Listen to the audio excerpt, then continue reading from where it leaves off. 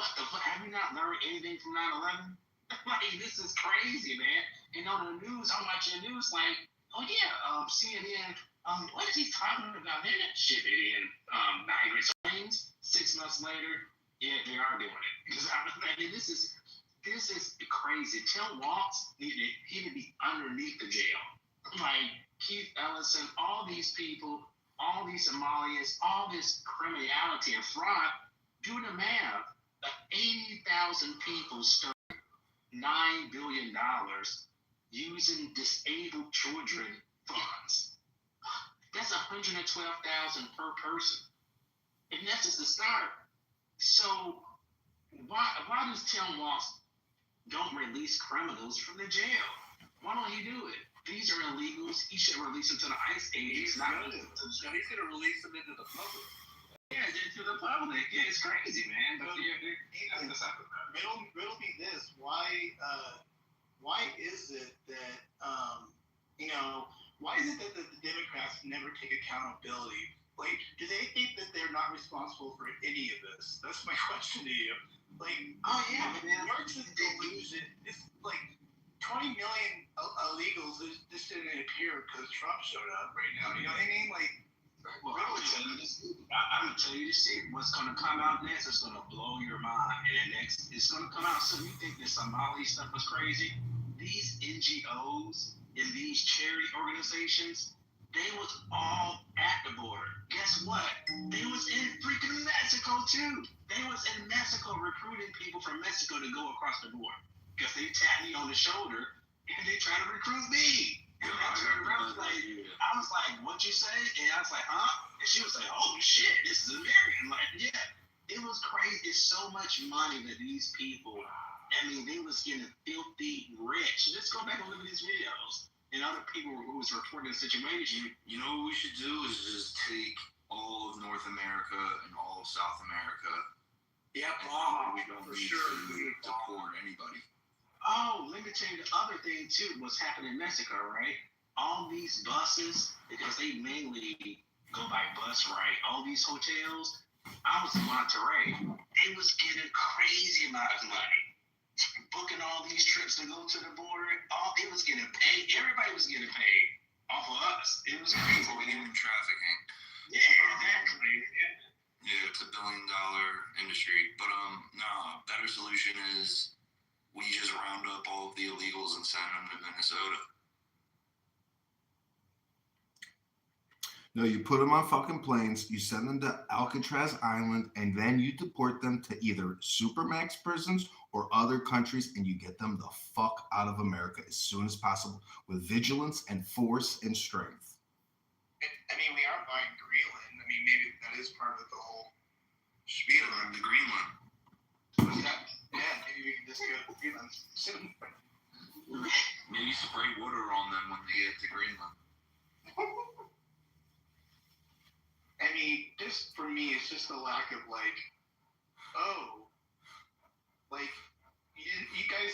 we didn't do any of the stuff that you guys are talking about. There's no illegals here. There's no sanctuary city here. It's just this whole head fake, don't look over here. It's a conspiracy. There's no responsibility. What's that, Wallace? No, it's a total conspiracy. It has to be. I mean, none of this makes any sense, and it's so there's so much there and so much on the table. Like, to think it all happened on accident is retarded. It's all by design.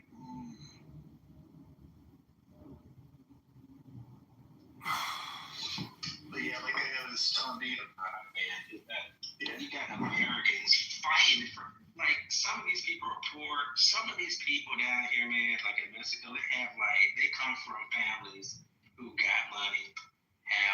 They already have 20 acres of land, 100 acres of land, and a nice house, 4 stories rooftop.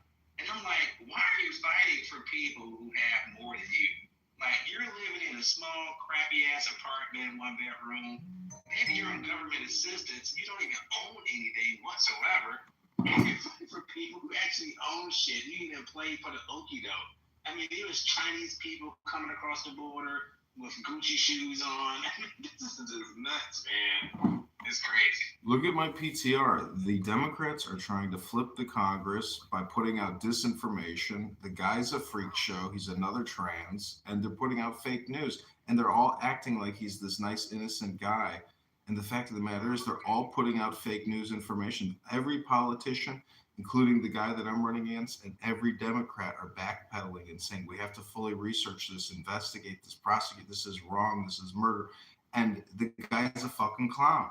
We live in clown world. All our politicians are clown world, clown people. They're all lying to us all the time. It's all manipulation. It's all fake news, all control. It's all emotional manipulation. It's very deceptive. It's traitorous. It's treasonous. And a lot of these fucking people who are the complaint gang, they're not even from this fucking country. We are completely ruled by fucking clowns in this piece of shit clown world. Hey, real quick, Matt, can you hear me? If you can hear me, I wanted to speak. Mother left, but Mother was all worried about training and getting the proper training. I just wanted to let all the people know that who are worried about that, the local sheriff can deputize civilians. So if your sheriff is right-wing, ran crazy, he can go out and he can deputize whoever he wants with no training, and they would be deputized sheriffs in the county to enforce the law. So I just wanted to point that out. Nicholas is gone, or Mother, but just for all you people out there, I bet Jarl probably says the same fucking stupid argument. Yeah, the local sheriff can deputize any citizen in the county, and we can enforce law. Like the Rough Riders, you know? You guys should go watch the Young Guns. It's good. Come on up, Jarl. We need a whipping boy. Well, I did have some questions to ask him, right, Beaver? So he needs one to talk about because I was kidding about whipping boy. Just call him up. Yeah. And Republicans. Can I just say that Republicans and the Attorney General absolutely has to have state prosecutors to prosecute election fraud. These ballots. These election databases are completely fugazi. There's hundreds of thousands of people that don't even exist. They're on all these county voter rolls. The Democrats win by deception, fraud, manipulation, Dominion voting systems, the results they send to the state board elections. Lawyers have to get involved on the Republican Party. If they don't, they will lose everything March 17th. It'll be over. And they have to get aggressive and practice lawfare, and they should fire Pam Bondi and put in a military JAG war fighter who's prepared to go to war March 17th. How do you feel about Marshall Rankin? Dude, 300 phones, dude. You could do it all by yourself. No, I can't do anything by myself. And I will tell you how I feel about Marshall Reagan. I think it's ridiculous that he gets special protective cover on this app, that when I criticize him, I get muted and kicked. Fuck Marshall Reagan. He's a fake Republican. Yes, he's a fucking produce picker on farms and he knocks on doors. I know he's nothing special, but fuck Marshall Reagan. You better be careful. You'll fix your history there, man. You better be careful. He admitted to a felony. John, I didn't know if you knew that. I think I've heard of you. Hear about that, Matt? I called that shit right out. What's that? Yeah, Marshall admitted to a felony on stage. I was like, this fucking idiot, bro. I couldn't even believe it.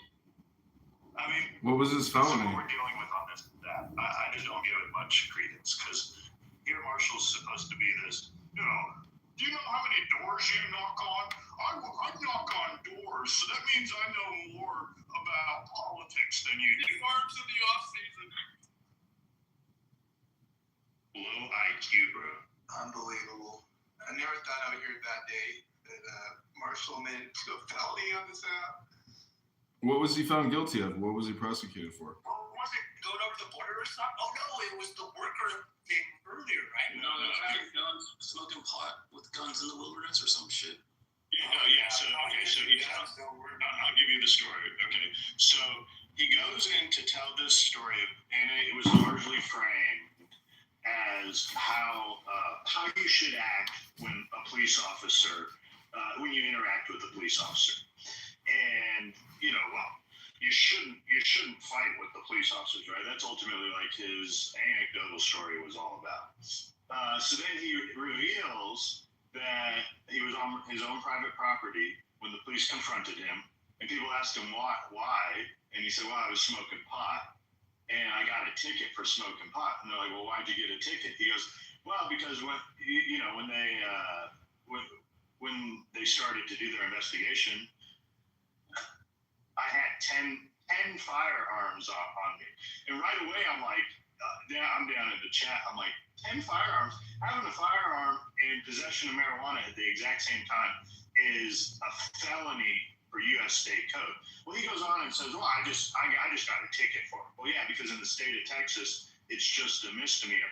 But that police officer did him a service, literally privilege. I mean, here he is. And you know how they are on the left. They're like, "Well, it's because you have your white privilege." Literally admitting to having privilege of not being charged with a federal felony. Because due to U.S. Civil Code, you cannot possess marijuana and a gun at the same time. So he literally did get let off on an easy state charge. On top of that, one more thing. I said what a dumbass this guy was, because prescription has not ran. If prescription has not ran on that, he didn't give us a time frame. Let's say he did it last year, right? This occurred last year. He could still be charged with the federal offense, even though he had the state crime charged on him. They could still come back and charge him for it. Now, if I was like really ruthless, but I have a life and I actually do shit, and I'm not really going to go ruin the guy's life. But maybe if someone out there that does not have a life is listening right now, feel free to ruin Marshall's, because he should, face the consequences for admitting a felony on social media. Don't give me ideas, Andy, motherfucker. Oh, I already reported him to the FBI, Secretary Noam, because today he said that ICE agents are Gestapo SS Nazis. And he also says he wants to arrest Ice Barbie Noam. So Marshall Rankin is a fucking door knocker and a potato picker. I mean, but that's Clown House. You can get away with being, the dumbest person in the world. And look how he's glorified for it in Patty and First Lady's room. He is welcomed among them because he is the ultimate cuck. He's viewed as non-threatening. He really is just a soy boy. That's what he is. So you'll be farming full time. You'll be farming crazy about saying ICE agents are good. That's so disrespectful for the people who served in World War II. Like, when Hitler give people plane tickets and some food to leave the country, what are we talking about? My grandfather served in World War II. We know how many people effing died. It was like 50 million people died in World War II. These people are not going to the gas station. Nazis. It was great. But they ordered 800 something. They ordered 800 something guillotines like 10 years ago. Oh, we got it with extra blades. Man, what are you doing? Yeah, so Nathan, you're saying that calling them Nazis is the worst thing in the world. That's what you're implying. It's crazy to call. I'm just saying, like, you don't think that what went on back then is not going to happen now, especially with certain crimes. Have you ever heard of Operation Paperclip? Nathan? So here, have you ever heard of Operation Paperclip? Gotcha. So here's what happened. He literally locked up his opposition. That's what Hitler did. Does that sound familiar? Locking up the opposition? Okay, that sounds like projecting. So they put them in jail, right? And then he got the Gestapo and put them in internment camps. Like, are we really about to say that people are rounding up immigrants, giving them plane tickets and feeding them, and taking them back home to make sure they get back to their home country safely and properly? And we have videos of them going back home from their home country and saying, "Yeah, man, they had a ride in America. I got caught. Now I'm back home," and their families crying, "Oh, look at that, look at that." And Like, what the fuck are we talking about, man? It's so effing stupid for like, I don't care, left or the right. It's dumb and insane. And it's dangerous. But isn't the president saying the exact same things? I mean, he's bringing a certain level of draconian authoritarian. Like, what do you, like, Nathan, what is wrong with you, bro? Like, he's joking about locking certain people up. Like, what are you talking about? Real quick, that's the reason why people make those comparisons, Nathan. I mean, we literally saw this fool, a guy that was part of his cabinet, what's his name? Elon Musk, throw the Nazi salute, Nathan. I mean, oh my God. And then you're gonna sit up here and say it's the Roman salute, dude. Trump is giving people $3,000 a ticket now to leave the country. What are you talking about? Something about this country. Hitler did not pay anybody to leave. Hitler didn't pay people to leave. Man. I don't know what kind of weird Hitler. Have you watched any type of Hitler documentary? Yes, I have. I watched enough. So now you're just lying again. Now you're lying. Now you're full of shit. Right? What are you gonna say? It's the Roman salute. Same moment with Caesar Augustus and Mark Antony, all these crazy people. Crazy. Guess what? Canada has immigration enforcement. Mexico really has immigration enforcement. You think our shit is funny? Riyabia, do you deserve America, or does America deserve you? Riyabia, you're just a complainer, Riyabia. You're not a leader. You're not a patriot. You're just a punk, dude.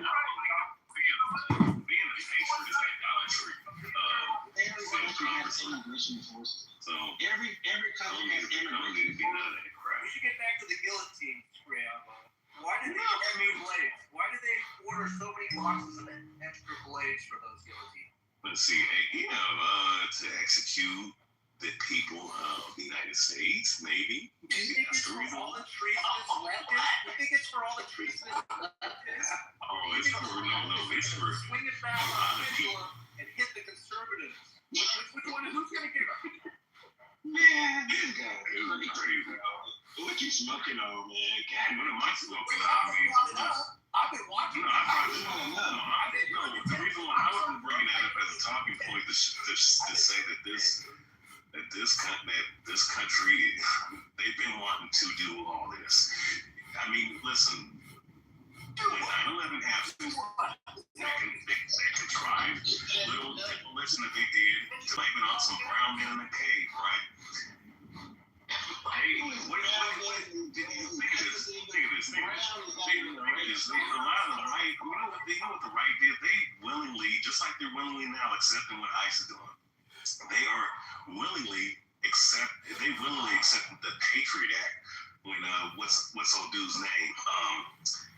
George W. Bush signed that into the legislation. The Patriot Act, to go up against anybody that they deem to be a terrorist in this country, a domestic terrorist. So, I'm on drugs. This is something you can look up, Nathan. Like, what do you mean? These terrorists. So, you know what? My point is say that it's asinine to say that Trump is doing right now. Al-Qaeda and caves don't call themselves brown. You do realize? Yeah, Nathan. Yeah, we're the mass destruction, bro. Until Team 6 or whatever. No, the American government, the American terrorists call them brown people, but they themselves call themselves Muslims.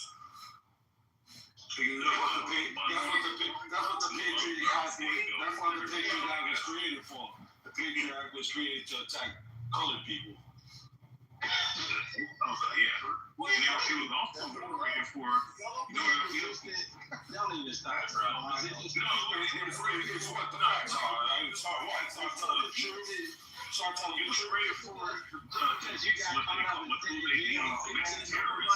if you're somebody that's sort of well, you got caught up in homosexuality, which is far more. You're a truth teller. They're going to sit up here and lynch you. You got caught up with homosexuality. That's far worse. So if you sit up here and say that the Twin Towers, based off of people who were witnessing this situation firsthand, say that there were bombings happening beneath, the the Twin Towers, and that there was that, it doesn't make sense to fly that plane flying to the two towers and it just collapsed in the way that it collapsed. Like, physics doesn't even make sense. The physics behind it doesn't make sense. So what I'm saying is that if they're able to put that in law, in legislation, then that means that they can turn on you whenever the hell they feel like doing. If they deem you to be, if they deem you to be a threat to the government based off of what they deem to be a threat. It wasn't long enough for us to forget that they lied about weapons of mass destruction just to kill any civil and colored people. Gotcha. So he's scared about getting caught with your plots. That's what I'm saying. Well, I mean, you know what? I'm gonna tell you something, Nathan. A lot of them truth tellers that were putting out a lot of pertinent information. I noticed that a lot of their websites, channels got hit hard. And especially on YouTube, a lot of them dudes got hit hard because he said we got to get rid of these conspiracy theorists, right? And that's what they did. Terrorists got caught. You know what I'm saying? Follow that. And they label these particular people. America are the terrorists, my friend. It's the American government, the CIA. They're the terrorists. So Al-Qaeda is our friend. Excuse me. Maybe you need to pick up some of the FBI, CIA about to show you that it was America who created ISIS. Why don't you pick that up and read that, you idiots? It was America who created Al-Qaeda. They're the ones who funded Osama bin Laden. They're the ones who gave them the money and the weapons. Who was that kind of fighting? The resistance? Were they fighting us? Or were they fighting? Start with an R. Start with a story. No. America popped them up. They were trying to invade Afghanistan, and the Muslims were fighting against them. But it doesn't change the fact that America funded them. I'm grateful. This is crazy. Yeah, I need to learn history. You need to learn real history, not the white colonizer history. That's the problem with black slaves. He was actually in jail for. Wait, breaking news. Sig. So there's a new video? New video up. Let's see if he'll post it. Oh, here he comes again. Hey, what's going on, guys? Yeah, I just put it in the link of the video. Yeah, dude, ICE agents were yelling, where's the gun? And the way they're going to assess this is, at the time, would a reasonable person perceive a threat? And if they're asking after they shot him, where's the gun? They had to know that gun was gone, so they were still under the premise that he was still armed. So yeah, they're clear on this, man. Yeah, they're going to be clear on this. That wouldn't make no sense. If they don't know where the gun, why would they say the gun if they don't know where there's a gun? Because the ICE agent disarmed that they were aware that. How would they know that if they don't know where the gun is? You let me answer the question, or you gonna answer it for me? Because I'll wait for you. Let them answer the question. How are they gonna say where's the gun, when they didn't know there was a gun? Now answer that, please. Yeah, I looked in. So yeah, they knew he had a gun on him. That's why the ICE agent was able to disarm him. But amongst the commotion, they didn't realize he was disarmed at the time. So they were assuming he was still armed. So at that point, they are assuming he is still a threat and he is resisting arrest. It's clear as day. Watch that video. Everything slowed down. Everything stabilized. But you can see it clear as day. So at that point is what would a reasonable person do at that time? And they were still under the assumption because after he was shot, they're yelling, "Where's the gun? Where's the gun?" So they're still assuming that the weapon is within his vicinity. So they're clear, bro. They're clear that. No, they're not clear. You know why? Because first of all, he wasn't resisting. Like, that's your interpretation. He wasn't resisting. Okay, well, watch that video. I did watch it a million times. He popped up on his knees several times. That's resisting, sir. No, that's not resisting. That is not the definition of resisting. No, it isn't. Okay, all right. Because number one, there's ice and snow on the floor. He was slipping. He was trying to catch his balance.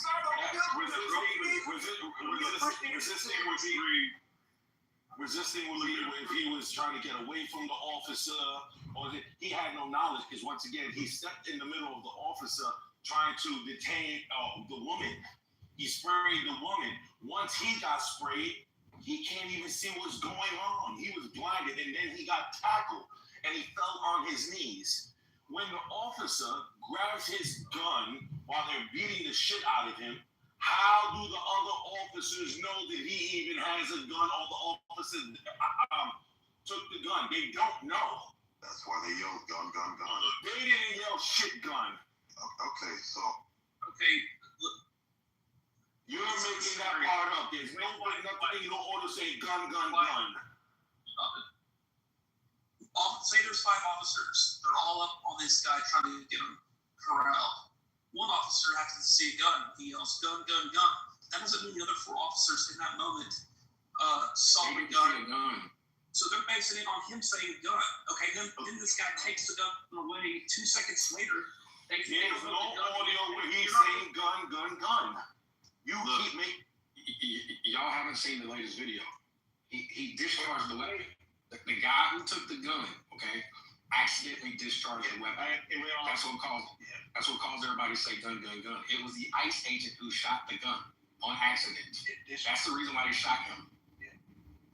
Those 3 camera angles looked like, once again, the dude took the gun from him. He took the gun from him, and on accident, he shot the weapon on the ground. Okay, that's when everybody yells gun. No, it's not the theory. That's not the theory. You can see it. I'll show you a video. It could just drop or something like that. But wait a minute. We confirmed that the gun was taken from his holster, right? We can confirm that. We all agree on that, right? Now the next question is, did the gun discharge by itself? Or, right? Yeah, man, in that video up top, the only shot you heard was a shot that the agent fired. So there's no proof that the purpose weapon was discharged. There's no proof of that at all. There's one shot in that video above that you hear, and that was ICE agent shooting. No, there's a the ICE agent took his weapon and accidentally shot it down at the ground. Where's the proof of that? Because the video. No, it's not a theory. There's a video. I've seen them all. I've seen all of them. I just seen the video, and the guy, the victim, whatever you want to call him, he was reaching for his, supposedly weapons that used to be there, but they don't know if he was trying to take out another weapon. But it's clear from what I can see, and he slowed it down in the video, that he did he was on his knees, and he reached for the holster area, and he was reaching, right? Yeah. So that caused intentions, right? It put the intentions on the person, say, hey, are you fighting with the cops? Why are you reaching to the area where they're at? What was her intention? Do you have another gun? Do you have a knife? Whatever. So, this is a hard one. The guy was obviously not up to any good, in my opinion. Ollie, you're trying to say something? Go for it. Yeah, that's the part, Nathan, and I'm still very disturbed by the whole thing, but I will say, when I saw that part that you just described, I did change my tune a little, because I think that footage, that will definitely support the shooting, unfortunately. Now, going backwards in time, I still think the way the ICE agents were behaving was fucking not cool. Shoving the ladies, I'm sorry, I'm not okay with that. And I do think that they were out of line, and I think that this could have gone so much better if they were not behaving like fucking. I think they were behaving very poorly. So the whole thing's very sad. Did you guys not see the new video? There's a zoomed in of his hand, okay, where he has the weapon. It's pointed down at the ground. You can see the gun cycle, and you can see a puff of smoke. He posted a link in the chat so we can check it out. I got the video, but I don't have the link. Hold on, because I just downloaded it to my phone. Let me see if I can find the video. People love to silence people when they don't agree with you. But the reality is, number one, it's fucking snowing. It was all time. There is no reports from the Department of Justice, the ICE border. Did that firearm that they confiscated was discharged? Why are you making things up? You're the one that go on the monologue, so shut up. Don't ask me shit. Listen, and then when I stop, then you can go. There is no reports from the officers, all the DHS department. That gun that they confiscated from when they took it off his waist was discharged. Why are you making things up? Because we have eyes, and all you gotta do is zoom in. Yeah, your eyes are deceiving you because you're an idiot. It's not deceiving. I understand guns, and I'm not an idiot, bitch. No, just If you share. wanna play, call names. All right, so real quick. Yeah, I know. Your mother's a bitch. Your mother's Real a quick, bitch. Sid, what do you think about what Holly said? Ass motherfucker. Her assessment. That was your daughter's a bitch. Yo, Now we bringing in kids into Yeah, it. you guys You know I got kids, dumbass motherfucker. Fuck your family. Down here, the bottom fucking. It's your own family, and fuck you. Shut your dumb ass up. I'll piss on your family and I'll pistol with them with his gun. I was listening to something gonna be back in jail. Resistance gonna be back in jail soon. Don't worry. Nathan, you're a homosexual. You're beneath the shit of the earth. Shut up. Ray on the earplug. Ray on the earplug.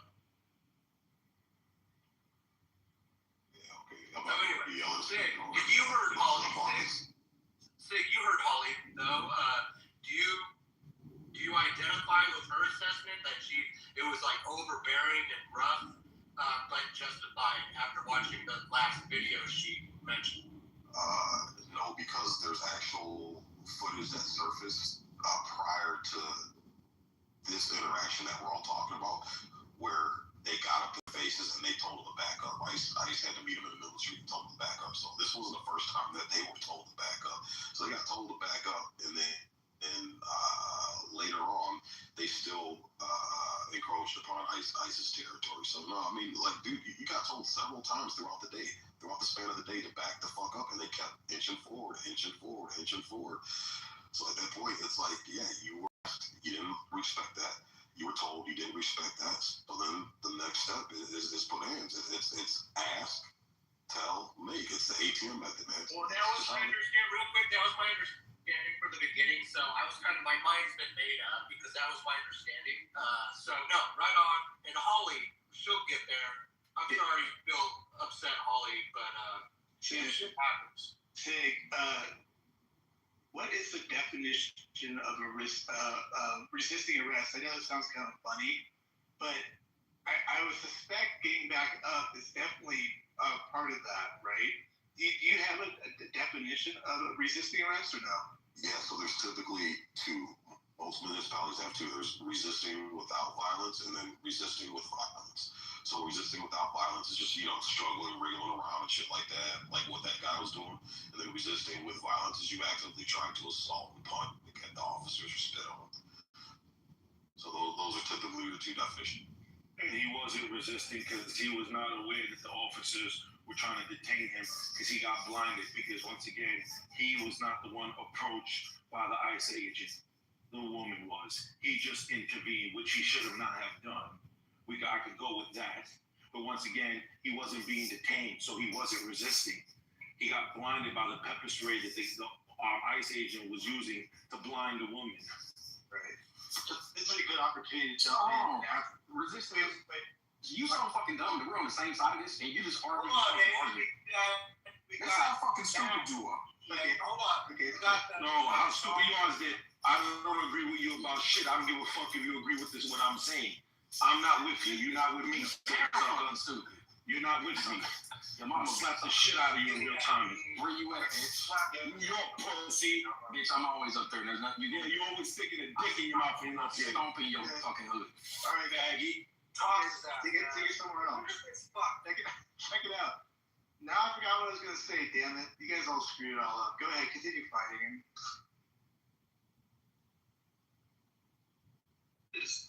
Don't stop me out. Getting rid of racists, murderers, criminals. People like our others who want to come in here and say, too rough. You should have gone about your other way. Do you know what the fuck they're doing? They are taking in violent people. It's a dangerous job. You think this is easy work? This is dangerous work. And if you don't support it, go fuck yourself. Hoorah! Well, no, go fuck yourself, you white supremacists, because they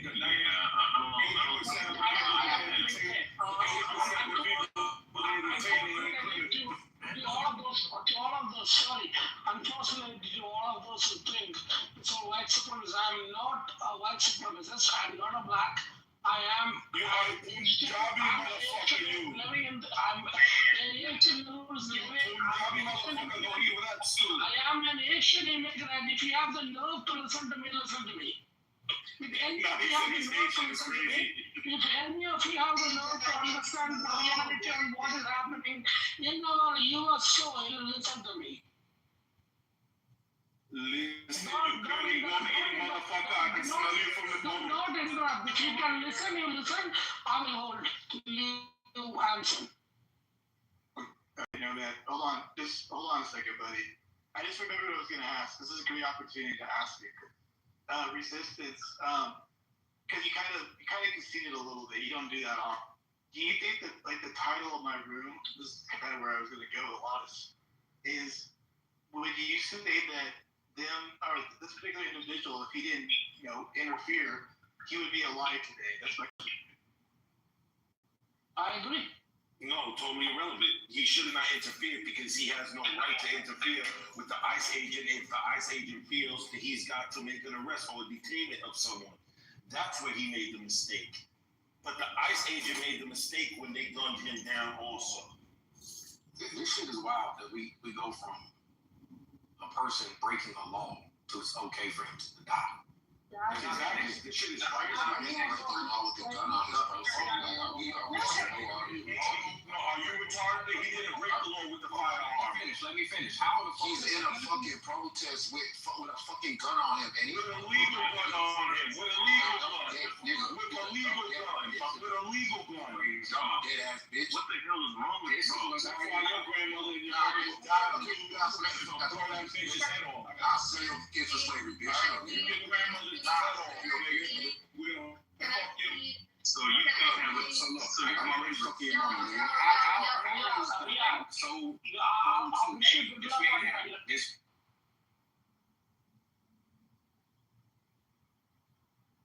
How can we be so pro 2A, right? Second Amendment, the right. But then all of a sudden, this man has a legal weapon on him. And all of a sudden, now he doesn't have a Second Amendment right.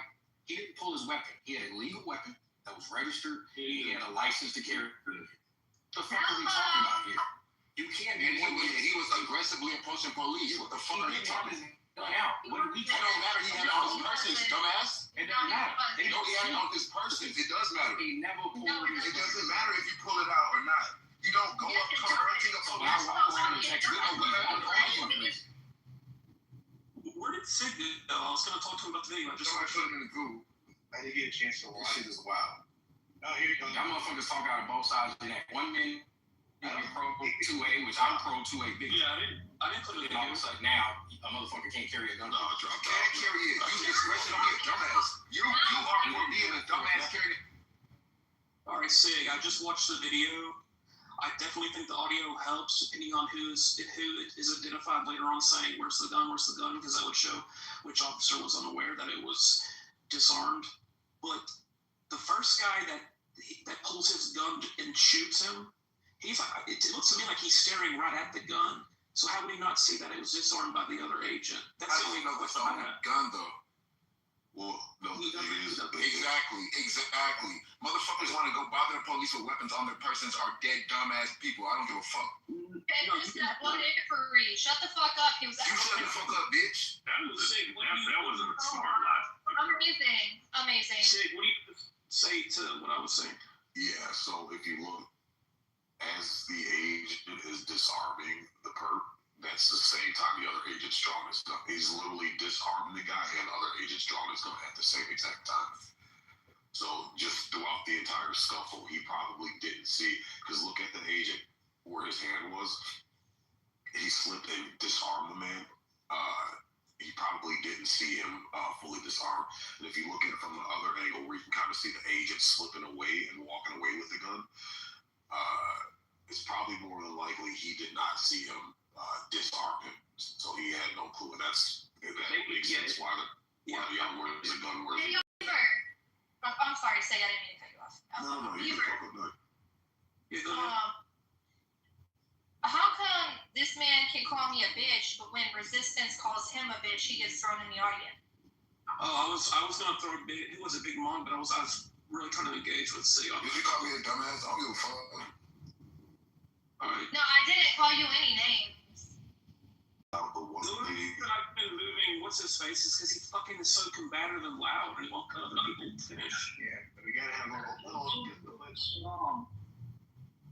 I agree with what he's saying. I agree with him. He won't shut up Something little that's bit. Everyone's doing it slow. That's what federal do with the children. Yeah, the only thing I would say is if we could turn back the hands of time and correct actions on the ICE officer, is the officer who disarmed him, if he would have communicated that I think that probably would have been pivotal and maybe changing the outcome. But I mean, that's as far as I can tell. But I mean, again, him having the gun on his person to start with, I think that's kind of irrelevant because he didn't brandish it. He didn't pull it out initially. Why did he say he had a gun on him, though? What stopped him from saying, "Oh, I have a gun on me. I have a gun on me"? So you don't. So here's the thing: him having a holstered gun is not really the issue. The only issue the holstered gun brings is that there's a heightened sense of threat that, hey, he has access to a weapon if it decides to get uglier. Right. That's so it's not oh, he has a gun, we have a right to shoot him. It's he has a gun, we need to disarm him so he doesn't have access to it to endanger the officers' lives. That's where the gun comes in. That's what I'm saying. Why did he say that, hey, I have a gun? Hey, I have a gun. Why did he communicate? Why you guys are tackling me? Yo, there's a gun on me. There's a gun on me. Get the gun. Like, that shit happened too fast. And who's to say that he didn't have another gun? And how do the officers know that was the only weapon? So, I think the point is there's 2 U.S. citizens that are dead in the last week in Minnesota due to ICE, okay? ICE needs to back off. No, that's not the point at all. The point is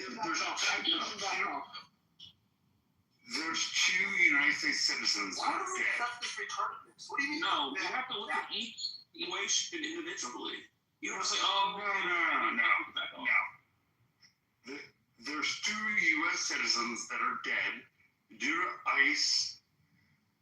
They need to chill out a little bit. No, the first one was justified. Legally, it was justified. Because U.S. citizens put criminals in before U.S. citizens.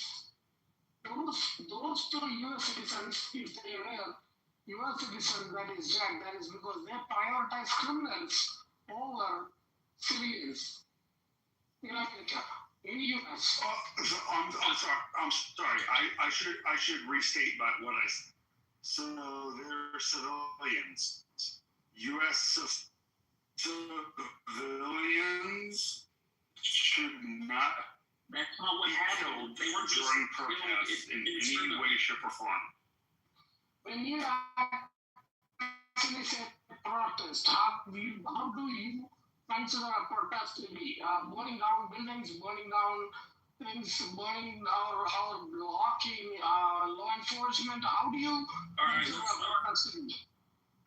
How about this? What? No, man, I get where you're coming from. Just hold on 1 second. Justin, let's put it this way. Is the situation for you I guess you're saying that these folks can engage with ICE in any form they want, the protesters. I know you're saying ICE is going to leave, but that's not realistic because there's a whole group of us that voted for for ICE doing what they're doing. So the next question is, realistically, are you saying that protesters can engage ICE in this way of, literally putting hands on them and wrestling with them? I mean, you can just be honest about it. That's kind of the engagement you're looking for from protesters, then let's just be frank about it. You know what I mean? I guess what I'm asking is, what are you looking for on your side? Because clearly, there's literally a mandate in a way for us to have ICE remove illegal aliens, just the way it is. What say you? So, all right, the mandate is for ICE to remove illegal aliens from the USA, right? Agreed?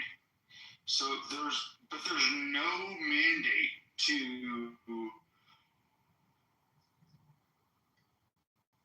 I don't know, I'm mad. And there's no circumstance in which a firearm should be drawn and shot when it comes to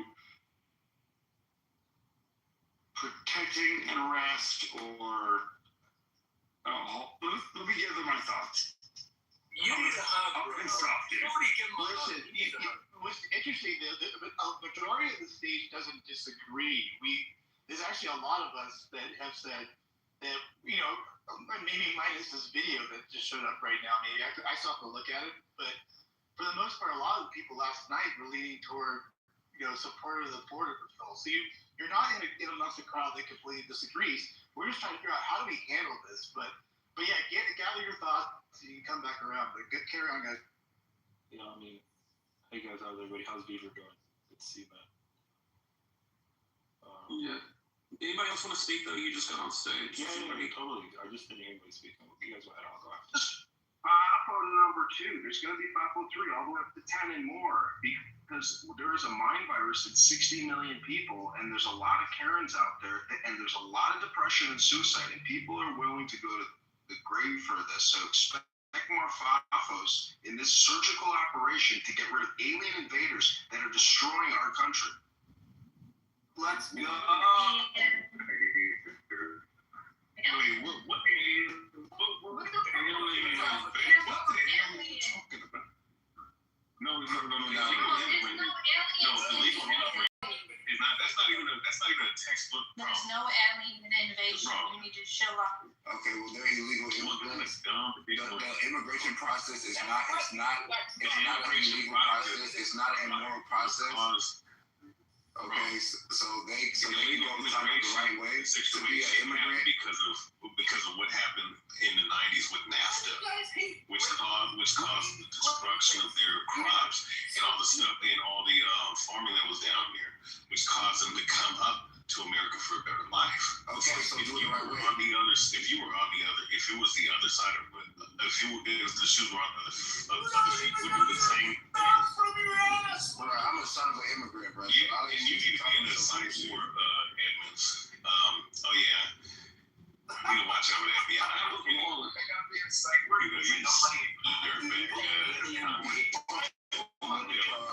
Stealing our jobs, parasiting us, taking our tax dollars, living in our hotels while Americans live homeless. Yeah, and they put in shit called That goes money was spent on illegals. Let's American girls. Let Coco speak. Everybody's all over the place.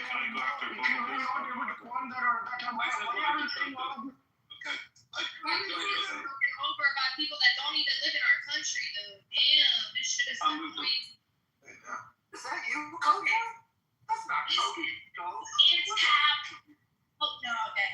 Anyways, I was going to say, you know, people want to talk about all of our resources are being used up by the illegal aliens. We got Americans living on the streets. What about the veterans? What about the veterans and how they just got stripped of all their resources by this administration? Hello? What resources did we lose? She's right about that. What do you mean? She's right about that. No, I'm asking. I'm a veteran, and I get compensation. There was a bunch of. Let me finish. I am anti-Trump, big time. Okay, but what did I lose? There was a bunch of. Oh my God! Whatever. Okay, you know what? You guys go. No, I'm asking for real. I just want to make sure I'm not about to lose. They don't got nothing, bro. They don't have. No, you know what? You know what's funny? But you know what? You know what's ironic about this because, you know, just with that talking point. I mean, as far as military personnel. Will y'all let her tell me? No, I'm for real. I want to know what I'm about to lose. Shit. Okay, well, let me say this though. We did lose under this administration over 1 million jobs last year. You know, a lot of the people who were uneducated about tariffs. Yes, yeah.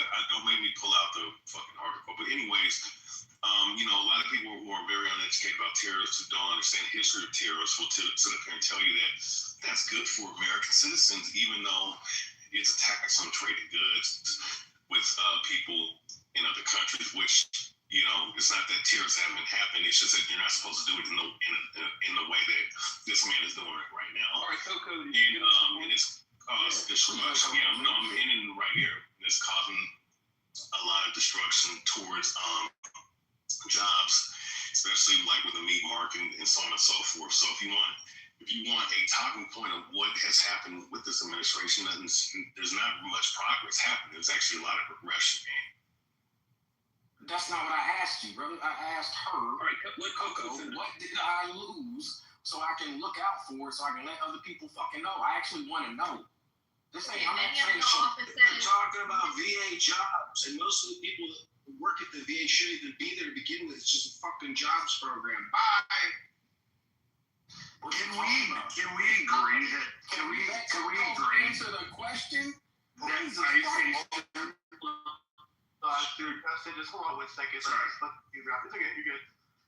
Coco, do you want to? Yeah, I want to, but I'm not going to shout over men that obviously have much louder voices than me because I'm a woman and I have a softer tone.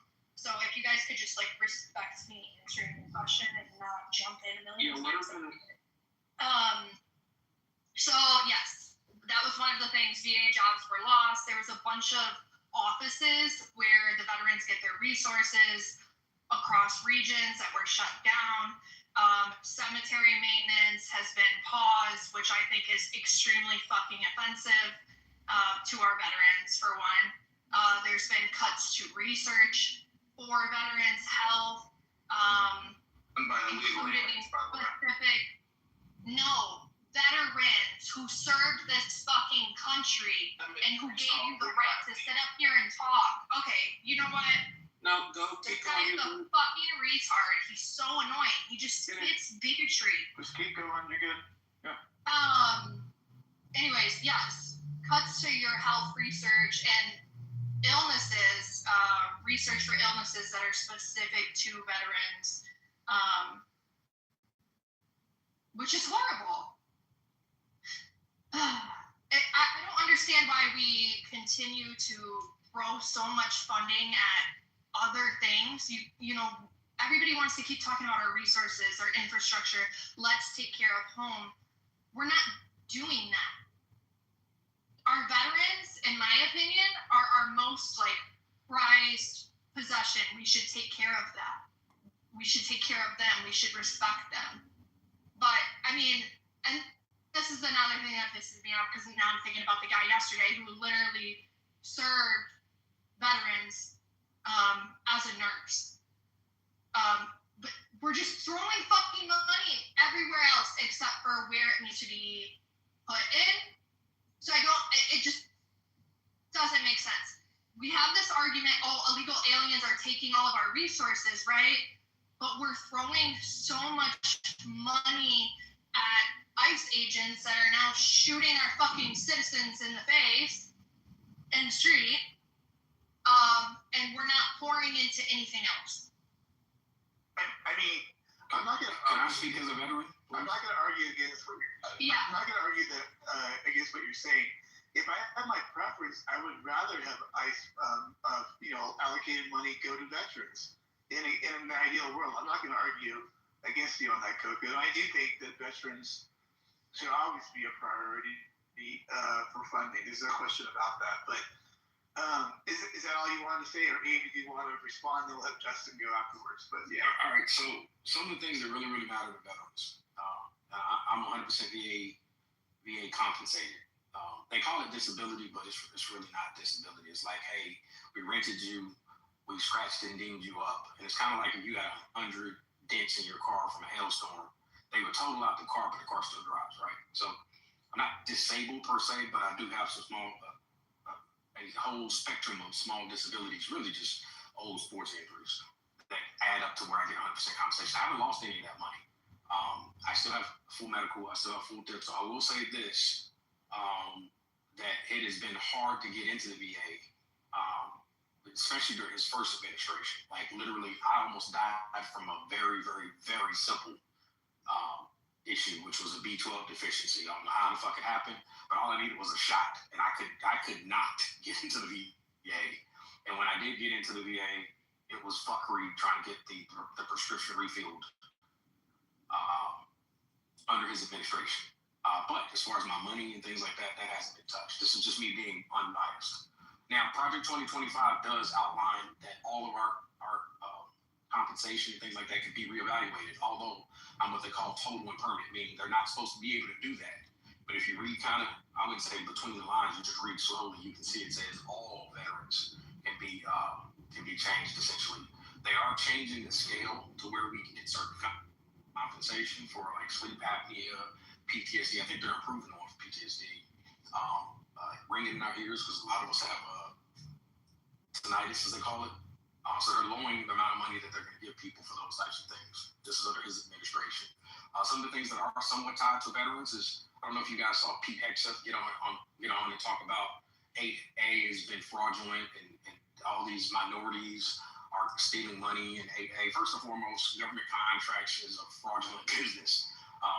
How he tied it just to minorities is fucked up because guess who else gets 8A contracts? Veterans. White and black, Hispanic, women, man, it doesn't matter. It's fucked up how, just kind of like in Ethiopia, but in Minnesota, they're tying all these different frauds just to Ethiopians when everybody does fucking fraud when it comes to government type shit. It's just been always going to do. I think they need to go through and revamp some things, yes, but to try and put it on minorities, that's fuckery. That's some racist ass shit. Other things that they are planning to do for Project 2025 is to shut down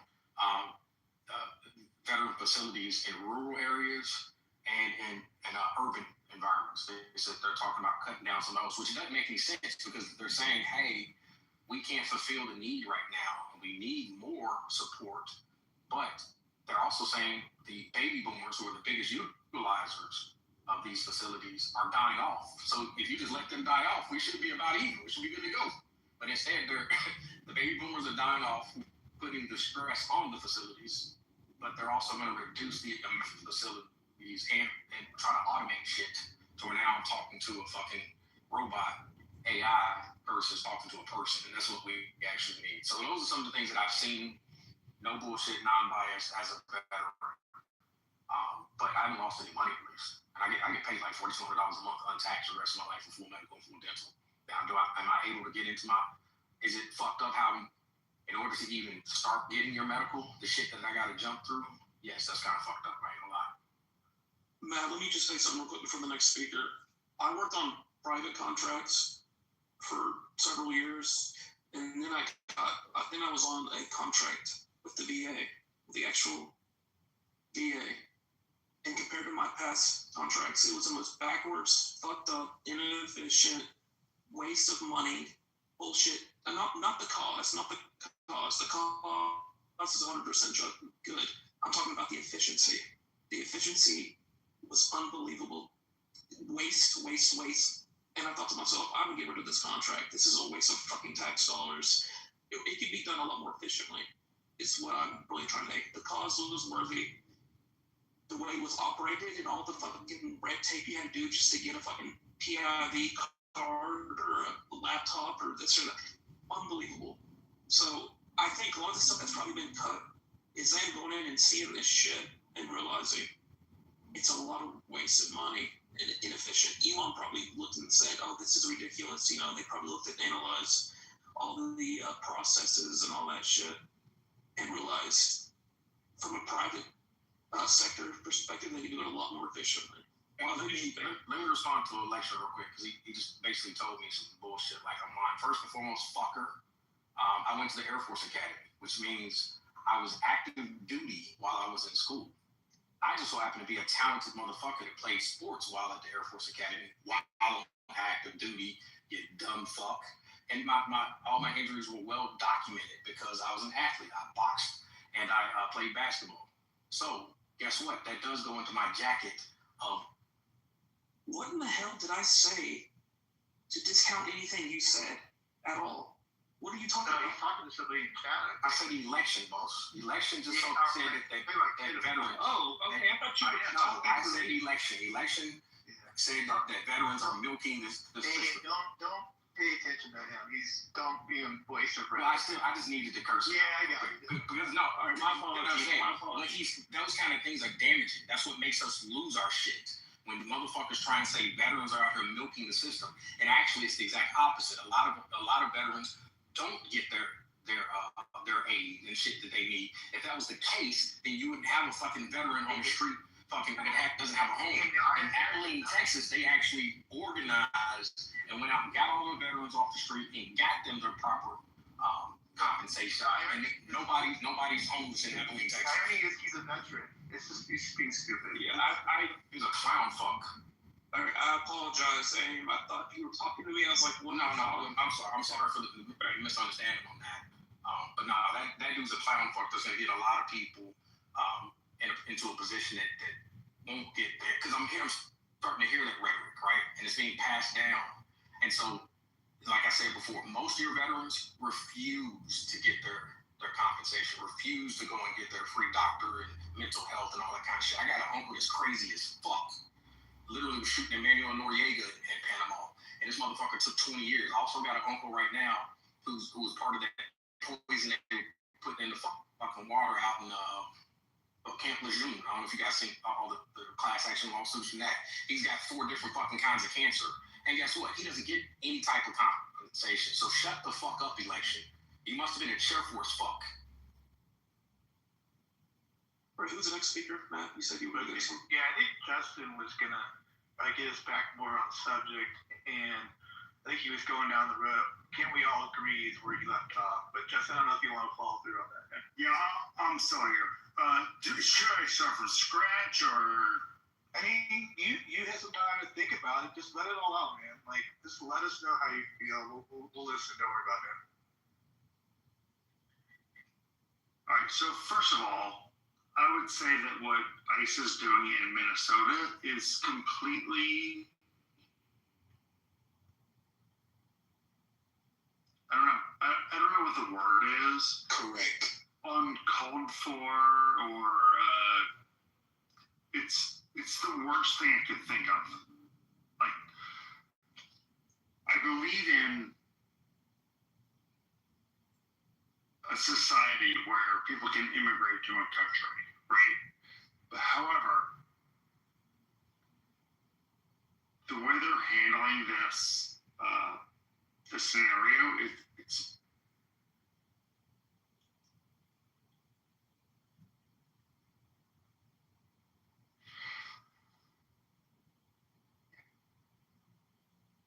it's brutal. And the brutality that's going down in Minnesota is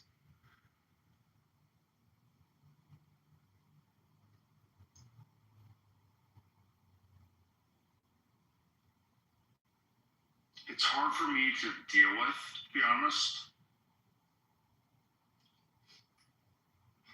So there's a point so immigration is good, right? We need immigrants into the United States. Does everyone agree on this? Sure. Not 100%. Yeah, we do. We need some, but we don't necessarily need. We need some, right? But the argument is that the immigrants that are coming to the United States are taking advantage of the system. It's illegal immigrants is what people are upset about. So the Somali immigrants in Minnesota are not taking advantage of illegal immigration. They're taking advantage of the tax system. Right. Right?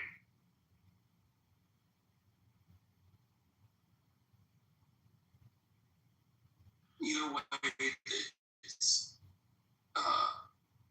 fraud is fraud. People are pissed, and they're also pissed. It's a mixture of 2 things, 3 things, 4 things. It's not just one. Fraud is fraud. If you're saying you have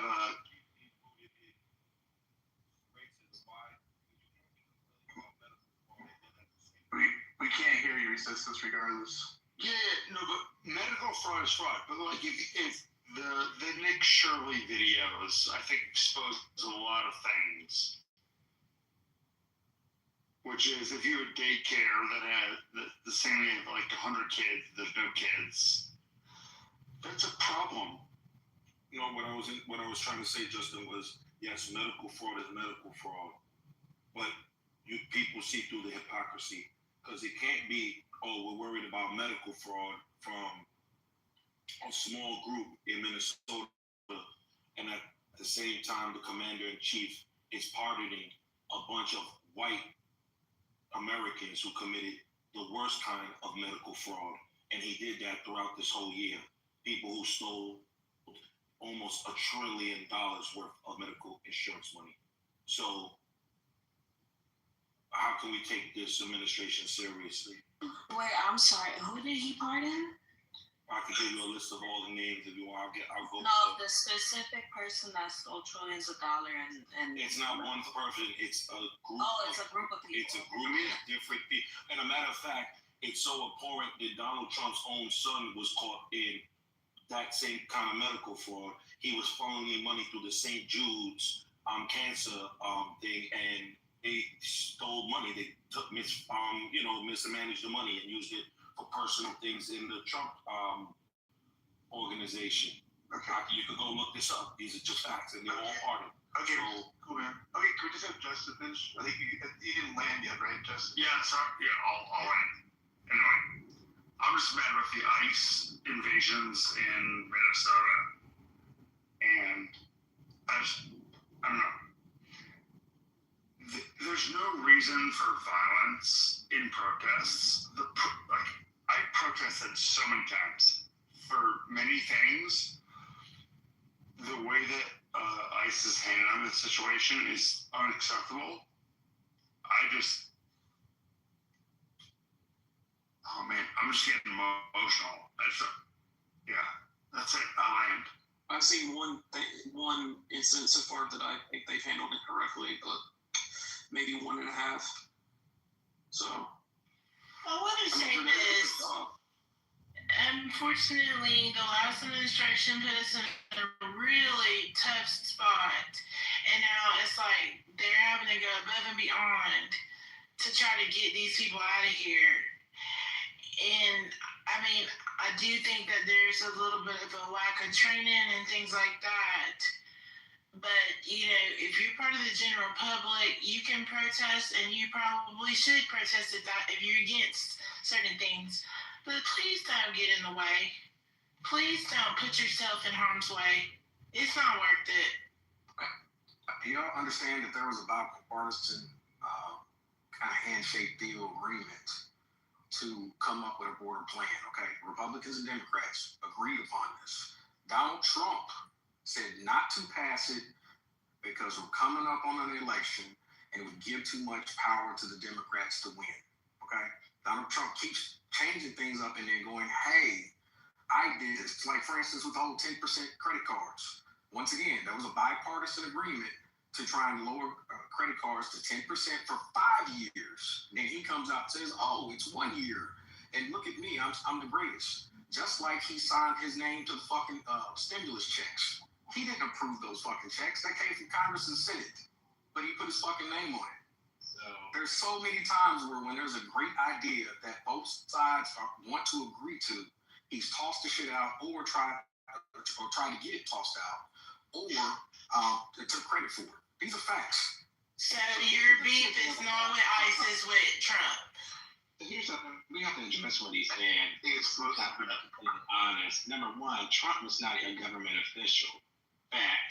It's another fact that in 3.5 years, in 3.5 years, the Democrats with Biden failing at the wheel and Kamala allowed for this stuff to go on. And they said we cannot do anything about it. For 3.5 years, they told us the president can't do anything about it. All these Republicans are the problem. Well, guess what? You don't get to, at the last minute, at the last second before election, say, hey, man, please sign this bill. Let's work together. It doesn't work like that, bro. You can't wait till the last year of the election. I'm about to kill this. Okay, so what about when George Bush? What president? We ain't talking about that. Land my plane in 10 seconds. We just saw Donald Trump, and this proves my point. He became president, right, recently.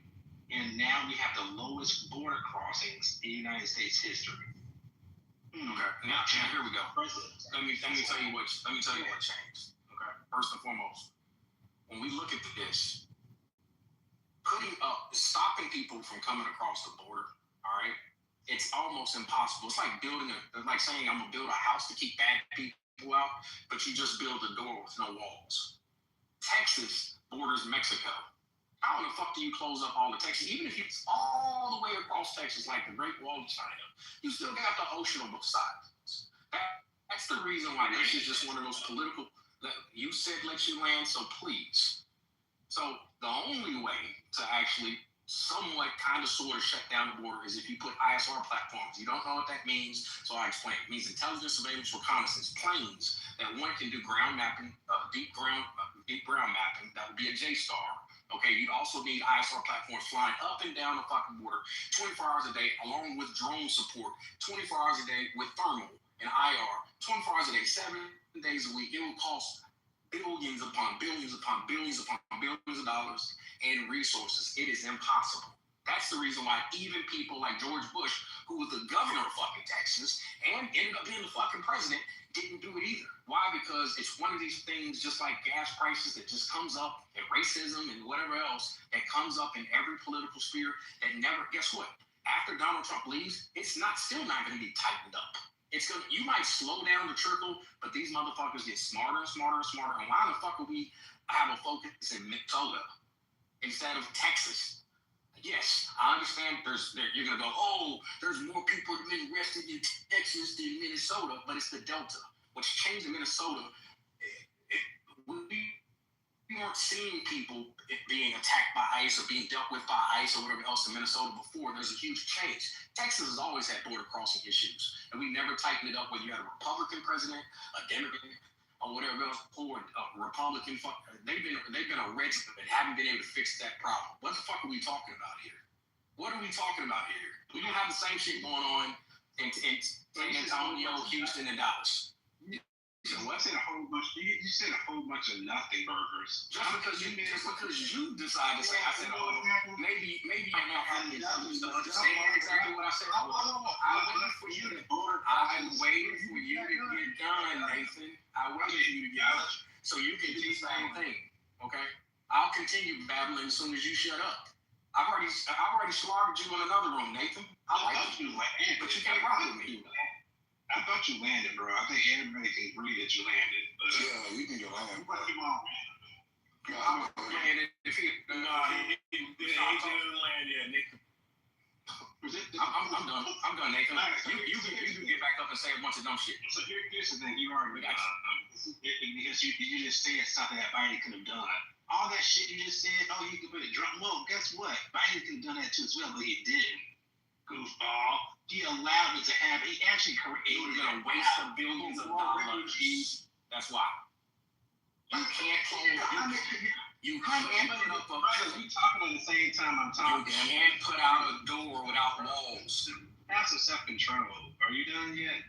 Thank you. So we allowed in all these people into our country. Filled our hotels up in New York City, Chicago, all these places. And guess what? You didn't hear that one person like him talk about how much it's going to cost. All these laws. All this money that was being spent across the all.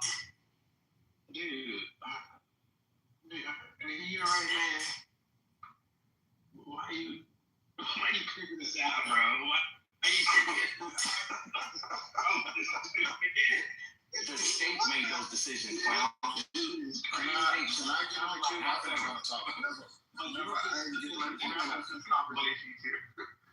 Let's wrap it up. Mayorkas, that big idiot is just like this guy right here. He was over the border patrol, right?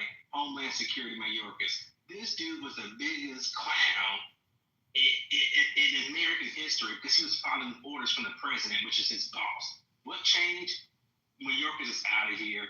Donald Trump came up there, made executive orders. Military went down there. The border more security. It's like it's been like what 12 months.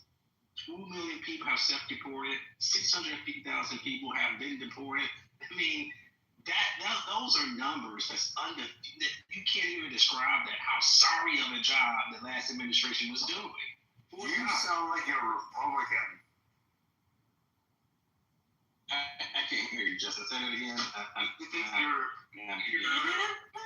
no matter what his political affiliation. I'm independent. Why does it matter your affiliation is? You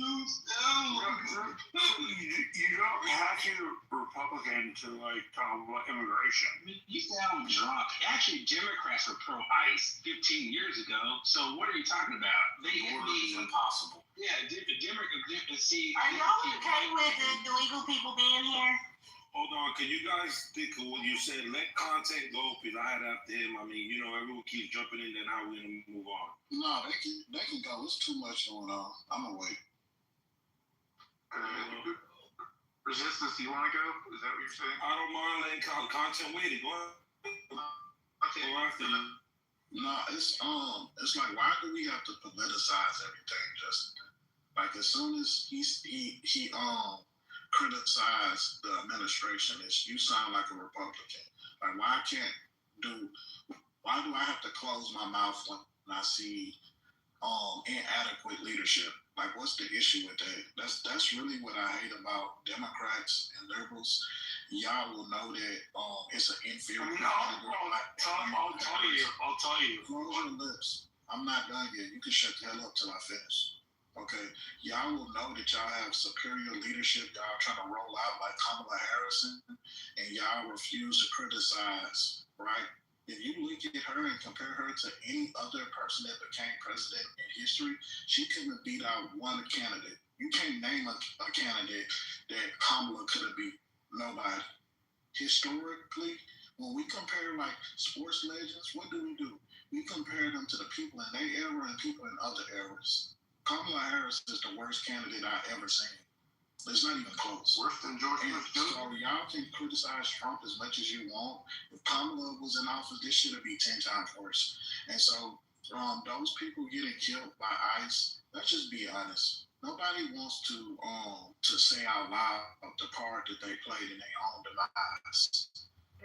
Do you have a gun on you at a fucking protest?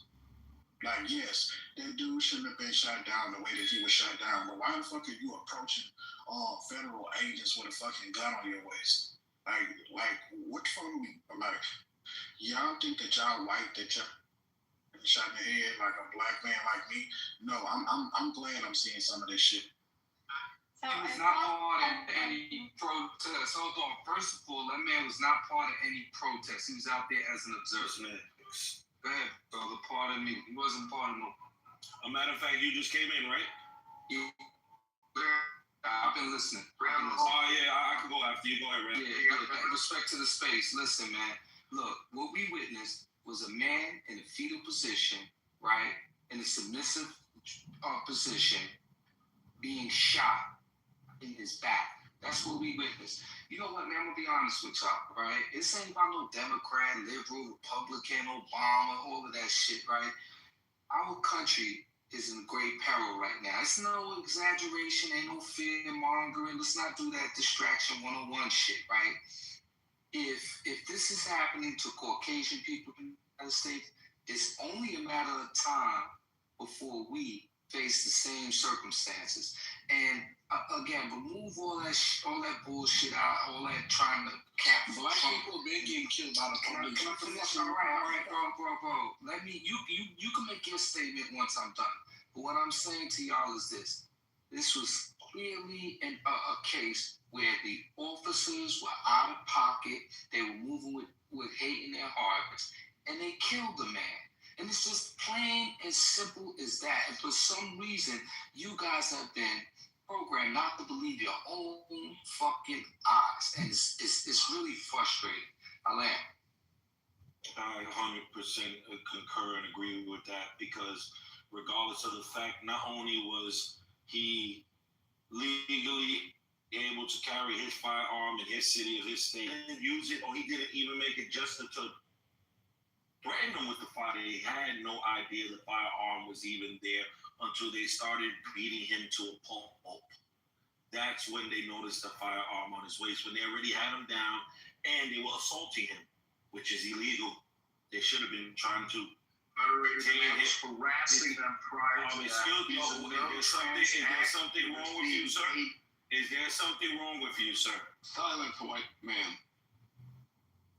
So once again, they should have been worried about detaining him, putting the cuffs on him, instead of beating him like they were, because that's what they do when they detain people. They like to illegally beat people. There's a long history and many video footage of them doing that exact thing, what they were doing to him. And that's what led to them officers wanting to kill and shoot him. The gun was just an excuse, because the gun posed no threat to them. Everyone knows this. And the last thing I want to say is, this thing about all the last administration, yeah, they brought in a lot of the asylum seekers and allowed a lot of the illegals to come in with the open borders. But guess what? If you look at the numbers, like I just did, during that administration, the crime did not spike at all nationwide. State for state, there was no spikes in crime. It was 60% less likely that undocumented immigrant would commit a crime.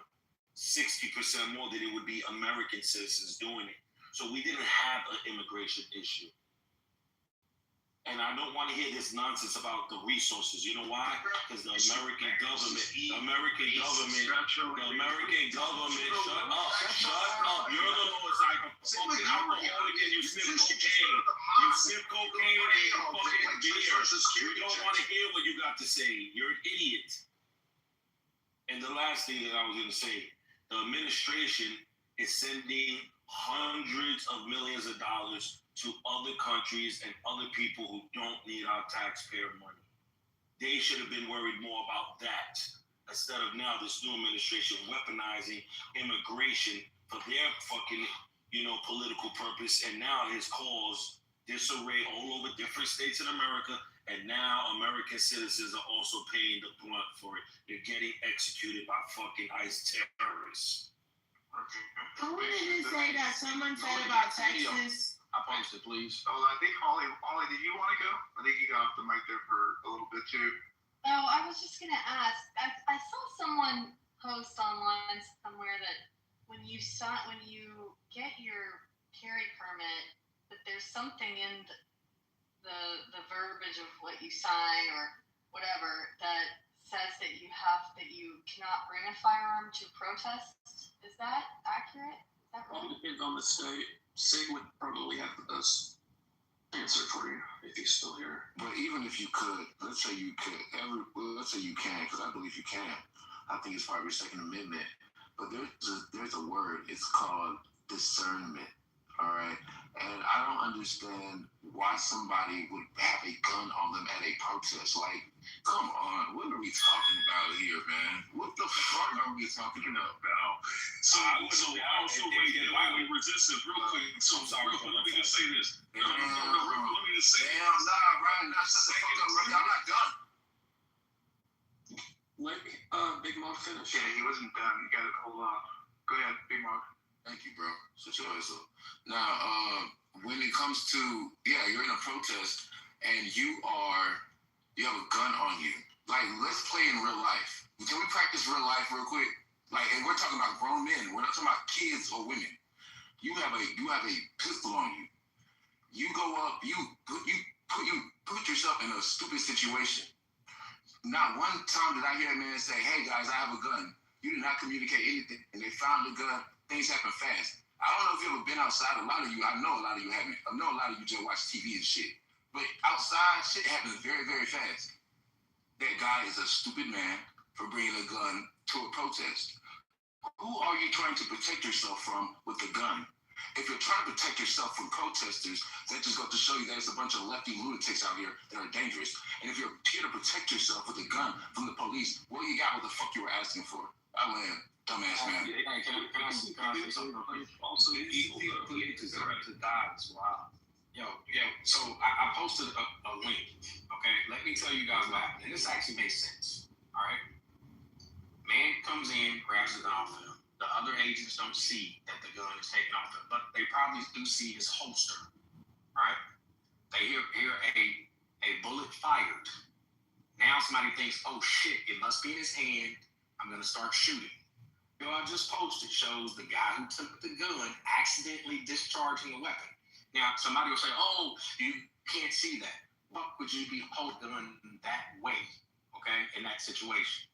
And you can actually see it cycle, and you see a little puff of smoke. Now, granted, it's grainy, but keep scrolling where you can see my video, and it's on repeat. That's what, and it makes sense. It makes sense that if you grab the gun, it makes no sense that the Department of Justice is not saying that. And you're running away, that you might accidentally have popped off one. That's what happened. Otherwise, that's not what happened. Hold on. Otherwise, they just killed this man in just cold blood because he had no weapon on him. With all due respect, that's not what happened. The Department of Justice is not reported on that. That firearm was not discharged from what we know. No. Just go look at the video. No. I have. You don't see that firearm was not discharged. You don't see the cycle. Not from the firearm. You're not a gun guy. No. Yes, I am. Big gun guy. Hold on. And next part. The other part of this is this whole idea of he should have. Let me tell you something. People who are gun guys, we wear the gun like it's a part of our, like it's our t-shirt. We don't even feel comfortable sometimes not carrying our weapon in certain situations. And just because you're at one side doesn't mean the opposite side's not there. Just like if KKK walks down the fucking hood-ass street, guess what? You're going to have black people there like, what the fuck are you doing here? And just like if black people started walking down some KKK neighborhood, you'd have the KKK there. It's just that's what happens. So, and nonetheless, people, okay, who carry guns. What you don't do and what you're taught is never to draw your weapon. His weapon was covered up when he's just walking around, okay? His shirt was down over his weapon.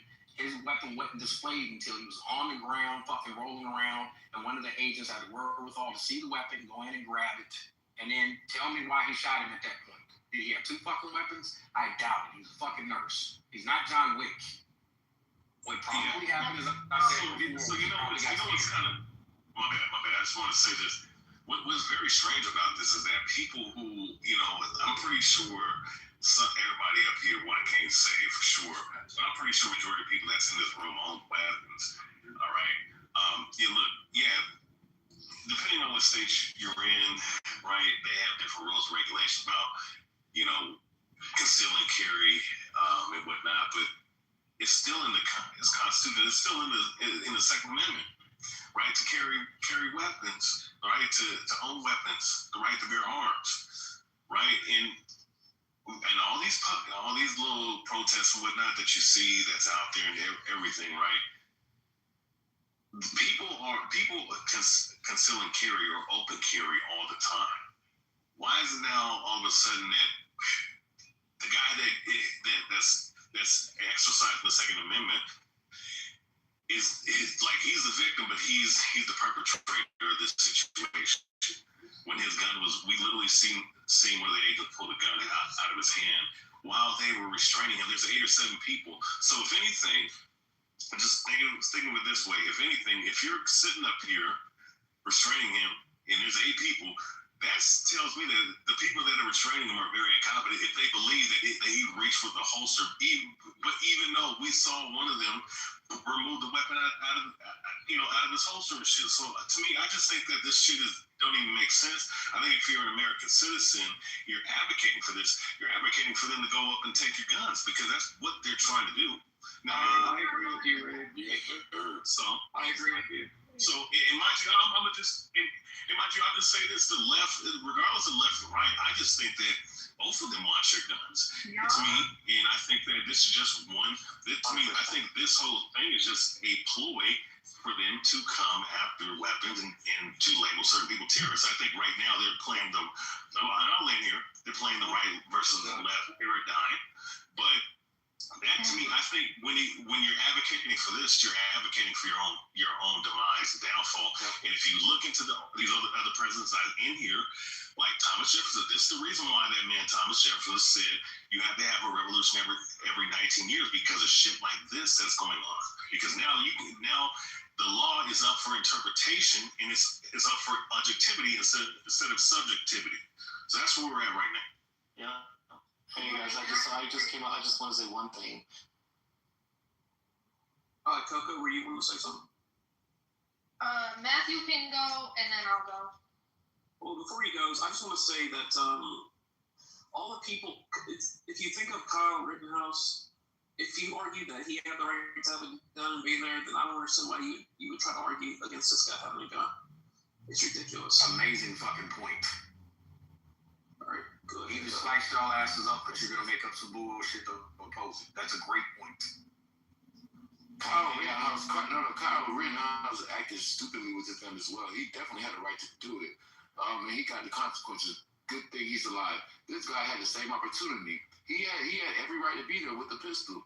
And his dumb ass went to go. His dumb ass went to go confront a police officer without that. Right, what I saw was this guy had a gun, and then he went to help some woman and kind of get between them, and then he was tackled and then shot and killed. That's what I see with my eyes. He didn't even have a chance to say anything, do anything. Like, they just gamed up. Definitely had a chance. I think you should have told them that he was armed. I mean, they're ignoring the fact that he got pepper sprayed. He had no chance because he didn't get into confrontation with the ICE agent. He should have not had the way of him making. What was he doing? I agree that he should have not got impeded into the officer. But once he got pepper sprayed, there was no way of him to correlate or speak to the ICE like, oh, I have to have a firearm on me. Please wait, arrest me this way. No, they jumped on him immediately, started beating him a pulp, took the firearm once they noticed, and then gunned him down. That's what happened. Okay, yeah, think of it this way. If they wanted to recreate the situation to kill everybody they see with a gun at a protest, they could do it easily. Hey, can I speak? Yeah, man. Thank you. There's no Can I speak? Again, I'll make it quick and to the point because I know I do ramble, and I apologize for that. But, in 1984, George Orwell, really fascinating fellow, you got to read of his life story. He wrote in his book, he said, the party told you to reject the evidence of your eyes and of your ears. It was their final, most essential command. And you have people down there in the chat saying, don't trust your eyes. Don't believe what you see. Look, man, it's not a left versus right thing at all. This is just insane. You know what's scary? I agree. You know what, too? Man, they're trying to desensitize us. They're trying to get us used to this. Exactly. That's what it is. It is. Anybody... They're trying to create a new normal. It's what they're trying to do. Anybody agreeing with their lies? Like, you guys, I don't care if you're on the right or the left. When you go and watch the news, and these people are saying that he came to do mass harm, and are trying to paint him as a terrorist, I don't care if you're on the right or on the left. That should scare the shit out of you. Because these people will lie in your face. You know they're lying. Even if you're on the right, and they're pushing your political agenda. And they want you to lie to yourself. You know that's what they want. Listen. Let's be real people here. You know they're lying. You're seeing the play, but you don't care because they're pushing your political agenda. Let me tell you something about Minnesota and Minneapolis. They're the brightest spot on the fucking news right now. They are, after Gaza, after all this shit going on, Iran, after all the shit that's been happening with kids being separated, Epstein files, motherfucking Minneapolis, white, black, and brown are storming the streets and saying, get the fuck out of our city. And let me tell you, you guys need to put your political agendas away and look at that with even-keeled eyes. They are doing our fucking work for us. And when they finally get ICE out of there, we're going to look into them and say, there's some motherfucking badasses. They stood up to the government, right? And they said, get the fuck out. And they're so evolved, because it's not just black people out there. It's not just brown people. There's more white people out there. It's everybody. And they're protecting their city. They're repping their city. The whole city coming together. They're not repping the city. They're repping all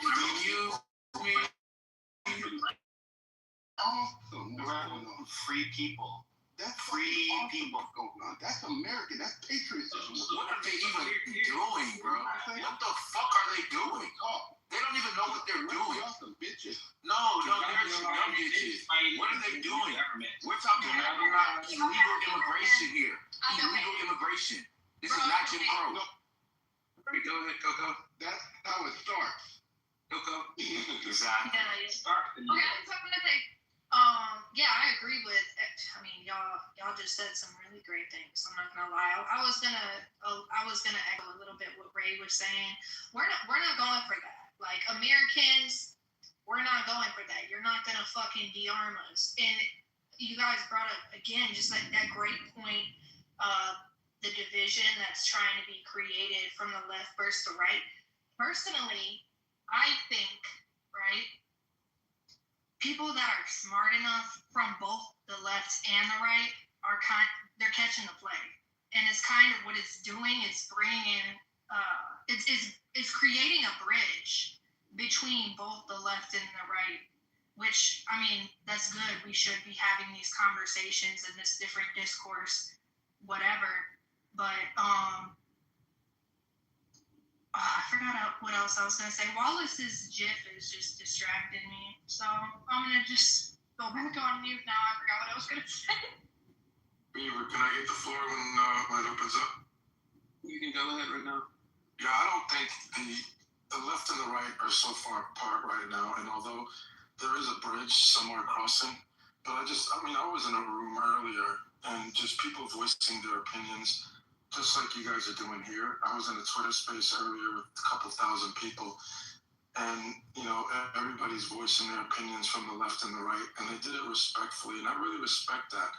When people have a debate and they don't get into arguments and cursing at each other and all that, but I still feel that the left and the left is going to say, he didn't deserve to die. The right is going to say, why did you bring a gun to a protest? I'm really curious. This happened in the morning, and I'm very curious what occurred prior to, all of this happening. What happened before this all happened. And I'm going to keep it short here. I agree with, you guys as far as saying, why did he bring a gun to a protest? But at the same time, I live in Florida. We're open carry here, and I bring my gun everywhere. So at the same time, I understand that argument as well. And, my son is in the service, and my kid's mom's a detective for 15 years. And I don't know if any of you have a kid or family member that's a police officer or even in the service, but, they train them to, anytime that there's safety, I don't care if it's a knife or a gun, when they feel like their safety is at jeopardy, they shoot and ask questions later. So, I understand at the same time, the ICE agent shooting him, but I feel like at the same time, he was 6 people on him, and I felt like they could have restrained him. So this is all really, to me, it's very confusing what occurred. Didn't they rip the gun off of him and then shoot him? Well, they did, but at the same time, he had the pistol. Oh, that's insane. That's insane. He went for the pistol. Right? How do they know that was the only gun? I'm not here to argue with anybody, but my point is, he was obviously, armed. He didn't advise anybody he was armed, and this guy's in ICU. He works in a hospital, so I feel like he shouldn't have lost his life. That's truly how I feel. But again, I understand the argument from those of you that are saying, hey, why does he bring a gun? Why didn't he say he was armed? So I understand both sides. Okay, all right. So check this out. I heard you speak. Listen, just so you know, it is not against the law for a licensed gun carrier to have a weapon at a protest. I repeat, it is not against the law. That's number one. Number two, hold on. Number two, he was not a part of any protests. He was out there as an observer, catching videos, documenting what was going on. Right? That's all he was. So let's stop this false ass narrative that he was out there. Didn't he get in the street and wasn't in front of a car? He pushed the ICE agent as well. Hold on, guys. He pushed the ICE agent after the ICE agent pushed the woman. He pushed the ICE agent. So watch the video. Let me repeat this again. Number one, he was not part of any active protest. He was out there as they have what they call observers, people that are tasked with capturing the video aspect of what's going on. That's number one. Number two, he went up to the ladies and then they pushed him and he responded. He tried to get her out of the way. Like, what the fuck are y'all looking at, man? He put his hands on the ice, man. Yo, bro, he put his hands on the ice. Moses, respectfully, brother, this was plain and simple.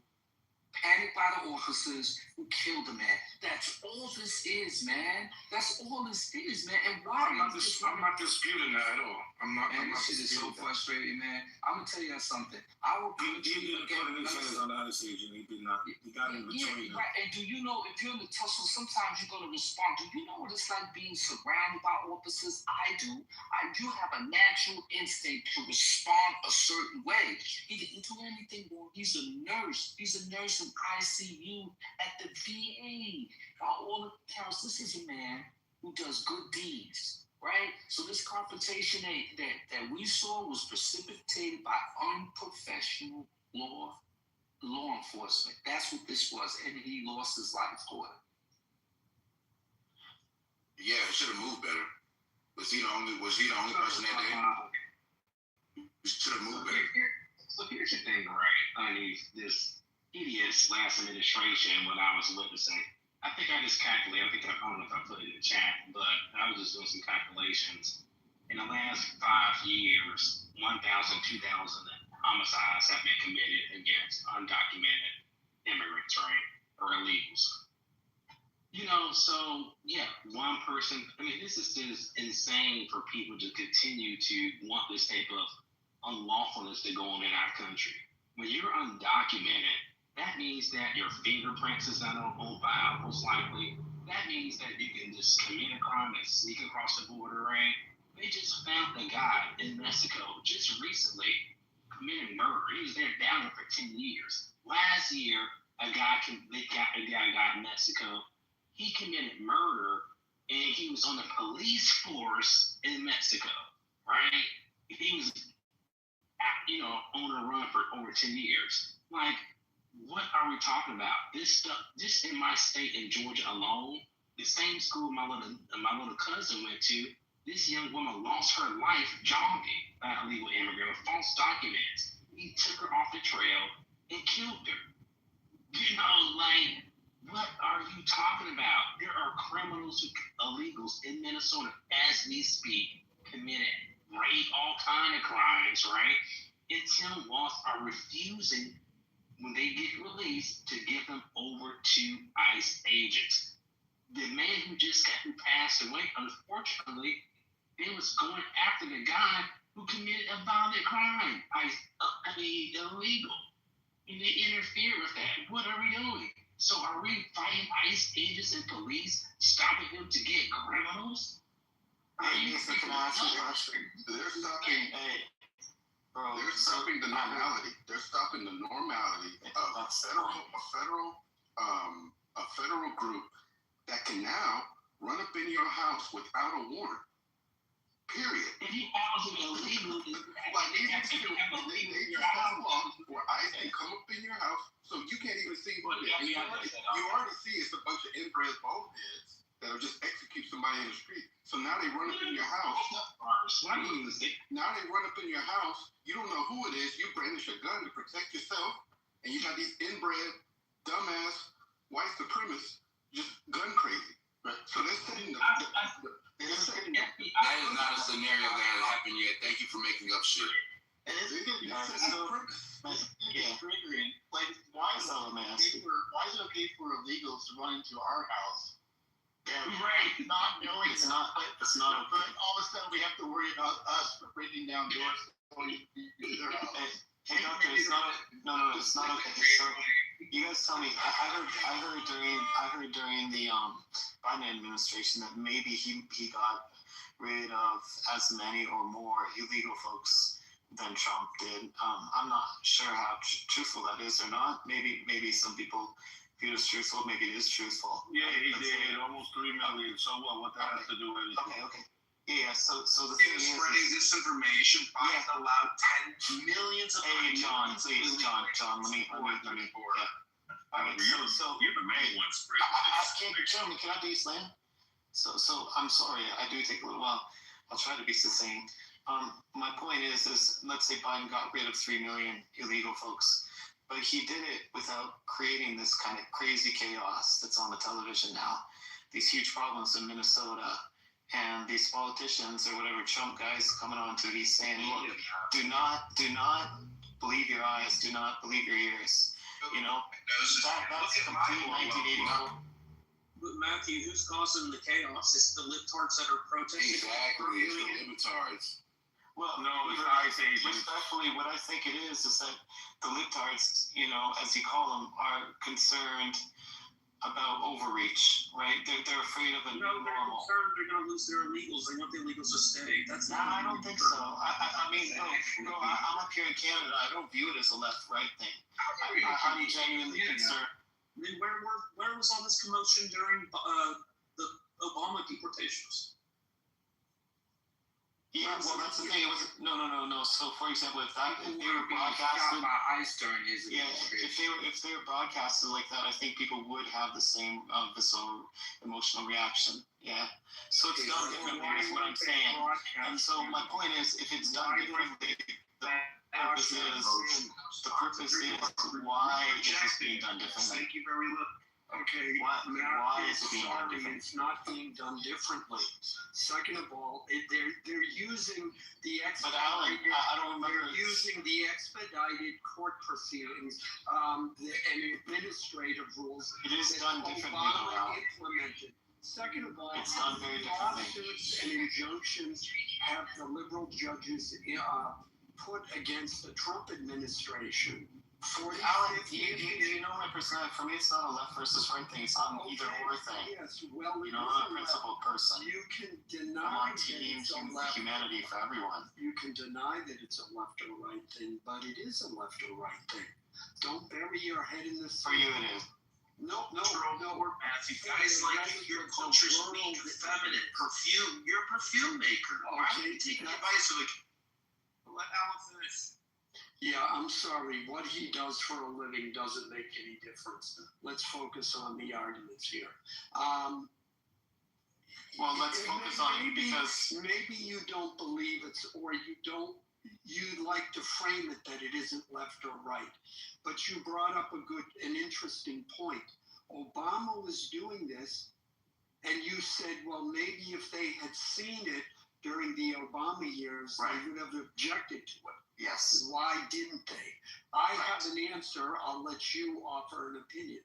My opinion is that when the left feels that they are in control and they feel they have a president who understands them or whatever that emotional connection is, then they will let that president do whatever. And, he's deporting 3 million people.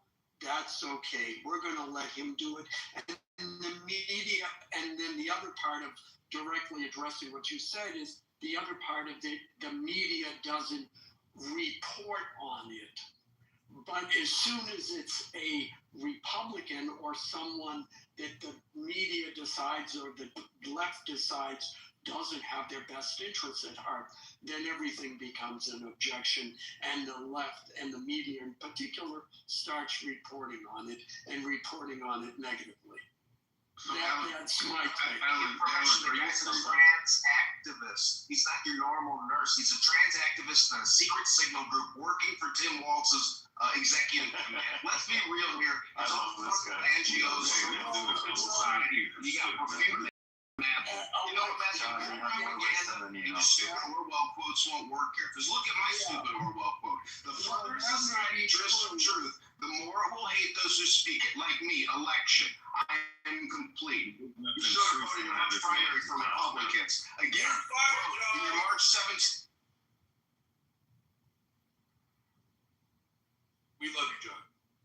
I'm the field congressman. Yeah, that may be true election, but I'm dealing with the 16th district. If that's a failure, I don't know what you call success, but you smell like a bucket of shit right now. Yeah. I wanted to say something about the link you pinned up there. It's funny because earlier when we were debating, and it's the same topic, someone was saying that the official details by the Department of Justice or even the other law enforcement, that they never said that he brandished the weapon. But yet when you hear that lady there speaking at that press conference, she even says it herself, that he brandished the weapon, which is a lie. This is, I mean, they already came out with misinformation from the get-go. They lied. He never brandished that gun at all. They're using it to justify the way they murdered him. Well, they're doing the same play with the Epstein files. They all coming together. What's the FBI director's name? Cash Patel. Yeah, all of them. They coming together. They're in cahoots, and they lying to you, and they think you're dumb. They think you're stupid, and they know a lot of you too are gonna just agree with them because they're pushing your dumbass political agenda. And so that's why I'm saying Minneapolis is showing us what humanity is. They're actually showing us what evolved humans are. You know exactly. What I mean? And you got mouthpieces like Alan down there, Alan Dershowitz, that wants to lie like it's the same immigration tactics that was being done with Obama and now this administration, when it surely wasn't, because ain't no Americans get gunned down by ICE agents during Obama's administration. And so what this is a personal attack. They're coming after Tim Walz, right? And you see white, black, and brown come together in an evolved state to protect each other. And that's what we all need to do. That's what I've been preaching since the beginning. It's going to take white, black, and brown. And I cannot believe, I've never even been to Minneapolis or Minnesota. I didn't even know they was getting down like that. And that's the most beautiful thing I've seen on the news. So. No, you're right. You're right. Is anybody in this room here from Minnesota? Can anybody here report and tell us like what it feels like to be there now? Indiana. Next year, making $15,000 a month from Open Society. That's what it feels like. They're staying in hotels, they're getting fed, and they're out there like it's a culture, like a society. They're the protest society industrial complex, Matthew. Viking has. That's gotta be it. I don't know if he wants to share. I love John. I don't think he's there right now, though. Okay. I mean, as in Minnesota, I mean, I'll be honest with you. John the Con. I know what it feels like in the rest of the country. We're looking at Minnesota and saying, why don't these idiots just let ICE do its job?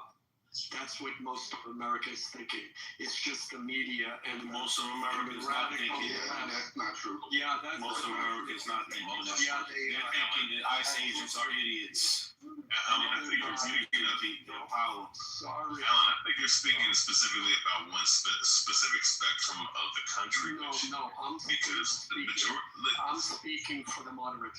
You're talking about for the moderates, but see, that's what I'm saying. You're speaking in spectrums. You're not speaking in totality, and you're thinking that spectrum. One part of the spectrum is totality of the nation. About autism because that's the term that they use in autism.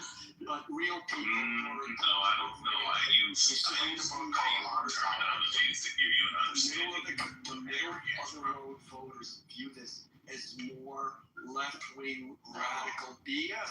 The way it's the same thing that happened in the 60s. We're seeing this take in left-wing violence, which will eclipse, which has already eclipsed right-wing violence.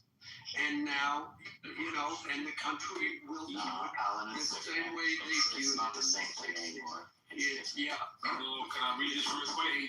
Because once again, Alan is lying. It says it right here. National Public, hold on. It says it, hold on. Let me read it real quick. National Public Meeting on ICE. Disapproval of ICE action incurring higher than approval. Recent U.S. Gov poll found that about 53% of Americans somewhat are strongly disapproving of how ICE is handling its job. So you're lying. No, I'm not. Alan Dershowitz lying. Yeah, no, you're lying. Resistance. Hold on. Resistance. What was that percentage? I'm actually curious and I couldn't hear the percentage. Yeah, It says, it was. see, he wants to get the, full of shit. it says it right here. National. Being corrected by a white man. Can I listen to You're You can't until he apologizes. you're a drunk white man. Apology. Okay, black man. All right, Alan Dershowitz. Why are you calling him Alan Dershowitz? Yeah, because Because he thinks he's the one. Exactly. He's for people like Trump. And we don't like the term white. We don't like the term white. We prefer the term master race. Thank you. Okay, White Caucus Mountains. Okay, Alan original. All right, Alan Dershowitz. All right, just give us the percentage that you had there. No problem. I can read it off again real quick. No, give us the percentage. Yeah, the percentage is 50%. Recent recent government polling found that about 53% of Americans somewhat or strongly disapprove of how ICE is handling this job. 53%. I thought it was they were up by 3 points. I saw something different, Resistance. I think they were only up by 3 points or something like that. But I just said that, 53%. No, you said unfavorable. I think you said no. No, unapproved is unfavorable. Unfavorable. 53%, right? Yes. Yeah, not like the opposite. I'll put it in the group, but yeah. Okay, I'll put it in the suit. They don't. The American people have spoken. They're not in favor of it. Yeah, they are. Only Alan Dershowitz out here. Only Alan Dershowitz with Trump with his little boy on his picture. Yeah. I don't believe any of those public polls like that. Just FYI. I mean, because you see all kinds of bullshit. Charles, do you want to speak? Well, I mean, if you don't accept it, that's enough. You're an Oswald-based one. Can I Not really. Thanks, Peter. Appreciate it. Charles, you don't want to speak. I don't have anything on topic. I'm sorry. Maybe if I have something later. Thank you. All right. Does anybody believe the title of my room? If anybody were not to interfere with what's going on, would they be alive? I mean, I don't know. Does anybody disagree with that? Like, would that be a fair approach to things or no? Well, look, it's like this. Regardless of who, what administration, whatever in office, you do have to respect authority. That's not the issue. Stop interfering in ICE operations, stay alive. I mean, look, it depends on the rules and regulations and the things that they do. Now, if they're following protocol and doing what they're supposed to do, then yeah, you should leave them alone, let them do what they do. But at the same time, if they go around in the courts, when you're looking at the standpoint of the potentiality of them being able to go into homes without warrants, that's intrusion on, rights of the citizens, right? Because under the pretense of illegal immigration, all this other stuff. When you allow that aspect, right, then I don't know how you can sit up here and say staying alive, because then you can use that as a ploy to go up in somebody's house that you don't like, or without the cameras, and do whatever the hell you want to do to them. So yes, in one standpoint, yes, interfering with ICE operations is one thing, and if you're going around and provoking them, then yeah, I mean, you don't, then you're asking for trouble. But all at the same time, if they have complete immunity to go around doing what the hell they want to do, then how can you expect somebody to not fend for their lives or be afraid for their lives? That'd be my. So to answer the question, a lot of people are asking what the difference was between the two administrations. I put some things in the chat for you guys to realize that the effort of the Obama administration was much more organized and done in a way that wasn't as confrontational as what the ICE officers are doing now. That's the big difference. So let's be clear about that. Source, please. I mean, I did it quick. Just read, and then if you have a Define confrontational. Yeah, confronted by whom? You know what's so funny? Instead of you guys taking the time to read, you immediately ask questions. Just read, and then we can talk. Yeah, well, answer the question. Well, you're talking to people who know Alan, don't read no matter what. You know what I mean? Instead of We've been reading for like 2 years. officers accountable that I've read about the way they execute. I'll respect you with how to defend a pedophile. I'll respect you if you like they got the title right. Obviously, and they got Trump in their profile photos. So obviously, they're down with that agenda. But I'll respect you more if you could say that I fucked up. You know what I mean? I fucked up. But here's the thing. I don't need your respect. I'm still. I don't need your respect. So that's the difference. You're looking for my respect. That you I don't need your respect. No matter what. That's the difference between you and me. I can't even respect you as a man. But I repeatedly said that I think they fucked up and it's unjustified, and I support Trump on that. He's supporting illegals. By the way, let me just answer Othello. It can go both ways too, because I find it hard to believe a little bit that most of the protests is not just against Trump and not so much really caring about whether or not illegals are being deported. So, I would respect you more if you were honest about what you're protesting. That's where I was going with that. I don't believe that, white liberal people have such a concern for Somalis that they're willing to put their lives on the line and all this other garbage. When in reality, they're just going after Orange Man Dad Trump. Let's be realistic about it. I think the fact that they're willing to put their life on the line, it shows that they're not fucking around. They're not playing around, and they're not here to make crack jokes on Clubhouse. And so they could easily, hold on. They could easily be in the house, chilling, dyeing their hair blue and doing whatever kind of liberal things that they want to do.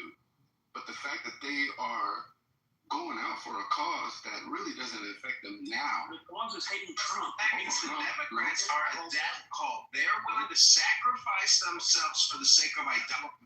They hate Trump. I missed my whole point. It wasn't for a cause.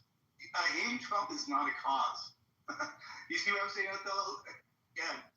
Protesting deportation could be a cause, but just like hating a guy for the fucks of it or for the feels, really, it's not what they're doing. I mean, it's what they're doing, but they're not doing what I'm saying about with the protesting of like actual deportation. I don't think. I mean, I really don't think it's really a big part of it. I mean, that's one angle. Hold on real quick. The community in Minneapolis and Minnesota as a whole, I think you guys didn't even know what kind of mentalities that they had there. I didn't know, right? But now I'm getting to it, and I'm so proud. They make me proud of you, man. When you say no, I can't take you serious sometimes. Because look, in one instant you say, if they didn't go, the American citizens didn't go protest, right? If they didn't interfere with the ICE thing, they wouldn't be dead. All right, that might be so. American citizens, let's just say, if they didn't interfere, they wouldn't get shot down and get killed. But it still doesn't change the fact that even during the Obama administration, when Americans didn't get killed, they were still killing some of the illegals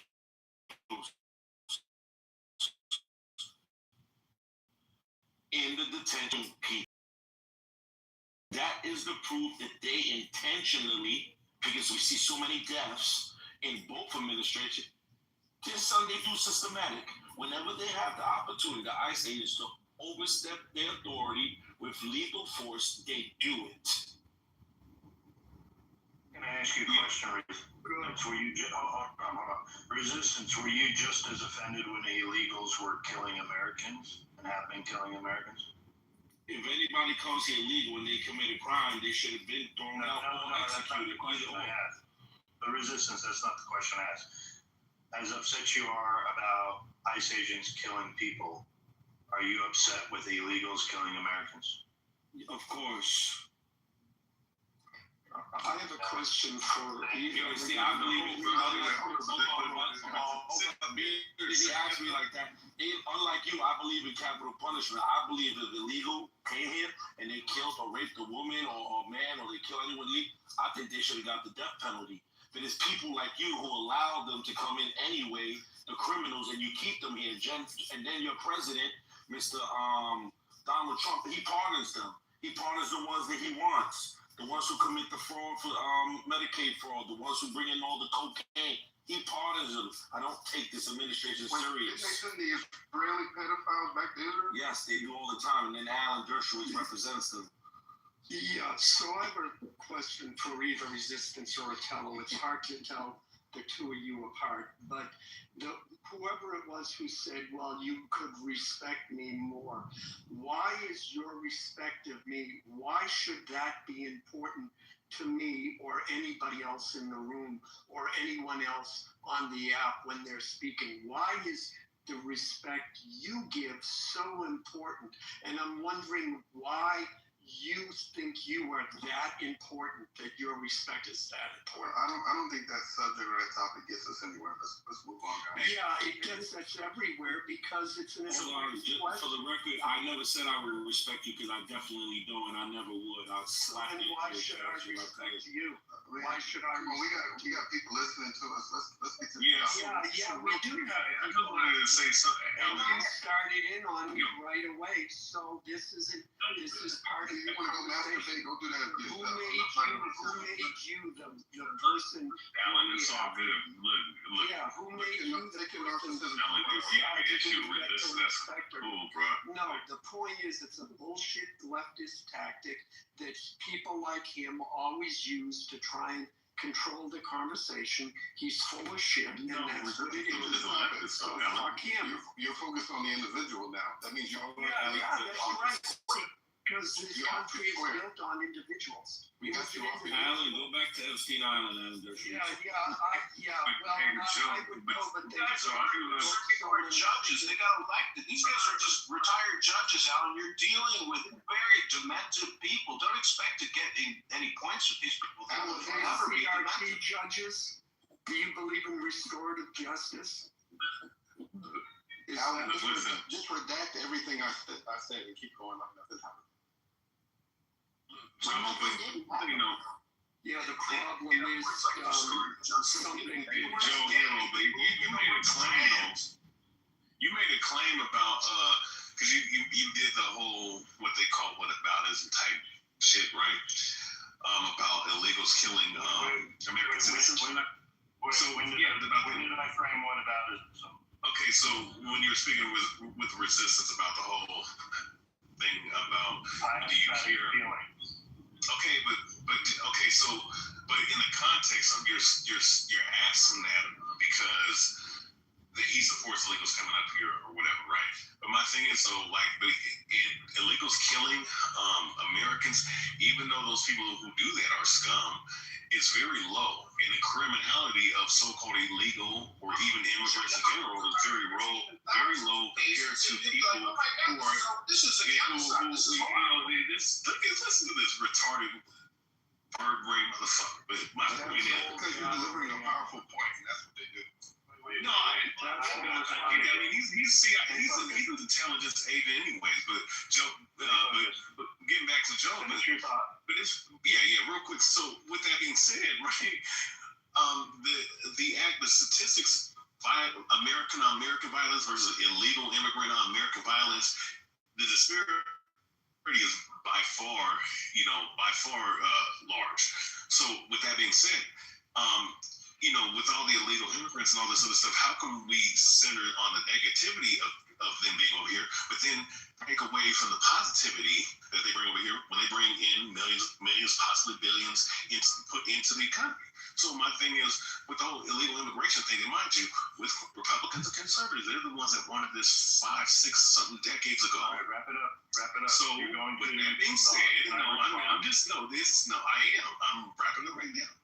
With that being said, why are you sitting up here just focusing on the negative aspect that has no bearing statistically? That's not even that large. So why don't you ask resistance the same question? He was focused on the negativity about the ICE agents. He claimed that they're murdering people. So I asked in the same sense, well, are you as upset about illegals killing Americans? And actually, when you compare it numbers-wise, illegals kill more Americans than ICE agents kill Americans. No, that's not. You know why that's a lie? No, that's because very more true. Americans kill Americans more than illegals. No, we have and ICE agents are Americans. Let's illegal aliens kill more Americans than ICE agents have ever killed Americans. No, they don't. Americans kill more Americans than anyone else. Americans kill more. That doesn't even make any fucking sense. Americans it makes a fucking lot of sense. American citizens are the ones who have the higher percentage of killing other Americans. I'm not done. I'm a mod, and so accept what I'm saying. That's resistance rejecting. Yeah, exactly. No, what I'm doing is speaking of facts. I get to finish my thought. More Americans are the ones who kill other Americans, higher than anyone. Not illegal. Let Joe go. Go ahead, Joe. Yeah, so to finish the thought with the point that Ray, I don't know how to, Ray, I'm just going to call you Ray. But the point Ray made, look, by the statistics, 100% of all illegals are criminals. It is a crime to enter our country illegally. 100% of them are criminals. No, they're not, because entering the country illegal for the first time is a misdemeanor. Sorry, Jack. Yes, it is, you idiot. Yes, it is, you idiot. So even with a misdemeanor, that still makes you a criminal. If I was to concede your point. No, it does not. No, I had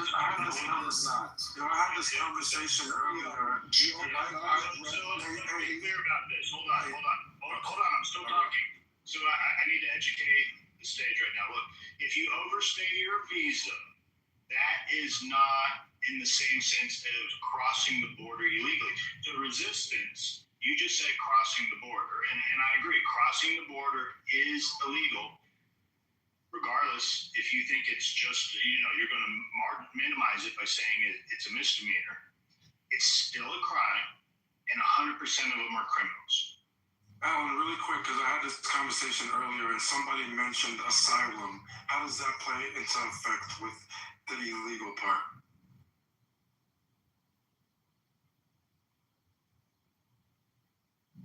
Who are you asking the question to? Alan.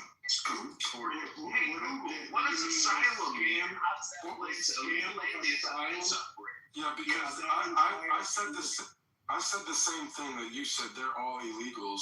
And then somebody responded to me by saying, if they cross the border and they, they're telling that they're seeking asylum, then they go into the process of, waiting to be a citizen and applying and that whole bullshit. So how does that play into them crossing the border? Does that mean they're illegal? Or if they cross the border and they're seeking asylum, they make it across the border, does that mean that they're in an asylum stage and that they're not? That would be how to quickly ask the question, what's your legal status?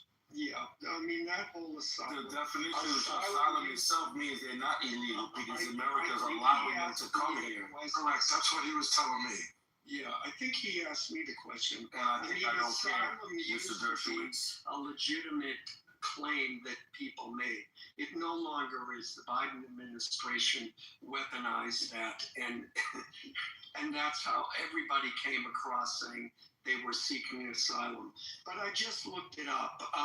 Illegals contribute $97 billion to the economy. Okay? However, depending on who you ask,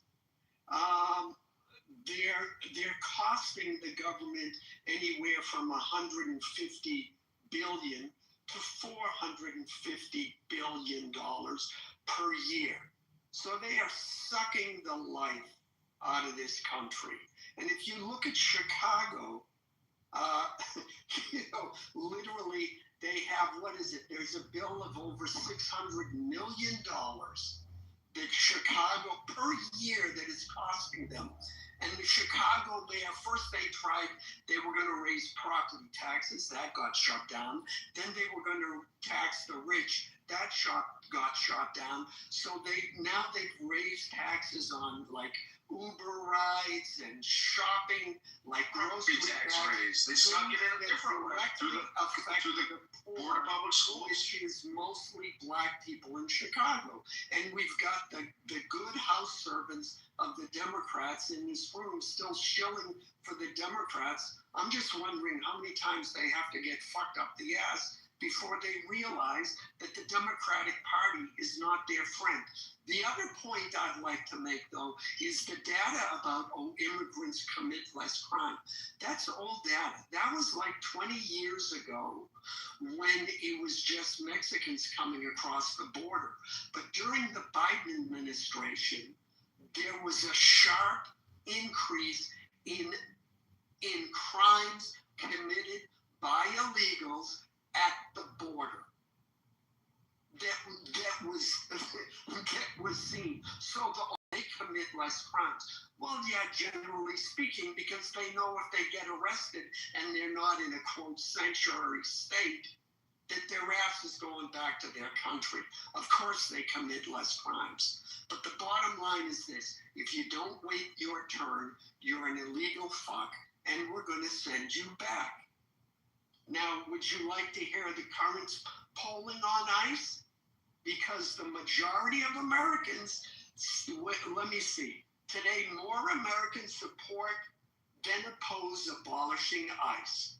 That's one thing. More Americans support. All right, there's that. About half Americans strongly disapprove. If you look at the numbers, there's, surprise, 83% of Democrats oppose. Then you've got independents, 54% oppose. On the Republicans, you got 51. Majority say the tactics are too forceful. And right now they're saying they don't feel the shooting of the guy was justified.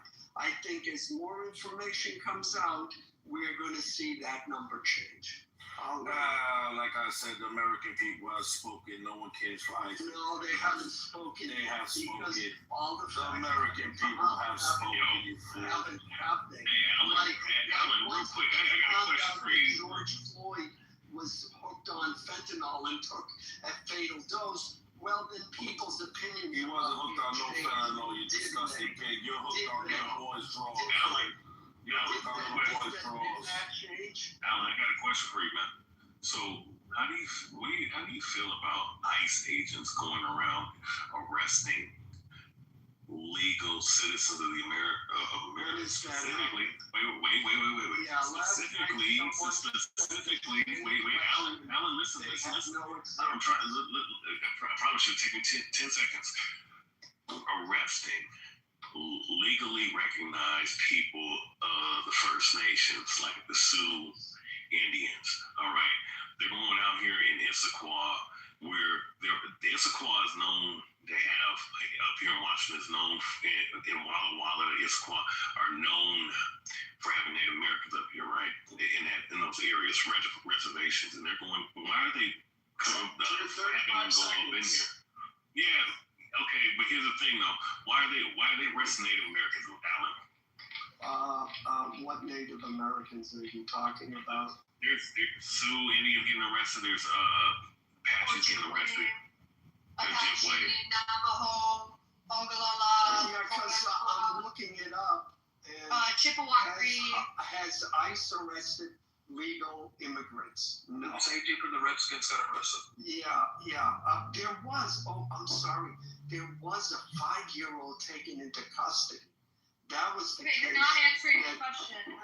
That was the, yeah. You're not answering the question. Are your hearing aids working? Arresting legal immigrants. No.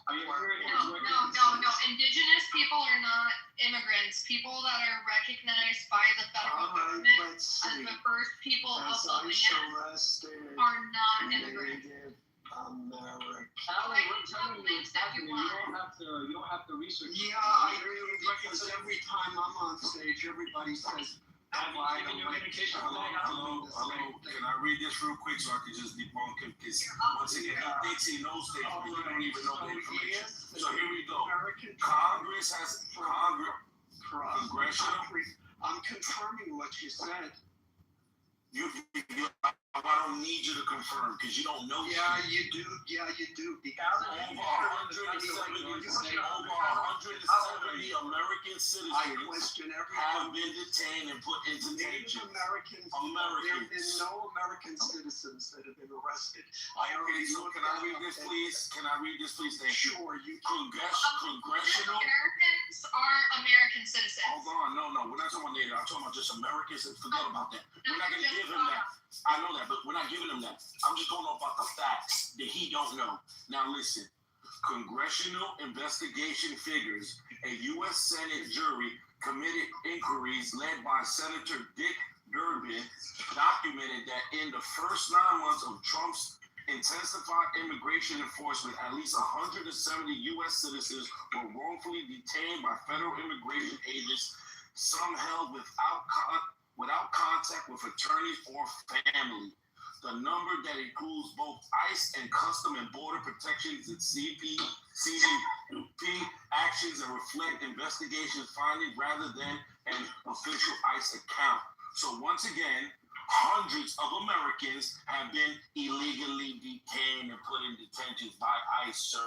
Wake up, Dershowitz. Wake up.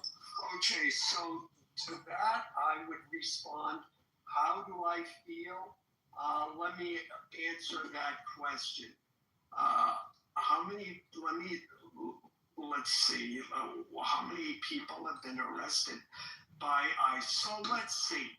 The number of new record high surpassing 70,000 people. So if you have 70,000 people, let's see, 150, how many people did you say? 170.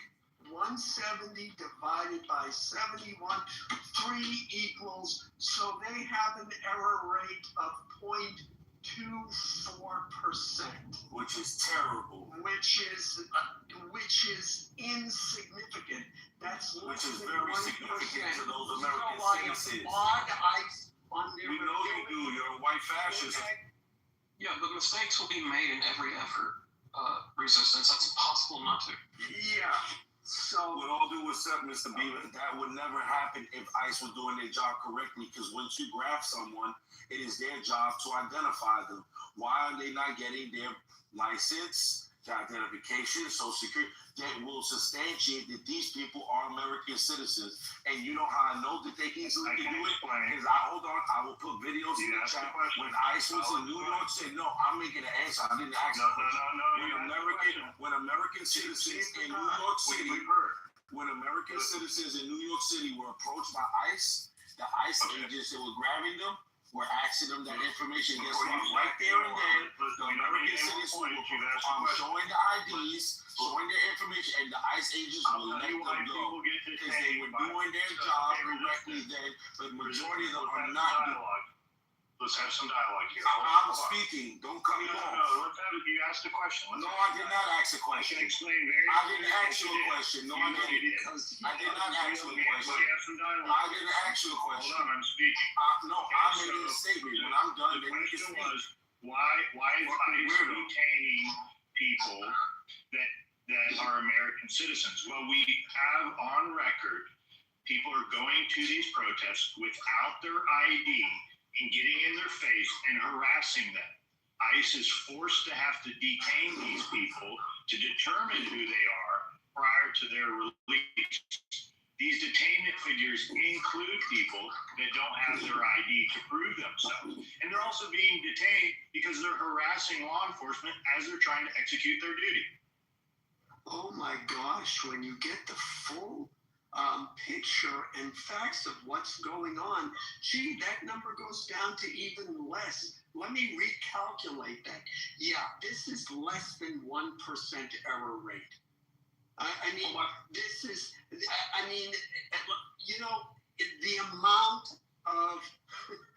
The amount of disingenuous arguments that are being made. Yeah, you expect it to be perfect. Yeah, sorry, it's not going to be perfect. We still want those illegals gone. Period. Yeah, 150 people out of a country of 330 million. Well, if I calculate that number, it's going to be even more insignificant. It's going to be an even more insignificant number. Math is your friend, people. So, when you finish that conversation with Alan, can you go back to what Ray Abia brought up? What's up here? Which, well, I'm going to ask you, how the hell is this happening where they're getting natives? What's going on there? Like, what are they just... I looked Federally it up. recognized tribal members should never be subjected to immigration whatsoever. It's a part of the 14th Amendment, which gave us citizenship, right? Essentially. And because we're the only people who aren't immigrants, we should not be subjected to it. Unfortunately, there are federally recognized tribal members that are being detained by ICE, and there's men currently sitting in Fort Snelling right now that are federally recognized First Nations, Native Americans, whatever you want to say, Native Americans. Do they carry special IDs though? Do the natives have a special ID that says we... Yeah, they have a Their card. tribal IDs. The problem is the ICE people, they're fucking playing a game. They're saying that, oh, the tribal ID, we don't know if that's real or not, which is bullshit because listen to this. I can take out my tribal ID at a fucking airport and use it as a passport. So how are you gonna, it doesn't make sense. They're playing a game. Not as a passport, as identification. Yeah, You yeah, can't do that's the a same thing. passport. I can go to France. And do people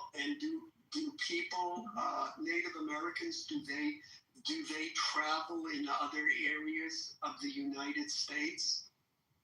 Or are they just staying in one location? You know that. I think everybody knows that. Majority of Native Americans do not live on reservations. Okay, so you're going to be subject to the same things that the rest of us are, like encountering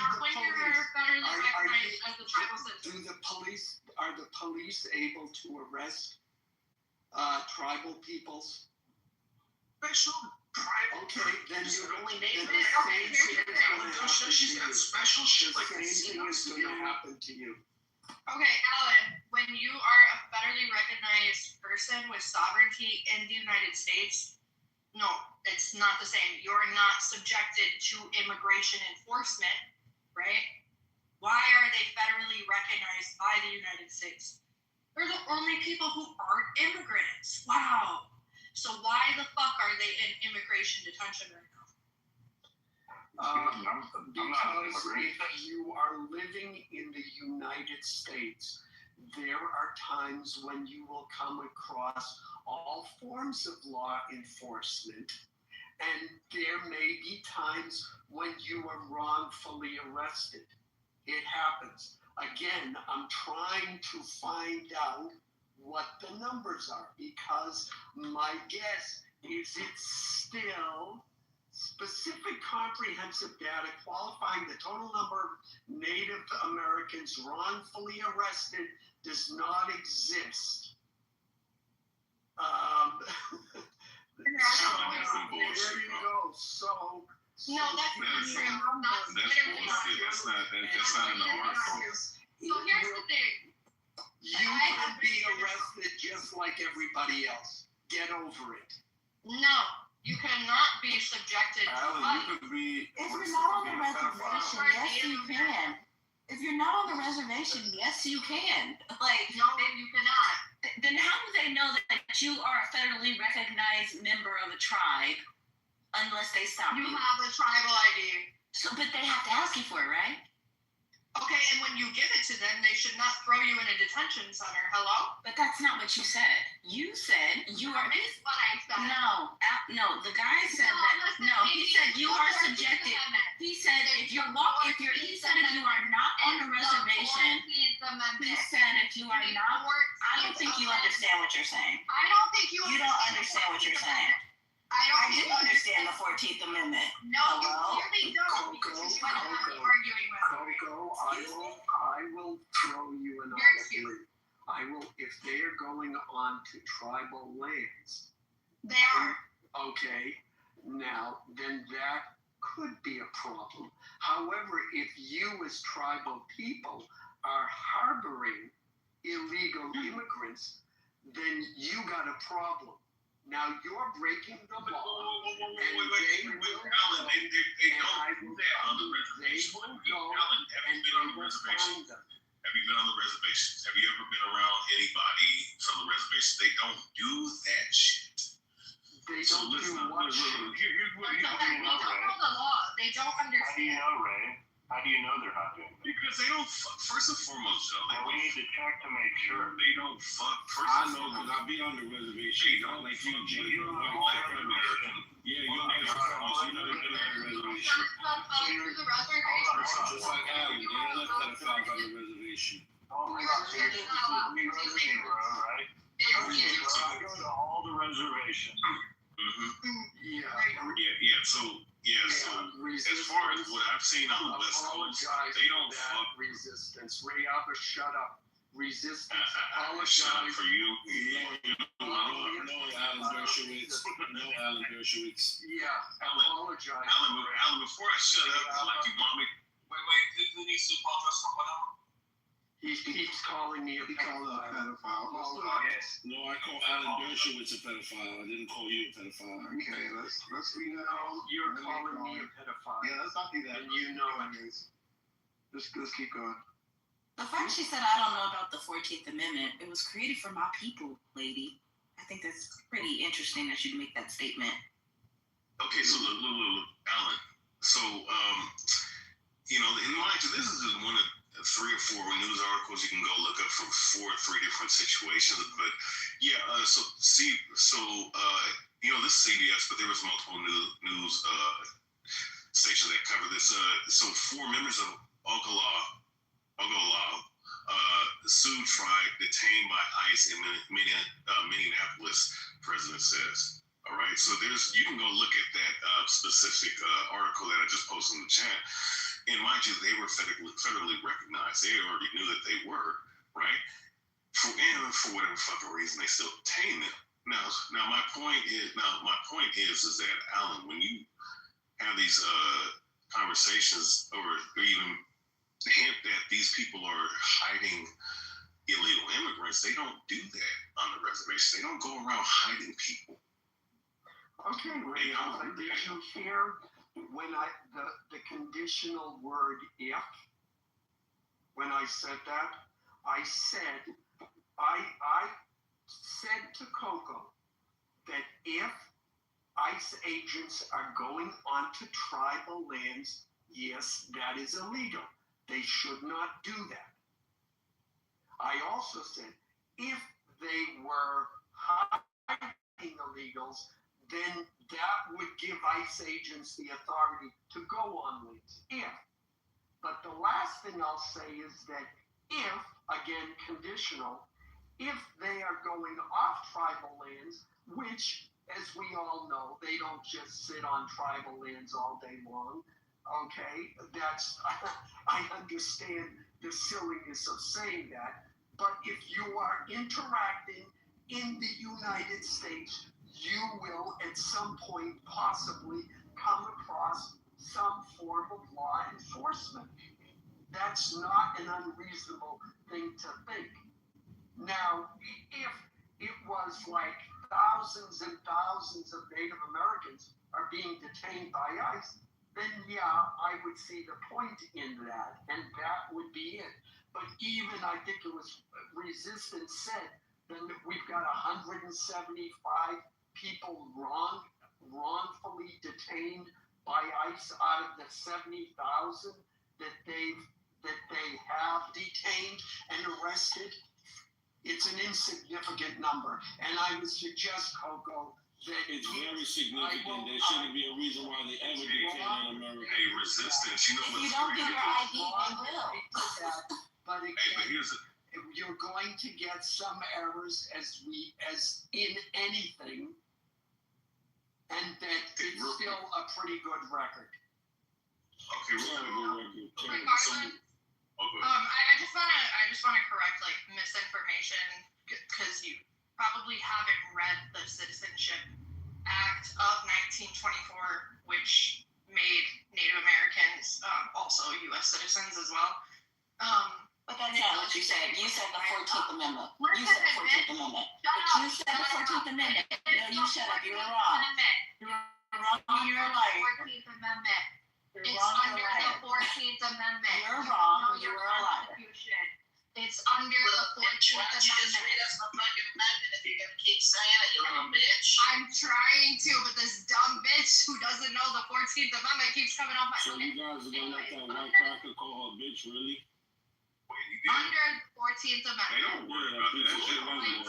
She just called a black lady a bitch. Who are you caping for? First of all, both of y'all women, if y'all get into argument, that's different. He's a man. Bitch, bitch, and another guy calls a bitch a bitch. Well, that's a lot of bitches. Edwin, worry about the FBI investigating you on your scam of Congress front that you had. So worry about that. Yeah, if I do, you guys throw me down. You had to get bus because you molested two girls on a bus. You're lucky you ain't in jail. You still on the clownhouse with no disinformation bags. Because if that actually happened, don't you think I'd be in jail, you stupid fuck? But anyway. You told me the story. I got it out right here. Why don't you tell everybody your version of the story? Anyway, as soon as you tell us the story about how you molested your daughter, Alexia. Okay, under the 14th Amendment, it doesn't. I'm so sorry for your daughter. Are we done with retard hour? Yeah. You little bitch. That's your mother. Why don't you go back on live with your balls out and your 1,500 phones? Anyways, what I was saying was, yeah, it doesn't matter if you're on tribal land or not. Under the Citizenship Act, Alan, it's not supposed to happen whatsoever. So there's that. And for the room. Needs to happen. I thought she was reading language from a bill. Coco, what is not supposed to happen? You didn't detail it. Native Americans are not supposed to be subjected to ICE. Yeah, but they can be asked questions. And if they don't have their Being subject to means being under the authority of, and no, they cannot. It's not. I mean, like, why? What do they have to do? They're going to be detained and sent back somewhere? Where are they going to be sent to? So actually, what's happening is people are being detained that are federally recognized tribal members, and that's covered. Exactly. Detainment is not being arrested. ICE knows you a man who age, but they cannot touch you. Hold on, Rambo. Can we agree that detainment is not being arrested, right? Or deported. So no, they were detained and they were brought to a facility, Joe. Joe, they were detained and brought to a facility. Okay, under what Typically what happens when you're detained. I asked Mr. Google. What's the point? Where are they going to send them to? They're still being held. There's still 3 members of the that are being held. Joe, we have to cross-reference to make sure they're citizens. Okay, but when your community comes out, Native American. Coco, I got that when for you. Under what? I asked when your community comes out, I asked Mr. why are you Google. guys all coming off mic at once? Holy shit. I'm sorry. Because you're talking in circles about something no one is saying. You're saying, Really? yes, that's why. Exactly why. Joe, I have You don't bring it up, Cameron. I did bring it up. Okay, you're a dumbass. You're the one that don't understand. What if a Mexican guy just says, hey, I'm a Native American? What do they do? Native Americans would be deported. Beaver Americans would be somebody in the mod. I asked Mr. Google, under what conditions can federal officers go onto tribal lands? Federal officers may enter tribal lands to investigate major crimes under the Major Crimes Act. Key conditions: criminal investigations, federal law enforcement. For example, ICE Border Patrol. Federal agents can enter to enforce federal laws such as immigration, but they must comply with constitutional standards. And just as one thing, public law 280, PL 280 in certain states, PL 280 transferred some federal jurisdiction to state law enforcement, though it does not fully abolish federal authorities. right of way, etc., etc., etc. So thank you very much. Sorry, but number one, yes, tribal lands are private lands, but just like any other private property that we give as a country, federal and local law enforcement certain rights to enter our property under certain conditions. And ICE is one of those ones.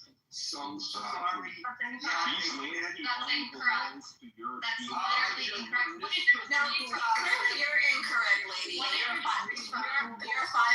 Indian. What did you just read from? You're a $5 Indian. What did you just read from, Alan? Native American. I did a search under Google. I looked up under what conditions can federal officers go onto tribal lands? That's the question I asked. Okay, so AI just lied to you. Great. No, because that is absolutely true. I'm literally not talking. I know, but you're getting on there. So I don't know enough here. Don't know enough to have the conversation, lady. Oh, but I do. And I'm talking. You really did. Can you put her down? You really don't, which is why you're wrong. Peace out. AI is always right. All right, let's just let Coco explain, so I can move on. Let her explain. Okay, so again, under 1924 Indian Citizenship Act, that is incorrect. I've had to program my AI before because we don't care. Get to the point and get off. Please continue. She was moved. Anyways, yeah. So I mean, AI does not trump federal law. Sorry. Too bad. So sad. And it doesn't trump the 14th Amendment either. So. Only Native Americans should be deported. You can literally look up the 1924 Indian Citizenship Act yourself right now, and you will see everything that I'm saying. I looked it up in your line, and you didn't. Okay. Yes, that's the guy who wants to deport me. Great. Yeah. Yeah, wonderful. I hope you get off of my land. I actually hope ICE comes for you in particular, Malachi. This land belongs to white Europeans. Yeah. So No, and you're obviously a we have to go this round again because Coco continues to lie. So you're continuing to decide. Hold on. You're continuing to decide. I'm talking now. We sat here patiently letting you lie to the stage. Wow. So, okay, yes, you're citing a law from 1924. Really?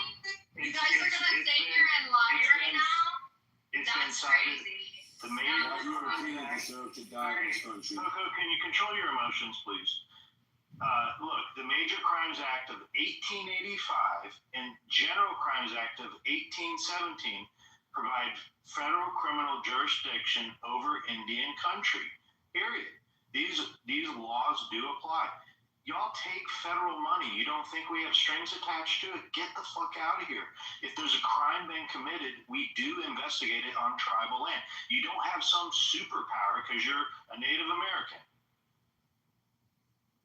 Yeah, in addition, I then asked between a murder crime and a drug crime and immigration. The people who investigate, I'm responding. Because you just called me a liar, and you just misrepresented everything. No, there's a difference between the DA, and immigration enforcement. Oh, no? No, ICE is part of there federal law is. enforcement. That was the dumbest shit you could have said to call me a motherfucking liar. You're dumb. You're ignorant. You have no idea what the You fuck lost your emotions now. No, I don't care. You just sat here and called me a liar. I'm not going to argue with the woman. You're lying. You're lying. You think that immigration and drug enforcement is the same thing? Really? Do you really think the federal officers that investigate drug crimes are not immigration officers? The federal officers that investigate murders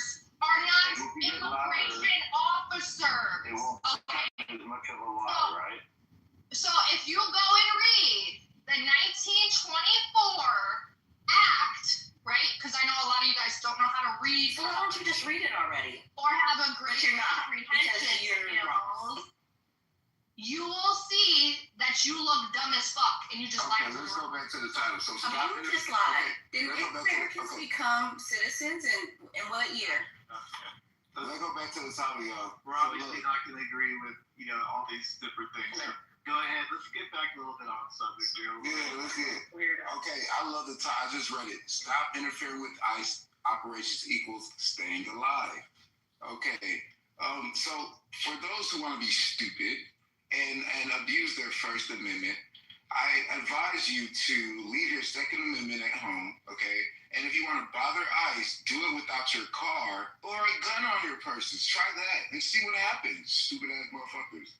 Dumbass niggas.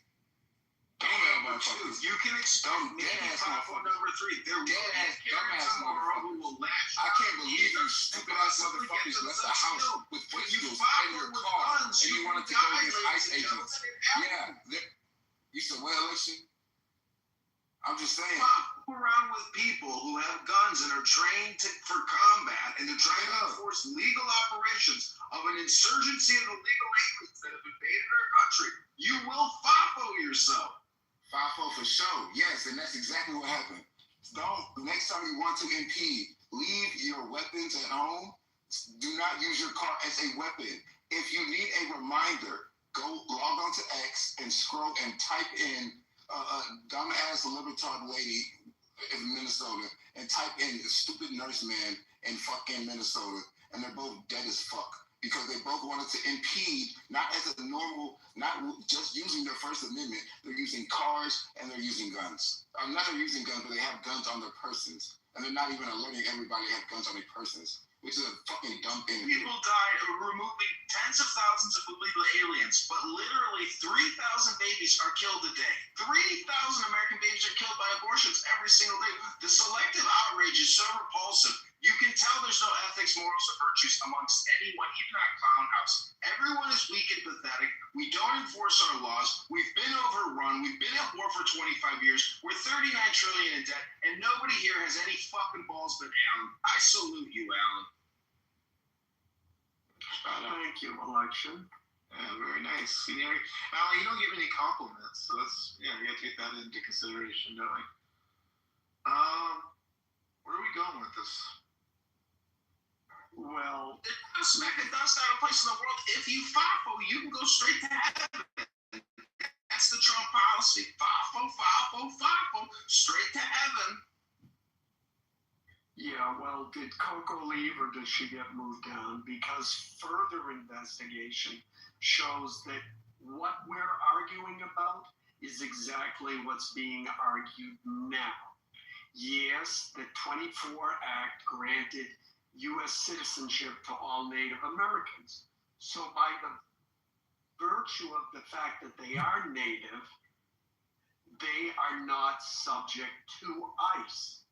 However, as U.S. citizens, as I argued, as U.S. citizens, if you run across an ICE officer, you can be detained by them and asked to show proof of citizenship.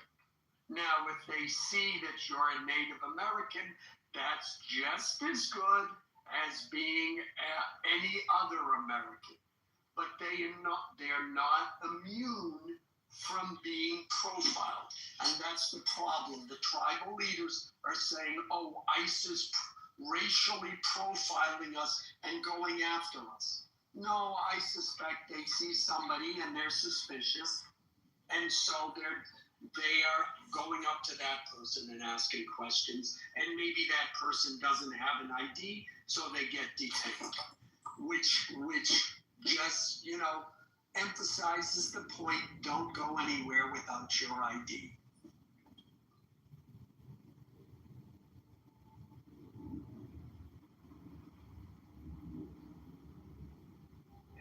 I didn't listen to those notes. I don't think we were either, so I think she left. She left on her own, yeah. Well, I know she left, but just in case she comes back.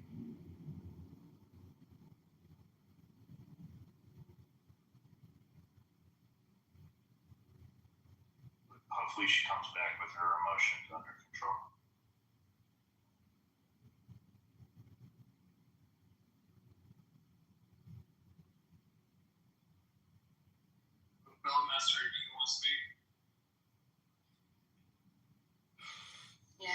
want to say that it's a sad time in our history when the conservatives, the political right in our country has found a price for stomping on the Constitution, and that price is a $50,000 sign-up bonus. $50,000 is all that it took for the conservative right in our country. John Kitover is right. The weak political right to stomp all over the Constitution. $50,000 in a sign-on bonus by the circuit. Yeah. Can you give an example of what you mean? Sure. So I'm not sure if you guys are aware, but ICE has increased, our federal government increased ICE agents in 2024. There was about 7,000 ICE agents. In the last year, this was a press release given by ICE at the beginning of January of this year, that they had increased a historic amount of manpower, 120%, going from 7,000 to 10,000 ICE agents up to 22,000. And if you go and you look at the usajobs.gov website, you find that they were wonderfully outlining how basically all you gotta do is know how to read and write, and we already know how poor the conservatives are, okay, of America, because the liberals are just as poor too, okay, more likely poor because of the policy. I'm getting there. The violation, well, I'm explaining how it happened first. So it happened because weak conservatives who have been weakened by political left tyranny through legislation, who have no savings, living paycheck to paycheck, they sold out for $50K. So the left is getting what they set up. The political right has sold us out for $50K sign-on bonus and an $80,000 a year paycheck. And how, where, how, why, what, I'm pretty sure, I mean, just look at it, okay? What's happening? It's not a coincidence. Oh, we're so upset. The left is projecting. It's not really a thing. This isn't really something that's happening. It's just they're mad at Trump. Well, I mean, when you go from having a quota of 1,200 to 1,500 immigrants, as your quota as an ICE agent. I'm not trying to be rude, but can you get to the violation of the Constitution? Yeah, Fourth Amendment, Fifth Amendment, suspension of habeas corpus, no due process. I mean, it's all over. Congressional material says it. They show it. We've had U.S. citizens held in detention centers, somewhere upward of 3.5 years. U.S. citizens. We are having people no due process. We're having people not able to petition their governments to have their day in court before a judge. They're just being shipped out. We're having people. Homes infiltrated. We're having kids taken out of schools. Okay, I think the little 5-year-old boy, he was like, I don't know, among a series of children that are just yeeted out of the elementary school system because they're just such a danger to society. These little children. Well, I would say drastic times call for drastic measures, and when you let in 20 million immigrants come in through a Biden administration or 10, whatever it was, then you gotta do something. We can't just sit there and do nothing. Well, I'm saying there was a price, and it was $50,000. That's all. It was $50,000. The conservative poor needs to get paid because the Republicans are dumb, poor, blind because of the liberal policies. So they're just paying it back. And they said, you know what? Fuck the Constitution. Sorry, we're gonna have a little bit of stomping on the Constitution. Don't tread on me. It's no longer a thing. Let's rewrite the flag. Don't tread on me. But if you're gonna tread on me, well then I'm gonna tread right back on you. So two wrongs make a right. In this particular instance, and all it took was $50K. But we're treading on illegals. No, this is literally, I'm explaining U.S. citizenry. I'm literally saying that these are U.S. citizens that are being violated. Okay, U.S. citizens. They will need to be compensated if they had been treaded on, but unfortunately that's going to happen. So it's worth the squeeze, in my opinion, because we have to do something about illegals because the dumbass libtards let it happen because they want their Exactly, vote. exactly. And 50K is all that it took. Tell me what, guess what? You're going to tell me that I don't have a 50K thousand paycheck? Yeah, sure. I'll go out and stomp on people's constitutional rights too. Right? Yeah, no problem. Beaver, could I respond? Bima. I'll make that quota get met. Okay, do you support your brown, Hispanic, and Latinx people? Do you support them? I support human beings. Okay, but do you support Latinos and their efforts to oppose, to get a better life and to come out from underneath the oppression that they have experienced in the United States? I support all peaceful human beings. Okay, because I just looked it up. Approximately, even though they only make up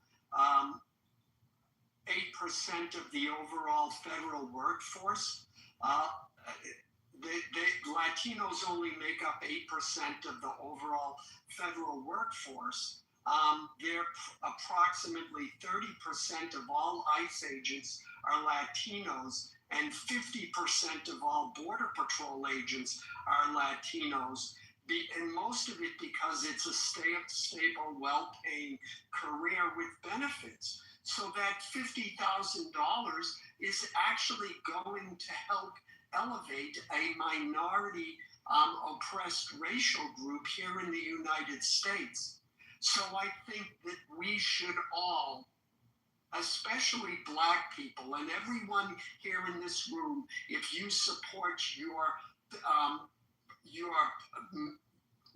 what's the term I'm looking for? Your brown-skinned brothers and sisters who are trying to fight against the white crackers that are oppressing them, then you need to support ICE, because those ICE agents, the ones on the border, 50% of them are the oppressed Latino people. Now, do you think that yeah, let me ask you a question. Sure, go ahead. Okay, yeah. Do you think that if a people is oppressed, that by being oppressed, they then should have whichever way, that they then should be able to oppress other human beings that haven't oppressed them? They've been oppressed, right? And so that's one issue. But then, because they've been oppressed, they get to go oppress other people. So if I punch you in the face, I punch Alan in the face, because I think he's a statist bootlicking bitch, you get to go and say, you know what? I'm going to go punch Beaver in the face, okay? Because I got punched in the face. That's the argument you're making, fool. Actually, Bima, you're the one who's characterizing border enforcement and deportations as being punched in the face. I characterize it as upholding the law. And I think if Latinos who know very well the risks and the politics of illegal immigration, I think what's happened is that they understand that the immigration that happened under Biden was wrong, and that it actually affects their community negatively. And so that's why they are enforcing the law. No one is getting punched in the face. The Constitution is not being trampled.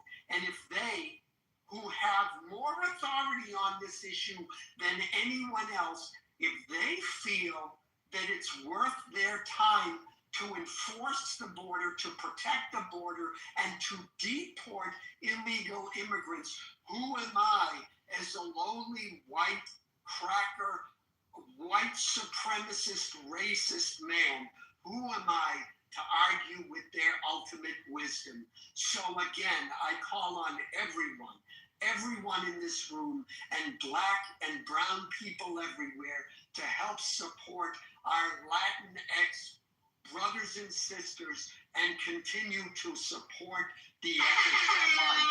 Thank you very much. Well said. I'm done. Yeah, only someone who's completely delusional is going to say, okay, yeah, all of this evidence, all of this massive amount of evidence of congressional material that's brought to the congressional floor, that's been of the medical neglect, all of the shit. I mean, like you're to turn. Oh, do you know what? It's not a problem. It's upholding the law.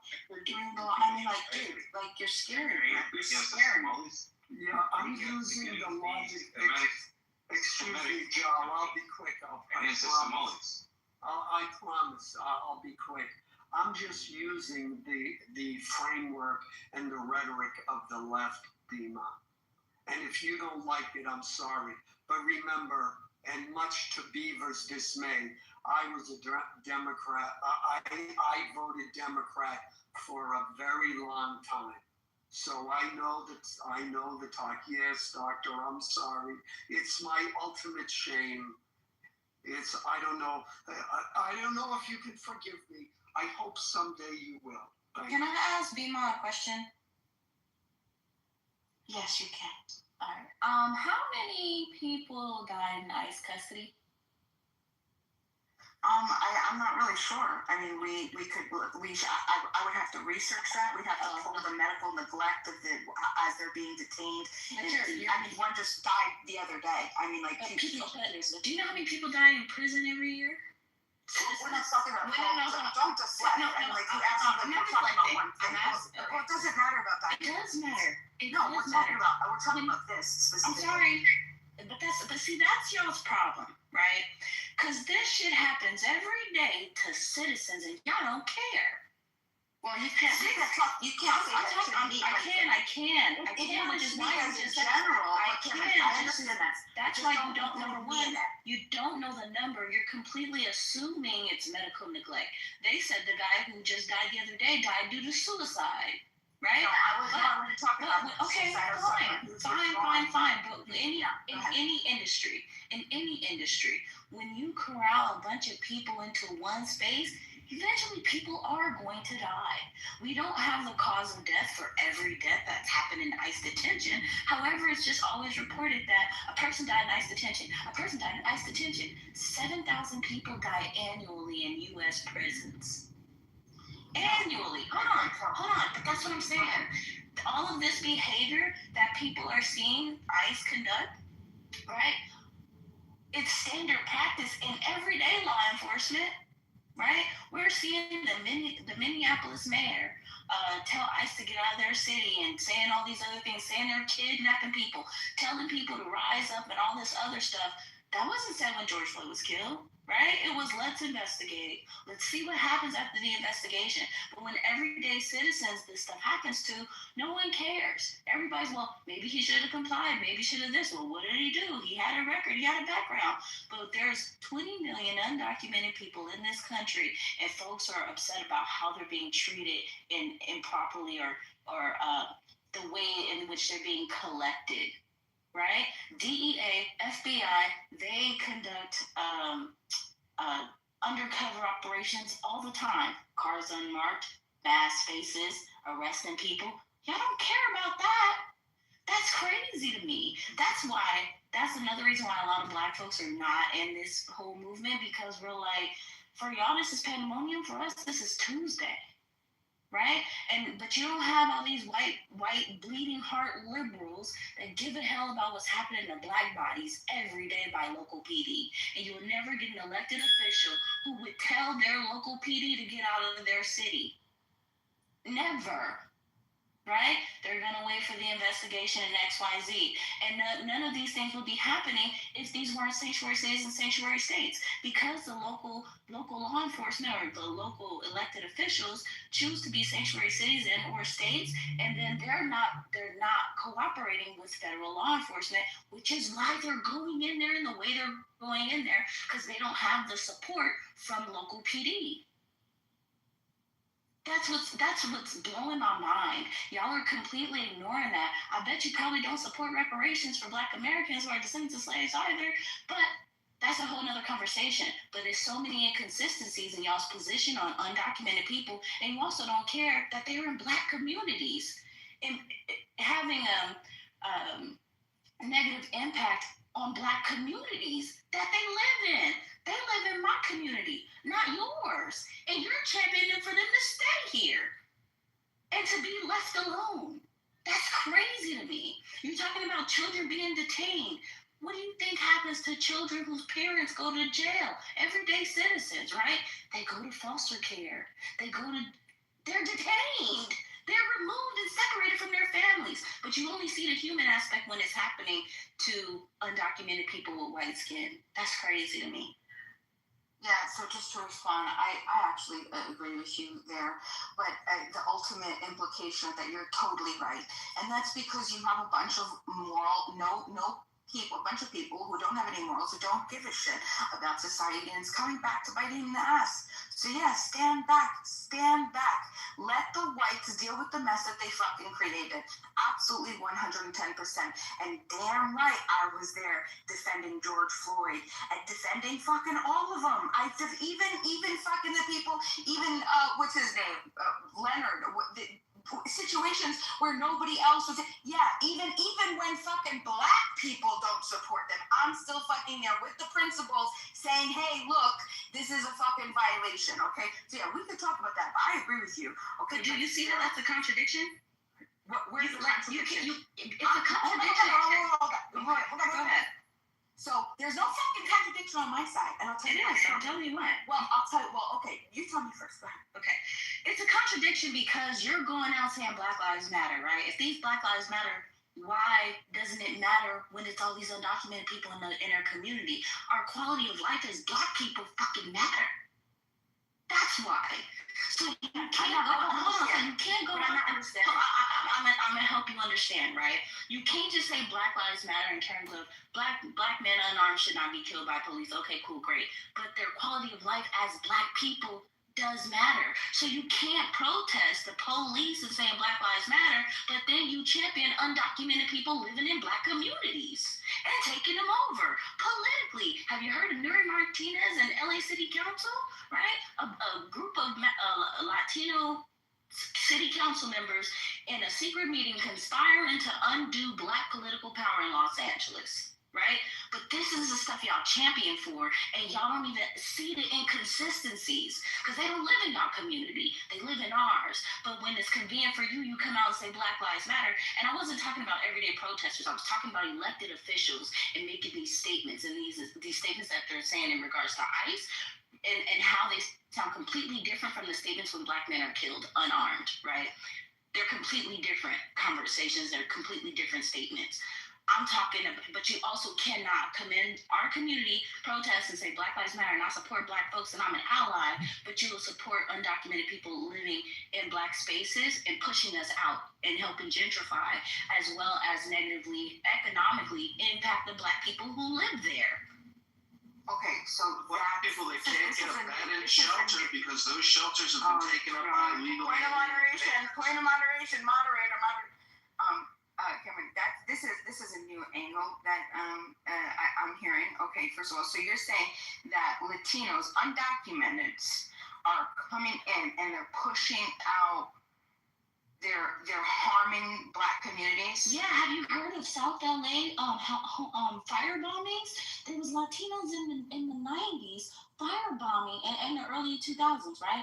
Firebombing Black folks out of the community because they wanted to have a predominantly Latino community. Y'all just got here and moved in onto our spaces. They was throwing firebombs in people's homes. But y'all don't care about that history, nor do y'all even know about it. But y'all champion for these people to stay in our communities. It's crazy. But she can't face reality. She's not. Point of moderation, moderator. Point of moderation. Point of order, moderator. Yeah, point of order, moderator. That's it. Point of order, moderator. Okay. Well, listen. This is going to get a little choppy here, right? And if you can hate me, okay, because just join the club. There is a very there's a fucking fine line, okay, of what I support in political discourse with human beings. Okay, so first of all, individuals commit crimes, okay, people. I don't believe in collectivist mentality. That's the first thing. A bunch of individuals who had poorly, I don't say that I never bring up, oh, well, black people, you know the right talking points. I don't even want to repeat them. You say you don't support collectivism. This room is a collectivist effort. I have to break the bad news. Exactly, because you're doing the same thing to ICE. You're not saying that one officer killed a man the other day. You're saying all of ICE is doing all of this. No. I'm talking. Okay, that's a different. This is different, and I'll tell you why. It's not. Well, I'll explain why. Collectivism applies on both sides. I'll explain why that's a difference. It doesn't matter if they're ICE or they're not ICE. It all comes down to human beings, right? We're first human beings. We're born here as individuals. We have the right to life, liberty, property, and happiness. Okay, right? So if you want to congregate peacefully, okay, this whole Latinos pushing black people out of communities, you know what? Yeah, I haven't heard about it, and especially if they're illegals and they're illegals, if they're coming here and they're committing crimes, actually harming other people, yeah, I wish that I heard about it, and I wish I'd hear about it today. Hold on, wait a second. I have not heard about that. I have not heard about that. That's the first thing I've never heard about this, but this is the thing. It's because it's individuals. So those individuals need to be dealt with specifically. That doesn't make the whole entire collective, right, of individuals that are going, exploring, and obtaining their own life, liberty, and pursuit of happiness, right? And I think one weakness in the black community is the victimist mentality of, oh, do you know what? We, gentrification or whatever. No, listen, it's a fine line. If people are going to buy property, if they're going to transact peacefully, right, with peaceful people, okay, and they're going to buy things, listen, I'm not going to play that. I don't want to placate that. You're going to go. You're going to work. You're going to buy your own peaceful property, and that's fine.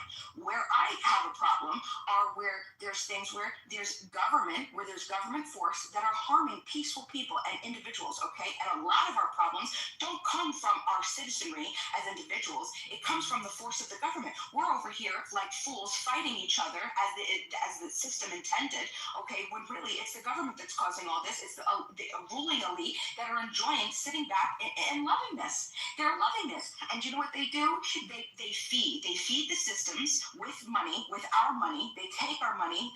First of all, it's stolen from us, okay, without explicit consent. But we're taught, trained, and indoctrinated to believe that there's some sort of explicit consent and there's some stupid thing called the social contract. Okay, yeah, my fat ass.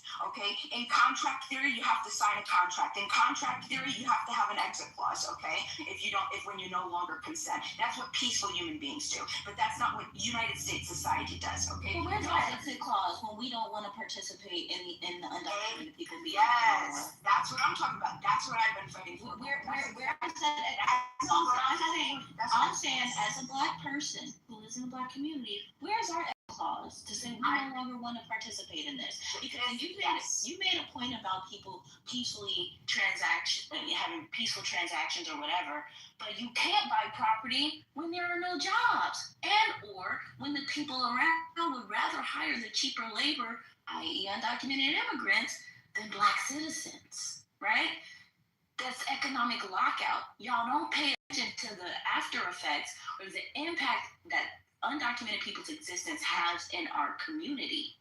Y'all just think they're human beings. People have a right to live and be everywhere and anywhere they want to, right? Y'all don't believe in imperialism, but you believe in reverse imperialism and allow everybody to come here and be Americans, but America can't go outside our borders and Americanize it. Yeah, I don't believe this. It's crazy. We actually agree on a lot more than we would disagree, because I absolutely 100% I'm sure we do. But my thing is that at the very least, I'm consistent. I can't believe in certain things. I was in Black Lives Matter protests and all that, and then something happened with ICE, and they were like, we're gonna go down there and protest. I said, why would we do that? Undocumented people directly impact black males' ability to get employment. Why would we do that? When one of our biggest tenets was black economic development. That doesn't make sense. That's inconsistent. And that's people. Are you the one that went to protest school? It's not protest school. You just do a training before you go outside. Right? May I interject really quick in that? Let's let Ronnie go. This is reality? Okay. Yeah, and then I got some figures here. Yeah. When she's done. Go ahead, Lonnie. Lonnie, you there? Oh, okay. Thank you. I apologize. I was on mute. So I was just listening, and Black people are, pretty much sitting this one out. Last time I checked, I've checked with a few of our Black people, but we're sitting this out. This is really these issues that are going on right now. I don't feel as though we need to be concerned. And I think that there's a lot of, I think this is like a combination of emotional politics and manipulation at the same time. And all of this concern for the immigrants and fighting for them or being worried about them, I don't know. But it's not something that I, as a Black person, want to drag myself into or want to be involved in at all. When I know for over 400 years, we've been dealing with oppression and systematic racism or systemic racism in this country. So Black people have fought and died and marched for many things, but why do we need to march for or protest for immigrants? I'm a non-immigrant. I'm an American. I don't need to march for immigrants, illegal immigrants, or people whose status has run out. It's none of my business. We have a government in place, and they can deal with that. So I don't know why people expect Black people. We're not Cape Crusaders, so we don't just jump in front of every issue and protest or throw our lives on the line because it has nothing to do with empowering our people and getting us out of the shit that we're already in. So that's all I want to say. Yeah, I mean, thank you, Lonnie and Cameron. Cameron, you're talking about the corruption in the LA city politics and what they're trying to do. Forgive me, I said this earlier, but I don't know if you were in the room, Cameron, about how Chicago is sick. They've spent over $600 million on illegals every year, and now that bill is due. And they tried to raise taxes in various ways. Ultimately, the only way they could raise taxes was it's ultimately that what they're taxing Uber rides and shopping bags and a whole bunch of things that disproportionately affect poor people, which in Chicago, as we know, is heavily Black. So, yeah, once again, the Democrats have screwed over Black people. But anyways, having said that, I did a search because I forget who it was talking about people who were dying in ICE detention. So from 2008 to 16, the Obama years, at least 150 to 200 plus individuals died in ICE custody. And they attributed that with some of that to medical neglect. Then I looked up from, which was very hard, I looked up from 20 to 24. And that was interesting because it was 53 to 56 people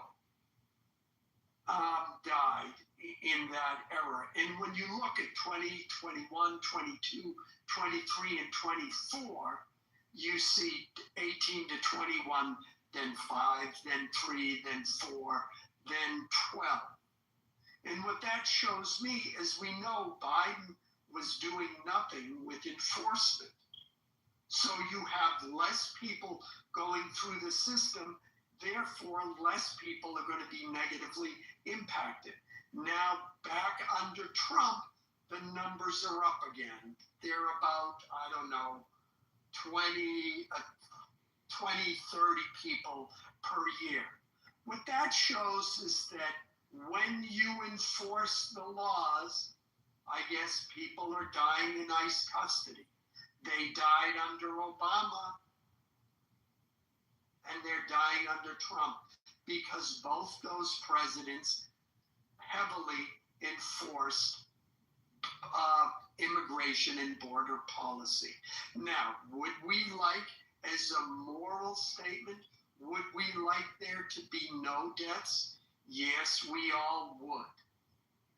But the fact remains that people are dying under ICE custody, just as they did under Obama, just as they are under Trump.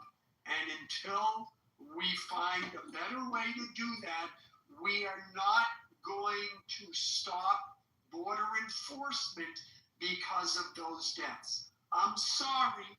Let's address why those people are dying, but we are not. The fact that they are dying is not a reason to stop our border policy. Thank you very much. I'm done.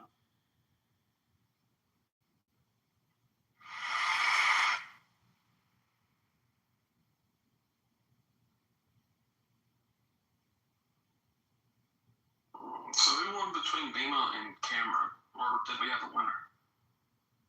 Cameron made great points, and I haven't heard that point before, and I think that it's a good point to be made.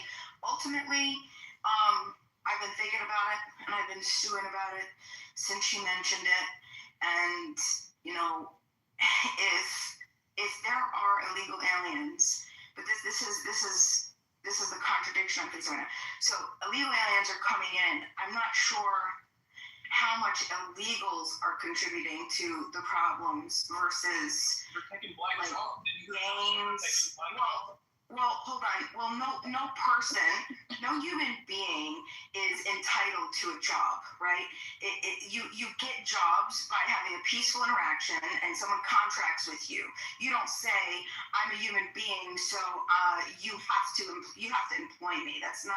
That doesn't work that way. Look up the phenomenon. Look up workforce segregation.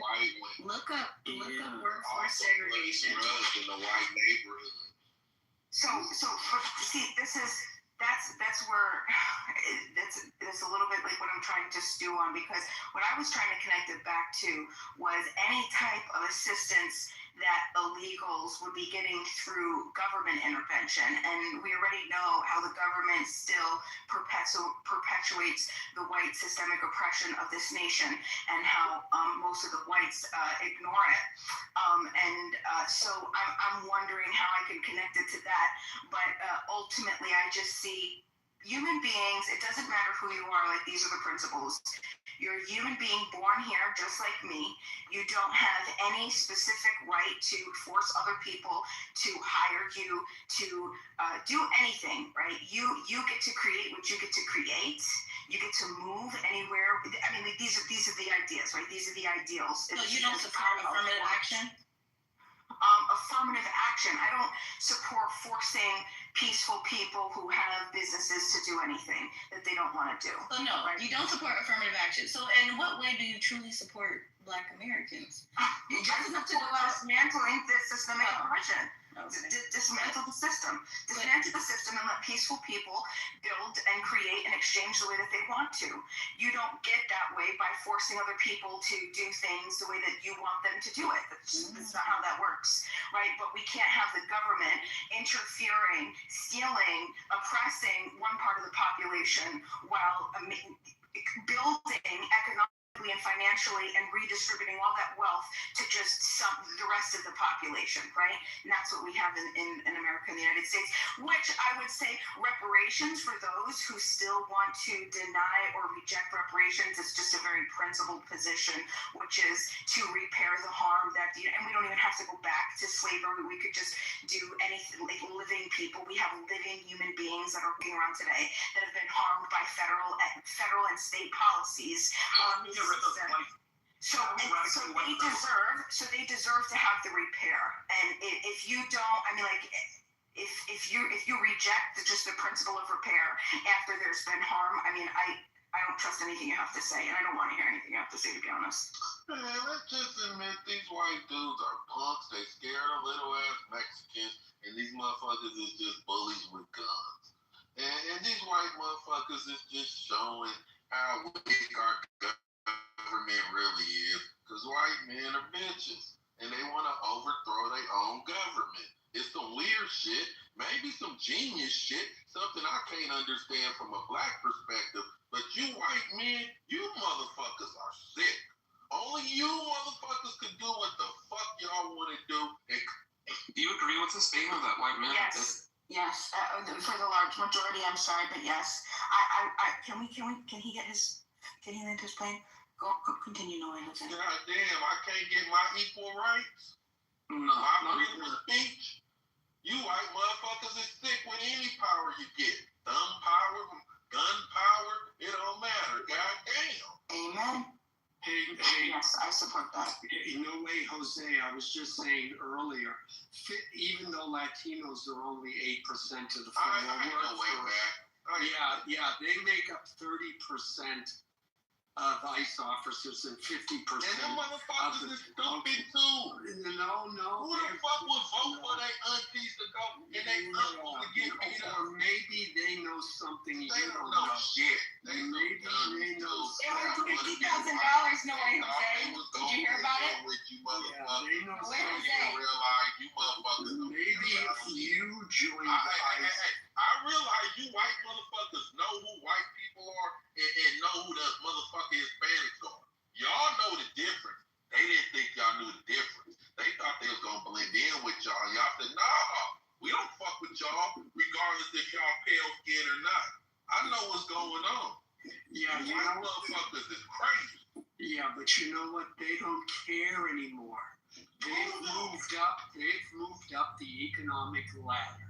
They're making money. They're buying middle class because y'all wanted to fuck. Y'all white have their own Latinas. Y'all white boys, now y'all moved on to the Asians. Well, look. I can't argue with you there. I know you can't argue with. I can't argue that Latina has new speakers. all I heard was hot Latina ass. Yeah, I'm tired too. That Latina ass is some fine ass. Alex, would you like to speak? Yeah, I'm just sitting here listening to y'all. You know, I'm a black man. I'm an Asiatic black man, so but the way I see it, when you talk about America, shit. First of all, damn near everybody, if you want to deport anybody, damn near everybody got deported. It has to be deported except for my people. Because we indigenous to everywhere on this planet. We're the first. No other nationality that you see today come before my people. That means when God thought of making people, he thought like maybe he thought of my people. And that's who he made. And I believe all nationalities come from my people anyway. But far as, picking people out of this country, stuff like that, to me, I don't even care, because ain't nobody fight for us. Shit, man, we've been struggling, our leaders get killed, shot down. You know what I'm saying? Like, man, they just keep their foot on our necks. You know what I'm saying? They still got chains on Africa. They trying to break those chains over there, colonize. Like, come on, man. Until they fix what was done to my people, I believe my people were done the worst out of any horrific event that you ever heard of. My people done the worst.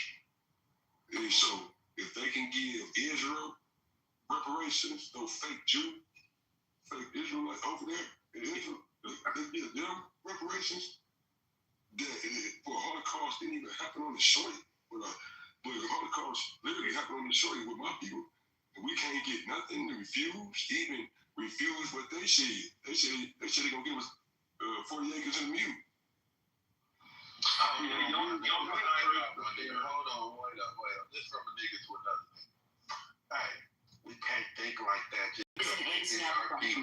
just because they did our people fucked up or the worst, that we can't care. We should have just cared about how they fuck up other people.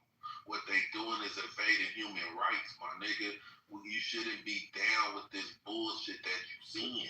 Now, I told some people this, and this is where people's getting it fucked up. It's one thing to be against illegal immigration. That's cool. But the way ICE and the government is handling this, you shouldn't be for that. You shouldn't be for the way they handling this. You should be totally against the way they're handling this. The way they handling this, they thought your grandmama, they thought your great grandmama and your great aunties and uncles and your ancestors were illegal. They thought they weren't supposed to be here. And look how they did them. What are you talking about? Our people is already over here. You gotta do your homework, homeboy. You gotta do your homework. They're basically doing the same thing right in front of our eyes, just to another group of motherfuckers in 2026. Now 25. Okay, give me a chance to talk, man. They never stop. They never stop. They just always change the narrative. They gonna always change the narrative. Listen, man, you just can't cut me off and say, all these kids call me a nigga at the same time. You know, you fucking know me. But, and look, I'm gonna tell you just like this, man. Flat out, man. I'm not worried about nobody else's history. That's none of that shit. I'm worried about mine. So if you feel like you Americanized and you feel like, oh, shit, about all these other people, this and that, what about those fucking people, man? Yeah, when they go back, hold on, bro. This ain't nobody talking about our people. Ain't nobody talking about Ibrahim Traoré over there in fucking Africa. And these bitches trying to kill him right now for doing God's work. Everybody want to talk about everybody else on this fucking planet. And nobody want to talk about our motherfucking people. They're struggling over here. They're struggling over there in Africa. All type of shit, man. So you don't make no sense to me, man. Man, you sound like one of these motherfucking colonizers with that shit, man. Real talk, man. I'm with you. So, but you believe God, we were created in the image of a black man? God's image was the black man? Yeah. Yeah. My people is in the image of Yahweh, God. Do the DNA. Can we get back to reality a little bit? So I'm gonna just talk about the situation. I think that we should just. This is a democracy, right? Like people, like the citizens have a level of control over the laws, at least. Why don't we just vote for open borders, man? Like, why don't we just do that? Because like I'm tired of like the gaslighting and shit of, oh, like we don't have a problem with people getting deported, they're just doing it the wrong way. Last year, when American citizens weren't dying, they still had a problem with it. When's the right time to deport someone? If you deport them when they're at work, you can't do that. You deport them when they're at home, that's not compassion. When's the right time to get them? Or at school. Obama's administration, they deported 3.1 million illegal immigrants, and the vast majority of those immigrants were not criminals. In Trump's first administration, he deported 1 million. And even as you look at the trending numbers now, if you combine Trump's first administration and even we're halfway through his second administration now, given the trend of the deportations, if you combine his first administration and his second administration, it won't even be 3.1 million. What am I saying? I'm saying that I feel like this is bigger than what it has to be. There's a difference between protesting and obstructing a federal operation, even if you disagree with it. If you obstruct a federal operation, you're likely to get the shit kicked out of you, if you're lucky. That nurse who died, the dude who died, he was murdered and executed. It was a tragedy. What happened to that dude who got shot? Renee Good, let's be honest, stupid games win super prizes. That was a legal shoot because she hit a cop with a moving vehicle. Was it the right thing to do? No. But was it legal? Unfortunately. Renee Good was stupid games win super prizes. The second guy, That guy, he was executed. He was completely executed. You're talking about the dude that beat the cop with a snow shovel? No, I'm talking about the guy who got shot 10 times. Oh, okay. I thought you were talking about something different. Yeah, I'm talking about the guy who got shot 10 times after they took his gun off of him. Are you a MAGA person? Huh? Are you a MAGA person, Trump voter? I voted for Trump in 2016, but I haven't voted since 2016. Yeah, I thought I was finally going to find a fellow MAGA person that agreed with me 100% on this. But no, on the second shooting, I don't agree whatsoever. I think the second shooting was 100% murder. But the thing, I also put that in the context of, let me name it this, I put that in the context of, I think a lot of Americans are looking for something to fight for. And I feel like we have like too much free time on our hands. And even though I feel like the shooting was murder, I just don't understand, like, you're putting yourself, you know that the situation is agitated, you're literally putting yourself in harm's way for what? Why don't we just vote to change the laws so we can have open borders so they're not illegal in the first place? That's not going to happen. I can answer that question. Hold on. Let me answer that question. The reason why we won't vote for it is 62% of Americans support deporting illegals. That's where we're at right now. Current poll. Americans, by a large majority, want the illegals out of our country. I agree. He won the popular vote, and 52% of Hispanic men voted for him. And the only campaign promise that Trump has kept, he didn't release the JFK files, he didn't release the Epstein files. He's gotten us in some more wars. But when it comes to immigration, is anybody surprised? I mean, this is kind of like the only campaign promise that he's kept. But so, like, to what Marshall was saying, he represents the people who voted for him. He represents the America who wants done what he's doing. It was asked that Obama do it. We didn't know that Obama did it successfully in the numbers because he didn't outright do it. But America does. Marshall said it best. He's representing the Americans who want him out. So, do they want illegal immigrants out, all illegal immigrants out, or just the black and Hispanic ones? No, Trump said this. He said, "Hey, look, you know, if you want to come over here in America, just do it legally." You guys understand that? Cool. But what citizens are being targeted right now? Is it just all illegal immigrants, or is it just majority the Hispanic and now the black immigrants? This isn't a racist thing because no. I just asked the question. Well, I hope you know that I'm black. That's cool. And I hope you know there's a lot of other immigrants too. There's also a lot of other illegal immigrants outside of Hispanic. Yeah. But I heard you earlier. The outrage and all these other illegal communities. No way, Jose. Do you know the outrage? But do you know the actual numbers? Outrage, but also no way. Hispanic communities. Okay, but do you know the percentage of people? White people. Let somebody else talk, man. Yeah. There's going to be a couple of white people that are joining the protest. That's cool. But where are the illegals? And where are these other communities? Okay, but what are the percentages, though? No way, Jose. What are the percentages? What country? Okay, so what are the percentages? There's a lot of Arab. What are the percentages, though? My question is the percentages. A lot is not a percent. Outrage and riots in these Hispanic communities, and now going to be these Black African communities. So, what are the percentages? Is I my want to hear all this percentage. So the percentages. What are you seeing? Okay, got it. What are you seeing? Control of this room, man. Control of this room. They can mute that dude, man. What are you seeing? We're about to say what we're saying. The Hispanic is 20.9 million.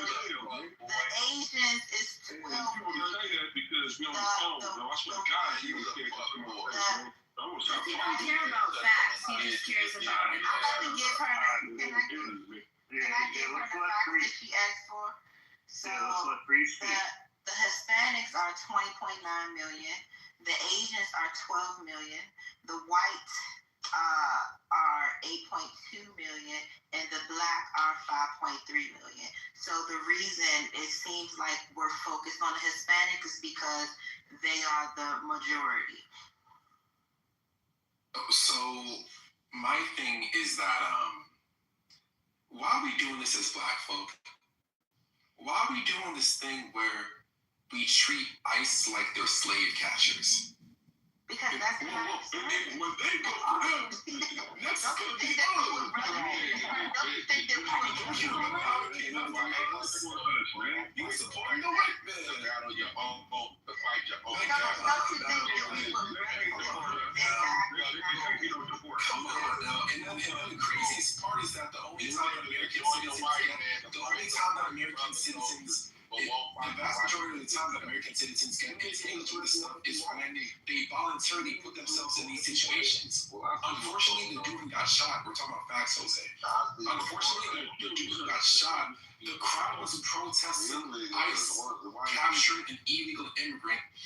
A lady was arguing with an ICE officer, and she was actively protesting them capturing an illegal immigrant, and then somebody else stepped in that was an American citizen and was murdered by ICE. But what is all this noise? Why can't we just let law enforcement do what they do and leave them the fuck alone so less people can die? Hey, excuse me, I can't really hear what you're saying because you got this idiot down here. He won't stop talking, man. You talking the whole time you talking. Yeah, we have a dialogue. Can't just have people talking over. Damn, you can go first. It's not that big a deal. So wait, let me get this cleared up. I'm getting mixed messages. Is this your fight, the Black community? I'm getting mixed. Alex says no, I believe. No, it ain't our fight, man. Exactly. Period. Yeah. What the fight for? Yeah. NBC, you? What do you? I can't speak for the Black community. I don't have enough points. Okay. Yeah, I don't know. We've been fighting our whole life. And foundational Black American. Can you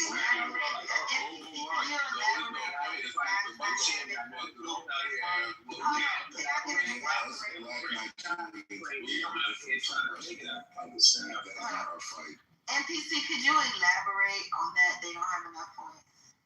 No, someone asked me about the Black community, and I was saying, me personally, I can't speak on the Black community because I don't have enough points. Okay, can you elaborate on that? I don't have enough nigga points. He's probably Republican and has a white wife or something. Oh, I don't have a white. My girlfriend's Black. I'm just. Somewhere, speak of us. Even that, man, you know, see, even a white person, like, didn't no white person that say no nigga to me. That's what I got it. You can give your opinion, though. I'm telling you, I don't have that, man. White people don't use that language. I'm just saying. You know what I'm saying? I'm here, nigga. Yeah, so as I said, so just to let you know, Free, I'm what they call a tether. I'm what they call a booty scratcher. I'm what they call foo-foo fingers at night. Oh, you African. Why didn't you say? But you said you were Black. But you said you was Black when you got here. So African people are Black? I mean, that's...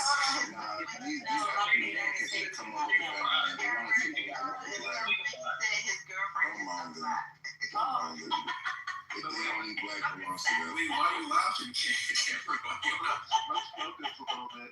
Free, what do you say? Is this your fight or not? I'm going around the room. Yeah, because it's different kind of Blacks. So. No, I get that, but let's just try to, you know. This is a huge distraction for the Black American. No, it is not our fight. It's a huge distraction because it doesn't affect us one bit. So this is a huge distraction for the Black America. I think we should be taking advantage of the level of ignorance and stupidity that's coming from the whites when it comes to their president that they elected, and I think there's a huge advantage. Elected the president, he had 75 to 76 million votes. We crashed out, us as Black Americans, we crashed out the Democratic Party. They needed more votes than they got from us, and we knew that. We knew it wouldn't take many of us to do that. And by that votes being off by about 10%, we crashed the motherfuckers out as we should. And all we was only doing because all they want to do is bury us under these fucking immigrants. So, I ain't gonna lie. The Democratic Party has been bought and sold and bought again. They're infiltrated, and we don't know who run that motherfucker over there. I ain't gonna lie. You know what I'm saying? I don't like neither one of them. You did, but I did vote for Trump only for one reason. I don't like neither one. I can't stand it. I had to link up with the enemy to defeat another enemy. Why I say that? Because the Democrats, they should up here promoting feminization. They feminizing kids. They on all this gay shit that's all over the place. You know what I'm saying? Then Trump, on the other hand, he like, man, shit, America, man and woman. And I got a 7-year-old son. I got to raise a man. You know, and the way the Democrats had it, they didn't want no men. It's like a war on men. You know what I'm saying? They want all males to be feminine. Why? Because they can control them sisters. They can control. So y'all watch out for these. Y'all watch out for these black people that come on these panels cosplaying as foundational black Americans. These are fucking black. Yeah, goddamn, so I'm one of those. I'm never been a foundational black American. I don't practice homosexuality, and I don't shoot up and do drive-bys. So I ain't say you did. I'm talking about why I voted for Trump, man. Alex, I ain't say you was a homosexual. I ain't say you did anything. He's responsible. You niggas stupid, man. You niggas stupid. I think you gotta use your ears to listen before you Alex, he's not talking to you. Yeah, he's talking to Harlem. He was GL. But let me speak for the Nigerian Americans, because I don't want to be mixed with no foundation of black American. I don't shoot up. I don't do drive-bys. I don't do drive-by fingers. Let me finish. My people do not do drive-bys. Yeah, okay, well then go back to fucking Nigeria. No, I'm still here, bitch. And I don't do drive-bys. Okay? My people don't do drive-bys. My people don't. You love our country so much. You want me to come here. You want me to come here, and then you're gonna shit on people here. I was born here, bitch. How dare you? You're disgusting. You're a disgusting human being. What y'all do, I got to decorate your ancestors. You're disgusting. Fuck you. That's why we want the undocumented people gone. You better for your I'm sorry, Sherry. I swear to camp tonight, single-handedly to you. No, man, let me finish, bro. Report this motherfucker first. Then out. That's all I gotta be, Mom. Get out. Let me see your papers. Let me see your fucking papers. Where's your mom and dad? Papers, bitch. I'm a Grady baby, bitch. I'm a Grady. Where you from, bitch? All right, where's your Where you from, bitch? I'm born and raised, baby. Where you from, bitch? Born and FBA, baby, and I got a house. Where you from, though? My whole She went from Atlanta for FDA status. Kansas City, baby. Kansas City. She's from Kansas City. She's from Kansas City. Can't tell me nothing about money. You're from Kansas City. You're a dirty foot black. You're a dirty foot black. Dirty foot black. You're from fucking Kansas, bitch. I'm from Atlanta, bitch. You're an African bitch. Self-hatred. From Atlanta, bitch. Get your shit right. You Kansas City, are you crazy? You a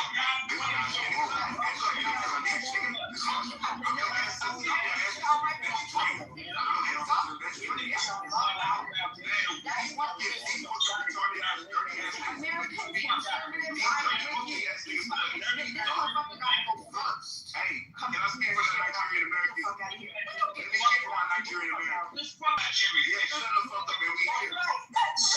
Yeah, you homosexuals. Hey, shut the fuck up. Can you stop the crime of the drive-bys and the homosexuality? If you stop, how can I cosplay that? I don't do drive-bys. Listen to your speech. Listen how you talk. Where you get that from? Speak that click shit that y'all do over there in Africa, nigga. You cosplaying me.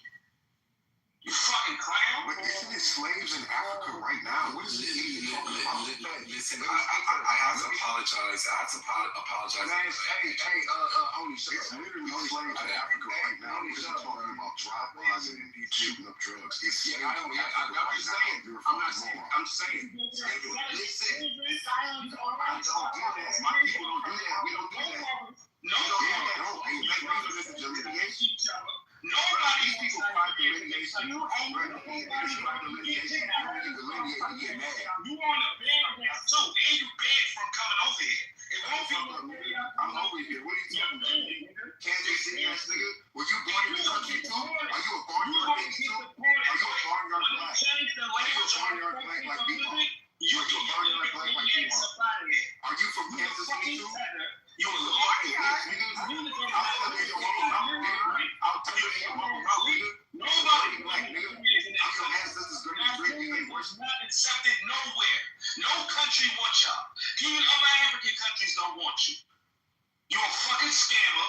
You fake ass diplomas. You fake ass doctor degrees. So let me ask this question because, like, right now, you all are not able to have a decent conversation. The one thing I like about white people in conflict is that at least they let each other talk, right? So in this conflict, you all are going to have to allow everyone to be heard, okay? So we know your disposition. Shut the fuck up, nigga. Shut your gay ass up. Go back to your family, bitch. Okay, Big Mom, we understand that you feel like you are Get the fuck out. And you have it. Now I'm speaking for the African fucking American. Okay, we got that. We don't need to go back and forth. Okay. You're not going to get through to him. He didn't have a father. The Asiatic African is gone. Okay. Now, we're clear. We're clear. It's fine. So I apologize for my Nigerian brother's passion. I don't believe in any type of disrespect, especially towards you good folk. We may disagree, but it's not really that serious. And at the end of the day, I'm staying my booty scratcher ass at home and watching television. I really don't give a fuck about protesting. I'm not gonna put myself in a line of fire so that I can yell and scream about how wrong it is that a cop got to kill me and get away with it. If you go outside and agitate the police and make yourself an easy victim, they will kill you with impunity. And then, well, whether or not they get convicted, who cares? You're gonna be dead. So let's use a little bit of common sense and go to the voting booth and make it so that we have open borders in this country and we're completely compassionate. We give everyone everything. We spread our cheeks for the world to give everyone everything because we're good and nice people. Are you fucking stupid? Voting never helped black people with shit. Voting don't stop bullets. It don't stop oppression. It don't stop redlining. It don't stop the shit that Obama did. All you're doing is want a peaceful response to the killing of black people. That's all you want. Drop your address in my back channel so I can kill you. I remember your story about that.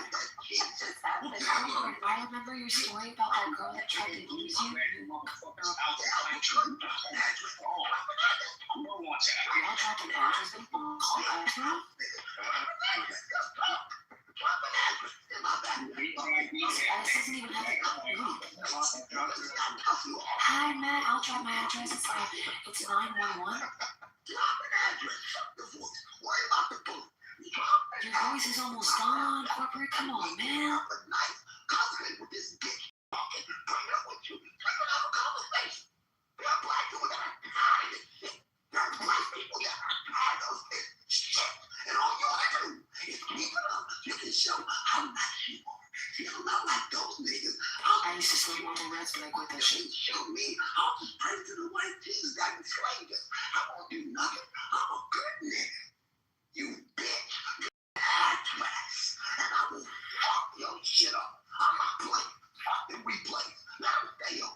Drop an address. I'm gonna be honest, bro. I'm getting nauseous. Drop an address. Please don't interrupt him. Corporate, chill, bro. Like, no, chill. You're not gonna do shit.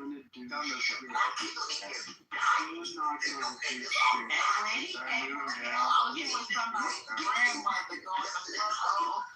He's been possessed by the ancestors. Reminds me of like Big Mama's house, like Martin Lawrence, like just like that. I thought that was Big Mama like shit.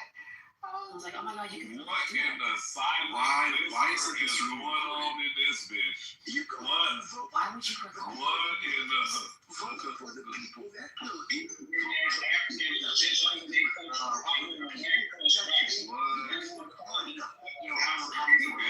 black on black crime. What in the black beamer? What in the this nigga trying to talk over me? What in the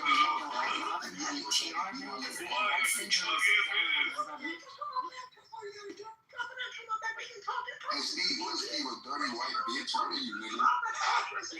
Kendall, you better get that syndrome, bro. That syndrome's down.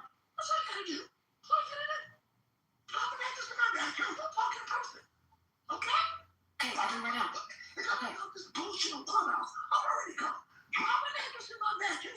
I'll do it right now. Can you stop? I'll do it. Everybody with you. This is your typical FBA. This is your typical FBA. Very angry, always wanting your address to be dropped. Screaming until their voice is gone. Y'all don't know what an FBA is.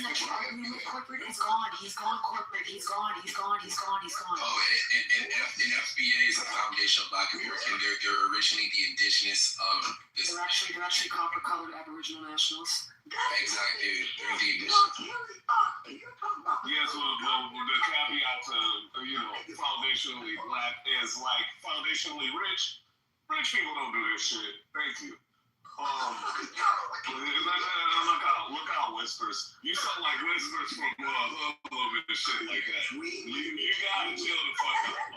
I'm about to wow you the fuck up. You're not gonna have any voice left. You can't fuck with me. Who said that I was? Who said that I was? You're welcome. Who said that I was? You're welcome. I am not none of the people in this room talking about bullshit. You're rich. You're wealthy. You're right. I just want a distinction from the I want him to keep sounding like a talking mouse. I want him to keep squeezing out of his booty hole size girl. Booty hole size. Just go ahead. So funny. Careful, green bean, everyone. No. Fuck that. Let's get back to the I'm just for my people who like that don't drive by, the blacks that don't gang bang, I'm speaking for my people who are strong, who come to the goal. He doesn't have a voice.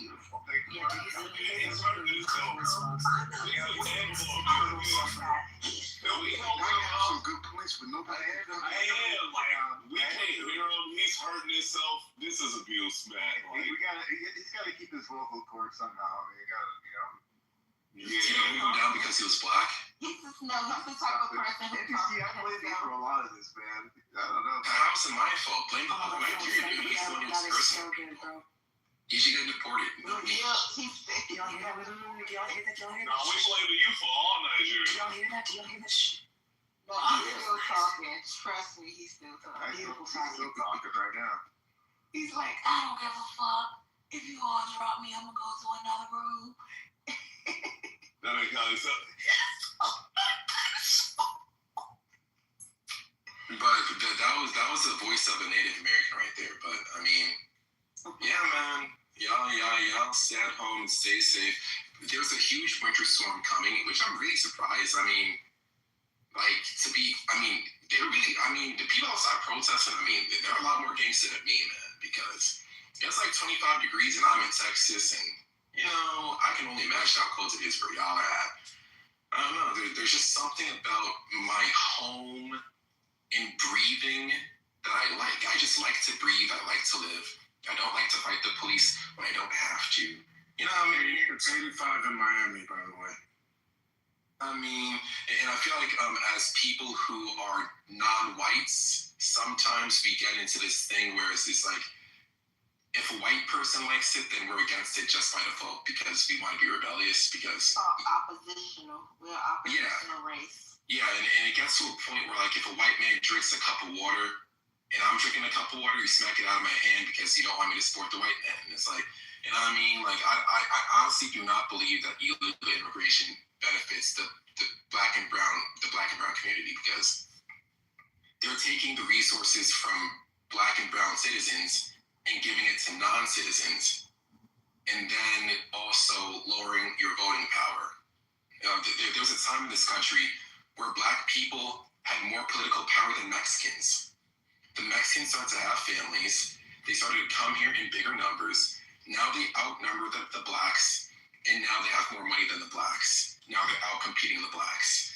And this is where we find ourselves in, because we're so compassionate and we're always trying to fight for somebody else, but we're not being strategic and we're not understanding that we gotta play it smart, man. Yeah, and Dr. Clark Anderson has spent years explaining this, that we will become a permanent bottom class citizen if we did not strategically approach the political idea of resources. That's what politics is who gets the resources, how are they going to be distributed, and to allow that to come. And what they saw it as is undoing the suffering aspect of it. You know, it's like, well, we don't want those jobs. We don't want to work fast food. We don't want to be picking up trash. We don't want to do those type of jobs. And so we openly, not blindly, eyes wide open, said, yeah, let them motherfuckers do it. And they didn't understand, though, that you might have seen them piled in, because you would talk about it. Oh, look, they piled in that Corolla, 1990s. Oh, look at them piles, 10 of them motherfuckers in a Corolla, right? Now, the motherfuckers is in big trucks, you know what I'm saying? They in 4x4s, and they got big houses. Like you said, they have full families, right? And you know, Black America just didn't see it as a threat and understand that they were getting the resources. Like, there's this thing that we do that if a person isn't European, they're our political friend and ally. And you know what, NPC? Back in the 80s, you saw in the Hispanic communities, being a sellout to white people was a big thing. You opposed white people. You don't hear about that anymore. They don't care.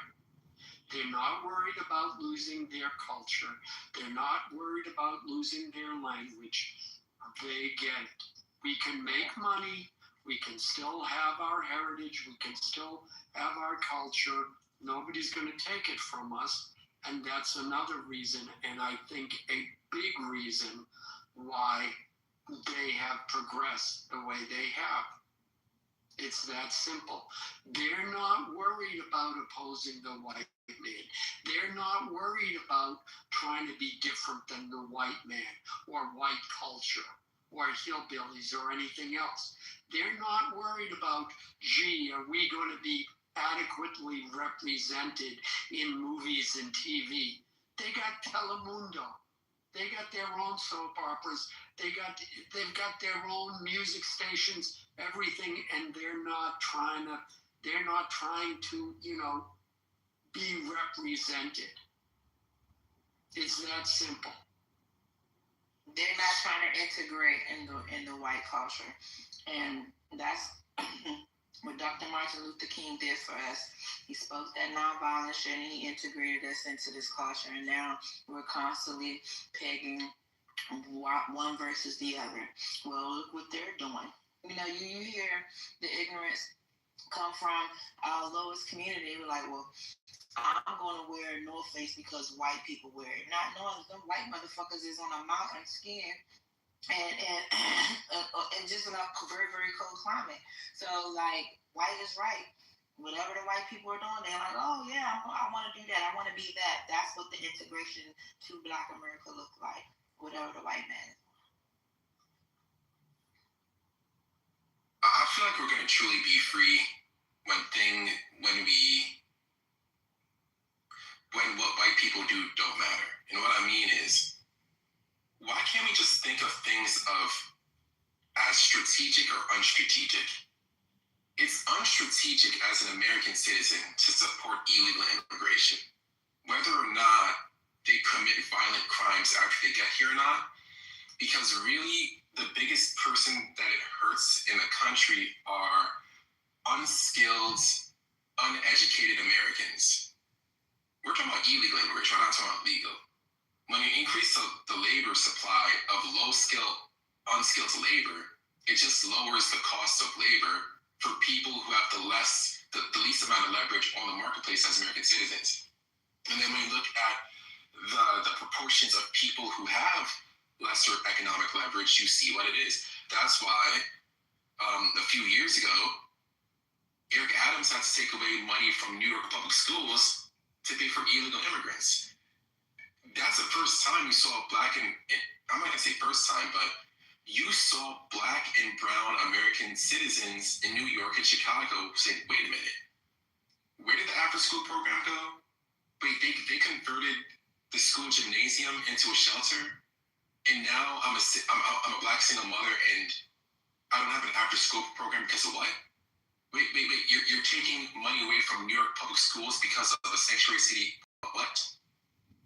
And that's why the popular vote was achieved in 2024 MAGA.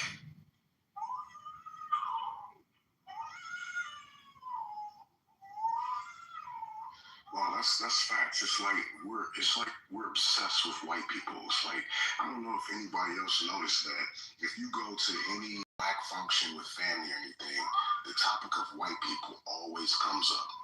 This shit is fucking annoying. Because it's speak for yourself, for sure. My family don't talk about it.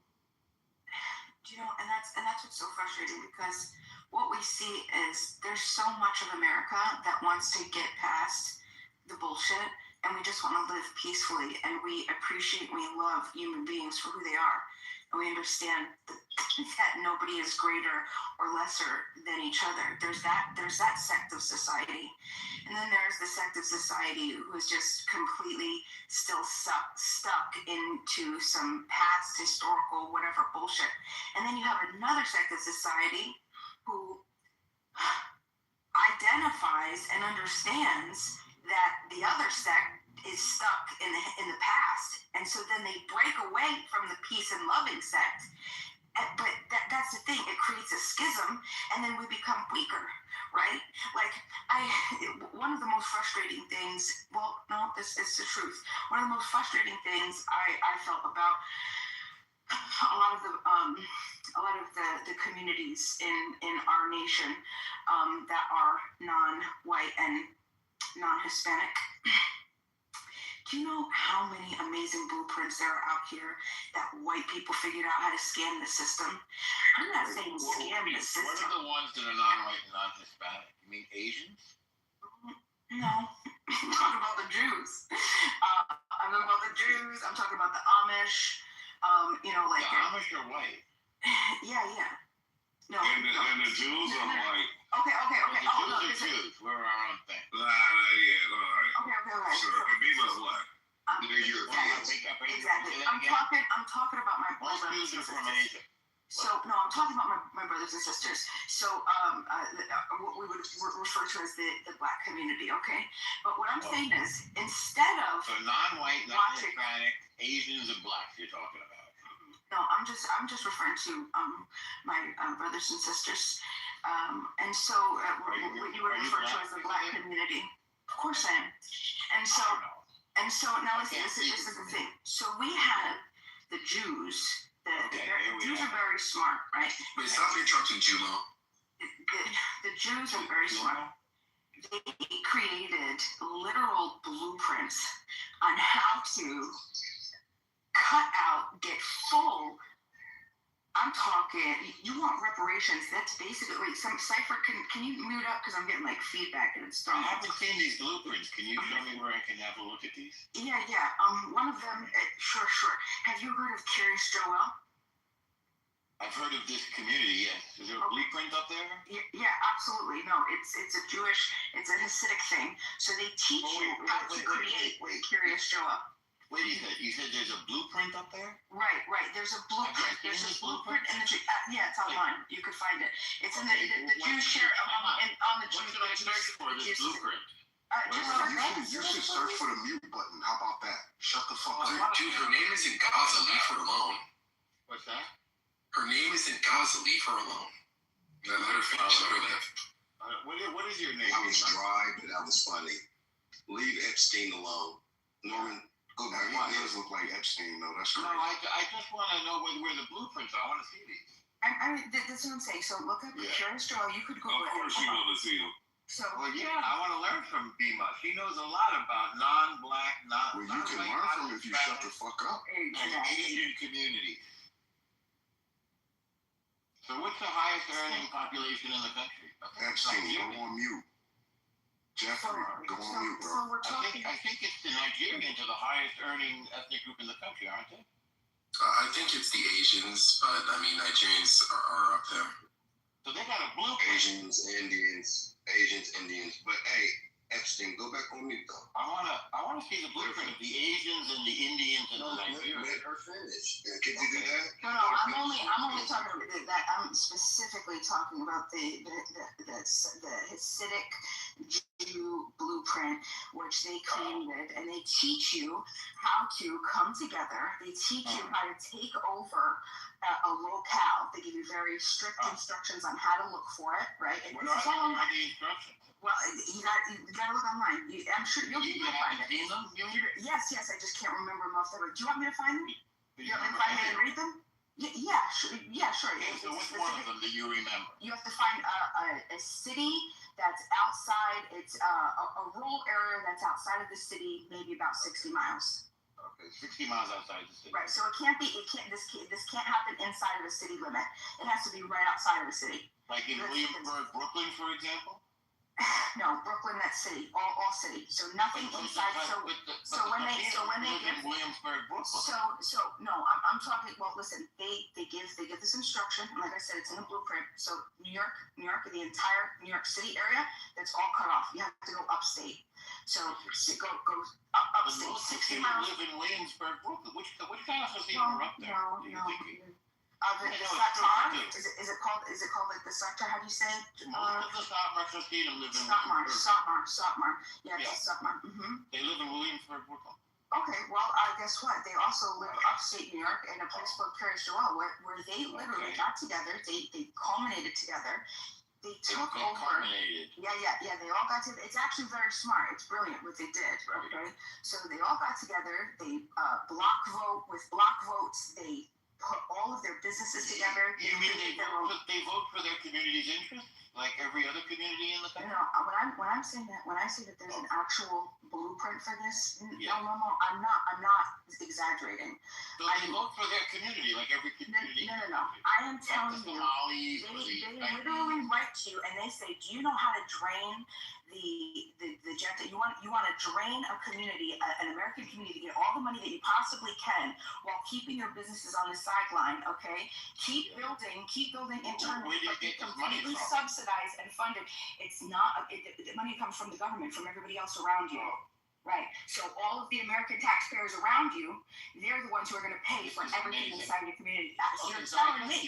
You're telling me get $45 billion a year from the government. We're not talking about. We're talking about the Jews right now. We're talking about the Jews. We're talking it looks like black folks get more money, so maybe we should use their blueprint. No. We're talking. No. This is my point.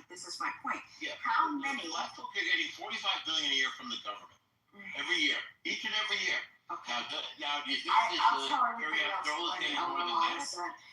Kiryas Joel was rated the number one poorest city in the country. Oh, they're poor. They're poor on paper. Is he a Jewish guy trying not to let you? Right. They were. Not let you get this. Hold on. But this is the It's not because you were talking. Yes. So this is the reason on paper. No. Stop. Let her talk, and then you ask questions. In the country. Got it. Okay. They're not accounting. They were the poorest municipality in the nation. But if you were to drive through, right, because it was all on paper, they were still running their businesses. Right, so nobody works inside the community on paper. Everything gets subsidized, right? Everything is. You're talking. No, not inside the area. Not inside the area. Hold on. Listen to me. Businesses. They'll have a business. They'll have private businesses, right? But listen, private businesses are not on. Listen, private businesses are not on paper. And so you laundry. It's basically just a bunch of laundering, and so they teach you. So if you were to drive through Kiryas Joel, which was rated the number one poorest city in America for multiple years, all you're going to find are well-dressed, buildings and construction and homes, and it looks like a wealthy neighborhood. It does. It never ever. No. They're storefronts. It's all a scam, right? They get all their food stamps. The food stamps come from everything gets funded by the Americans around them. They don't pay for anything. $45 billion a year. I don't know how much it is a year, but listen, they did enough. From the government every year. So it sounds like you guys have a better system. Can I give you a blueprint? I don't see how I can get $45 billion. Their block voting was so powerful that they kept accumulating more and more land because and so they ended up renaming the entire municipality. So now they have their own. It's literally no longer called. How many people are there? Expanded to so big, and everything is funded by there? all of the Americans around them. They don't do anything. Everything funded, and they. But it's not as much as $45 billion, right? Nothing's. They have their own schools. Everybody in the community, but they're very organized. Everybody in the community that lives within the community, the Jews, they have to come together and they organize in these meeting halls, and they all have to be educated on who they're going to vote for, and that's what creates the strength of the block. No, not this way. Not this way. There is in their entire radius of their community, they have leaders and they tell everybody to vote the same exact way. So there is there is no difference in who they vote for. So also, after they got so powerful, they were able to start funding who they wanted to get into office. So now they have people that are working inside the government to continue to fund. It's this huge thing. It's a blueprint. I mean, I think it's a wonderful. It's very brilliant. It's a way to reparations. That's what I'm saying. And I think if anybody deserves it, reparations. I thought not for the Jews. Not for the Jews. I'm saying that other people, we should learn from their blueprint. And we should listen and see what they did. And that's what we need to do. They teach us. They show us. We could just lie and say 6 million of us died in the fucking Holocaust, and then you know, I thought you that's a lie. That's not a lie. Yeah, you don't have any proof. You don't have any proof that there was. You don't have any proof that it wasn't. So yeah, I do actually. From the and several fucking rabbis. So I mean, here's that. But at the end of the day, we can lie and say that, and then just hold the fucking country hostage and tell them to go give us some fucking money. Or Black Americans could move $3 trillion of their money and redirect it to our own financial infrastructure. That would be even smarter. Sure, you get $45 billion from the government. You should be able to redirect. Yeah, where does that $45 billion go, Eleanor Epstein? It goes to black folks. Not to your island, not to your sex trafficking island. How much? Where does that? Break down where that $45 billion is allocated to? Who's allocated to? Exclusively to the black community. Break down the allocation of $45 billion given to Black Americans. Show us what it is and where it goes. Sure. I mean, you want to go deeply into it? I want you to tell us. You should be able to tell. You've been talking. Sure, I'll be easily able to show it to you. Why don't we Google together with our little fingers on our magic phones here? How do government benefits are distributed by race? How are government benefits? Why did you do the Google too? So you know we're telling the truth there. Government. I'm actually cooking right now, so in America, you do the work. Hang on. This is your point.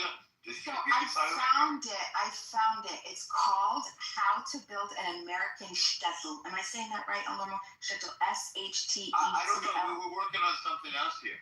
Bima, before you go into that, I want Eleanor Epstein to show us what $45 billion was allocated to Black Americans and where that money was spent. Okay, thank you, sir. Social Security, welfare, community contribution. Who were the biggest recipients of welfare? You mean by white American women? Next one. So you're talking about $45 billion goes towards Black people, and you're saying that Black people are on welfare? No. That we didn't have a majority of welfare. $45 billion in government benefits per year. Break down the allocation. Hang on. I just did for you. I just said it. SNAP, Section 8, housing, welfare. Yeah. 8, So you mean to tell me this is exclusively black dollars? Yeah. So black people exclusively are on Section 8 welfare, not white women? No. I'm saying this is the amount of money that the black community gets. White women are on it too. No. See, you're in that bullshit. I don't understand. You're on that bullshit again. $45 billion allocation. $45 billion allocation. $45 billion allocation. $45 billion allocation. Every year. Break down where that specifically goes to black people. I just did. Welfare is not specific to black people. Housing is not specific to black people. Of all the money spent on welfare, the black community gets $45 billion. Let's get this straight. It's not $45 billion that's allocated to Black America. It's $45 billion that Black America spends every year. No. This is what they receive. No.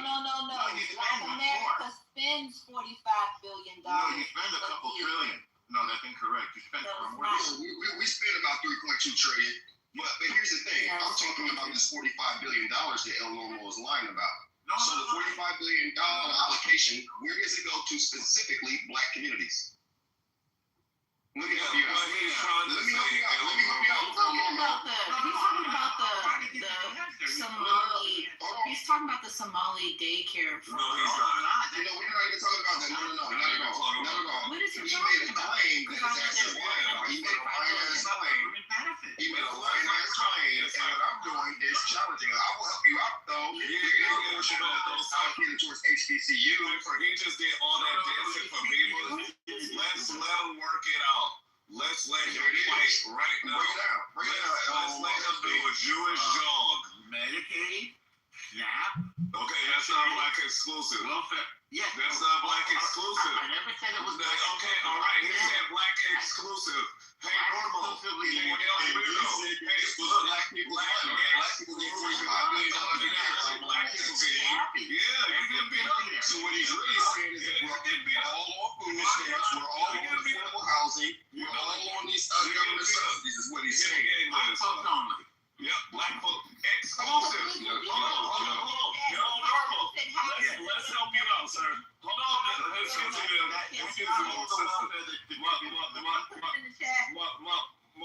the sister. Just 1 second. So, just while you're Googling that, let's just get some definitions. No, it's all right. Well, we're just going to help you out. So, okay. We do. You're an old man. You're probably on Medicaid, right? You're on one of the 4.5 billion. So just look up what exclusive. Just look up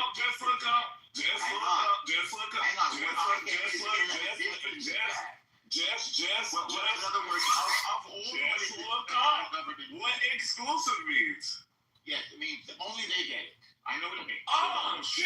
So you understand what it means? According to the United States, the total welfare in this country is much more than 40. Listen, according to the United States Department of Agriculture and the Census Bureau, white Americans make up the largest racial group of people who receive welfare benefits such as SNAP and food stamps. Of course they are. Because they're Medicaid, that falls under Medicaid. Oh, look at that. Look at what you was naming. So we have to look. Guess what, El Normal?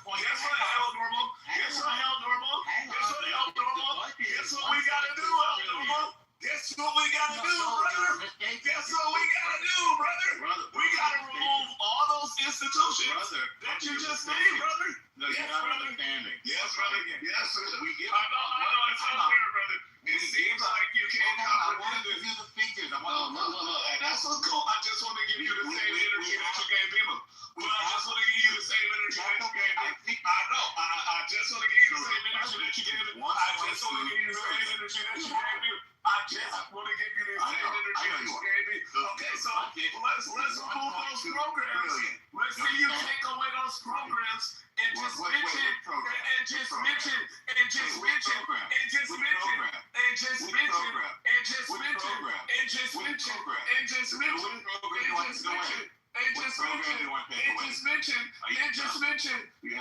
ones that are exclusive to black people.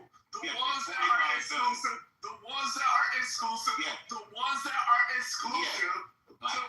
people. 45 million.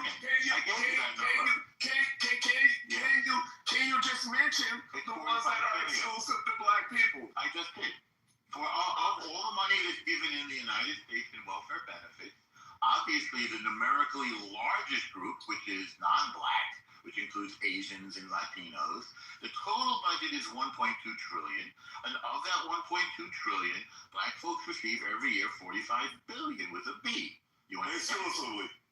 What do you mean exclusively? So are you dissecting these programs and saying there's a black side to all of these programs? I'm saying that the black community. Okay, all right.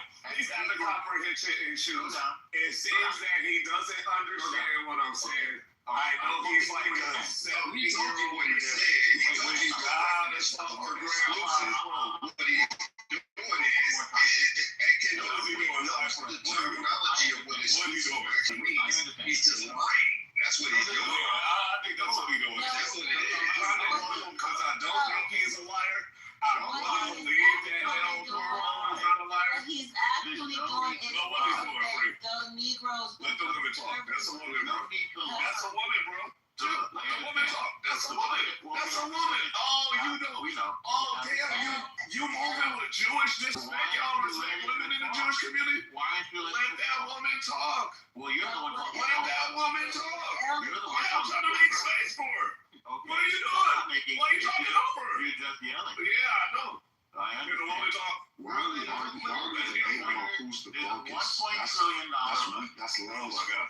Real quick, $1.2 trillion, $45 billion goes to the black community. Okay, how much goes to your I haven't calculated that. You tell me. So how do you do the calculation for us? I Googled it.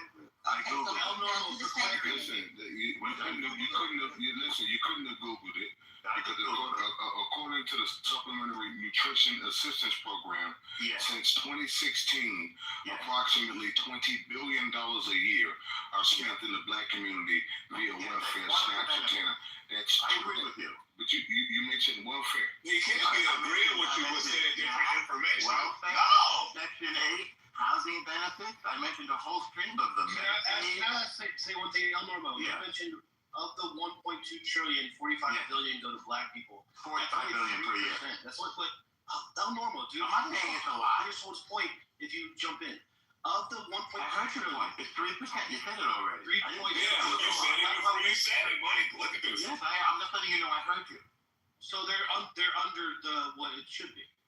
Well, no, they're not under what it should be. You think that they take up 13% of the allocated funds?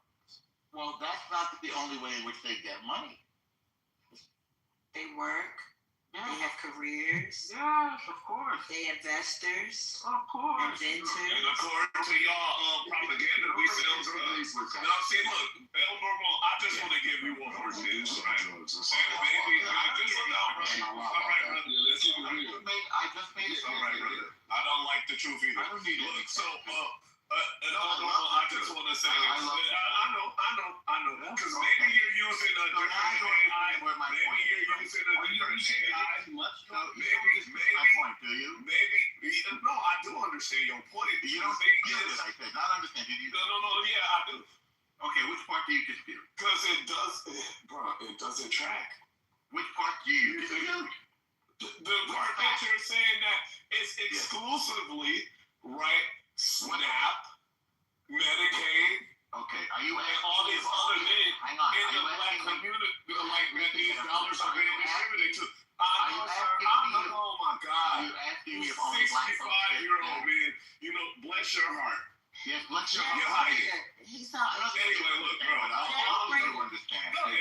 Jewish people get food stamps. Jerry, what does your group get? A lot of it is I don't know.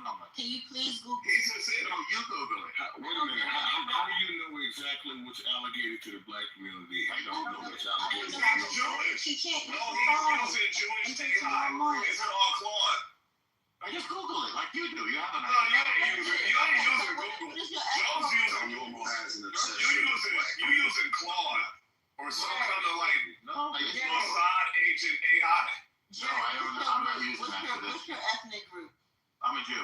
You're a Jew, okay. What kind of Jew? The city? Cool. The only thing there is. Cool. He's Jewish. That's I'm both. I'm both a Jew noun and Jewish an adjective. He Jewish now and Jewish later. He Jew and Jewish. He Jewish and Jew used to be. Hey y'all, know about the Huguenot and it's a I don't think I get to call myself a Negro. You might. Are you? How you insinuating he's smoking? Go ahead. Are you one of those? What's that? Are you any kin to them people? Am I the Canada people? No, are you any kin to the Huguenots or the Jacobites or the Sephardic? Well, we are related to Sephardim. Yes, all the Jews are related to each other. It's not Huguenots; those are Germans. What was the other one? I am no kin. My granddaddy was a Huguenot, and we're no kin to y'all. I can't figure out how y'all Huguenots are. I believe the Huguenots are French, actually. Oh, this is wild. So I can't even figure out how you get in the timeline if you're not a Huguenot, because you know King James was a Huguenot also. Yes, Huguenots are French Protestants. You know what? Hey, wait a minute. And you know the Germans also were Huguenot, and people from Holland also, and some people from Ireland were also Huguenot. Yeah, and they don't look like you. So I'm trying to figure out how you get in the timeline. I'm not a Huguenot. I know you say y'all all some kin, and I'm telling you, no, we're not no kin to y'all. You know, I never said I was exclusive Huguenot. He said the Huguenots exclusively. He excluded French Protestant Christians. Or white folks. What you would call white folks. I'll tell you what though, I just use Google again. Yeah. And according to federal census, approximately 33 to 42% of Jewish households receive some form of government benefits, as according to data from 2023 to 2025. Oh, damn, I guess they must be exclusively black. Do you know how much, let's just see if, I don't think you know what I don't think you know anything either. Or maybe you got a different Google than his. Maybe you got a Jewish Google and he got a black Google. We got the same, I'm not disagreeing with I don't think y'all got the same Google. No. Where's your Google, bro? I'm not disagreeing with what he said. I think you are. What? No, I'm not disagreeing with him. You're disagreeing by proximity of using ideology, right? So you might not be saying no, but you could be using different information that suggests otherwise than what he's saying. I'm not disagreeing with him. Okay, well, why is the information that you're putting forth different from his? It's not. Yes, it is. You got to do it, Google. No, it's not different because he said we ranked 13%, which accounts for that 44 billion that he was talking about. 45 billion that he was talking about. But now we know that they have a more increased benefit, and he's just concerned that he thought that we were getting more than them. So now he's happy. Well, how much is the Jewish community getting in numbers? Because we're a tiny community, so I don't think it's 45 billion. There are about what, 40 million black folks in America, something like that. I've been searching for that for the past 11 minutes. I like to say 50 million, but it's about 42 million black people in America. 42 million. When I was looking up how much a year, money-wise, amount-wise, does the Jewish community get welfare or TANF benefit, they don't give a number. All right. Well, there's probably 10 million of us in the country. Because they control the media. They go right back to the Jewish community gets help. They never, what's help they get? They just go right back to... No, I'm happy for any help we get. I think we deserve help. I'm happy about money. And Joe, y'all know they get the most because currently, every day, every month, every year, the United States send that little fake country across the water, right? Money every day. $3 billion in military aid, which Israel then spends here. I've seen some people who that live off the United States over there, and they don't have no job, and even the ones in New York, even y'all in New York, y'all got no job, and y'all just live off the United States. You mean some people are on welfare? Yes, I agree. Some people are on welfare. No, I'm talking about y'all curly sapper people. My crow sapper? No, I'm talking about curly sapper. Crow sapper? I think she means to say that Hasidics. What's I don't know how to say that. The curly sideburn. Oh. You the guys that look like Abraham Lincoln. Oh. The guys that look like they kept it at home. It seems like he's the greatest. The guys that look like they got Jerry curls. Isn't he the greatest president? The guys that look like they got got top hats in the can. The guys that look like The guys that look like they who's the best president? Trump. If not Trump, okay. Trump's the best All right. president. Do you He's think the it's only between president Trump that and actually Lincoln? freed niggas. He's the only president that actually freed niggas. Did he use those terms? Yeah. Really? I never heard Trump say the N-word. Trump is a real nigga though. Don't make no mistake. She's a certified I heard real him say nigga. it too. Yeah, Yeah. Let me tell you why he's a real nigga. Let me tell you why he's a real nigga. I'll tell you why. Prefer to be black. If he could be black, he would prefer to be an educated black person because they are the best. No, you don't have to be black to be a real nigga. You don't have to be black to be a real nigga. He is a real nigga. He has 7 baby mamas. He had multiple baby mamas. He been shot at. This motherfucker that sold shoes to get rid of debt. This nigga talking about grabbing women by the pussy, got 34 felonies. Don't forget 34 felonies, my nigga. You know what I'm saying? No, hold on. Let me finish. This motherfucker be talking shit to motherfuckers and bombing on their ass too. Like the shit he say he actually ended up doing. You know what I'm saying? Like, I mean, he is a real nigga. He's been associated with a lot of shit, falsely accused. He's been impeached. He's been a president twice. I mean, he's been on the Wu-Tang album. He's been on the Wu-Tang album, mentioned 300 times in hip-hop history and shit. This is a real nigga. Personally, put it like a majority of hip-hop parties too. That does not need to be left out. He's a real yes, sir. So like, yeah, like with that much, you know, included with the people. From now on, he's Tyrone Trump, not Donald Trump. Maybe. You know that Tyrone is an Irish name? No, I did not. Yes. So That's Jerome Irish name. is an Irish name. Jamal is an Arab name. Ray What about Ray. No, you gotta call him Teflon Donnie. Yeah. That is more appropriate. Teflon Donnie and all his baby mamas. I call him Don Quavius. Don Quavius, there you go. Yeah, I like that. Don Quavius Trump. I like that. Don Quavius. You know what I mean? Yeah, so you don't know nigga names apparently, Jerry Springer. Well, I said Tyrone. No, that's El Normo Epstein. That's Yeah, the same guy. And shout out to El Normo too. You know, one time he was cosplaying as a nigga on this app, but now he white. No, I'm just saying, like, come on, guy. It's It's only been one white man alive. It's only been one white man alive. Jewish face is right. It ain't been but one white man alive that can mimic the voice of a nigga, and that was Bobby Caldwell. Right? Nobody else. The second best job that was also trash was Robert Downey Jr. And Bobby Caldwell. And that was trash. Yes, sir. He played the fuck out that role. But Bobby Caldwell was the only one. How many people thought Bobby Caldwell was black? Yeah, a lot.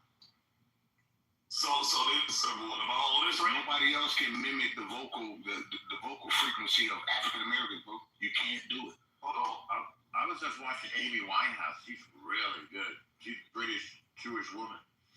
Should listen to. No, but she sound white. She sound like a smoky low tone white. All right. She is white. She still got that sound, but it ain't. Yeah, I ain't saying they can't have soul. I'm just saying they don't sound like us. They just sound like us. Right. That's deep. That's real. Why you think the #1 song sang for talent contest anywhere outside the U.S. is "And I Will Love You" for Whitney Houston? Whitney Houston, I'm about to say Whitney. #1 song. When that was Dolly Parton's song. Absolutely, it was Dolly Parton's song first. But Whitney made it hers. Whitney turned that thing out. Inside her. It's no longer Dolly Parton's. Even Dolly knows that. Facts. Whitney even get royalties. Listen, let me tell you something. I know, right? Let me tell you something. When it comes to the African American community, everybody points out all the negative things the media puts out, but at the same time, you be copying. Can we stop this African American? Because you can't be African and American. I'm just using the term. We can say melanated. We can say melanated. We can say Aboriginal, Indian. We can say indigenous, whatever you want to call it. Just use the American term. Just call them black. We'll just say the mirror. We'll just say black, right? We copy. We So I think Negroes do more up there. Negroes also educate you. No, I used to like the Afro-American. And then they, you know. I like the colored people term. Oh, damn. Color is wild. When we were Color is crazy. You like CBT? Yeah, when we were colored people. You colored. Them colored folks. They don't put us on TV, so I mean, color. Look though, it's a conundrum that niggas is the most loved and simultaneously the most hated people on earth. That's right. Because they hate us and they hate the fact that they can't stop loving us. It's like God. Yeah. I ain't never in my life, for the people who watch sports, if you watch basketball, I've never in my life, from my youth all the way to watching young kids play at the park, right? Pause on the watching young kids play at the park part. But anywho, I ain't never in my life seen I had to pause that shit. Diddy got shit wild. Epstein too. But I've never seen anybody shoot a tightly contested jumper in anybody's face and then call on the name of Peja Stojakovic. Shut the fuck up. Or perhaps Dirk Nowitzki. Ain't nobody out there saying Scott. Oh, yes, they is saying Dirk. They ain't saying Dirk. Yeah, they is. Well, we give Dirk and Bird a pass. Yeah, Bird. Luke ain't done enough. Luke ain't done enough. You're welcome for basketball. You can take white people for basketball. Luke ain't done enough. Listen, let me tell you something. Yeah, we welcome for basketball. Y'all welcome for games that didn't end in a score of 28-16. Right? There you go. There you go. Damn. How about that? Y'all don't like defense? Yeah, we do like defense. Y'all can thank us for the crossover. Y'all can thank us for the Euro. Y'all can thank us for the step back. Y'all can thank us for everything.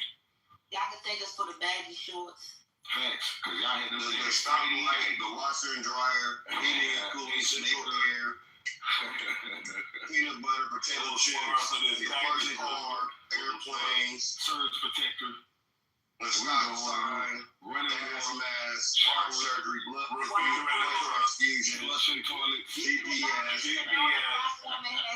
cell phone, social media. Wait a minute. Hair care products, video game cartridges. Absolutely. The precipice of AI. Who's that gay? Baby oil.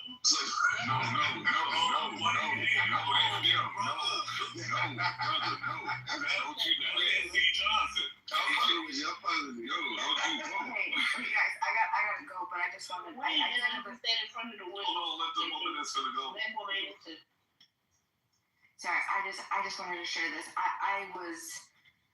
I didn't know that they were as successful. I mean, like, this is crazy. Listen, I want you guys to, and El Normo, I found it. Okay, have you heard of a guy named Shalom Lam, Lam? Okay, so he wrote the playbook, and he basically gave the steps on how to create. Oh, my computer's okay. Here goes.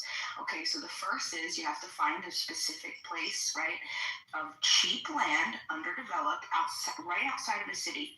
You have to buy property without tipping off the locals that you plan to turn it into an enclave. Okay, you have to check the zoning. They give you the list of things on what you have to look: densely clustered homes, big enough for large families, walking distance. GPT. That's what I did. Tell it to give you the step by step.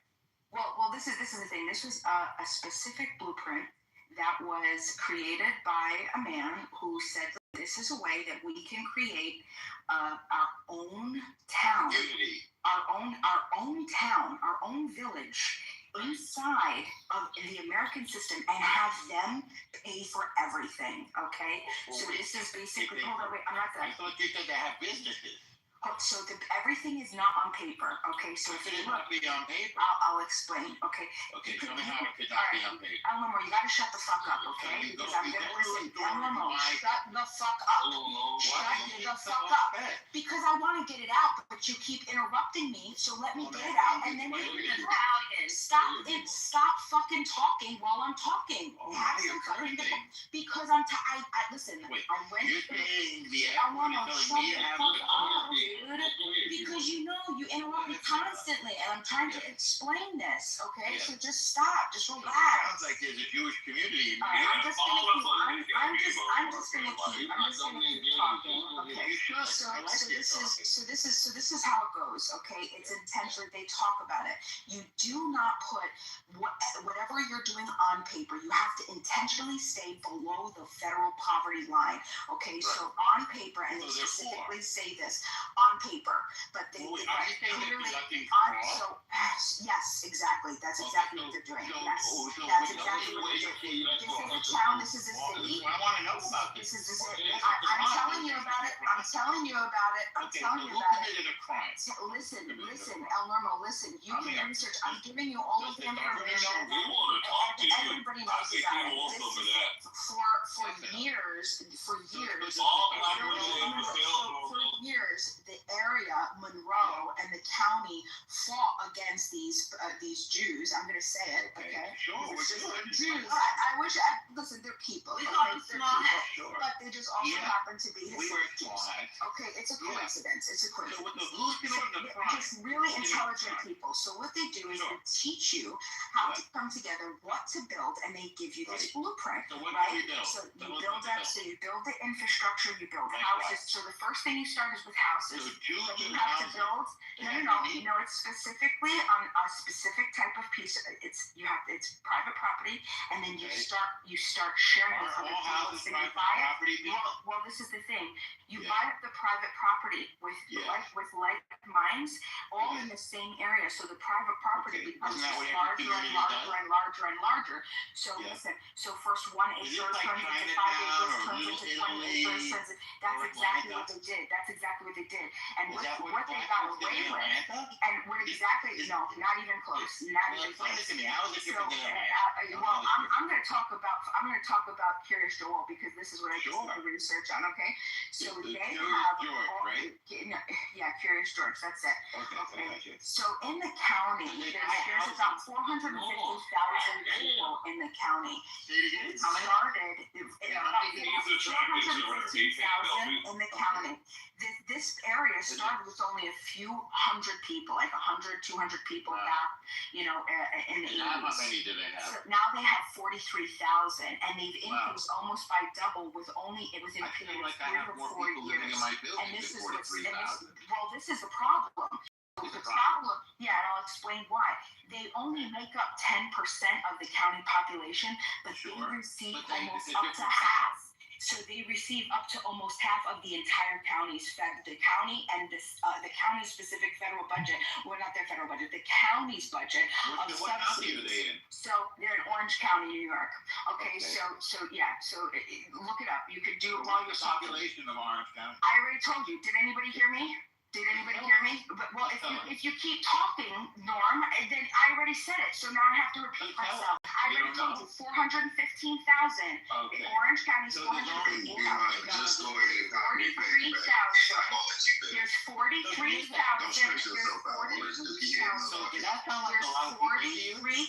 And now there is, yes. Okay. And so, but this is the problem. It's disproportionate. That's not what I'm saying. What I'm saying.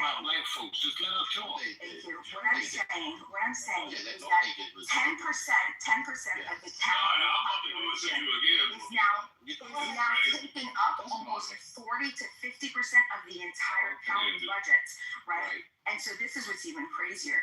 They started. Oh my God! I'm a Jew. Hundreds of millions. Anywhere between 100 and 150 million, but that's only within the actual subsidies. That's not talking about everything else that they get. They also get federal funding and also state funding because they get grants. So you would have to look up all of the grants and the federal grants. Yes, he wants to join. He wants to join. He's very, very interested. Very interested. Yes. We're telling Jew secrets. We're telling the Jew secrets. Listen, share the wealth. This is Share, not secret. share, So we're not getting 45 so billion. now, so what they Why you want to know about the money? friends, So they're not what, getting what 45 they, billion. so what they, listen, it's relevant. What they doing? My point Did is, you say if that? they lived inside of a What they community doing? and they're leeching off of the surrounding Yeah. community. Why are they leaving? Right, I thought they they were poor. disproportionately, only on paper, and that's So delivered. when That's black part of the folks get money, blueprint. is that legal? They teach you. Hold on, Yeah. this is part of the blueprint. These The- are almost Right, Somalian. right. These They are almost say as smart you're as only Somalian. going to report that exactly. This is a Somali. Okay, so this the is the Somalis original got Somali 9 situation. billion. Oh, Okay, God. but Curious Joel And is Curious Joel is showing. 100 million. No, not just 100 million in totality. I'm talking percent of the population is disproportionately getting 40 to 50% of the subsidies of the entire county. And your community is getting 45 billion, and you have some kind No, of. I'm not. Nobody said arguing with this guy is futile now, love. So I'm saying 45 listen, billion. I'm just gonna. It's futile arguing with this creature. Yeah, I know. So this is the point. So what they did was they grew from only a couple hundred people. They grew so large that they created their own village. Okay, so now that they created their own transit system. Well, this is the thing.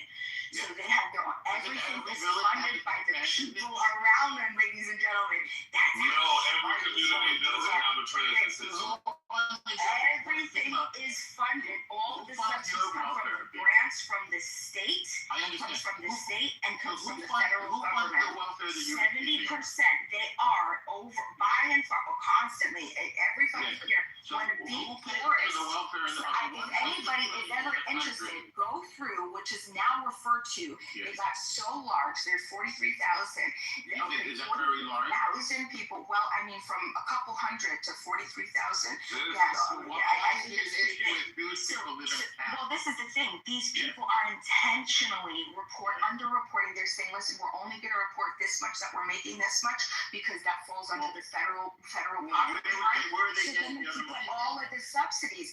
This is from the money that they launder, from the businesses that they launder, okay, inside. But this is yes, they launder. Do you know why? I'll tell you. Do you know why? Do you know why that they can't get found out? I'll tell you why.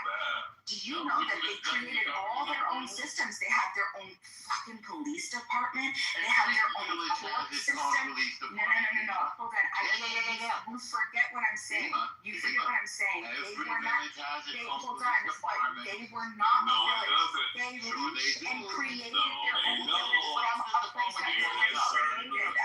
Certain jurisdictions That's why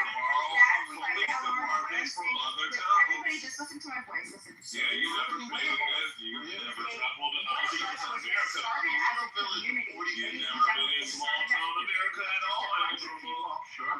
Hey, the did say you gotta leave, baby. Don't stress yourself out. Go ahead and run that thing and then just know the information. Yeah, because I'm Don't stress yourself out.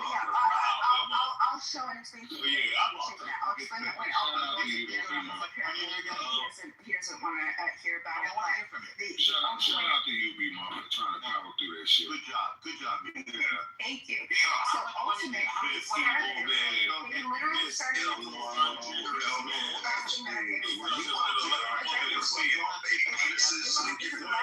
They started as a actually was one of the rabbis that was like a baby their own government for their own utility systems, their own transit systems, their own emergency services, their own health systems. Did y'all hear about Epstein? Their intent is very He was a part of the tunnel diggings too. Nobody's working. They get food. How many states you been to? Cash assistance. How many states you been to? How many states you been to? In a way that way overrepresented. How many states you been to? So they're getting an insane amount well overrepresented. Information in the chat, B Mom, because I want to read that shit. Okay, all right, I'm a back channel. How many states? I'm gonna back channel. How many cities you been to? How many small town cities you Who been wants to? to create a shuttle with me? Let's How many? You know what I mean? How many? You should have come. counted. You're a Jew. Why You should have counted. You're a Jew. Why would I care? Oh, you should count. Why do I care? Because all cities matter. Okay, so look, I just want to deal with you on this. I want you so to you're saying that there are certain, every single village that you've ever been to in every city had a police department. I would say many is normal. No. Don't try to restructure. I'm not trying to restructure. Oh, yeah, sure. Small towns have You say every don't know. Every. Small towns have police department. Every. Yeah, what about it? Okay, every. What about it? So no, what about it? Agree that they should have what about it right here? I'm specifically giving you a word. Here we go with this word shit again. Right? Where you probably don't know what every means. Police department. I might have to Google what every means for you. Okay, no, that's all right. I don't get why you acting like you don't know what every means. So, okay, I'm just asking you again. Let's see if you're a fucking liar or not. Okay, let's be quiet. Every small town that you went to had a police department, yes or no? Yes. Which town does not have a police department? Okay, there's a... I got three of them for you, and you can Google this. Gulf, Georgia, Valdosta, Georgia, and Waynesboro all share Waynesboro, Georgia's police department and Waynesboro, Georgia's ambulatory care. So if something happens to you in Gulf, Georgia, I don't know what the population is. I just know those Don't matter. It's still a fucking village. You idiot. That's the point. That's the point. It doesn't matter the population. Don't try to fix it and dress it up to where the fuck it fits into your narrative. You dumb bitch. This is a real thing. This is a real thing. It's called a consolidated department. It's called a what? Yeah. It's consolidated. Where there's many different cities, and you know that there's a lot of small towns in America, correct? That are not adjacent to major cities. Yeah. Okay. So how do you think they receive police help? They have their own police department. No, they don't. Sure. And he just showed you dumbass, that they don't. Because you're not listening, bro. No, I think you don't. Maybe when you got that fucking COVID shot, it numbed your ears to where you can't hear when certain people say certain things. And this is why I don't recommend the vaccine. People, don't get the Moderna. Okay. Do you have COVID right now? No. It's just COVID. What did you do when you had COVID? Survived. Okay. How many times did you get it? I'm asymptomatic. How many times did you get it? I'm asymptomatic. You weirdo. How many symptoms? I don't need to. I've been a problem. I got immortal cells. I got Henrietta Lacks in me. You probably don't even know who that is, but that's okay. All right, don't try to move him. Don't try to move the goalposts. Y'all let Jerry Springer censor himself and pick up the conversation. Yeah, I know. I just want to, I want to show him how ignorant he is right now. Because what he's trying to do is hijack the conversation, right? And he think I don't know that he's trying to hijack the plane right now and fly it into the building, pretend like it's not for his interest. Doesn't that sound familiar? Nah, okay, so look.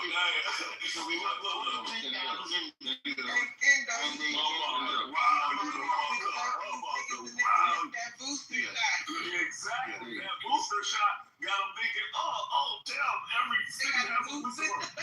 Yeah. They out here boosted.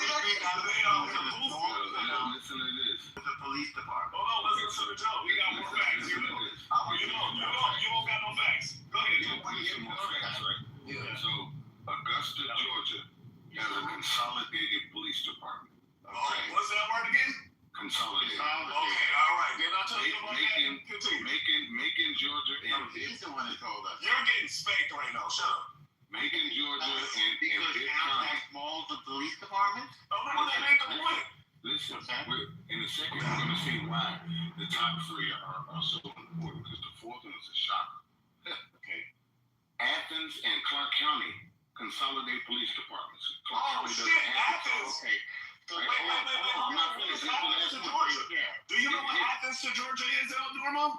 Sure. They have a police department, don't they? Oh, my goodness, no. What is Athens to Georgia? What is Athens? Athens is a city in Georgia. Jesus fucking Christ, I thought this guy was good at this. How good of a Jew are you if you don't know where the fucking money is? What are you talking about money? Where's the money? Oh my God. Okay.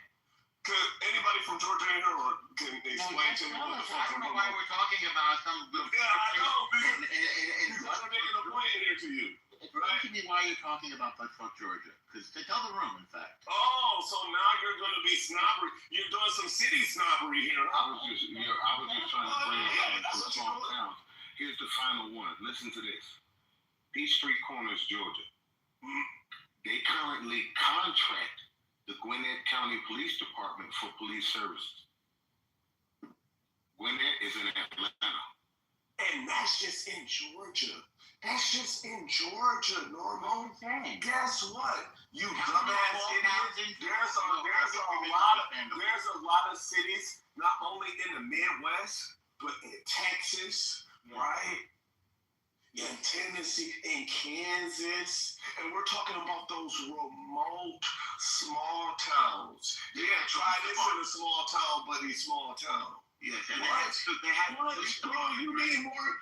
You need more experience. And at your own 7-year-old age, I thought you were going to traverse the world more than like a younger black person.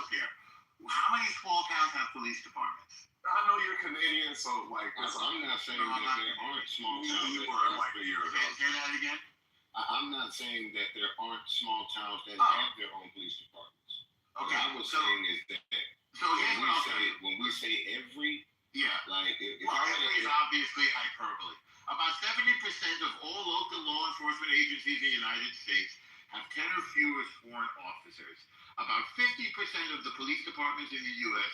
serve communities with fewer than 10,000 residents. Fewer than 10,000. This one has 43,000. So that means that 1 in 2 police departments are in small towns with fewer than 10,000 residents. So there's your answer. How many people live in You're making my point. Listen. Half of the police departments in America serve towns of less than 10,000. That's 1 in 2. Right? Curiosity has I swear to God, I bet not ever hear you in another room thinking that you better than anybody else again. That's it for you, bro. That's it for you. You're kidding. Watch. I thought you was good at this. I thought you was good at numbers and shit like that. What point did you think? Knowing that 70% is like, bro, like, look, bro. You didn't understand what I said, did you? Yeah, I did. You know, be honest. You don't really know what the point is, do you? Bro, I do know what the point is. Okay, Joe, you think you know what the point is? Where did we start? I know what the point is because I'm the one that started addressing the point. Okay, so did she say that Curiosity has its own police department? Bro, I thought about the original point. What's that? I thought you were talking about the original police departments serve towns smaller than Curiosity, right? That we just discovered that. So what point is there that Curiosity has a police department? Why is that interesting to her? Interesting to who? Bima. She says that. Okay, so then what are we talking about? She seemed alarmed that they had their own police department or that it was a poor town. Oh, I was talking about because most poor towns with low populations that fit into the narrative of what she was saying don't have police departments. Not on that scale.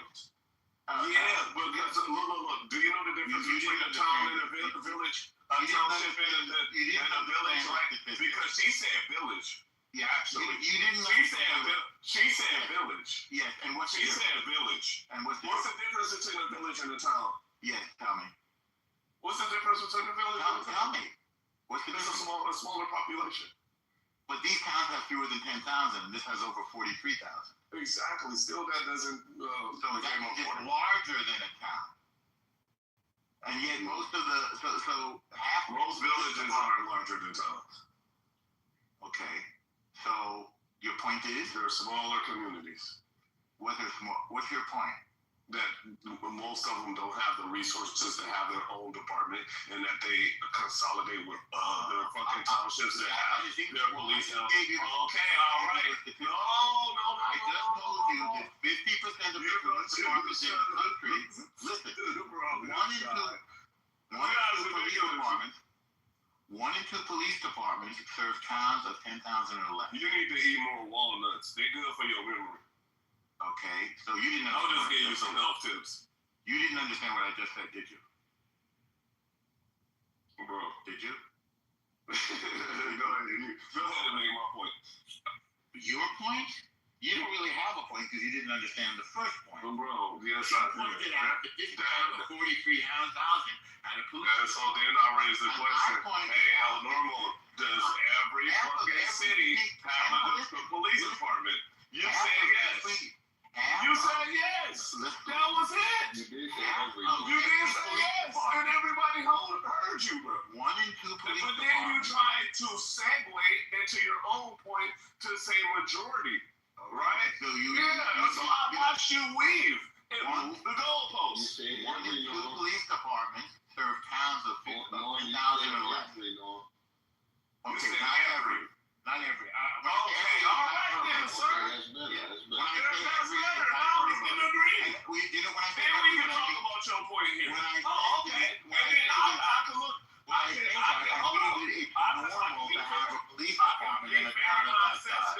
And agree with you, like, yeah. When I say that, I mean that it's normal for a town of 43,000 to have a police department. In fact, one in two police departments serve towns of 10,000 or less. And guess what? Okay. Yeah. See how easy that was to agree? Well, instead of trying to disagree just to make my point right. No, because I could have disagreed with you and then went back to my point. But I didn't do that. I didn't really have a point. I could have swore I said that every fucking town doesn't have a police department. But that's not the point. That was the point. The point was that Curiosville had one. And it was such a small town, how could they have their own police department? And I said that small towns have police departments. In fact, most small towns smaller than Curiosville of 10,000 or less have police departments. That's what I said. You just read. Never mind. You know what? I'm tired of this guy. He doesn't. I want to see just how amazing your research skills are. I can't find it. And I say you can pretty much find whatever you're looking for. Shout out to you for that. Yeah. Can you look online and see how much money in governmental aid just the American Jews in the U.S. get? The Jewish people only in the U.S. They don't have a number. They don't show it. I'll leave it to you. You'll find it. I tried. Whoa. Why you backing out of that? I'm not backing out of anything. It's not like you running for some reason, something compelled you to look up how much money a year do black people get in aid. Yes, that's correct. Yes, it did. But nothing compelled you to see. We were having the conversation. Yes. But you said that before you looked it up. Doesn't that sound like a good amount of money? $45 billion a year? Well, yeah, but look, I'm looking at the Hasidic Jewish community that's based in New York, right? That has its own, fire department.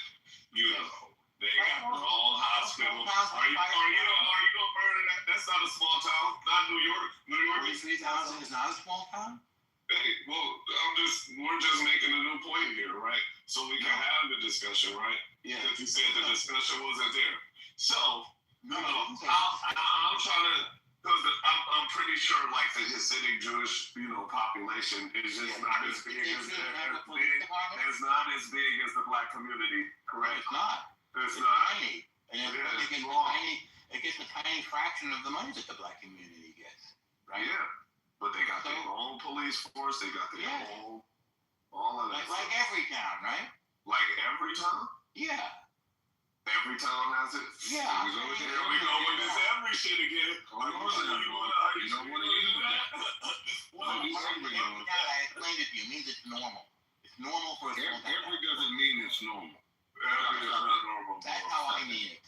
That's how I I'm sorry that the you have to enunciate isn't set up how Well, it was really clear from the beginning. No, it wasn't clear from the beginning. But, okay, so if you look in any dictionary, it doesn't matter whether it's from any country, the word every, does it ever mean normal? Yes, if you say everybody loves her. No, it's all encompassing. Jesus fucking If I Christ. say everybody loves her, do you think it means everybody, or do you think it means? Yes, I think it means No, everybody. that's called bandwagoning. That's called bandwagoning. Yeah. Well, you could call it bandwagoning, but that's what it means. Everybody, what you were doing, Norm? Everybody eats popcorn. Does that mean everybody? Yes. That means bandwagoning. But does That means everybody. But does everybody eat popcorn? No. Okay, so if I say everybody eats popcorn, it would still be correct, right? No. No, it would be, because it's normal. What in the fuck? Yes. What in the fucking Jedi mind? I don't know how you be breaking this shit down. So this is crazy. I don't know what the fuck book you done went into, Norm, and then I gave you this breakdown. What breakdown of what? That every means normal, and then you went to say I'm using it. Everybody fucking loves Chris. Like, come on, man. Does everybody love Chris? No, they didn't. But so that meant that it was normal, right? Yes. What the fuck? Yeah. You don't agree with that? Yeah. Everybody loves. Does everybody love ice cream? Jujutsu Kaisen. What the fuck? Does everybody love ice cream? Listen. I'm asking a question. No. I don't. Okay. But if I say everybody loves ice cream, am I wrong? Yes.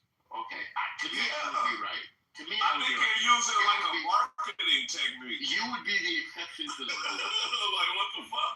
Now, I can understand if you were. It's called bandwagoning. Yeah. Bandwagoning, yeah. Bandwagoning is when you like something because the other people like it. That's different. You're banding, you're banding together.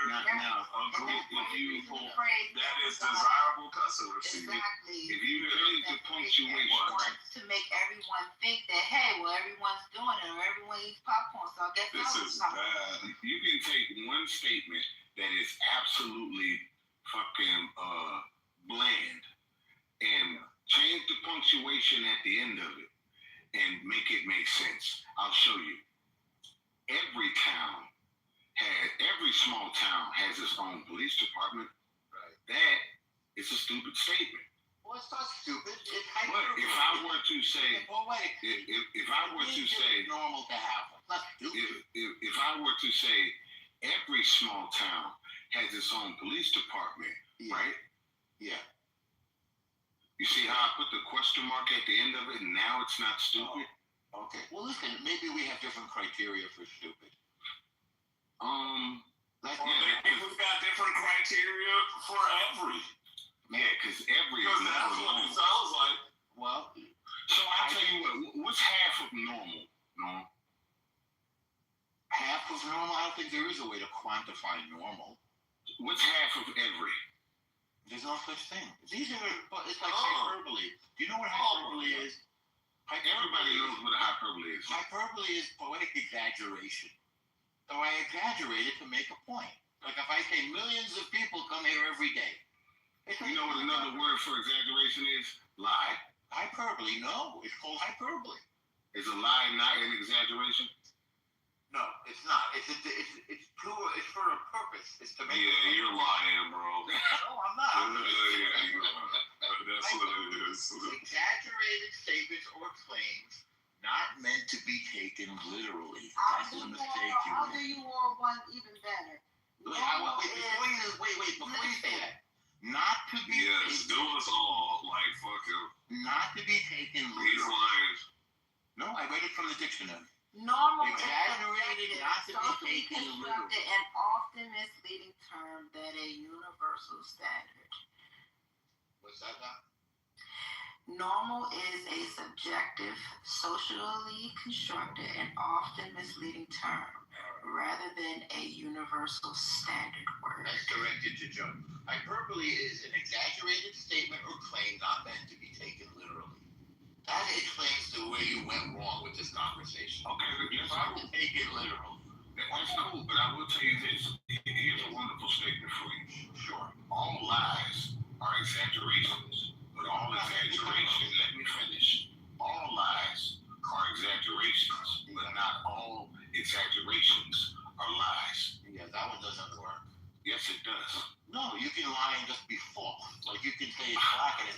white. So that's just false. It's not an exaggeration. Okay, so what is an exaggeration? Wait, let's catch it right now. So what? Does the black and actually white apply when it comes to the 45 billion and shit? No. Oh. So how much money does the white community get every year? I don't know. I've never measured it. How do you only know the black I don't community? even know if there's no thing as a white. What's so interesting? We are interesting people. I will say that. So I ain't even gonna ask you why, because we are the most copied and the most watched people. So I don't blame you. Well, you know, wait. You just said the most. Is that an exaggeration? No, we are firmly the most copied. That's an and the most watched. exaggeration. I'm not gonna call it a lie. You think You so? would call that a. Norm, the legal term is puffery. In advertising and saying things like that, it's puffery. Exactly. That's why I actually pointed it out that it was a marketing technique. There's no way of measuring that. So when you say we're the most copied people, you exaggerate it. But I won't call you a liar because you only said that to make a point. You're not meant to be taken literally. The same way I said that. They don't have a metric for trends? They don't have a metric for most copied people. They don't have a metric for trends. That's a separate question now. Don't go off the original question. No, because I'm just asking, bro. All right, look at this. How would you measure most copied people on the planet? Let me say Did it you like know how this. easy it was to catch you in an exaggeration? Let me say it like this. That wasn't no exaggeration. Yeah, He's beating around. You're beating around answering the question. That's all it is. The top 10 most well-known, biggest athletes in the world right now today. That's not How copy, many of right? them That's not copy. are They're black? athletes. How are they? Answer the man. You can't answer the question for what it is. He can't. Well, we stopped on most copied people. You didn't want to answer the first question. He's asking you a new one. What was the? Well, we're still on most copied people. The exaggeration is not a lie. But yeah, that's the question you didn't want to answer. Joe, do you have a list of the top 10? Because I want to see if I can guess it. Tell us how you're going to measure the most copied people. Oh, that'll be good. I'm gonna get that list for you right now. Okay. Is it fair to say that you made a mistake and you exaggerated, but you didn't You lie? can't tell me Michael Jackson ain't one of the most copied people on earth. Stop. Sure, he's one of them. That's true. He's a black person. Top 10 athletes, though, Otani's going to be one, I would say. Messi, Ronaldo. So we're giving up on the most copied people, right? Michael Jackson is an American Indian. Please don't bring him into this conversation. Man, how many people want to be King Leopold? Not many. I'll just say that. Exactly. And as an American Indian, I am vital to it. So shut up. Just don't call him black, is all I'm saying. No, the nigga was labeled as black. We gotta call him black.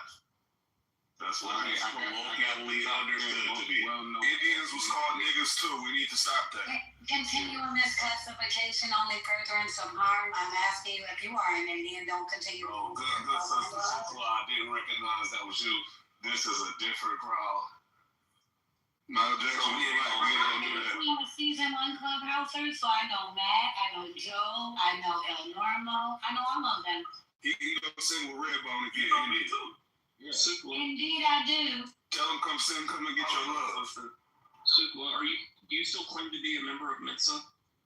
I am not active, but I definitely tested and became a member at 14. That was over 30 years ago. No, you didn't. Okay. Go look at the Minnesota chapter test out of it's still a minor test. You probably couldn't pull it because I was a minor. But go ahead and see if you can find me. I tested at Afrocentric Academy for special gifted youth. Yeah, a private school tested me. Thank you.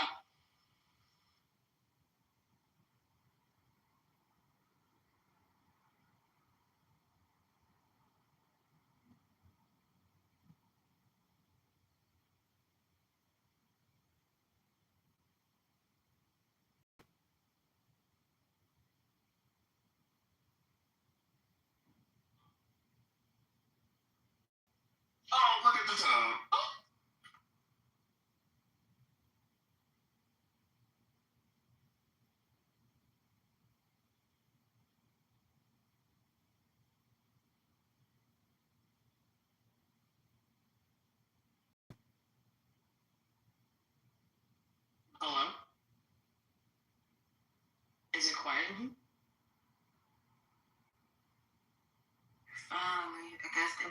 his artist. I just saw a video on X I think you'd be interested in of Eric Lee, the attorney. You guys have heard of him? He posted a very interesting video. One of his clients, Liam, that was taken, and he is a citizen, and he was taken, has a birth certificate and everything, and you could hear the screams from the detention center outside. That would be interesting to post in here to see if anyone will talk about that.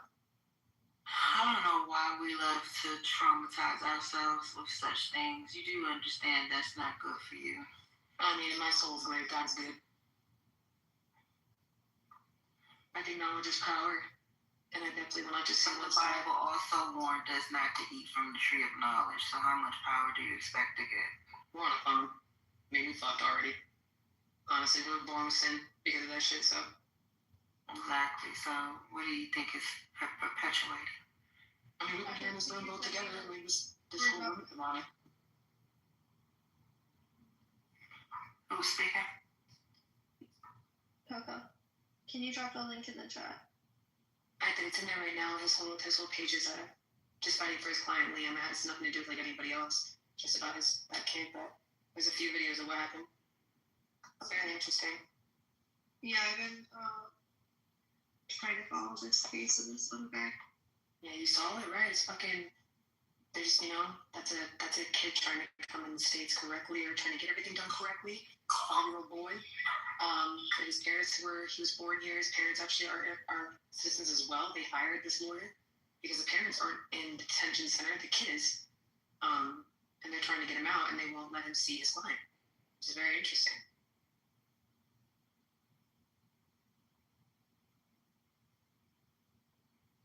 Well, thanks for confirming that the man had a child in his car that was not his. Seems like they're doing great with child trafficking to me. Mm-hmm.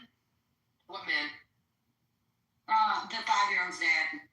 Supposed dad, alleged dad, whoever the guy was in the car with the 5-year-old that they keep saying Knight's arrested. Liam Ramos? I'm terrible with names, don't give me the line. You said what? I'm terrible with names, so don't give me the line. I've seen this video. Where's the thing with this video is really sad. Yeah, go on his page. He has multiple videos explaining the situation. I think the first video up top is like a minute 30 seconds, and then he goes on the news channel as well and explains the situation.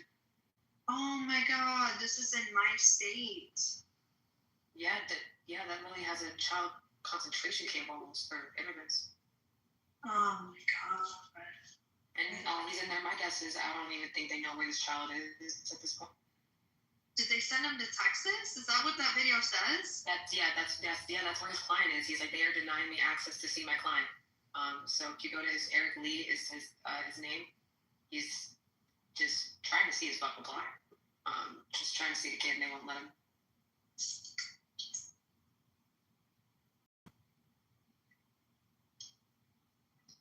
Can I ask a question to the white community? How is these losses that you all have taken in the media in Minnesota? How is this affecting the white community? What do you mean lawsuits? Yeah, no, I mean these people who impeded these ICE agent missions.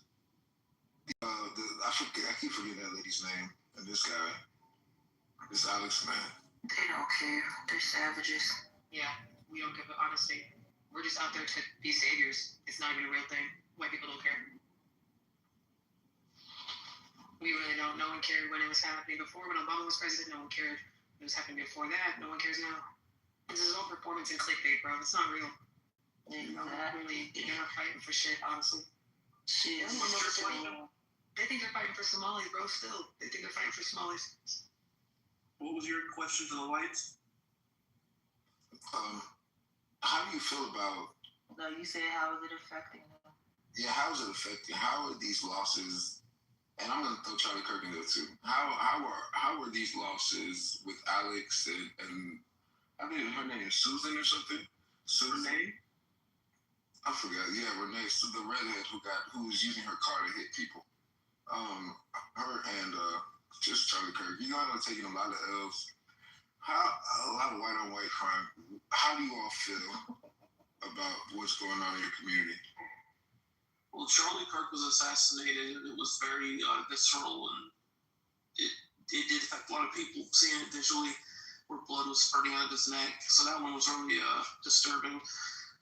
Renee, sad, but legally, the guy was justified. This last one, they're not justified in my opinion, and they need to be prosecuted for killing the guy.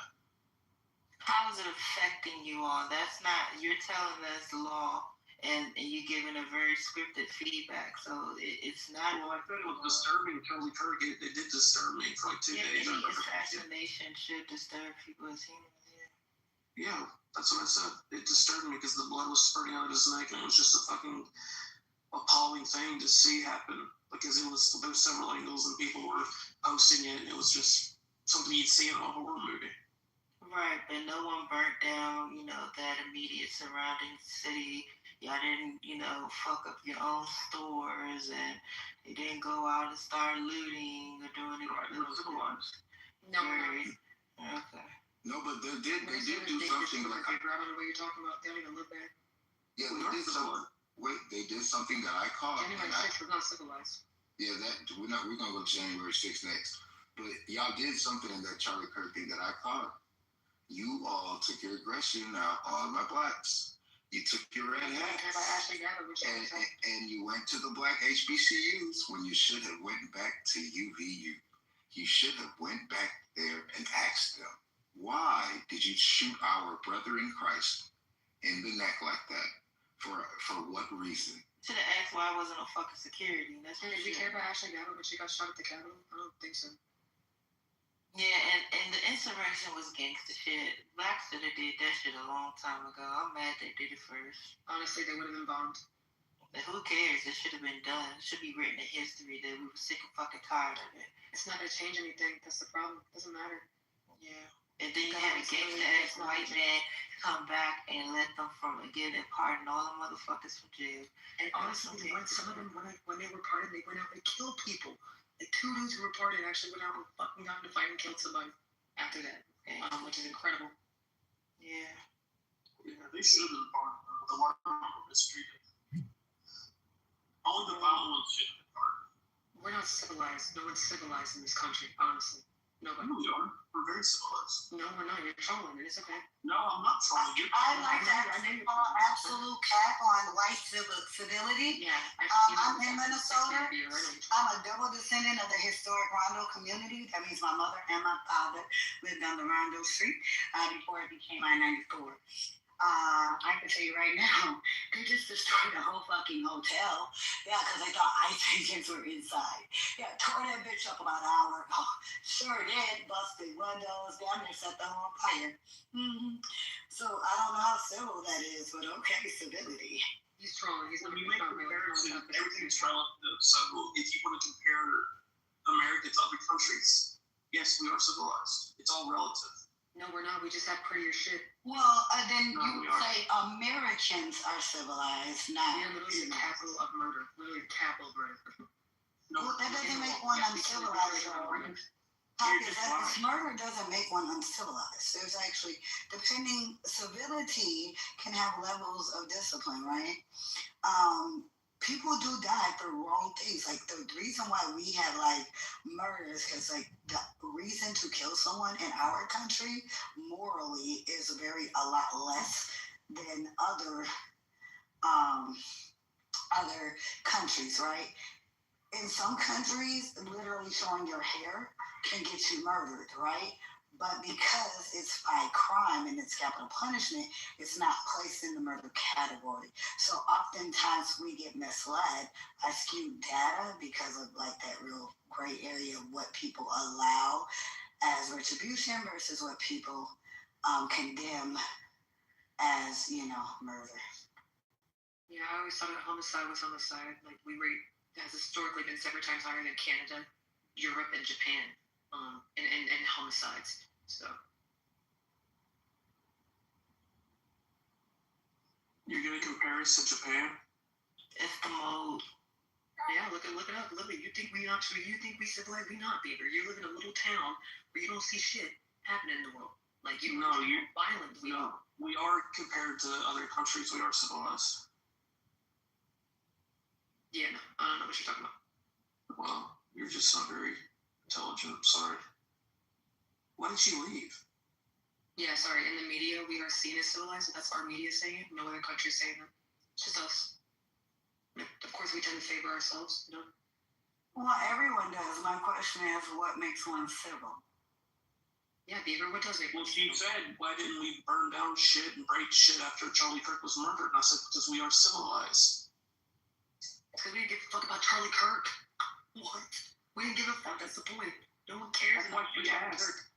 He wasn't a leader. He wasn't that of the people. Three people care. You pockets. You just say stuff. You don't make any sense. So we riot for ICE, but not for Charlie Kirk. We riot for immigrants, but not for Charlie Kirk.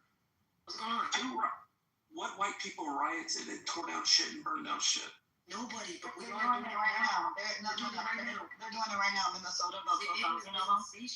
About 12,000 of them. Yeah, look at Minnesota. Just put in Minnesota. Go to Twitter. Go to Instagram. Hell, Google. I don't care where you look. Just put in Minnesota. And just don't even put nothing else. Just put, I promise you, just put the words Minnesota. I'm gonna do it with you just so I can see how bad this shit is. It's disgusting. They're destroying businesses. They're destroying buildings. They don't care. They don't give two fucks about us. I cussed quite a few of these liberal white women out and made it very clear that what they're doing is absolutely the opposite of help. They are really they are not know you guys. I never asked for a liberal white woman's help ever. Exactly. Either white women and white men liberals are uncivilized, right? White liberal women are cancers. White liberal women and white liberal men are uncivilized, right? They're part of the white community, right? No, I wouldn't say they're uncivilized, but they are unhinged. Civilized means polite and well-mannered. That's what civil means. Polite and well-mannered. So who are we looking at that's polite and No, when you use the term civilized, like when you're talking about people, groups of people, usually there's, in some countries, no, it's relative to the context also. Okay, so we'll go to the context of something .gov. Civilized is a person that is polite and courteous. When it comes to having the state of culture and development, both social and technological, we have civilized the world. So I don't know if you meant by that. Being civil and condition of social order. I don't know if you meant by that. Humane and intellectual achievement. Yeah.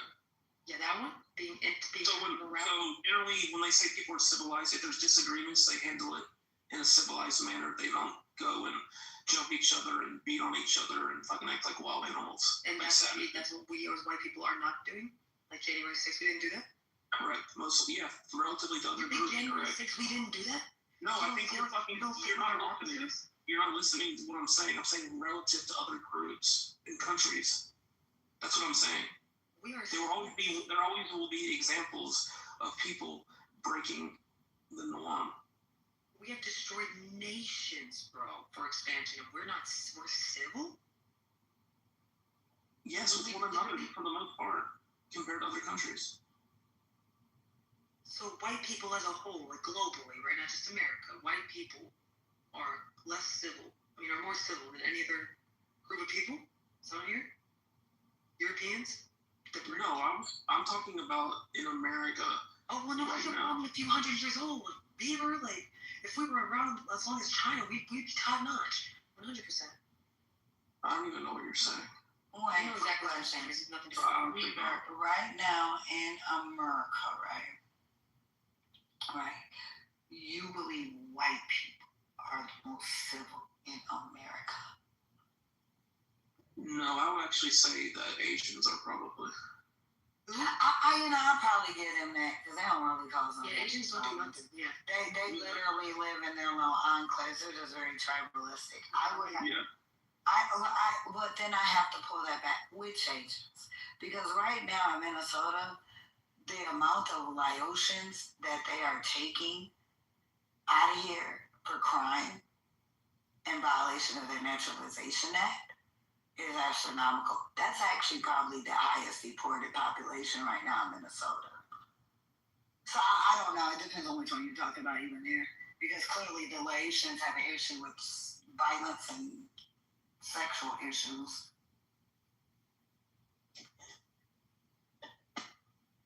You were just saying earlier that the Hispanics were the highly deported population. I'm watching like a hawk with my little ticker, and right now they rounding up in Minnesota. They have definitely taken way more life offense. I mean, snatching them niggas up. That's crazy. But I have a question. If they're after like illegal immigrants and foreigners, why are they hiring foreigners and immigrants to be an ICE agent? You cannot be a foreigner or immigrant if you're an ICE agent. So No. if there's an ICE, listen, if there is an ICE agent, if someone tells you they are an ICE agent and they are foreign with no citizenship, that's not possible. There we go. So I'm gonna literally, if you go to www.ice.gov/join, the criteria for all positions that are open for ICE is right there. And the very first criteria is be a U.S. citizen. Yeah, you're 100% right. I actually read that and everything, but I promise you, I swear to you that I actually seen and I observed my own eyes. Not something that I heard, something that I've seen. You don't know someone's citizenship status unless they're actually in the Right. Well, so what he's saying is that they're Hispanic, and they're U.S. Hispanic.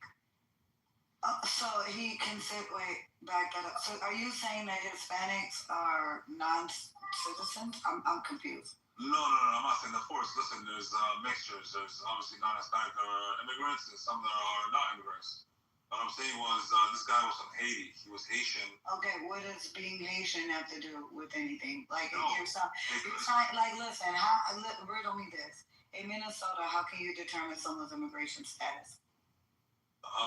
In Minnesota, I'm not sure, but where cities. You can't. Let's start there. You can't. There is no ID we have that even denotes the difference between a foreign or domestic or even out-of-state student, let alone citizen.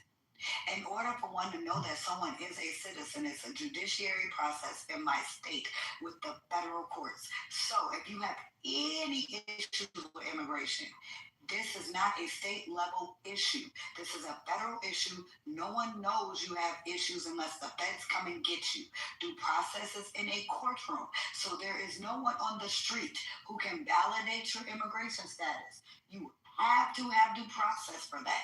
And that happens in a federal courtroom. So anything you tell me about what you think you witnessed with a legal or illegal, I know it's fallacious because there's nothing that can tell you today's immigrant status of anyone except a high court. Okay, I get what you mean, and I appreciate whatever you have to tell me, and I respect it, of course. And I agree, of course. I know how it works. But the thing is there like a link I can send you guys so you guys can look at it? It's a video, I swear to God. I mean, they can put together, I can put a video right now, and in that video, I can have Martians coming off the goddamn sun in your living room. I'm telling you that it is impossible for any random schmomo to know someone's immigration status. Matter of fact, most naturalized citizens today don't know their immigration status. Because if they knew it, you all wouldn't be crying about, well, why are they picking up citizens? Okay, so I have a question. Are you pro-ICE or are you not? Hell the fuck yeah. Get out my state. You ain't seen my viral video? Honestly, I didn't know. Oh, let me share it. Yes, I have a viral video. Oh, God, we gotta see this. But I have a question for you, though, since you're pro-ICE. I mean, listen, I don't have issues with anybody who's pro-ICE and who's not pro-ICE. Everyone has their own thoughts and opinions. But my question to you is, what if you were an immigrant living in the United States? How would you feel about that? But I'm not. I'm saying, what if? But there is no what if. I'm not. Well, I'll answer the what if. What's your question? I was saying, like, I'm not sure, obviously, if you're an immigrant or not. I can't tell, obviously. I don't know who you are. There you go. Mm-hmm.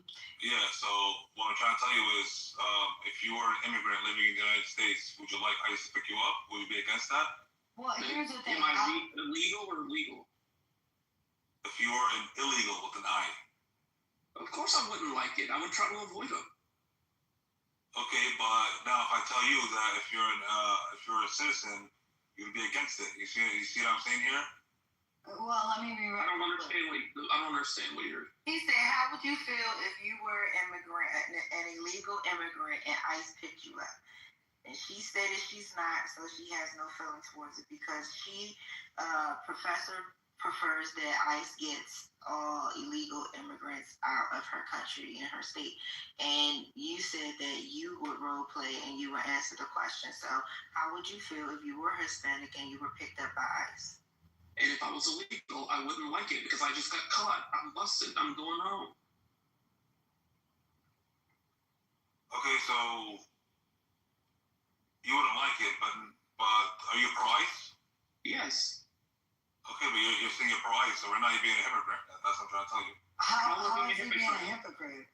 Because what I'm saying is, you're telling me you're a citizen, so you're pro-ICE, but if you're a non-citizen, and they don't have to be pro-ICE. He told you how he felt about it. What he stated was he would feel like, oh shit, I got caught, because he understands that his status is illegal and that is the consequence of him being on these territories, that he can potentially be picked up. So he said he would try to avoid them, and if he didn't, he would be, bummed because he's caught. And I advocated that people actually take the money and self-deport. So although I am not even going to fathom it, because my ass, let me be very clear, I am never going to watch from a distance the treatment of a people in that country and think, oh, let me move there and be treated better than them. As if that were possible, right? It is sheer racism that these motherfuckers come into this country. And I'm going to tell you how I know they're racist coming in here. Ain't no way in hell you see the treatment of so-called black people, and I said so-called because everybody y'all think it's black ain't black, but so-called black people from a distance, and then say, oh, let me go over there and see, I think that's better than what I have, so let me go be treated like black people, and then complain that you treat me like black people. Like, do you get that's what's happening right now, right? Are we all clear that people seen the treatment of Philando Castile? They seen the treatment of Jamar Clark. They seen the treatment of, let's even go to this one lady, the lady from Australia, Justine Diamond, right? They seen all these cases of police brutality, police overstretch, etc. And guess what? They still risk life and limb to come their ass in here. So clearly, even the worst of America is better than the best of their homes. So I personally there is no way my mind even fathoms that, because I am privileged as fuck as an American. I can't fathom hating America so much that anywhere, even with more abuse, would be better than here. I would never. So I can't understand their psyche, which is why I denied the question the first time. However, what I have advised for those who risk life and limb to bring their slow ass up into America is self-deport, take the money, take the free plane ride. When you get self-deported, many people ain't even paid attention to this part of the instructions. You're actually able to apply for legal citizenship and be fast-tracked because of your integrity. But Tim Walz is a bitch. He never offered it. Not one fucking time do you see this motherfucker stand up there and say, go ahead and self-deport and come back. Trump did. Absolutely said it over and over again. Matter of fact, the bounty today is $2,600 in a plane ride per person. God damn.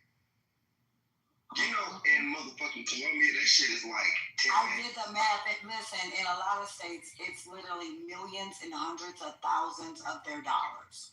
In Nigeria, it's literally like 56 million. Well, now you got to think about buying spending power. But I'm just going to speak on Colombia because that's what I know. Because that's where I live at part time. Okay. But it's roughly their shit didn't drop. It's about 3.6. One of our dollars is. Even though it says 3,600, it's like $3.06. It's just on average. The average is like 4 times. I'm sorry to cut your wisdom, son. Go Oh, do you want an Instagram video or a Facebook? I have a question. I somewhere on YouTube too, but I don't know where it's at. So let me finish you guys the link, so you guys want to see it. So yeah, let me finish real quick, big dog. So at $2,600 for a free ride and a free ride back, that's re-up money, especially for Venezuelans. Because their shit is damn near 15 times. I mean, spending power wise, just because the numbers they be saying millions and billions, it's just by way of what you could purchase, your purchasing powers is like in Colombia, at least I can speak for, it's like 3.5, 4 times. So, I mean, that is a lot of money for to start over again. If you had to go back to another country to get your affairs in order. And I think that if these motherfuckers been here for such a long time and supposedly been law-abiding citizens, you just stack some bread. So send the bread back, deportate yourself back home, take that shit back home, and start a motherfucking business. I don't see what's wrong with that. I don't see what's wrong with it either. I put that in XE currency converter. They want to continue to steal our money. That's what's going on. So I put it in the currency converter.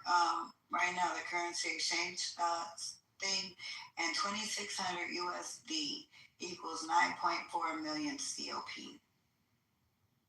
I mean, buying power is probably totally different, but just to give you an idea. Yeah, that's about accurate. Yeah. Yeah. But that 9 million is equivalent to 9 bands. It's still a lot of goddamn money. Exactly.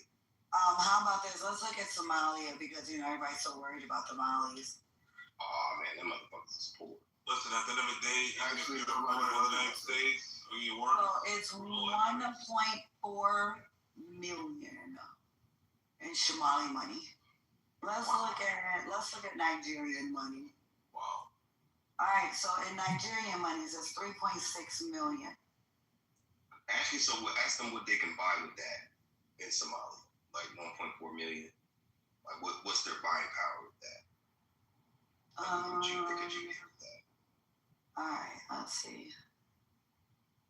I did find a dumbass villa in Bali for $218,000. Really? 5-bedroom, pool, rooftop barbecue, nice as the fuck. I'm going out that way anyway this summer, but shit.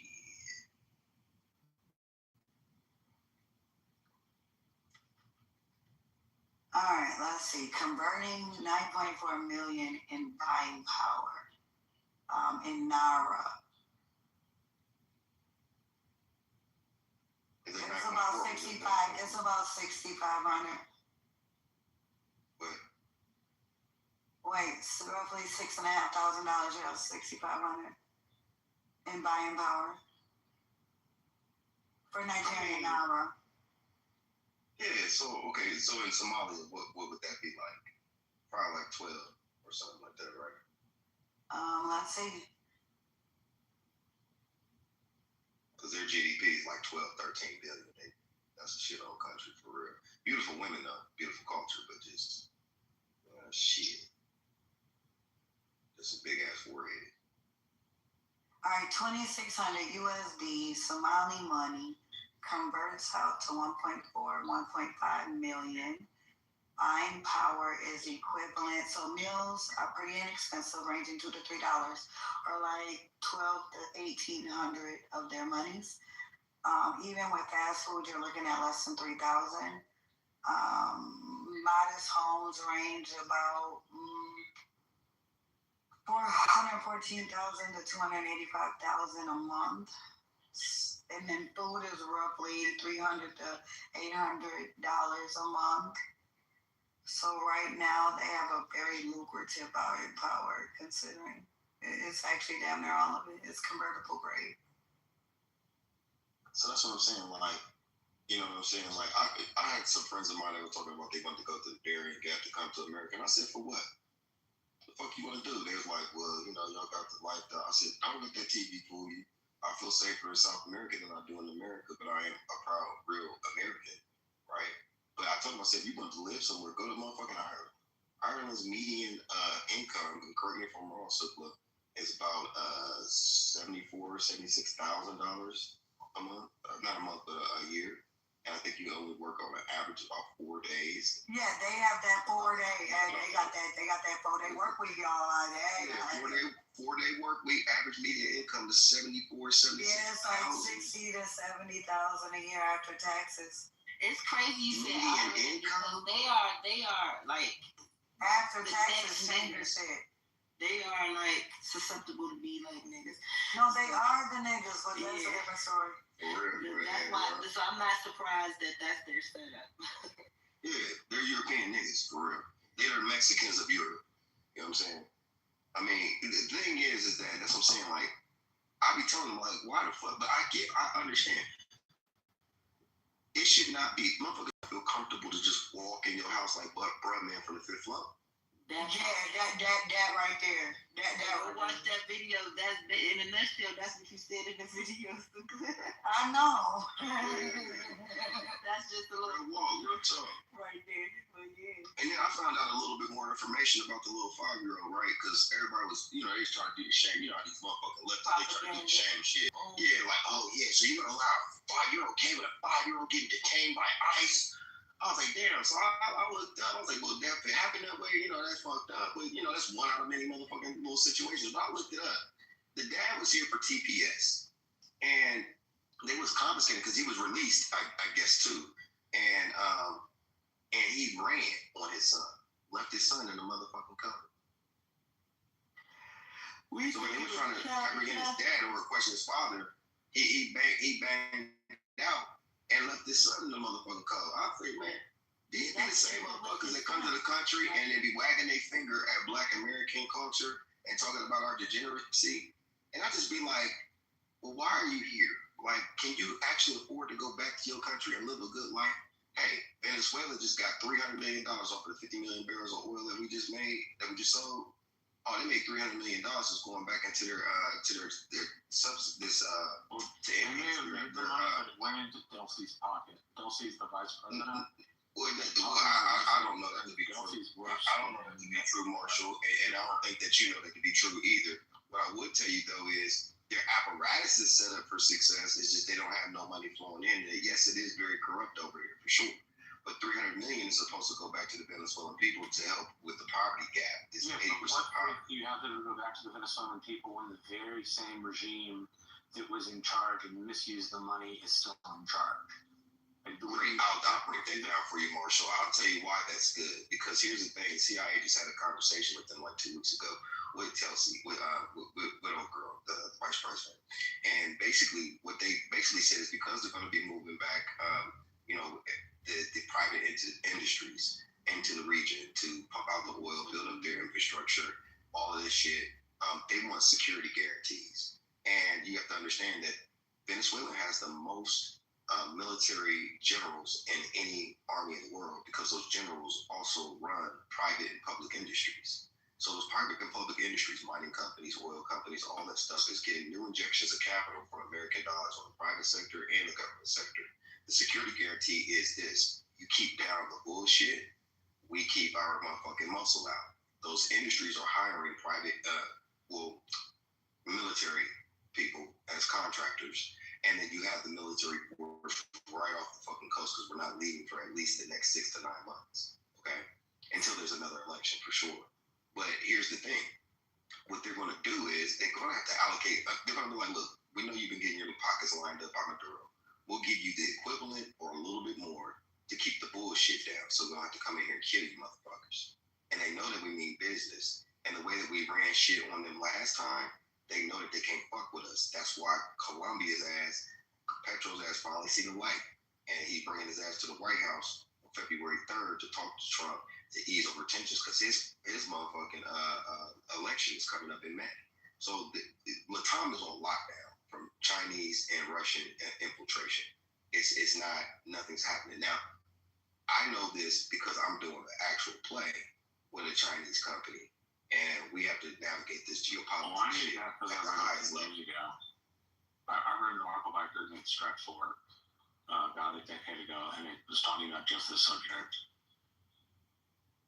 Yeah, the chemists, though. I mean, what he had to do, though, he had to secure our southern and northern borders. This hemisphere, that's what the BOP is for, the border peace. It's hemispheric dominance. You take the top motherfuckers in each region and you have a co-op. And then they have people under them that answer to them, and you bypass the UN and NATO and work out your problems there. It's instantaneous.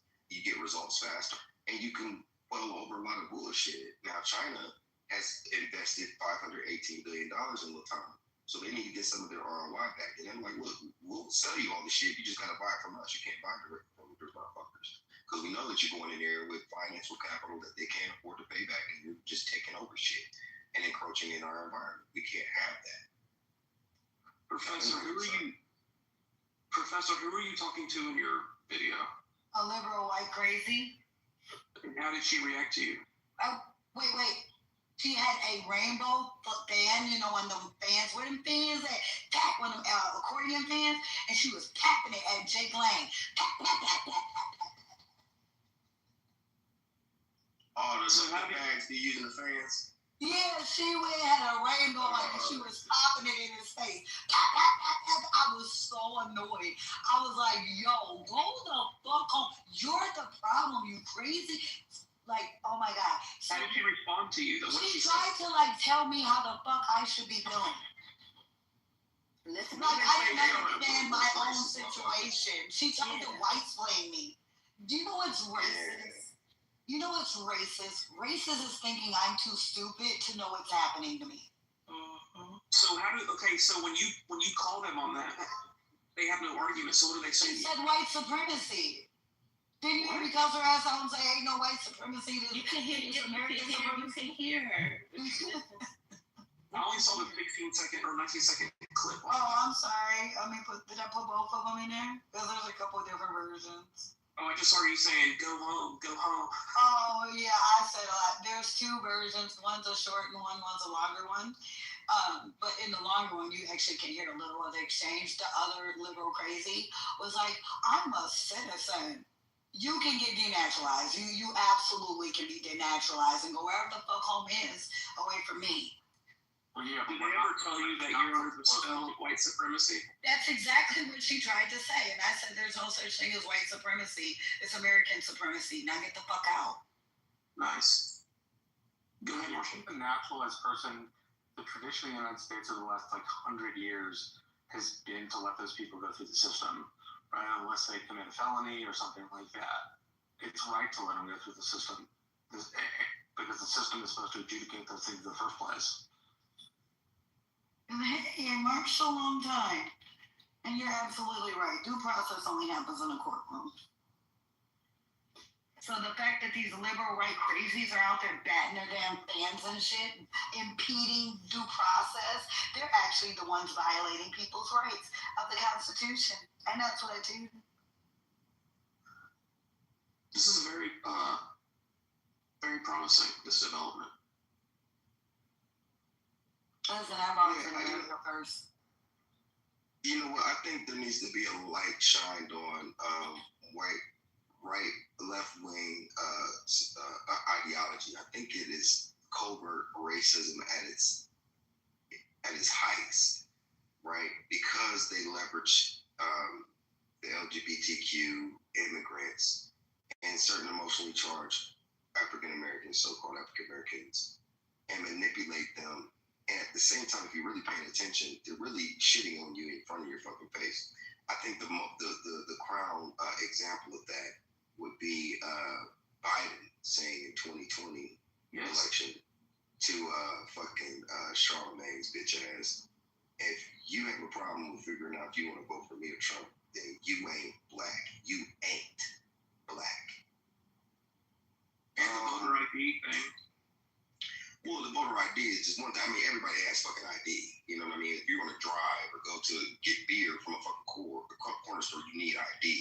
So that's not the bigger thing. The voter ID thing, I think, is the least of it. But that, Trump. Well, it's what they said. They say they're not competent enough to use the internet to figure out where to go. Yeah, to get ID and all that other stuff. Yeah, exactly. Look, that's the whole fucking point because, you know, that's the shit that's, and Malcolm X said that shit too. He said, the white liberal is a fox, and these black folks that support these motherfuckers are chumps.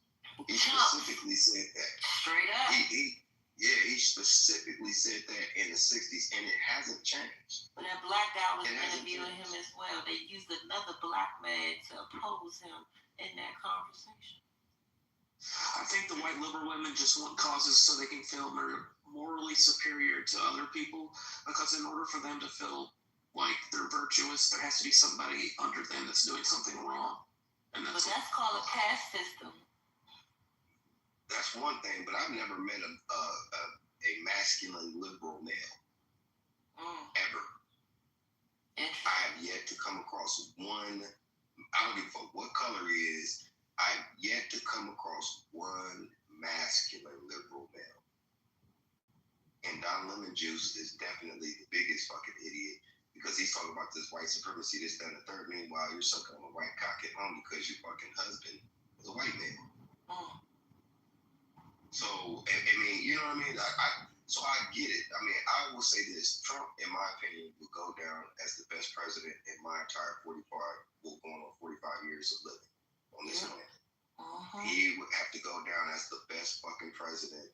And I would even put well over Reagan, because Reagan was allowing the dope to come in through the CIA and it's funding those fucking wars. And Reagan was an actor. He was a Hollywood actor. And his wife was a certified whore.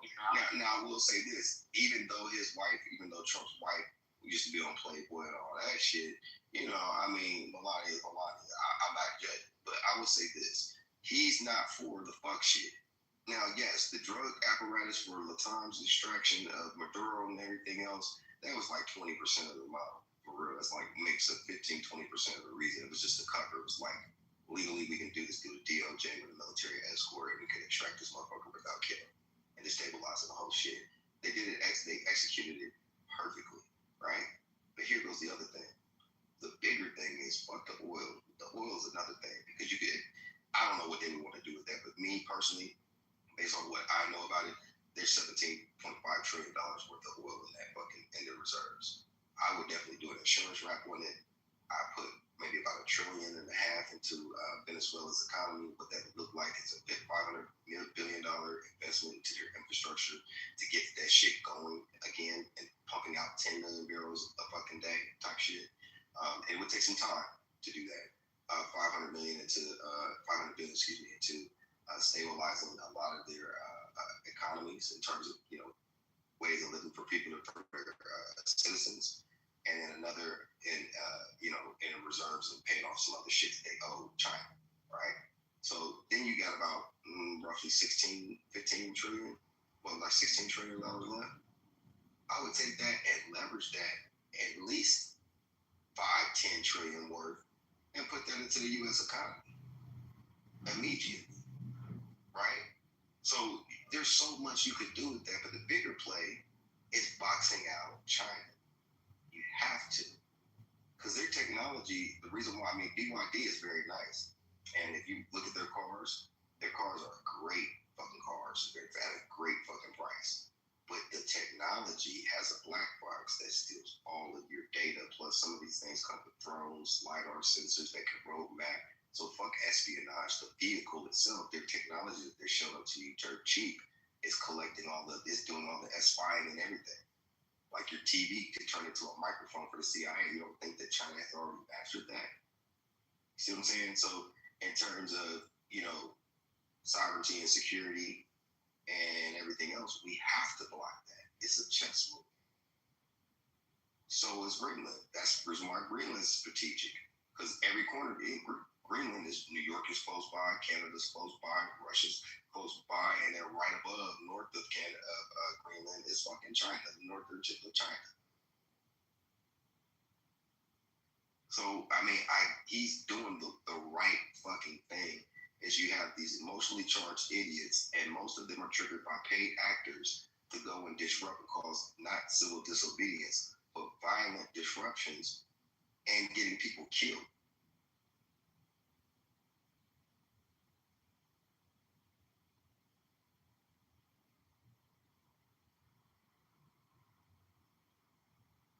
I'll tell Black Americans to sit this one out for sure.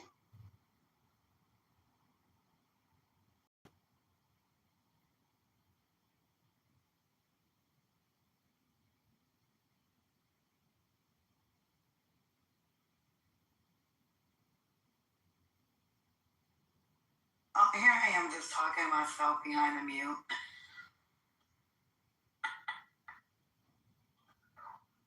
Did everybody go except me? Oh, okay. I was sitting here, I forgot the gas prices. When's the last time you seen $1.74? Man, come on. I told people that 88 is like, boy, y'all better get with that corn liquor gas. There ain't nothing wrong with the corn liquor gas. Hey, you know, if you put fuel injection in your shit, you can put whatever, even if you got premium tank. Like the shit requires premium. If you go on I get what's it called? Lucas. The Lucas filter fuel booster. Yeah, I put like a quarter of that in there and then fill it up with 88, and it's just as better. That's as good as diesel. Yeah, not diesel. 93. Yeah. Niggas tried to tell me the other day gas was going back up. I said, for who? I mean, it was a little bit, but it's still $1 cheaper than what it was last year. Gas is going to fluctuate about 15 to 30 cents. That's its natural fluctuation, 15 to 30 cents. You know, dealing with holidays, weekends, all that other shit, they got a nice flux period. This fool said gas went up over $1. Oh, what? Yeah. I ain't went up over no dollar. I said, if you don't go have no seats. I said, really? Like, then he tried to show the chart, and it was a 5 cents deficit. A 5 cent deviation, my guy. 5 cent deviation. You are so in the norm. Mm-hmm. I was like, yo, people gotta sit down. People really gotta sit down. But it's that bullshit. It definitely is. I'm really controversial, but I be really feeling like the truth, right? I need people to really understand that I'm at the point where, when you compare things, right, it don't add up. There were 3 babies killed on a corner in North Minneapolis, but we don't know who, right? There's been so much stuff going on, ain't nobody figured it out. I don't see nobody protesting for the 3 little children that lost their lives. They didn't go out there and act up and shut down the store and tell the people at the store they can't operate no more. None of that. For 3 little girls. 3 little girls. But you want me to worry about grown-ass adults who chose to play chicken with their life?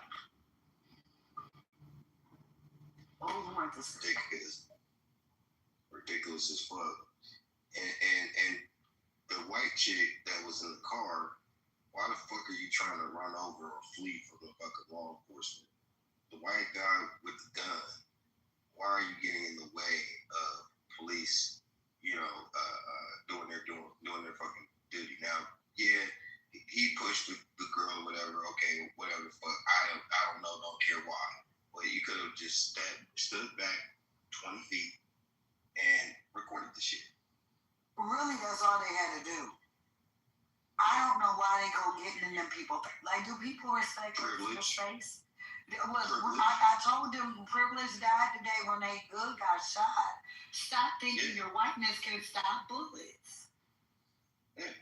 Because, I mean, there's motherfuckers that don't give a fuck about. There are certain, ice age that don't give a fuck about that shit. They don't care if you white, black, green, brown, anything. You get in the way or make them feel threatened, they gonna fuck with you. I tell people all the time, my nephew in the Marines, my little cousin Air Force. You know what I'm saying? I got another little cousin over there in the National Guard. I'm warning y'all. I done already told them. I was your sergeant's orders, and I know them orders is to come home. So if a motherfucker running up on you, run up on mine if you want to. You just don't be mad. Because I promise you, they don't know if you're a threat or not, and they cannot assume you're nonviolent. Because of their job, they cannot afford to assume that you're nonviolent. Let me say it a third time for those who do not understand. Any law enforcement agent cannot safely assume that you're nonviolent. They can't. Their life depends on it. Don't run up on them good goddamn people. Don't do it. I would hate to sit here and have the same talk about you that I'm having about Alex. I'm not even saying it's a shame. I didn't look at the video because when I told y'all ass to go home virally and you took your ass out there in the 12,000s like you were a fucking military, then you wanted to go to war. Welcome to a war zone. You were not ready because you died. See how that works? Stop trying to go to war with fucking hands. That's so disrespectful. That's putting their life on the line out there. We don't give a fuck. How? You just said they're putting their life on the line. Listen, you just answered your own shit. They put their lives on the line. There's no respect. And what respect am I supposed to give a fuck about? What respect? Listen, I just want to question. If Donald Trump is calling this an insurrection and the people are being gunned down, it is. Why weren't the people of January? This is not an insurrection, it's a protest. I'm in Minnesota right now. This is I just got a question. So if Donald Trump is calling this an insurrection and people are getting gunned down, why weren't people gunned down on January? Goddamn a hotel because they thought ICE was in there. They have made people tires, spray painted their cars. They tried to take over people. They tried to take over a federal building. Professor, since it's an insurrection and they all out here killing the police and whatever else that Donald Trump is saying, why wasn't the people of January 6th shot down too? Just wondering how that works out. Same conversation. You don't like it, go to another country.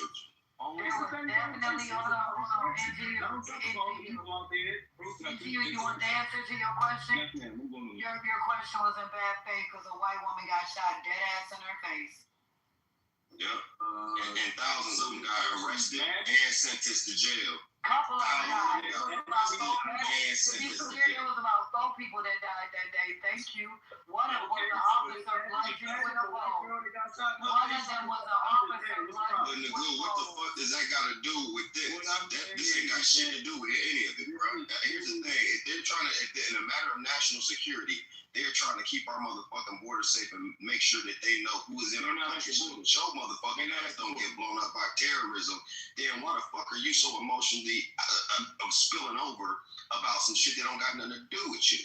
First of all, are you an American citizen? Now that you asked the question, are you an American citizen? You asked the question, let's talk about it. Yeah, but are you an American citizen? Just yes or no? I got yes you. I'm going to answer the first question. You asked one yes question. Or no, are you an American citizen? Can you answer that one first? It's yes or no? Hold on. You're not about to redirect me now. I'm going to answer the question. That's that shit. You need to take your motherfucking ass to another country. Everything you're saying is invalid. It has no value. You don't offer any value to the conversation. Just take your ass to another country. That's what you do. You don't offer any value. You're anti-American. And see, you're a part of the fucking problem. We need to put your ass. What's your location so we can get you up out of here right now? What's your location so we can say ICE and put it in your cup? At the end of the day, get the fuck out of the country, my nigga. If you're anti-American, I think it would probably be helpful to read code. There's a code. This is what happens when you get mad. When you get pulled up. I'm just saying, like, it's real simple conversation. I just asked you one yes or no. You can say yes, I'm an American citizen, or no, and then go into whatever the fuck you want to do. Mute up, let me respond. Fuck you. Mute up, let me respond. Just go ahead. I'll let you talk when you answer the fucking question. How about that? We gonna get to these facts. You ain't the fact is your motherfucking faggoty ass need to leave the goddamn country. I'm not in that person, bro. We gonna get to these facts. Now, after the weird ass nigga. I'll wait for you, brother. Hold on. How about we just not insult each other and we go based on what federal law says? This is not, this stuff's not up for interpretation. The 18 United States Code 2383, rebellion or insurrection against the United States. Whoever incites, set foot on, assists, or engages in any rebellion or insurrection against the authority of the United States and the laws thereof, mind you, insurrection has a specific legal definition. Authority of the United States and laws thereof, or to aid and comfort thereto, shall be fined under this title and in prison not more than 10 years, or both, shall be incapable of holding any office in the United States. What's happening in Minnesota does not fit that. It's why Donald Trump does not engage the Insurrection Act, because it's not happening. Right, but my point, and I'm glad you said that, and that's why I was making the point that Donald Trump made that up, right? Like he always do. This dude lies more than anybody I've ever seen in the universe of mankind. But anyway, here's the point. What he said was, what does this have to do with us? First of all, when you have Border Patrol... God damn it, I'm on muted. So we had Border Patrol agents, right? Which is CBP. You have ICE. It's Immigration, Customs, and Enforcement. All right? 3,000 agents is sent into the city. Okay? That's like an invasion, bro.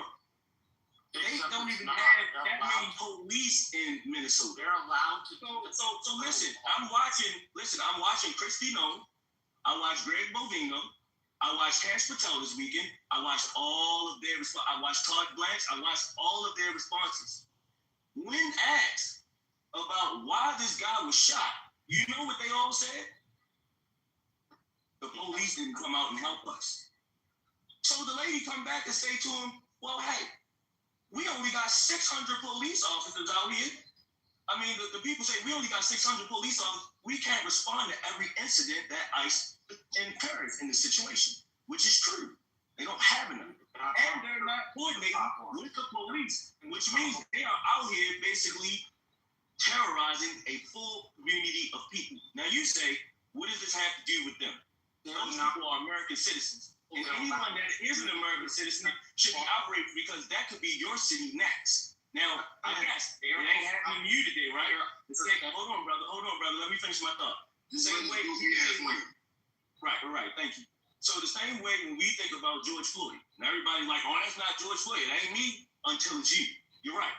But that's the point why you stand up. Because this is supposed to be America. We're supposed to be standing for our ideals, right? But then people always running around talking about some Second Amendment, First Amendment. Where's all that talk now? Where's the talk about the Fourth Amendment, the Fifth Amendment, the Ninth Amendment? Where's all of that now? I just want to know, bring all of that into the topic. When y'all bring up all this other stuff, make sure y'all remember when this dude was shot, they pulled the gun off him and shot him 10 times. An American citizen. 10 times. Okay, who would like to respond? Me.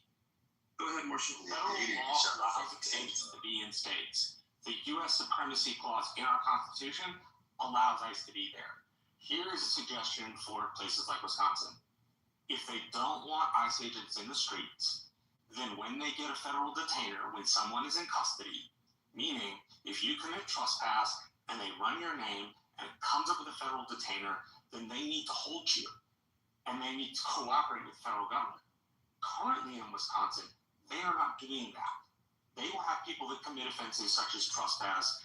Massachusetts, it was child molestation, and then let these people out for minor charges, which causes ICE to have to go door to door to find these people. If the state would simply cooperate with federal agents, it wouldn't be that big a deal, right? Granted, nobody deserves to be shot, right? Like, I think it was personally, me personally, looks like he got shot down like a dog in the street, right? But let's juxtapose this with another incident, right? ICE is in Minneapolis. There is a gentleman who gets shot in the leg, but he doesn't get shot in the leg until he hits the officer over the head with a snow shovel. Like, literally hit the guy over the head, right? And if you commit not simple assault, this is actually assault. If you commit assault against a federal agent, they have the right to use their weapons. It's just how it works, right? We don't have to. Well, also, you don't get. Go ahead, my bad. No, I was just saying we don't have to like that ICE is there. You can protest ICE, and that is thoroughly American. Protesting your government is the most American thing you could do.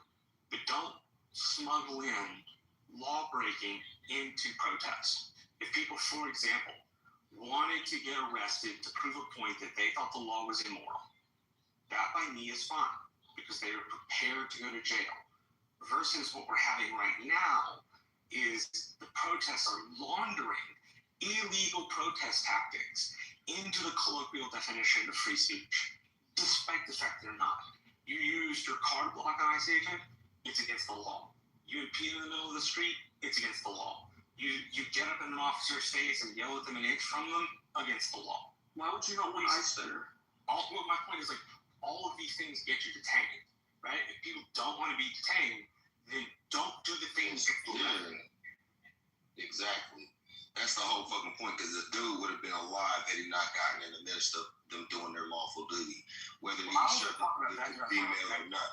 I'm talking about both of them. I'm talking about it. So literally, if the dude didn't get in fucking front of the goddamn ICE officer and intervene physically, he would be alive. If the bitch that was in the car didn't try to run over the ICE officer or flee, and held up traffic to begin with, harassing them, that dumb bitch would be alive. So, and if the father didn't run off on his 5-year-old son, they probably have a different kind of fucking ending. So, I'm just saying this. I'm not for coddling victimhood with the ignorance and shit. I think what you just said though, to smuggle in what you said about smuggling in, criminal activity or illegal activity into civil disobedience. Yeah, that's exactly what that is. I think that was a good way of saying that and framing that. But here's the simple fucking thing. For Black Americans, this don't fucking concern your ass. Y'all all need to stay y'all goofy ass at home and pop some fucking popcorn. You know what I'm saying? Exactly. Move your fucking money. Learn something about, I do something productive. And do show up to a peaceful protest with a gun instead of a sign. Can I finish what I was saying? I appreciate you, man. Instead of us getting all riled up and letting these motherfuckers manipulate us into our own demise, we should be a little bit smarter than that. Because the same motherfuckers, from the immigrants to these liberal left white motherfuckers, don't give a fuck, not one fuck about you, your well-being, if you can breathe, if you're eating, if your children are okay, your education, or any goddamn thing. Stay the fuck out of there. Look. Marshall, hold on real quick. Marshall, my phone died when I was trying to say this. An insurrection is a noun, a violent uprising against an authority or government. If you don't see the government and authority being uprose by the people, then you're blind. Because I'm here and I'm telling you that. Let me just give you an idea of what it looks like. I'm not gonna read my word. I'm not gonna give you my words. I'm gonna give you the words of Jacob M. Wright. Do you know who Jacob Wright is?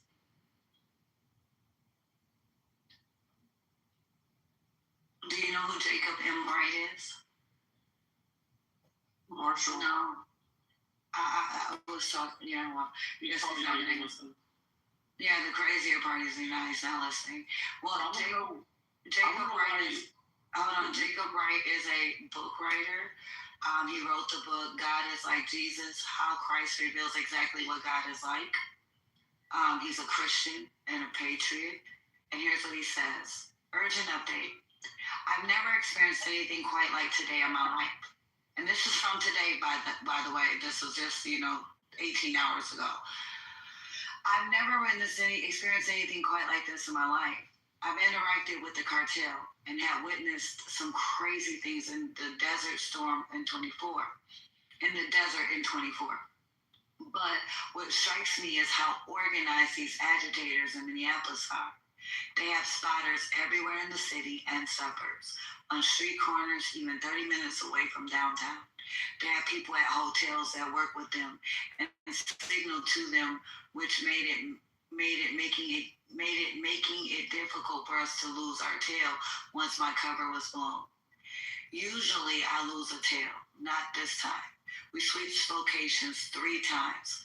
I recorded and posted this while leaving Wazetta, while they were still surveilling me. We all agreed we must make the threats public ASAP, even if we had people still in the field with the hidden cams. Mind you, he's also a reporter. Earlier around noon, while Cam Higby released his report on the signal threads, I was inside what appeared to be a fully autonomous zone. No police presence. The police were told to leave. I identified myself as Press, and they said they would kill Press and will not let me leave. My skin was fully covered, but it was so cold. But because they couldn't verify who I was, they screamed and started throwing ice bottles at us. One hit one of his camera guys, who also is a Marine who was with him. They patted him down like they were the authorities, attempting to confiscate any weapons. They were set to destroy our vehicle before we even got to it. I will have a full video report shortly, but the bigger picture here is most important. I am angry, but not at the agitators. I find myself already angry at the people who don't understand what we're dealing with and will do nothing about it. When I go to the suburbs, I feel like I was in a simulation. I believe the American people need to wake up. This moment is a warning about where we're headed. Fear pushes people to care only about their money and their families, and I get it. But when fear turns inward, when self-preservation and greed replace moral courage, evil goes unchallenged. And history shows that we ignore today will come for all of us tomorrow. Ironically and incredibly, I see that communists do not fear death in the same way most good people seem to. The only thing the communist fears is exposure itself. And that's good news because I may be your only option. I'm dead serious about investigating the prosecutors themselves if they don't hold these Minnesota fraudsters and violent mobsters accountable for what they're doing. Stay tuned to my video, James O'Keefe. I want to ask NGU, why don't you want ICE in your community? I didn't say anything about not wanting ICE in my community. Oh, okay. I didn't say anything like that. What I talked about was the invasion of 3,000 ICE officers ascending into the city of Minneapolis. That's what we're talking about. It had nothing to do with ICE going in New York, in Texas, or anywhere else. Why would you want 3,000 ICE agents in Minneapolis? Well, here's the problem. Well, considering that we have an influx of immigrants. Can I answer this question, sis? Yeah. Thank you. So the point is, the reason why I have a problem with this is because this has turned into chaos over an assumption made by Nick Shirley about quote-unquote fraud that wasn't even happening at the exact moment that he saw it, right? Because there have been prosecution of fraud in Minnesota that was going back for a couple of years. So nobody's acting like there wasn't fraud. Everybody knows that there was. So what does the fraud have to do with illegal aliens?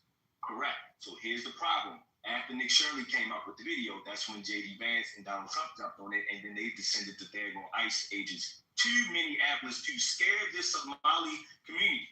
So those people that were there, right? What happened when they came? They are infringing on rights.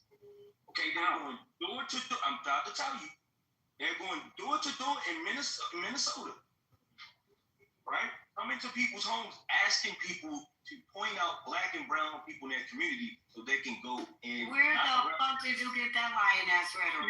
He says, can I talk? No, not when you're lying. Blatantly lying. Are you in Minnesota, sir? I'm not. Are you in Minnesota, sir? Body. Are you in Minnesota? Why are you lying? Yeah, I mean, I don't believe him either, but just let him finish. Thank you, brother. I appreciate it. So now, we know this for a fact. We've heard this on the ground.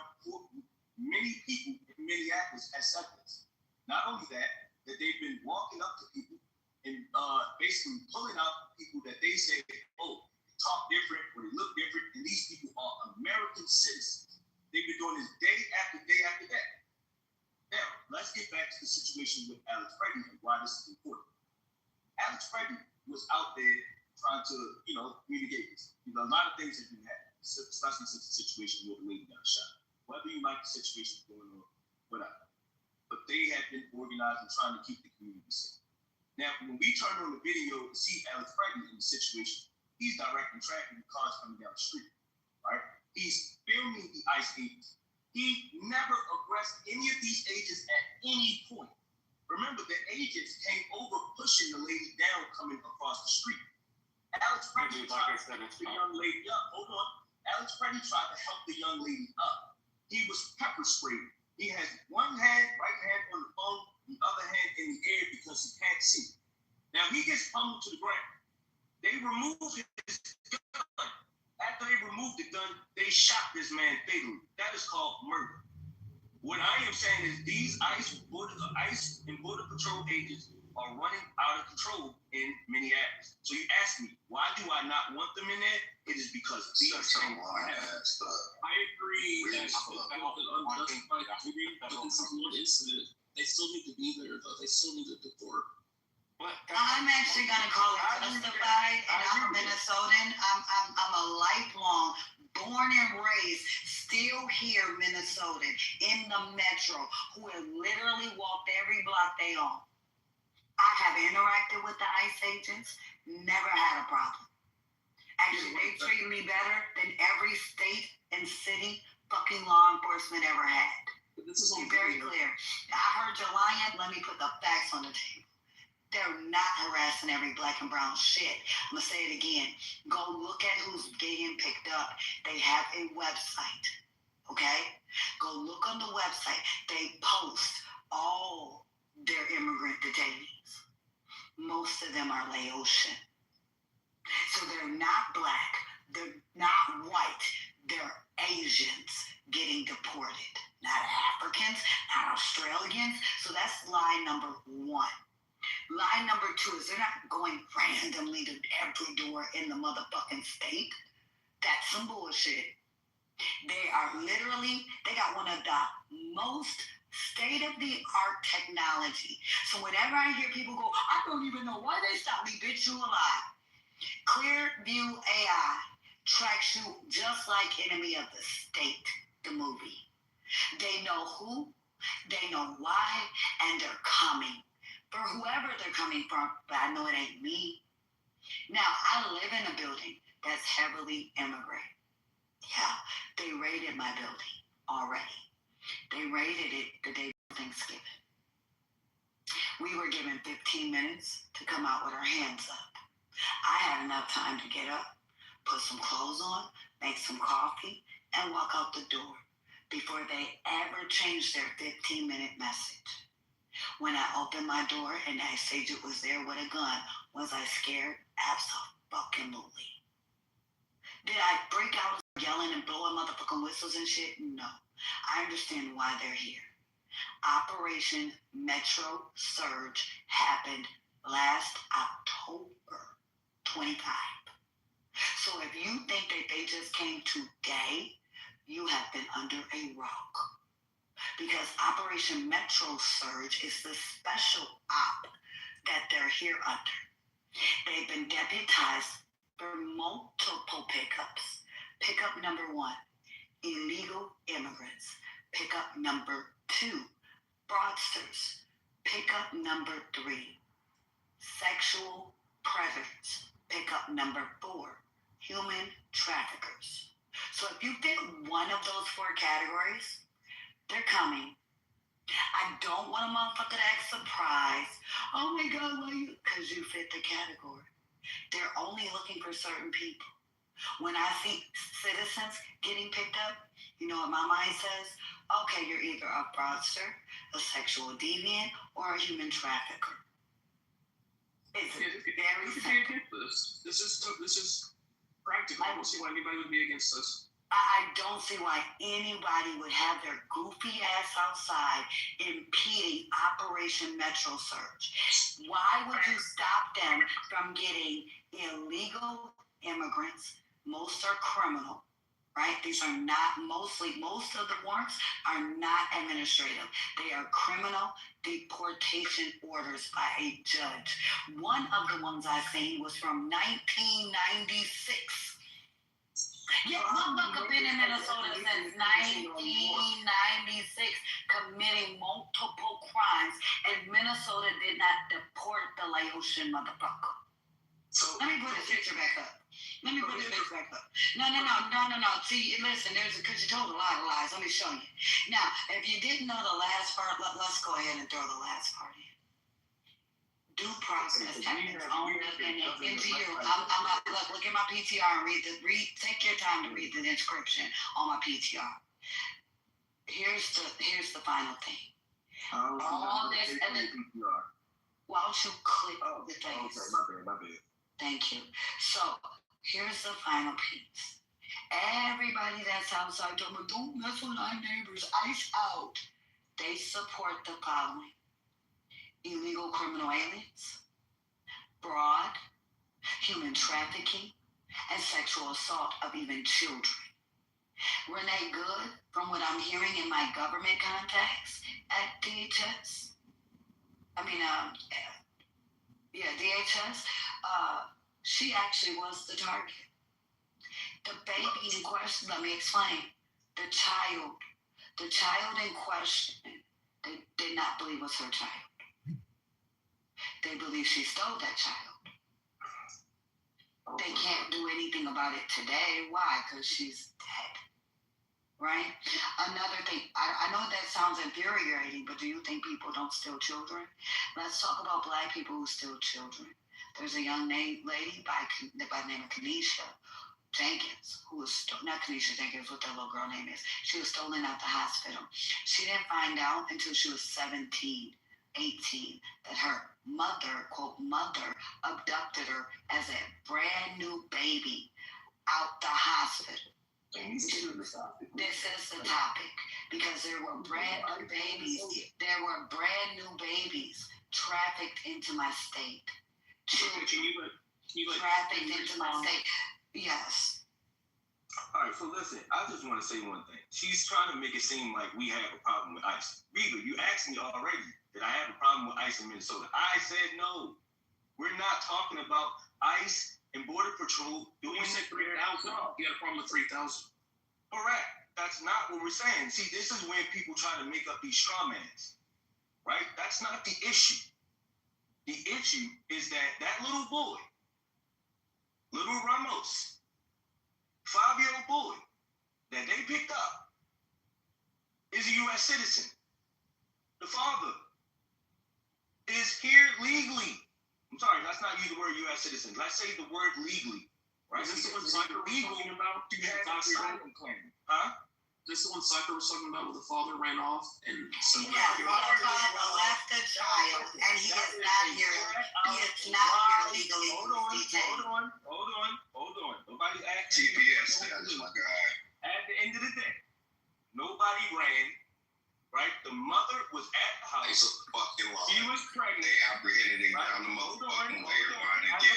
I know you want to make up conservative lies. Hey man, we just got irritated with your lying ass. Nobody ran anything. And you're not from Minnesota. You don't know the father did run off. This was coming, and so they didn't get apprehended. Because he got left behind by the dad. Nobody would even take the child, not even the mama.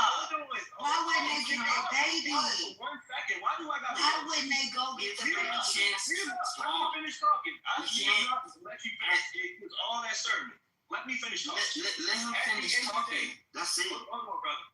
So listen, what I'm trying to say, right? These are people here legally. Not one person, not the mother, the father, or the son was doing anything illegal. But yet, this 5-year-old is detained by ICE. He wasn't detained, you goddamn dipshit. The Now, father fucking ran off, you dumb motherfucker. Literally, what were they supposed to do when the father ran off to go tell the rest of them that they were there? To tell them that ICE was there to get them. You fucking retard. And he was told to wait. This guy, right, was also a U.S. citizen. That ICE came in his house, took him out the house. This is invading people's rights. Now, people acting like, ain't nothing going on. Well, we can tell you the situation. The 2 people that was also picked up at the Walmart. Hold on, brother. The 2 people that was picked up at the Walmart. Let's not forget about them. You see the people, when they walked away, I'm a U.S. citizen. They took this dude, detained him, dropped him off in an undisclosed location. Didn't care about the dude's injuries or nothing. This is what these Border Patrol agents and ICE is doing, and people acting like this is some normal stuff. Imagine a cop picking you up, dropping you off at this disclosed location, don't even give you any type of, and they, like, what is this? Fascinating that this nigga still ain't answer if he was a U.S. citizen or not. Hold on. Fascinating that this man did not answer the question I asked 35 minutes ago if he was a U.S. citizen or not. Who's a U.S. citizen? You. No. You. Yes. I was born in Baltimore, Maryland. Are you mad or are you mad? All right. check this out. Hold on. Are you American nationalist or are you naturally born here with your parents from here? Baltimore, Maryland. What is your Where are your parents from?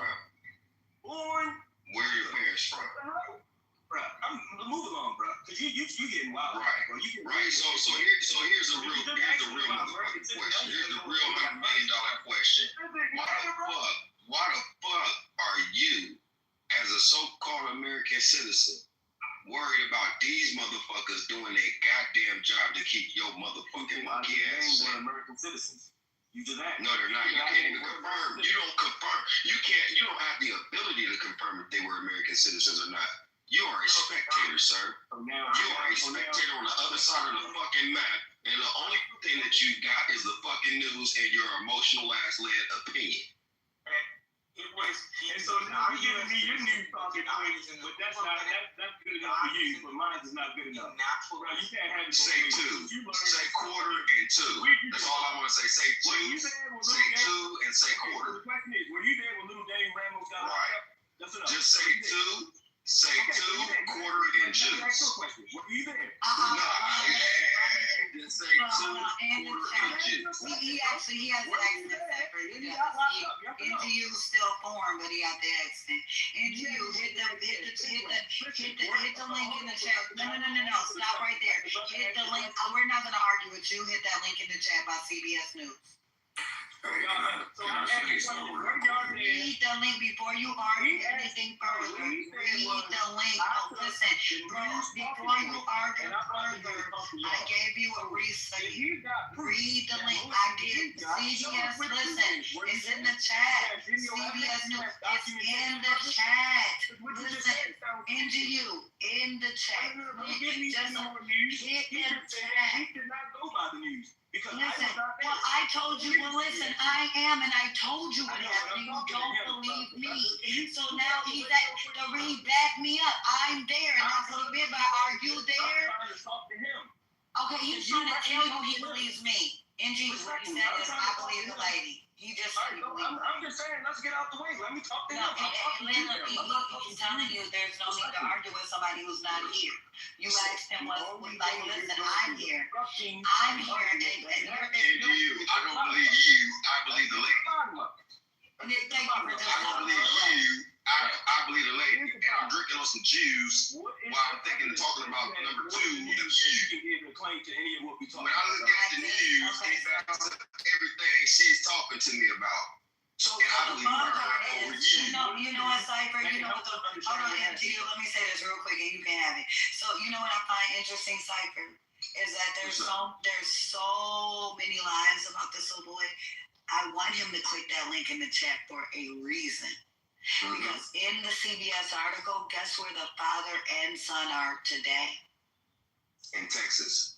Together in a family housing facility that looks like a college campus. It's beautiful. It's better than the projects, my guy. Yep.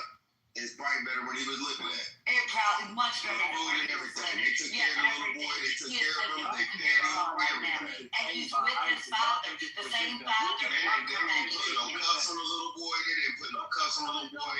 They took his ass and fed him and made sure he was with his daddy. You want to go live in Club Fed tonight, man? Hold on a second. I already been there, done that, little dude. I've been there, done that 20 years ago. There is a problem with this, and one which we should take note of.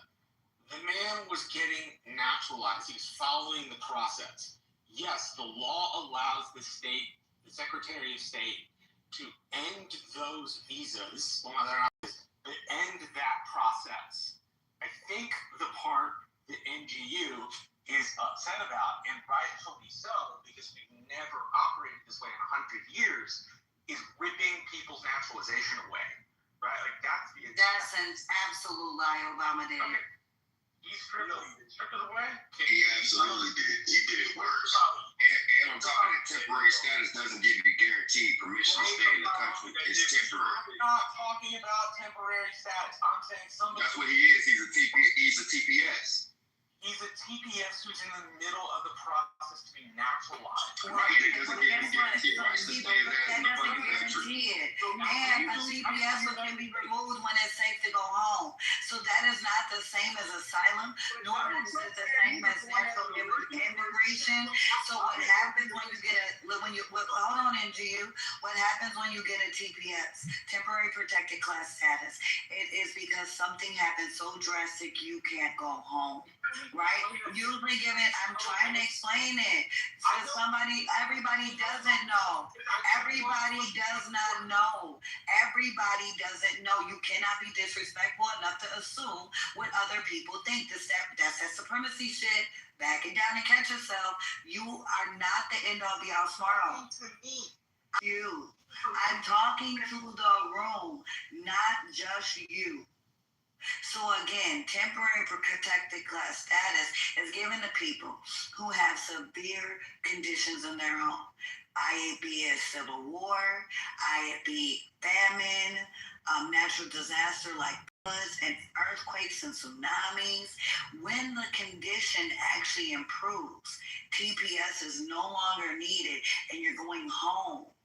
It is not meant to be your right into the U.S. by any means. It ain't even part of the class. Like, go read the 8 USC regarding temporary protected class. It was never meant to be your gateway into citizenship. So absolutely, if while you're trying to become a citizen, the conditions in your home have improved, the Attorney General is the one with the absolute power to turn you over. That would be Miss Pam Bondi, the one that everybody wants to continue to disrespect. The female that everybody wants to look down upon and disregard her authority. See, if people were a little more respectful and humility about it, then guess what? Maybe she'd be nicer.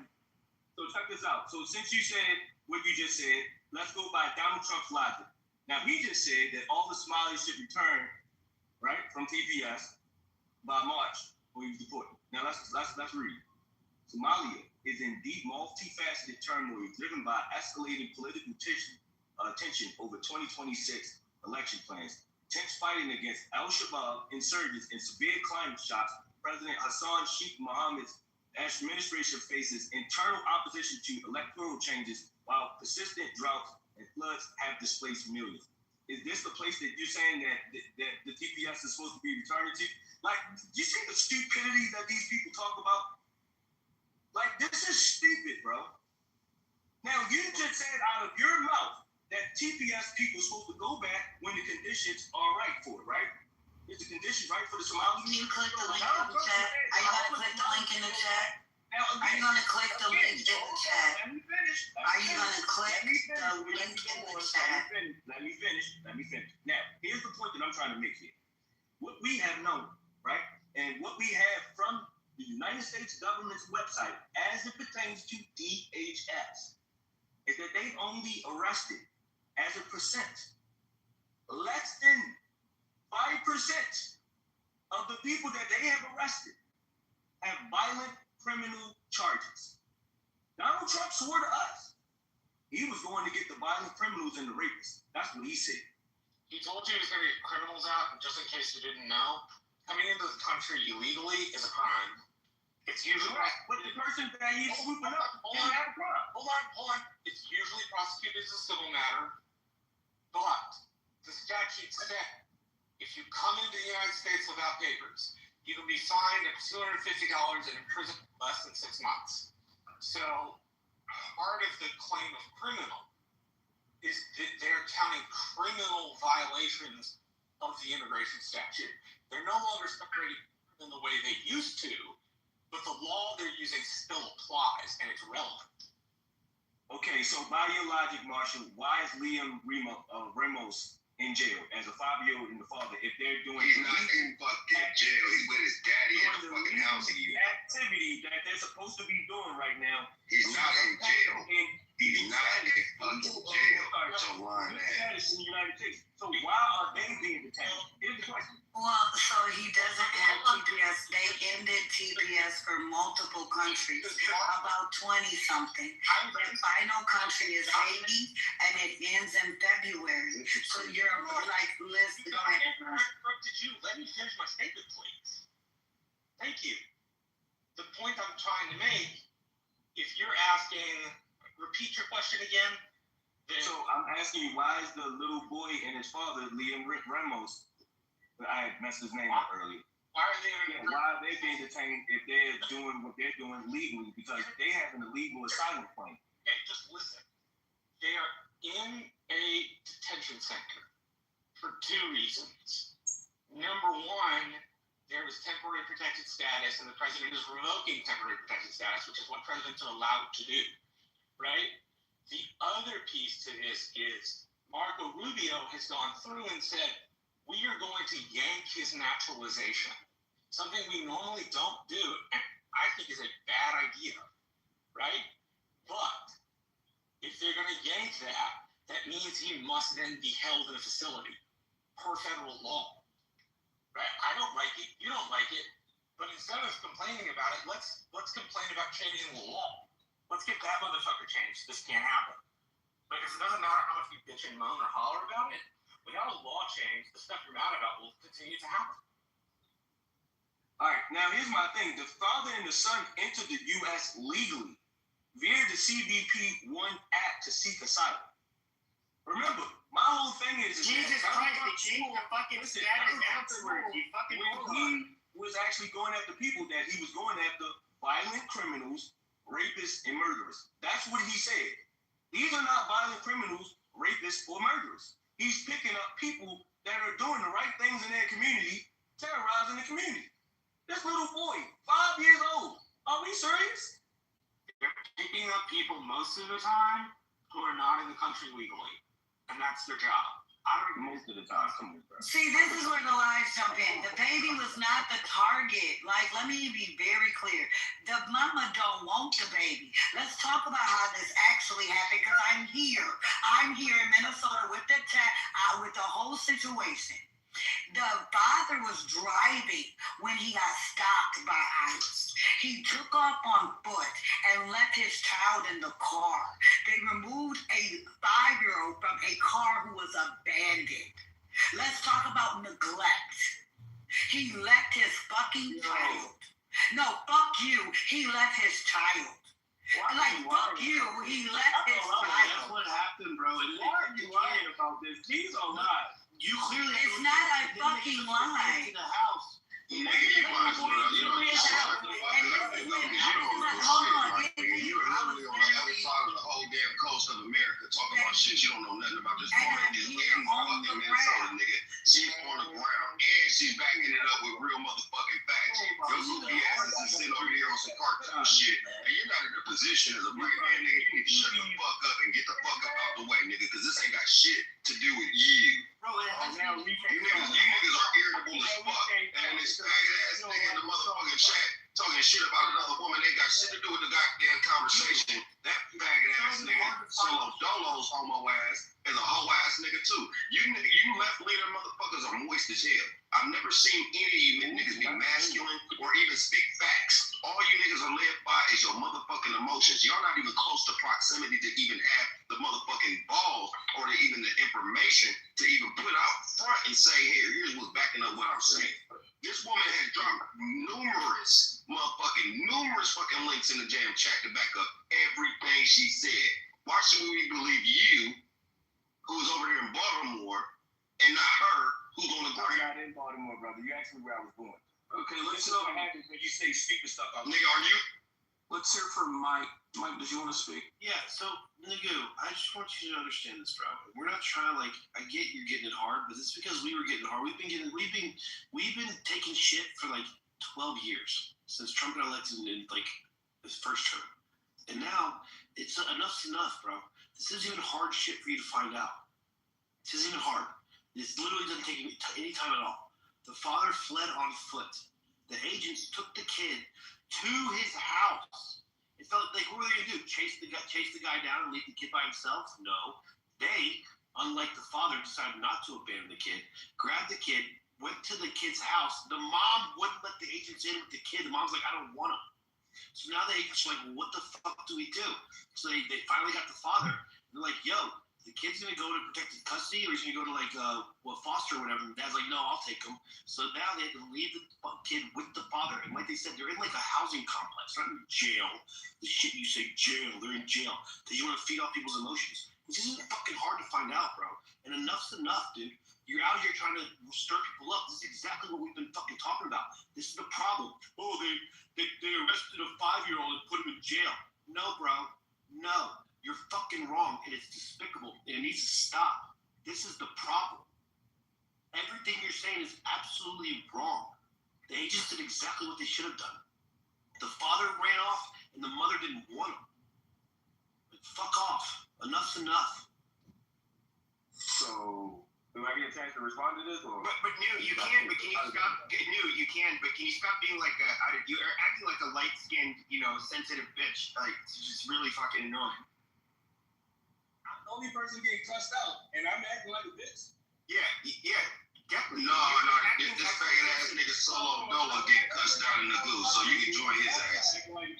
You got a friend in the goo. He's a bitch ass. I don't know what else to say. About ice, and I'm getting cussed out, and I'm acting like a bitch. Yep. Okay. Right. So can I respond to that? How's that work? Yeah, go ahead. Okay. All right. So my point is that what the brother just said again, these are filthy, vicious lies. If you guys can keep saying it and keep saying it till you blue in the tongue.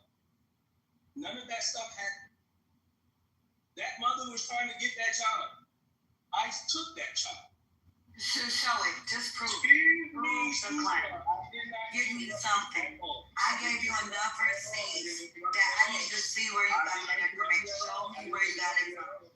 You absolutely. I got called every child with us. I guess, Russell, where'd you hear this from? I need a receipt. I dropped receipts for everything I've actually said. And they're all in the chat. You can go all the way back up to start pulling shit out. I want to see the mother's statement where she's begging them to give her baby back because she still ain't said shit to today. I just want to know where you heard this from in the goo. Where'd you get your like, what are we doing? CNN News. All right, can I talk? Because even when you just nah, nigga, drop any information when you spoke, Mike, nobody asked you for nothing. But as soon as I speak, I gotta cut Solo Dolo. Let me talk, bro. That's all y'all gotta do. Fuck you and fuck Solo Dolo. That's all you gotta do. Read up. Let somebody else talk. Fuck you and fuck Solo Dolo. That's fine. I'm not even mad at you. I understand you got problems at home.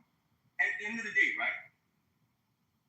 This little boy, what y'all are saying is that crap that JD Vance cooked up on national TV that has been nationally debunked. You can't. No, everybody told you what happened, but you just don't want. No, you're making up a narrative on the fly. I'm just trying to respond to you. Okay, shut your slurp pipe. Shut your fucking slurp pipe. We gotta let him go. Pepe, do you know you're modded? I modded you, just making sure you're aware. No, I'm aware. I just, okay. I know he can't help himself, but it's been said. You keep on changing the fucking narrative. I don't know why. Why are you even so interested in making shit up? Like you're trying to make it as if this boy they went out of their way to quote unquote detain this 5-year-old boy. He was stranded and left behind. And it's not like they took him. The boy wasn't arrested. He was literally reunited with his fucking family. This is stupid. So, like, Nagu, I want to walk through this with you, bro. Guys, please, he's right. We shouldn't interrupt him like this. But, Nagu, I just want to walk through this. Do you know the father fled on foot? Do you know that part? Mother was trying to make it to the house. Hold on. So, like, when they pulled him over, do you know that he got out of the car and ran on foot? To the house. Dude, they took the kid to the house. Correct. All of this happened at the house. Correct. Right. No, they had to put the kid in the car and take him to the house. So the answer to my question would have been yes. Like, you know that. So the father got out of the car and ran away from his child and left the child there. So the answer is yes. To the house. Right. Well, no, I'm just saying, like, you agree. The answer is yes. Correct. Okay. So what are the agents? The question is why did all that happen? See, this is where it becomes misdirection because this is where the lies are being told. Like at that moment in time when they pulled the guy over and he gets out of the car and he runs away. What at that moment in time? Let's pause right there. What are the agents supposed to do? The agent was supposed to hand the child off to the mother. Well, right. So they would take the child, right? Right? Correct. Oh, which is what they did. Then they put the child in the car and they take the child to the house. Yeah. But that's not what happened. See, these are lies. See, hold on. Let me stop you for a second before you go on. Let me stop. What actually happened at the home was the ICE agents was trying to use the baby to get the mother out the home. Remember? That's why the mother shit. You were saying, where do you get hold on. Let's get to the facts. Right? Let's get to the facts of what really happened. The mother could have got the child. The ICE agents was trying to bait the mom to come out so they can snatch her too. Okay, hold on. That's why they got the damn child. Let's pause there. All right. So let's pause there because I want to walk you through your logic to show you how flawed it is. So you're saying they're trying to use the child to bait the mother out of the house. How would they do that? Would they walk up to the door with the child and ring the doorbell? How did they get to the house in the first place? Hold on. They drove the child to the house because the father ran away.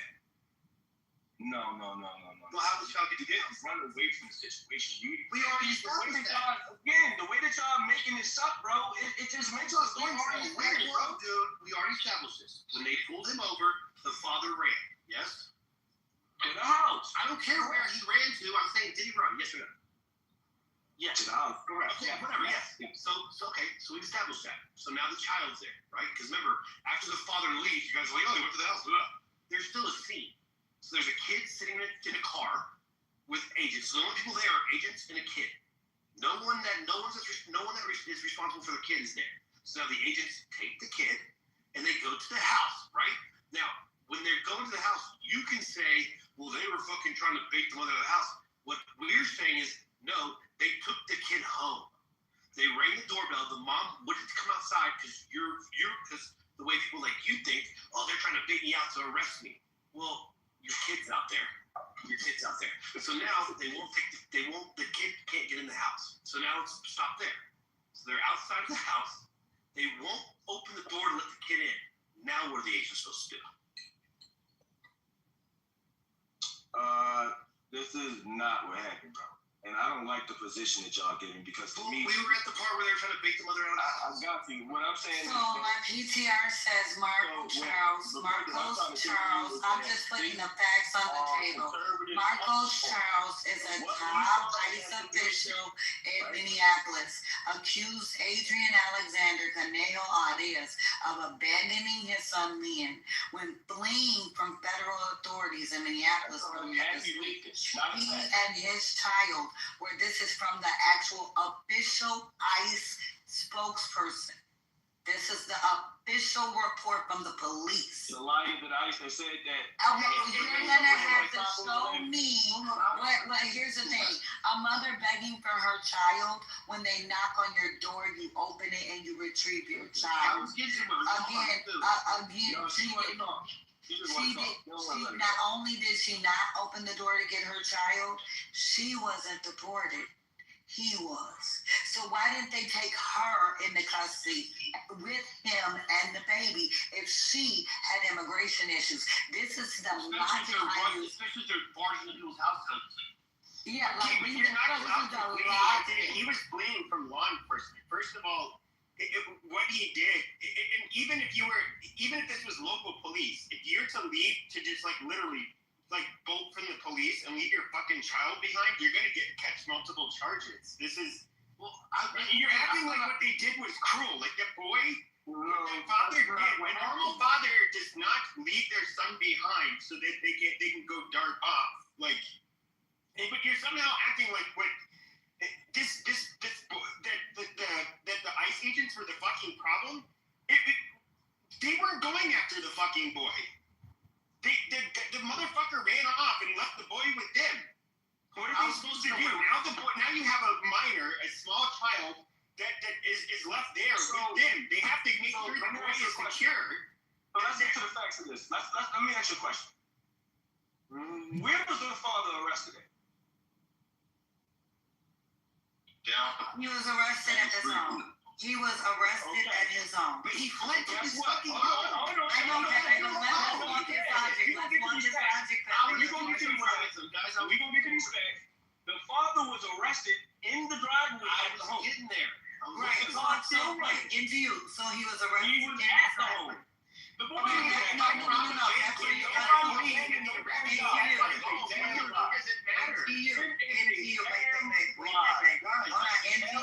You jumped into a lie because you said, where was he arrested? At his house. At home. Okay, slow down. That made you assume that he was in his drive. That's where you're false. The assumption is that he was always there. He wasn't. He fled to his house and left his child. No, he didn't flee in the car. He left the car. The car is impounded. He left the car. Oh my God, this is crazy. He left his car.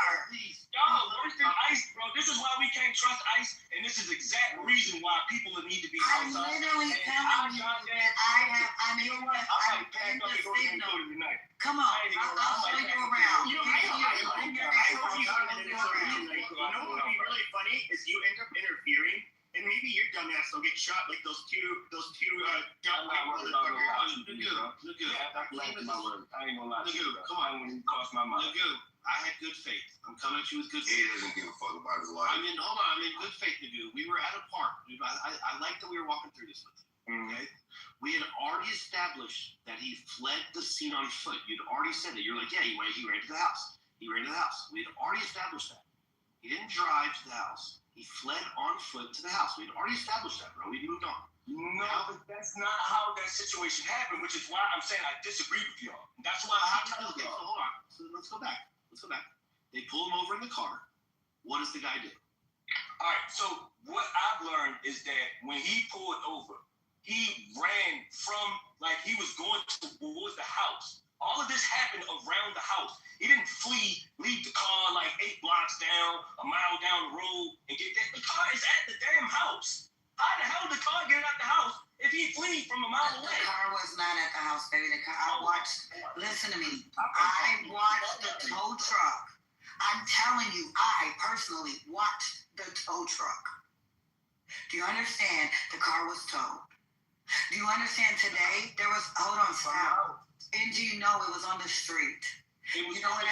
Again, no, it was not. It was on the street. People have more than one car up here. So you're going to sit up there and lie to me? People have more than one car. Listen to me, into you. I am literally telling you, he left the car and the baby on the street. Okay, so there's no evidence to this that you're talking about. Listen, it's out there. I don't know why. Listen, it's out there. You said you got on the facts. You know what's so funny? You want to know what's so funny? I put 5 or 6, 7, 8 links in the chat. You haven't clicked one. I'm not showing you shit outs because what I'm telling you, everybody knows that everybody has seen that I've literally proven my case. You have cognitive dissonance into you, and that is a problem for you, not me. I live here, sir. I get real triggered because this is my real life. This is not some shit on the internet. This is not motherfuckers out. Hold on, sweetheart. This is not me watching the news. I am literally boots on the ground. If you want to know how boots on the ground, the video of me going viral telling these nut job ass liberals to go the fuck home is in the chat too. I'm telling you what I know to be true. That man left his child. You know what happened today, though?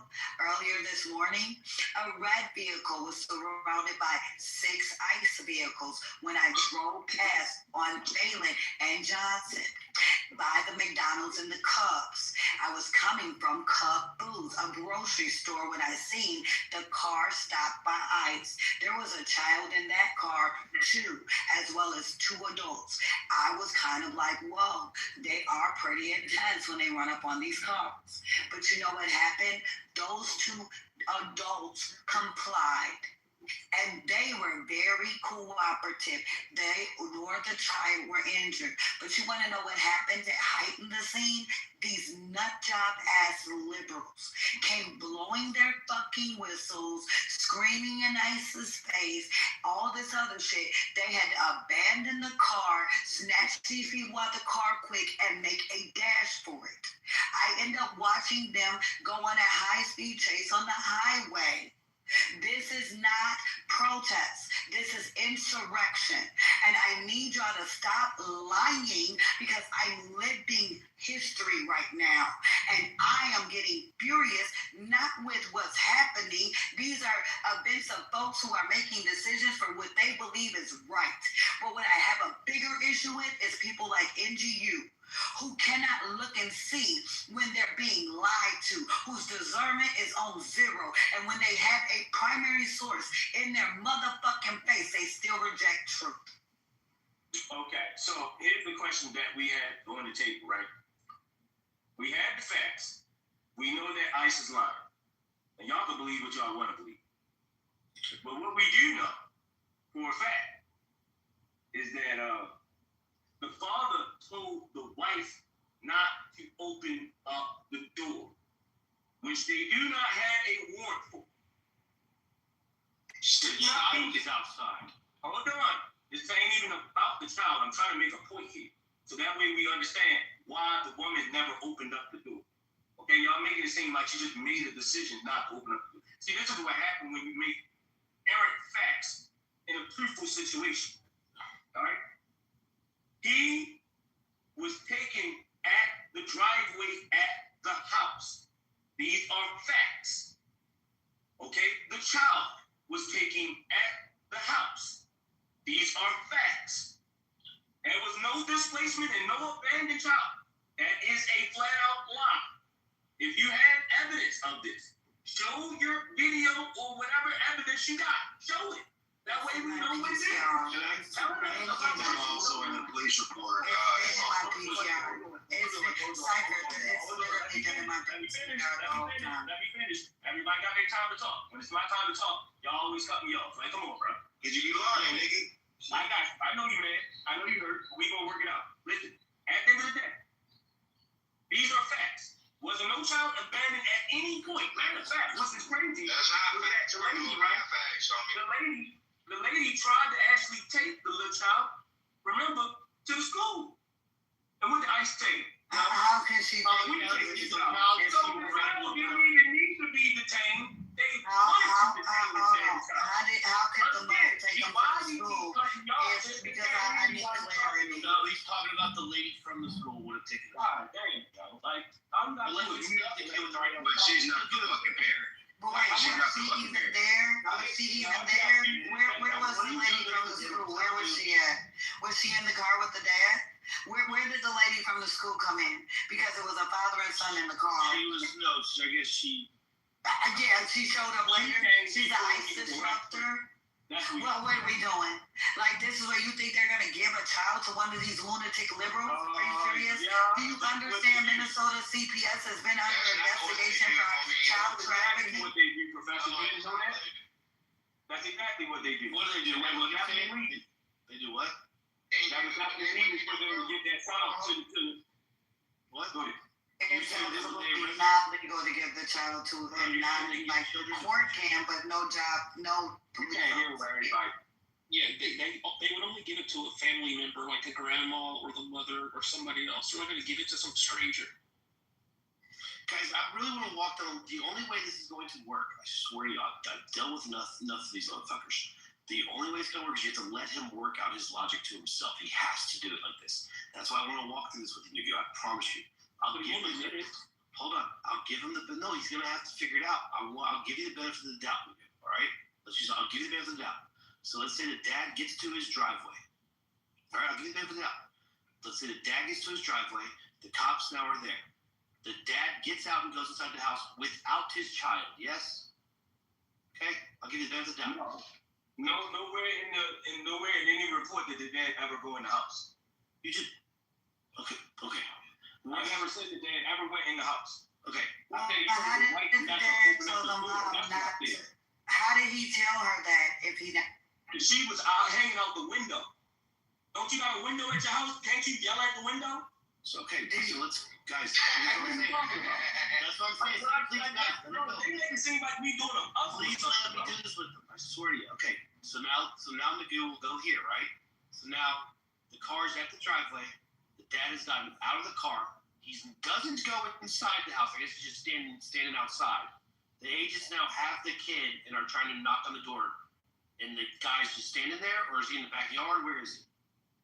No, the target was not the child. The target was them. I get it. So I'm trying to clear up before we move forward. The dad has already been scooped up before the child is scooped up. So that's how the child got abandoned. Let's make sure we understand that. So how's the dad telling them not to open the door? Wait, I got a question. So you're saying that the father, right, so you're saying the father's in the cop car, but he was just in the house? You said they didn't have him in custody. They were using him as bait. I'm just... Never went in the house. How many times do I need to say that? Okay, hold on. Did they arrest the dad before or after they rang the doorbell with the kid? No, this all happened. No.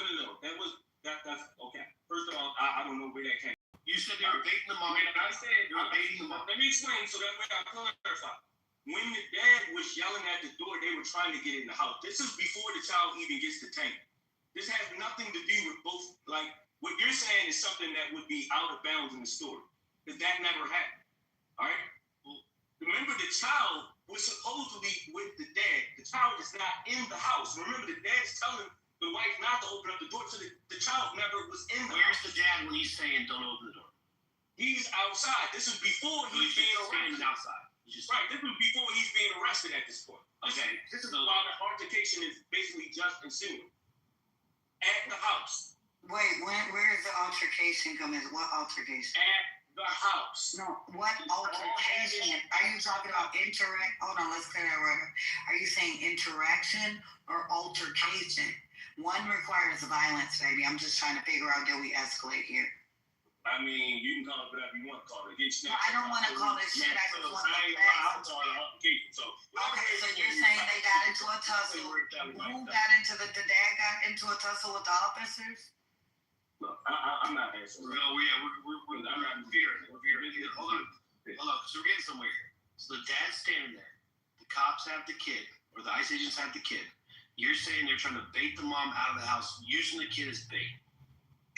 Listen, what I'm trying to say is that what happened in the situation is that the dad, they was after the dad, okay? That's how the situation started. They were not after the child. I get it.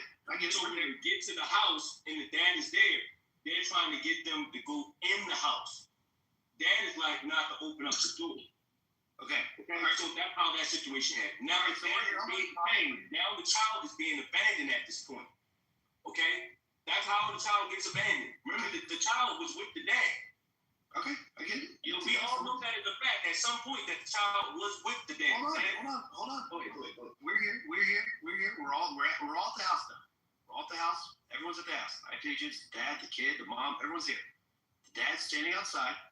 They have the child. You're saying they were using the child to bait the mom out of the house. Now, did they go to the door? Remember, there's that picture, right? So they're trying to get the mom. The dad's saying, don't open the door. So the mom doesn't open the door. They arrest the dad. So now the dad's been arrested. However you want to play it out, the dad's arrested. The mom won't open the door. And the kid is now with the ICE agents. At that moment in time, what's supposed to happen? Oh, at this point in time, listen, I'm going to say this. I don't know what the actual status of the mom is. I believe she was in a legal asylum claim, but is she a mom? Is she a mom as a status? She is a mom. So she's a mom. Okay, I just want to establish that. So she's a mom. She's a mom. They have another child in the house, as far as I know. I believe it was a teenage. And one outside of the house. Right, and one outside of the house. So I believe that whatever was going on was, I'm not sure if the dad was doing it because of, the amendment rights, or he was doing it because somebody in there was illegal. I don't know that. I'm not going to sit up here and make up something I don't know. What I do know is that that's how the child got into the... Meanwhile, the child's still outside the house. Correct. Now, when the dad tells her not to open up the door, I believe this is where they're trying to use the child as bait to get the people outside or whatever would get them to open up their door. And remember, they don't have any warrant, so they have no reason to go into these people's homes. And the fact that the dad and the child was here under a legal TPS status. So they weren't doing anything wrong. They had no criminal record. Nobody in the household, as far as I know, has any criminal record at all, not even a parking ticket. We already went through the TPS stuff. I don't want to get back into that. Let's do the TPS. So I'm trying to figure out, why does this need to go down like this? Well, right, wrong, or indifferent, it's going down. Right, wrong, or indifferent, it's going down. So now you're using the word bait mom to get out. We're using the phrase, do you want your child? Right? So you're saying they're baiting her. But what we're saying is the ICE agents were like, well, we got this fucking kid here. Do you want your child? The mom won't open the door. So now, like I said, what do we do here? The dad's arrested. The mom won't open the door. What do we do with the kid? What do we do? Well, first of all, there's two problems here. The first problem is, why the dad even being arrested at all? He never did anything wrong. Hold on, we already went through this, bro. Right. So to me, this is immigration status is still process. We can agree. It doesn't matter. This is what is causing the problem and causing the commotion in the first place. No, what's causing the commotion is so it caused at this house that had the father. Or wasn't illegal. The father. So NGU, he had it. So let me give you some facts. So can you? I am answering your question. No, I'm asking Mike the question. Okay, but through TPS stuff. He said he doesn't want to. He's already that doesn't matter because it was revoked. When a person doing a crime at the house, you don't have to do a crime under TPS for it to be revoked. Person answer the question. I'm asking the question to you. Can you do that, please? The guy is now deemed illegal. But I'm not talking about that. I'm talking about they revoked the TPS. They revoked the TPS, right, wrong, or indifferent. You can agree with that or not. That's irrelevant to this. We can't just like call time out on this situation and be like, well, I don't think my TPS status should be revoked. Dude, I got what you're saying, though, but Mike, I'm just saying, are you saying that this happened before or after he was detained? What are they supposed? Look, this is all going back to when you use the phrase, they put the kid in jail. They put the dad and the kid in jail. And so now I want to walk through this scenario with you because I think that rhetoric is what we're getting to. There would be zero ICE issues in Minneapolis if people would just let them do their job. The lady would have never got killed in the car if she would just parked her fucking car and got out and protested with everybody else on the sidewalk. There was plenty of people protesting on the sidewalk. She could have just parked her fucking car and got out and protested like everybody else. You can scream at them, you can flip them off, you can say whatever the fuck you want. But there's no reason to get in their way. Now, what I'm getting at is when you use the phrase, they put the dad and the kid in jail, I'm just trying to walk through this with you. The dad's now arrested. They got the kid. The mom won't open the door. What are they supposed to do at that moment? What are they supposed to do? So, first of all, like I said, that the lady from the school, I believe her name is Garland or something like that. I can't remember her full name. But she came to get the child. So they had. Hey, Mike, I think he's done. Can I speak? He's been hold on. They had plenty of ways to deal with the child, and I think also that they never even tried to even, contact. And this is what usually happens in this situation, right? You contact the family and let the child go with the family somewhere, like the mom. This is not what happened in this situation. And it seems to me that let me jump in there real quick. Simple, let me jump in there. Mike, Simple, you guys, there's nothing you can do. This is like what we're dealing with. Like this ideology, this man is set on being right.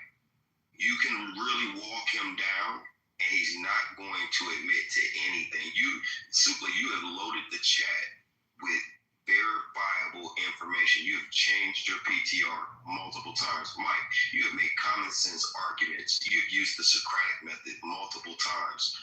I think Pepe even left this motherfucker. You know what I'm saying? Everybody, you cannot save everybody. Hey, Nagu, I want you to go to Minnesota. I want you to protest. I want you to get in their way. So then you'll be out of our way. The point that I was trying to make to you, Mike, right, is that I don't get like the question I'm asking you, was he illegal, supposedly, as you're saying? Yes, at the time of it, I'm trying to ask him the question, Professor? Yeah, same way, yes, he was. So was this before or after he was detained that he was supposed to be illegal? Before, that's why they picked him up. Yeah, they wouldn't go. What was the thing that he did wrong? Is what I'm asking you, Mike. You don't have to do anything. The point is, you don't have citizenship, so your ass gotta get the hell out. So you won't get detained.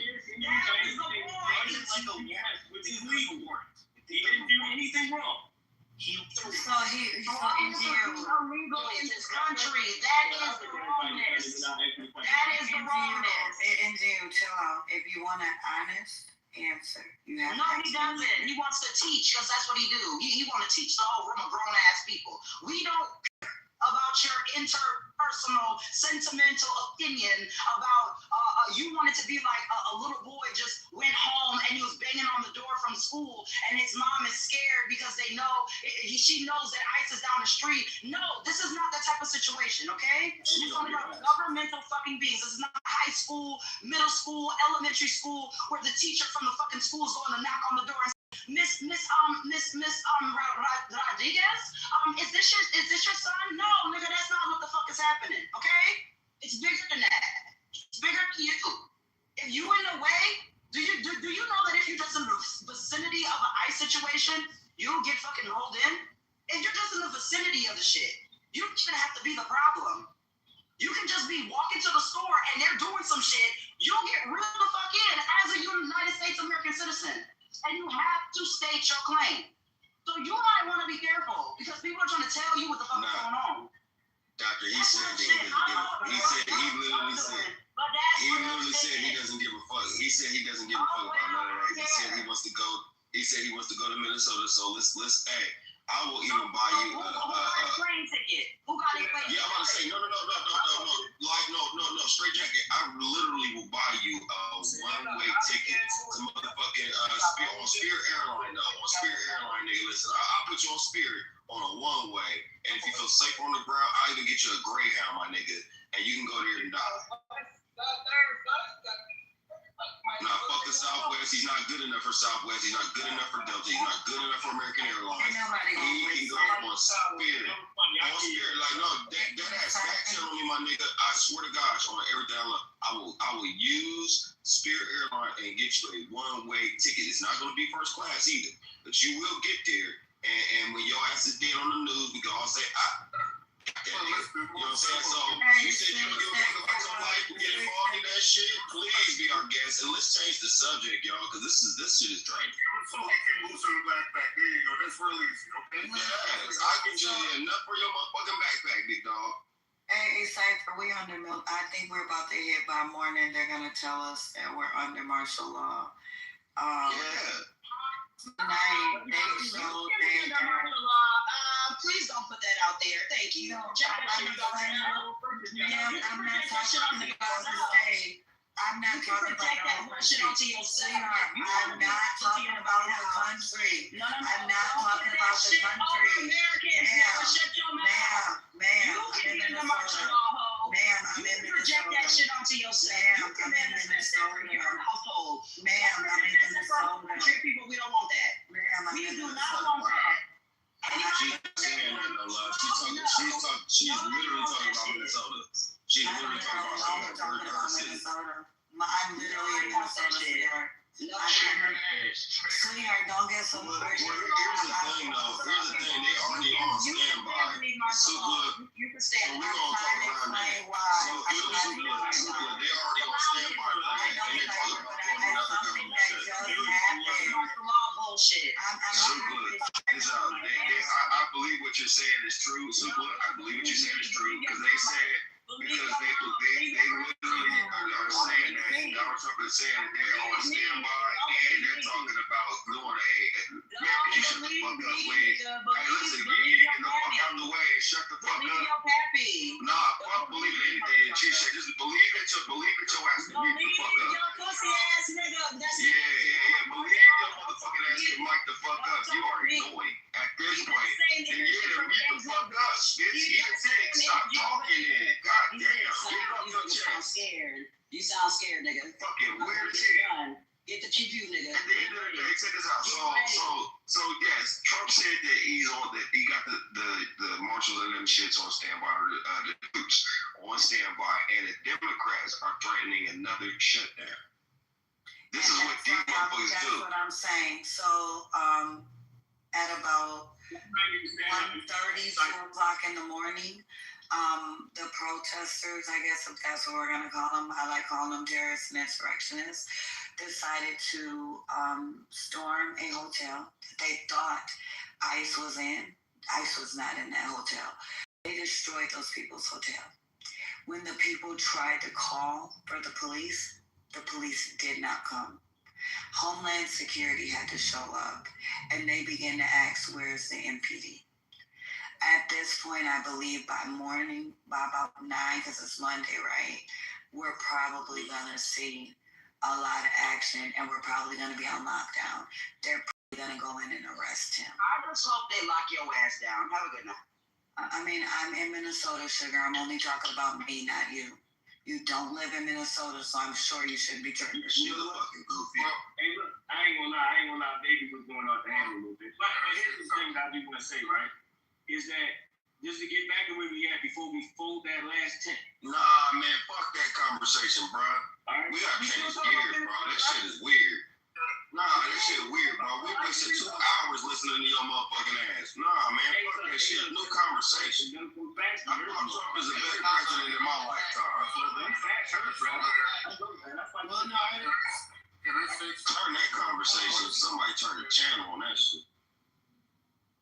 Excuse me. The lady in Minnesota there, my heart goes out to you, you know what I'm saying? Now listen. It's real careful, right? Everything is on pins and needles.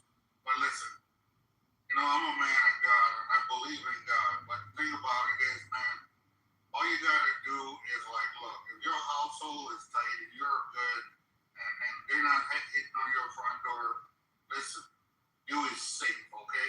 So don't try to get too worried about something. So that's what I try to tell people. If whatever is going on someplace else, as long as it's not close enough to your vicinity and it doesn't have something to do with you, try to just know that you're going to be fine. You and your family going to be fine, and then you just move forward with goodness, knowing that you're going to be okay. You can't do anything else about the whole situation. It's going to blow up however it's going to blow up. But what else do we do? We can just survive, okay? So if you're in a survival mode where you're good, just be okay? That's all I've got to say, okay? Thank you very much for allowing me to talk. I appreciate your sentiment, sweetheart. I've been through a Minnesota shutdown before, beloved. It was not fun. It was really not fun. And when you add military to a shutdown in martial law, a military state, that officially makes us a war ground. Now, here's what I will tell most people who do not know. Go check the Minnesota state flag. That was changed not too long ago. When they changed our flag, you will see me very livid to find out that's what they were doing. Not only was I livid, but I said the following things, and I continue to say it today. Flag protocol is very important. Without saying a word, a flag can denote several things, even declare war.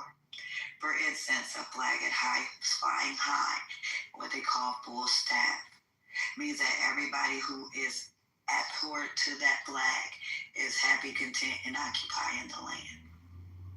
If a flag is falling at half staff, which is halfway down, means that something happened and that those people are slightly in mourning. They have a little sadness going on. If a flag is taken down, that means that land is either unoccupied or at war. If a flag is erected in its place, the people who were already there are now going to have to make a decision. They're either going to have to be allegiant to the new flag and its parties, which means subjugated to, or the new party has now declared war on the old party. So that old party that's watching their flag come down and a new one erect has to make a decision. Either they will be the conquered or they are going to war. I have always said from the beginning, we are not a conquered people. I pray tomorrow they don't call martial law, but I will not be against it if they do, because they've already declared war on me and my people. So, Mr. Who, I wanted to say, not only are the people going to be safe if this doesn't involve, like you were saying, people are going to be safe. It's just be on your P's and Q's, whatever, blah, blah, blah. Not only are they going to be safe, ICE is actually protecting them. Like, it's actually going a step further. And this is what I wanted to say to Nagu, because this whole thing kind of started. Maybe shouldn't have walked on the side. You're probably right. It was a waste of time. But the way he said it, and the way all these liberals are saying it, they're like, oh, I have no problem with them getting illegals out. It's just the way they're going about it just seems so chaotic and so crazy and so this and so that. It's like, shit. Because there's people out there fucking causing a fucking ruckus. If no one would cause a ruckus, no one would even fucking know this is going on.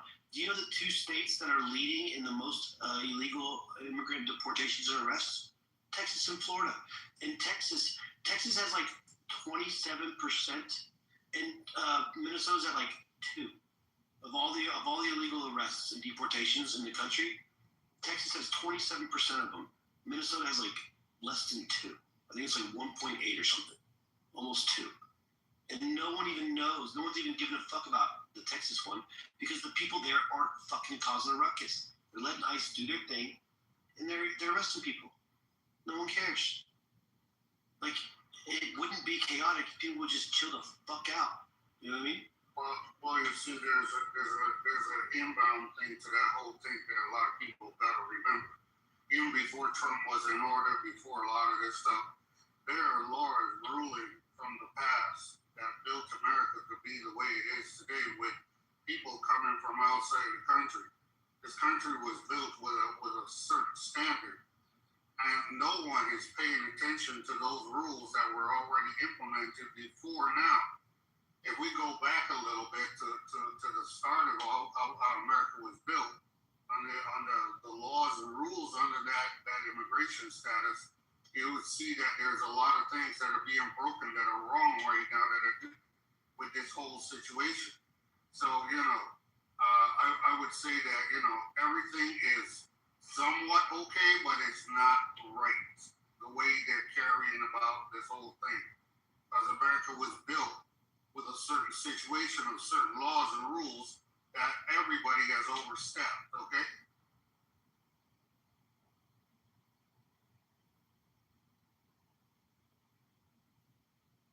Yeah, respectfully, I would disagree. You're right, there is rules and laws, and you got to go about the right way. And, this whole thing about it being civil versus federal, so civil offense is like when you overstay your, visa. Or you come here and then, you're supposed to leave. Like, you come here legally, and then your time's up and you're supposed to leave, and they don't leave. That's the civil offense. Crossing the border through an illegal port of entry is a federal crime. Period. Like, full stop. You know what I'm saying? Like, this whole, being here illegally is not necessarily federal. No. Crossing the border through a illegal port of entry is a federal crime. And the TPS thing. Now, they revoked the TPS status, you gotta go. Sorry, it's literally called temporary. It's literally called that. So, I don't know, like you said, the way they're going about it, they've been going about it like this forever. I mean, CNN did a ride-along with Obama. There we go. That's the difference. That's the difference right there, Mike. They don't have a Tim Walz. That's where the chaos came from. Like, can we blame the person who actually did the shit? The goofy motherfucker that called people to go out in the streets and fight ICE? Was his words? We must stand up and fight ICE for our neighbors. I can't, the only reason why Trump hasn't taken this goofy motherfucker in for obstruction and insurrection is because that's what his dumbass wants, so he can garner support. And fuck him, we have elections to win for midterms, so he can suck one. And Tim Walz is the nut job that got Renee killed. Tim Walz is the nut job that got Alex killed. And if you think anybody else is responsible, please explain to me why. Well, I think that they're responsible as human beings, and the only reason why is because they made those sound decisions. But at the same time, I agree with everything you said. So, it's just, you're dealing with lunacy. It's literally fucking fundamental mental health issues. Some of these same people are having an argument that, TPS and illegal immigrants and temporary immigrants, which is TPS basically, asylum seekers are under the same fucking guarantees as the Constitution. While some basic rights do align or are for them, right? Which is the reason why they air quote come over here. There are other limitations. They're not guaranteed the same detention rights, representation rights, or any of that shit. There's a fundamental disadvantage to them being here temporarily. They have Fourth Amendment shit. It's not their fucking Fourth Amendment. Exactly, and there are many more that don't apply to them. It's my Fourth Amendment. The is that if I have a guest in my house and they feel entitled to talk shit about where they're coming to, then you're free to leave. Like, why would you come into a country or even sneak into a country fleeing from, and they're not fleeing, the majority of them are not fleeing. They just can't make it over there. They're lazy. They're, full of shit. And there are some war-torn areas. So the legitimacy of it, I say, makes up maybe a third of the people that are really coming over, right? Through the front door. But the majority of these motherfuckers was just lames in their own fucking country and they couldn't make it. So they'll take advantage. They have some family members that are here in the country and they'll tell them the loopholes on how to get on, and they'll even allow them to leverage them by living there and, saving their money up and doing all this other shit and everything else, right? Especially illegal activity like scamming, drug dealing, sex trafficking, and everything else, especially if they have a foothold and they know some people that can get things through. Yeah, they'll do all of that mule shit, right? But then you come over here and you complain. Get the fuck out. Go back to the country. You made enough money while you were here. Why can't you just leave? Or why haven't all these motherfuckers that came over here made their own prospective countries great? Or invested over there? And Elon said something that I always keep bringing up, that it was fucking funny. I could snicker at it. He said, we know who the TPS people are not. Those are the people that come to America seeking asylum and then go vacation in the country that they were fleeing from. Get them the fuck out of here. They're costing American taxpayers over $1,300 a year just by existing here. Oh, you don't want to do their jobs. Well, we got AI, robotics, and there's other motherfuckers that can't find a job that would love to have their job. Right? I'm saying this to say there are people you cannot convince. There is no argument you can articulate. There is no process that you can get these people to see because they are anarchists. They are anti-American, and they're just as much of a threat as the motherfuckers sleeper cells that we have in our country that we don't know about. And they're dangerous too. Shit, I go a step further. Motherfuckers is having these kind of arguments and marching and all this shit. We will round your ass up and ship you to another fucking country too, because I believe it's Honduras or whatever. They're taking them. El Salvador, that's what I meant, yeah. They're taking them cheap. By the way, Honduras just put a motherfucking tariff tax on Colombia for moving all that dope. So the shit is getting tightened up right now. And as Americans, we don't see that shit as a benefit and can't appreciate that we don't deserve a president like Trump. We don't deserve a motherfucker that's really looking out for our better interests. This man about to cap credit card interest rates at 10% on a 1-year deal so everybody can get their shit together. He's telling us to buy housing swaps at $200 billion so we can reduce the housing prices. He's getting ready to get rid of Jerome Powell's bitch ass so he can drop the Fed rate down to 1%. Like how fucking crazy and how much of a dictator is this man? But he's saying fuck NATO's 70% budget that we pay every fucking year. Fuck the UN, the order bureaucracy and shit. You niggas don't do nothing but symbolize shit and don't get anything done. I got the world powers in my motherfucking back pocket on speed dial. We're going to set up our own board so we don't have to get, and they're going to all contribute $1 billion or more to be lifelong members of this new council that was set. Come on, man. Like, what the fuck is wrong? That's why I'm like, the only thing about America that one of the things I don't like about America, and this is my country, because I could say, I could talk my shit, but I don't like the mental health. Like, these motherfuckers that are, like, far right, far left. There's no balance to this shit. It's like literally lunacy. Like motherfuckers, you could literally talk to people. Like if y'all ever witnessed people go on the street and ask basic civil questions, basic math questions, basic science questions, basic anything, and you see how fucking far off the average person is. And I'm not just talking about white, black, or anything. I'm talking about just basic Americans who don't know shit but got all the opinions in the world. We just saw it demonstrated on the stage. We have a person that's literally there in Minnesota that's dropping receipts, and we have a goofy ass nigga that wants to argue. Like at the end of the day, with that much compelling information, it's just good to be like, you know what, let me look into it a little bit more. Even if you don't want to concede. But we're not dealing with that type of, humility. We're dealing with narcissistic malignant behavior. A bunch of spoiled brats. A bunch of dissonance, everything. And that's the reason why I'm not listening to motherfuckers overseas. Send them overseas, Mike. That's what I'm saying. Like, you know what I mean? If motherfuckers, listen, I love it overseas. Don't get it twisted. I love America. I also love Colombia. I love South America. I love what the free world has to offer. And as an American, I abide by their laws. I do the best. I almost overstayed my motherfucking visa by a couple of days, and I busted my ass to get down to immigration down there to make sure I was cool. And they made sure I was cool because they will charge your ass $350 to $400 a day, and they will detain you. They'll do the same shit. So why the fuck should we be any damn different? And down there, you have to have motherfucking life insurance and health insurance policies because you're going to have to pay to go to the fucking hospital. They're not just taking you.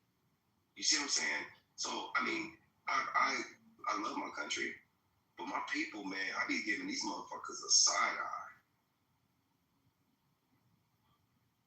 Hey, Dominic. Hey, Q. How y'all doing? Hey, how you doing? What's going on? I like this title, man. I got a perspective for y'all, right? Because a lot of people get upset with ICE. I don't think ICE is doing anything wrong, but this is just an ideal. There are signs that you can buy right now on Amazon that say something like no trespassing for residential properties now, right? There are other signs out there that you can buy right now on Amazon that say no soliciting, right? Now, for every homeowner in this room or anybody that's renting a property, if you have a sign in your front yard of your 2,000 square foot property and it reads no trespassing, and I step into your grass with my cell phone out, what, am I breaking a law? Because legally you can call the local PD, correct? And hey, the police is going to enforce your sign that says no trespassing. I have violated a law. I could get arrested for that. Like, I can go into a country illegally and do the same thing and expect a pistol not to be put in my face. It's batshit crazy.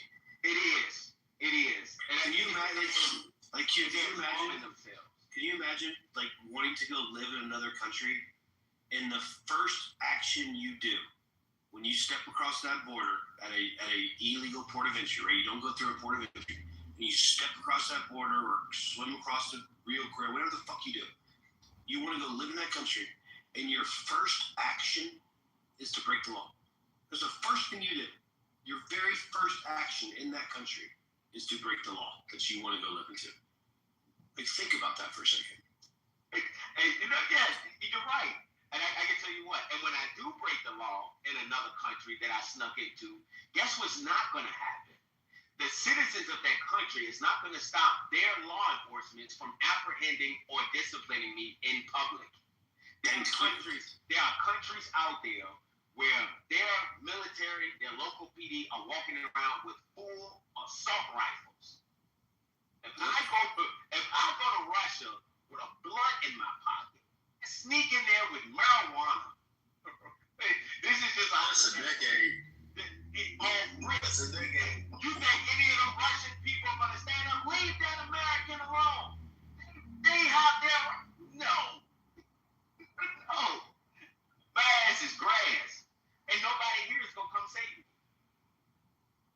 You know what the shame is? The shame is like Cypher talks about, the people that actually did it, went through the process.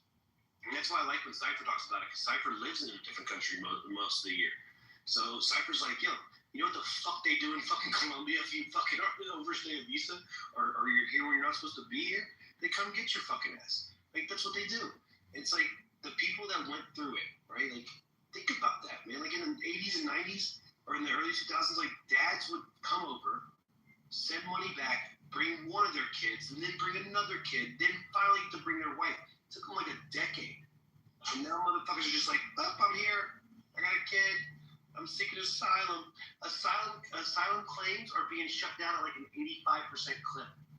They're being denied at like a fucking 85% clip, bro. None of these motherfuckers are seeking asylum. Coming here for a better life and a better economic life is not asylum, bro. That's not how that works. You want to come here, you do it the right way. We have no problem with immigrants. We fucking love immigrants. We'll make this place great. But do it the right way. Just do it the fucking right way. That's not what's going on, though. What's going on is they're saying, you just keep saying, do it the right way, do it the right way, do it the legal way, do it the legal way. But we're going after people who are here legally. They did it the right way, and we're still going after them. What's going on? That's where you're wrong. The people that the people that are getting themselves involved in ICE situations are legal. These are citizens. That dude that just got shot, his dumb ass, he involved himself in something he had no business involving himself in. Those ICE agents, all of the videos that I've seen with anything that people saying that these people are thinking irrationally, they're acting out irrationally. These people are calmly saying, "Stay back." Don't. Do you know who the ICE agents are never fighting? You know who they're never fighting? They're never fighting with illegal immigrants. Ever. Exactly. They're only fighting fucking dumbass fucking citizens. Hey, white people, the first immigrants in America. By immigrants, you mean legal, first legal immigrants. Yeah, but you know what's funny though? Despite that, asylum is an equal part of it. Yeah, but you know what? You can say white people are the first immigrants. I don't really care, even though it's not accurate. But I would say this: it's white people. You know, at least this is what's kind of funny about us right wingers. Is we're at least somewhat logically consistent. You don't see us bitching about these crackers getting shot. Like, we really don't care. I think it's kind of funny, to be honest. Goddamn. Hey, I didn't agree with you in a long ass fucking time. Happy 2026. But wake that the fuck up. Look, they want somebody else to bring race into it. This has nothing to do with it. God damn.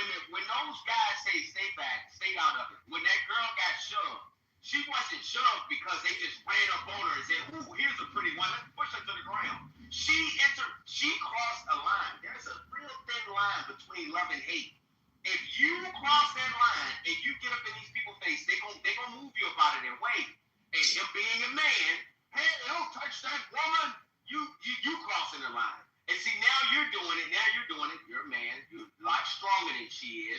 And you're approaching 5 or 6 more agents with Kevlar on and weapons.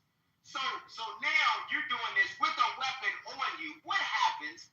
You know, all the black Americans know what happens when the police tell you to keep your hands where they can see them. Well, see, this is a good part, though. Hold on. He didn't even have his hands on the weapon. They snatched it out of his holster. See, but what? So what, nigga? Get the fuck off of that man ride, bro. Stop. Why are you even, hold on, you talked about white motherfuckers, this white motherfucker. Why the fuck are you defending this motherfucker, white motherfucker? This is what's weird. Yeah. That ain't so funny, bro. That's weird as shit. Yeah, Woo, say white lives matter. Now here, ask you this. Carrying a weapon, now listen, they have the Second Amendment, and your fucking phone is underwater, my nigga. Nobody even can hear your ass. Yeah. Just don't watch smiles. I didn't know he was talking. So, Woo, here's what we don't give a fuck about what you talking about. You can have a firearm on you. No one's bothering that. You can go to the protest and have your firearm on you. But you cannot commit a crime and also be carrying a firearm.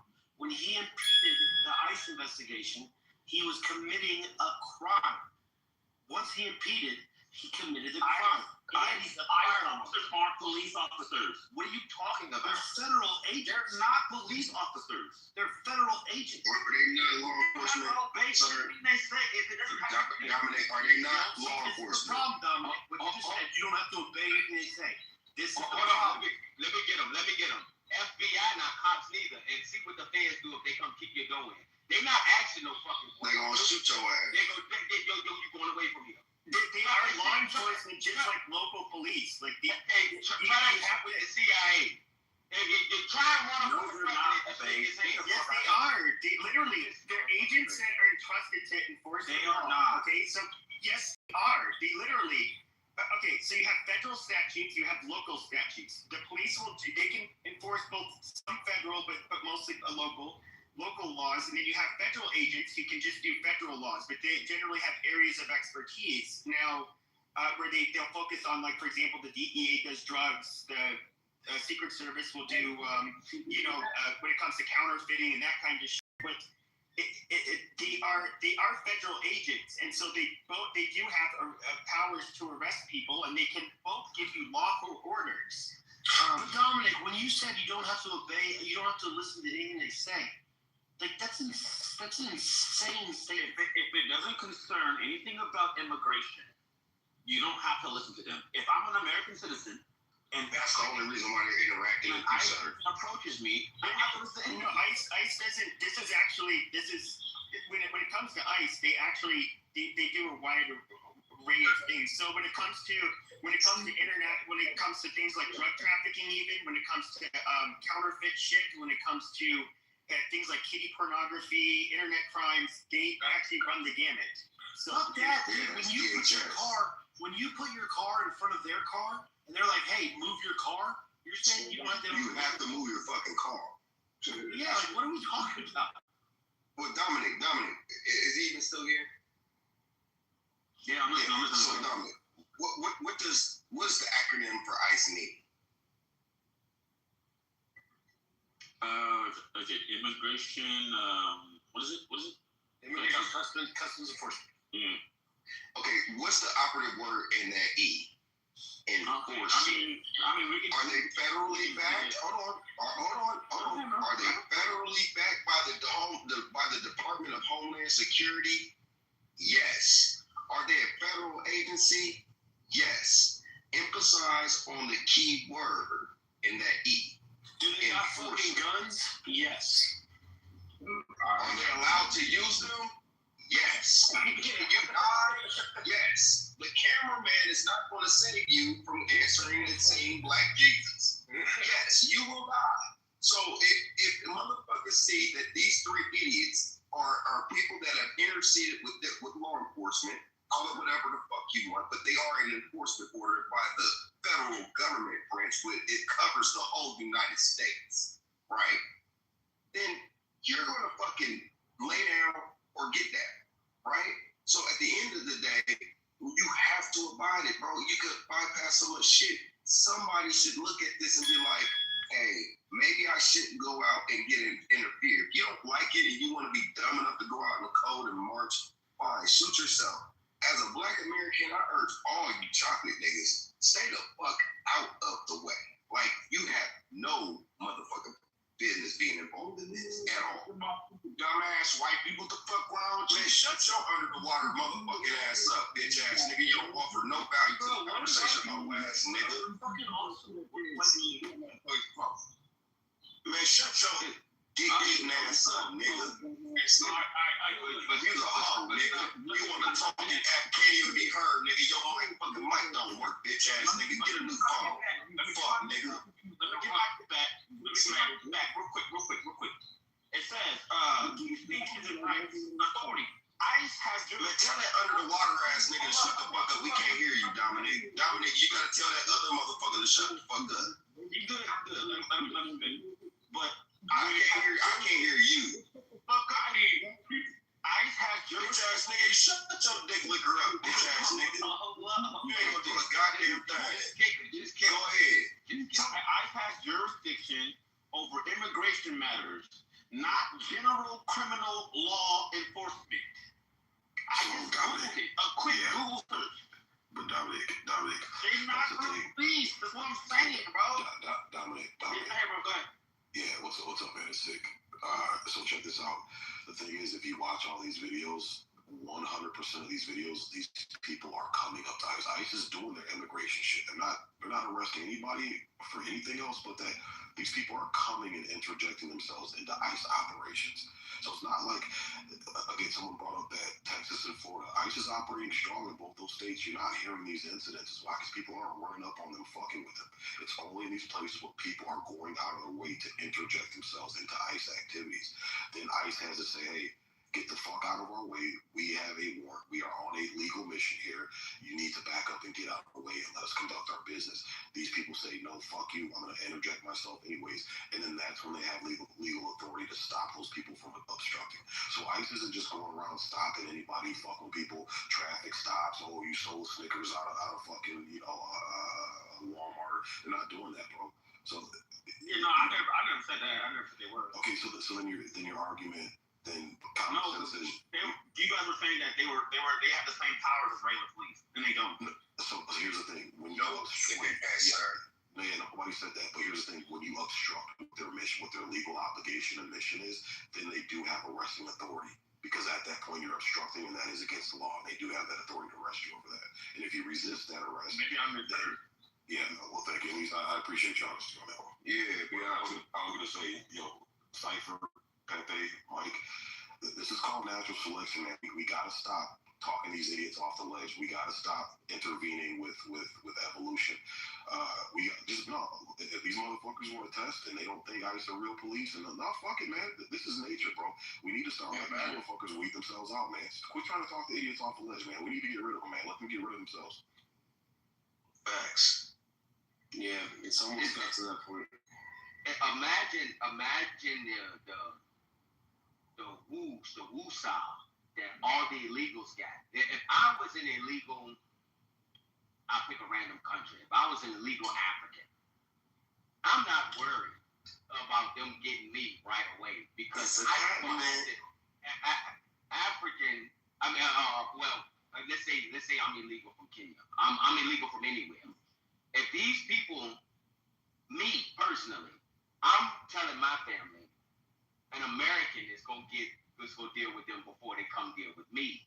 See, a lot of the illegals here, they don't have the smoke that the Americans get. The one thing that's designed to protect the Americans is the one thing that the Americans are dealing with the most. Them people are getting they're getting a lot done, but it seems to be more propaganda around Americans dealing with ICE than the thing that ICE is supposed to be going after. Being an ICE agent, if I was an ICE agent, every day I'm worried about what dumbass American gonna intervene with us today. What we gonna have to deal with today? I can only imagine what their safety measures are like. And at some point you're gonna have to say, hey, somebody get in your face with your camera, ignore it. Somebody get up in your face and do this, but if they touch you, they cross that line while you're doing your job, muscle. That's what I was saying. Let me tell you this, big dog. I live between Cartagena, Colombia, and Medellin. And when I was down there and this shit was kicking off, motherfuckers was having conversations with me. I said, what would you do if 42 million American niggas, 10 million of us came down here, right? Well, we got the bag, but just 10 million niggas from America came to Colombia. And we overstayed our visa, we were committing crime, we were raping your women, we were selling dope. Some of us fled because of police brutality and Black Lives Matter. And we wanted to create a better life because our dollar is 4 times your dollar out here. But we're not really buying shit. Matter of fact, let's flip it. We're not even doing as good as you motherfuckers are, right? Even though we would be the 8th richest people on the planet out of 226 nations by way of spending, let's just reverse that. Let's just say we would be the 220th. And we came to South America, and they said, hey, man, we don't know how all this young niggas are becoming problems. We got to get y'all out of here. Y'all need to go back to America. We like, no, let's protest. We're going to hold up traffic. And not just regular traffic, we're going to hold up the ambulances, emergent response vehicles. We're going to also demonstrate and protest and get in front of your military police's face. And we're going to set cars and shit on fire. before you even got to the protest, they would have killed us. Instantly. And I told them this, and their faces, the way that their face looked when I told them that was like, damn, got me. Because this whole passport bro shit, for instance, the original passport bros were Canadians, Italians, Germans, and Indians, right? Those are the main ones. And some Jewish motherfuckers. But when niggas started coming to Colombia and really spending the bag, really buying money, just spending money and all this other shit, they got like whole hotels and clubs for Americanized music, basically catered towards niggas.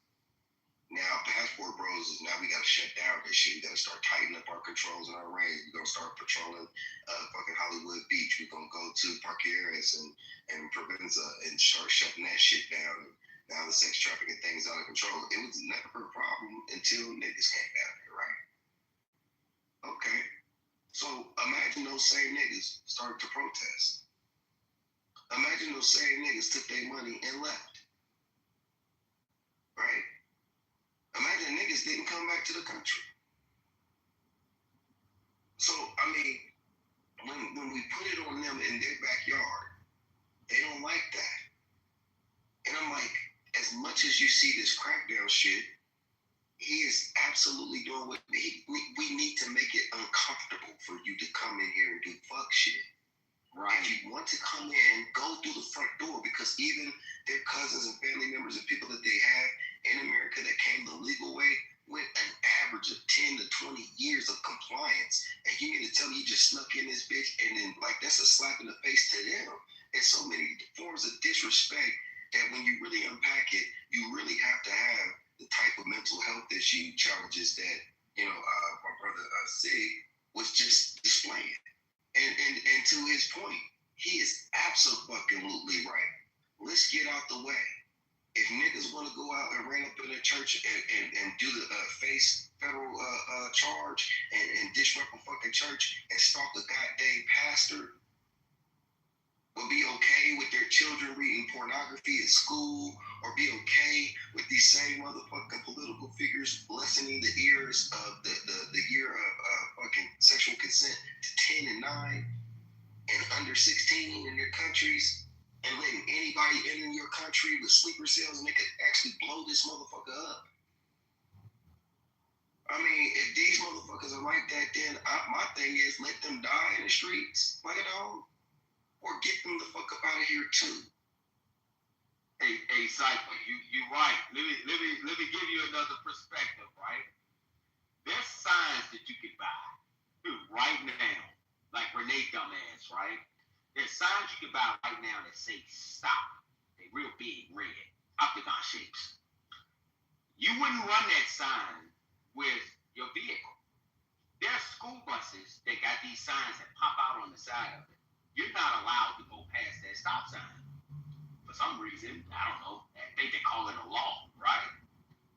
But if a human being, if a police officer is standing in front of a vehicle and they're telling you to stop, you know what happens if you don't listen to a human in a uniform telling you to stop?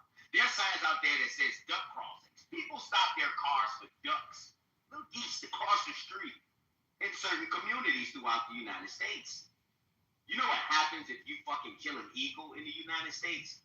But you telling me that if a human being is standing in front of a vehicle, whether you are avoiding colliding with them or going towards them, no collision at all, and they have a weapon, what do you think is going to happen? Well, and worse than that, Q, in what situation would you have your car parked across the double yellow? Like it was a 2-lane place. Like there was one lane on one side and one lane on the other. She had her car parked across the double yellow. In what scenario ever would you have your car across the double yellow and a law enforcement officer wouldn't ask you to get out of the car? It's against police protocol to put yourself in front of a vehicle. No, it's not. What are you talking about? So you're saying, wait, so I blame protocol. I thought that he wasn't a police. I thought he was a police. My bad. He's just an officer. He's not police. Got him. Well, okay, got me. Law enforcement protocol. I don't care what you call it. It doesn't matter. It's against protocol. So what are you saying? They should let her drive away and they have a high-speed chase through the neighborhood? What? Like, so let her drive away. They get in their car and now all of a sudden there's a chase through the neighborhood. Sure. Why? Because look, there were protesters there at that day. You know, there's protesters all on the side of the road with their phones, their bells, and all their fucking dumb shit. Why didn't she just park her car, get out, and protest like the rest of them? Wait, are you disagreeing that it's not against police protocol? But, okay, against police training doesn't mean he did anything wrong. I didn't say he did. I'm not saying he did. Right. Okay. I'm saying that if he knew his training, he would have not put himself in front of that vehicle, right? So you're okay. See, this is what I have a problem with, Dominic. Mm-hmm. So you're like, well, if he's never standing there, then when she drives her car, there's no threat, and she wouldn't have gotten shot. Right. Yeah. Right. Okay, but we're saying if she doesn't put her fucking car in the middle of the fucking road, there is no reason for him to forget his protocol. Why is her car there? Why don't you just park her goddamn car, get out, and protest like the rest of them? You can protest on the side of the road. You can flip them off. You can scream whatever the fuck you want to at them. You can talk do all whatever the fuck you want, bro. Right. Just stand the fuck out of the way. That's it. You can flip them off. You can say fuck you guys, fuck y'all. I mean, there's white liberal dumbass, which by the way, the white liberal women, white liberal men too, they're the most racist, dangerous fucking threat to this country that we've ever fucking seen. They are fucking dumb. So what? Like they can stand there and do whatever they want, bro. No one's gonna bother them. Just stay on the side of the fucking road. Well, also too, Dominic. There's the white liberal lady who was yelling at the black guy. Y'all see that? The white liberal yelling at the black ICE agent. She's like, you betrayed your race. How dare you? Like he spoke. Like how dare him think for himself, right? How dare that black guy have his own mind, right? These racist fucks. But you know what's fucked up though, Mike, is these same white liberal women that are trying to shame, because the blacks do it too.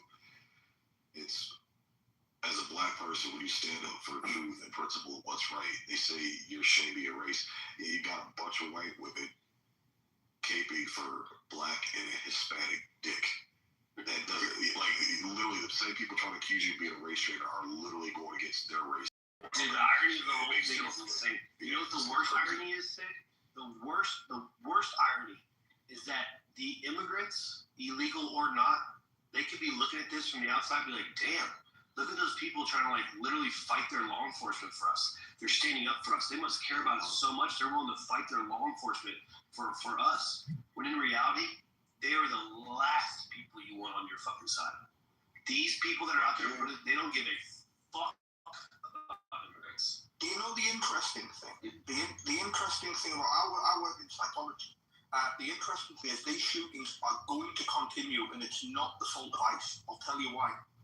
The reason these shootings are going to continue is because every single ICE agent, in their own mind, is waiting for that one nut job who comes out of the crowd and starts shooting in their direction, and it will probably happen. But they are on hyper alert for when it does. They know after what happened in Washington with the National Guard. As for that guy who shot the stupid woman in the car, as for him, he'd already been hit by a car. Now we can talk about this incident. We've got the benefit of watching the videos many times as we want. He was in that position at that moment in time. He saw a car rev its engine, move toward him. He reacted in that instant. Those 5 guys who shot the other guy, again, they reacted in the instant. They were probably they just dealt with or were dealing with an armed man. Again, it plays into the psychology. They are waiting essentially for someone to attempt to gun them down. They are in their own minds. They are in fight or flight constantly because there is crowds of people that they know these crowds would kill them if they could. And it only takes one crazy person in that crowd who might just try. That is why they are hypersensitive, and that is why these shootings will continue happening, I'm afraid. I think K9s listen to humans. Yeah, I think that you're wrong. I agree that we need to stay the fuck about their way, right? As far as this has nothing to do with us. but a lot of these people are severely untrained. They're unprofessional, and they are people who were bullied in school and through life, and they're not respected in life, and they're looking for a reason to take out their frustrations. Right? What does untrained have to do with it? You know how many rookie cops is out there? Bro, I did not interrupt anybody on this stage, bro. No, please give me that same respect. I'm asking you a question. Please give me that same respect. I'm not finished with my statement. Q, just to be fair, let's give him a chance to finish his submission, and then he can ask the question after that, please. I just want to give him a chance. That way he can't say, "Oh, you cut me off." So let's just let him get it off his chest. All right, go ahead, Salty. You got it. Thank you. Look, I don't agree with the woman being shot in Minnesota, wherever it happened, right? But that lady was wrong. This last shooting where these men had jumped that dude and gunned him down because he said that he had a gun. That's the same thing that they used to do to Black Americans back in the day. Be like, oh yeah, he had a gun. He was coming right for us type shit. So if they doing this to white people, just imagine how much worse it's gonna get for the rest of the nation. Look, again, I'm not sympathizing with illegal immigration, right? But I'm damn sure not gonna be empathizing and sympathizing and justifying fucking race soldiers going out there and willfully killing people because they're having a bad day. So that's where we disagree at. That's what we're gonna always disagree. All right, so Q, did you have a question for me? Yeah. It's like, okay, no, go ahead. No, when he said untrained, these people have an order. If anybody ever served in the military, when he used the word "jump that guy," it's like this is a fragile male that's intervening with an operation. I don't give a fuck what he had on. When you are in the middle of a war zone and you're with your platoon, everybody sticks together. You don't cross that line. New rookie cops, new rookie FBI agents, new rookie CIA agents are out there every year after year. There's rookie air pilots in the sky right now who qualified to fly an aircraft. You're not questioning whether or not that guy in the cockpit knows what he's doing. You just know that you're getting from San Diego to Los Angeles. That's all you know. You really don't care about anything else. But you're not going to intervene with that person's operation. And if you go approach one, you're going to get approached by multiple. And if you have a weapon on you, anybody on this stage is a color. If a cop tells you, since the police seems to be the thing we want to go to, since it's the thing we've been arguing our whole lives, right? If a cop tells you to keep your hands where he can see them or her, and you don't do that, you're asking for some smoke. So whether you have a uniform military agent or an ICE agent that has all this gear on, and they telling you stay over there, you can talk your shit, you can scream, you can yell, you can pull your dick out, you can show your titties, do whatever you want to do. I don't know who you are, what you do, but if you come over here, you're asking for some smoke. Because all of us, we go home to our families. You might not go home to yours. That's just the name of the game. But try that shit. See, this is spoiled Americans.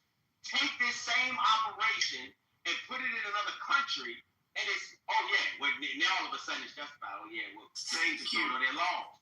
You don't understand. Nothing will happen to them. Yeah, they think nothing will. And that's crazy. Try that shit in one of them Jerusalem countries. Go to Qatar. Go to Egypt. Go to Turkey. Go to Istanbul. Go to Athens. Go to Greece. Try to disrespect one of them people. You know, see if that citizen stand up for you. It's not happening. Hold on, let me get in there at the big dog real quick. I just want to say something real quick. My brother used the word race soldiers, right? I'll be damned if I let these race soldiers go in here and start killing, bro. They're killing white people. They're race soldiers. And they're killing their own. Why the fuck are you even coming up and saying any goddamn thing as a black man since you're talking about our trauma? Let them do what they're doing. You should be at home. That way, none of us are counted in those people getting arrested, shot, or assaulted. It's just that fucking simple. It's literally that simple. Correct. I think I agree with y'all 100%. I want to say this real quick. What's even crazier is this. Everyone talks about how they're murdering people in the streets, they're rushing their houses, they're going around just randomly shooting people, the race soldiers, the Gestapo, the shit like that, right? And they point to Minnesota and places like this. Like I said earlier, of all of the illegal immigrant deportations and arrests that ICE made, Texas has the most at 27%. Florida is number 2.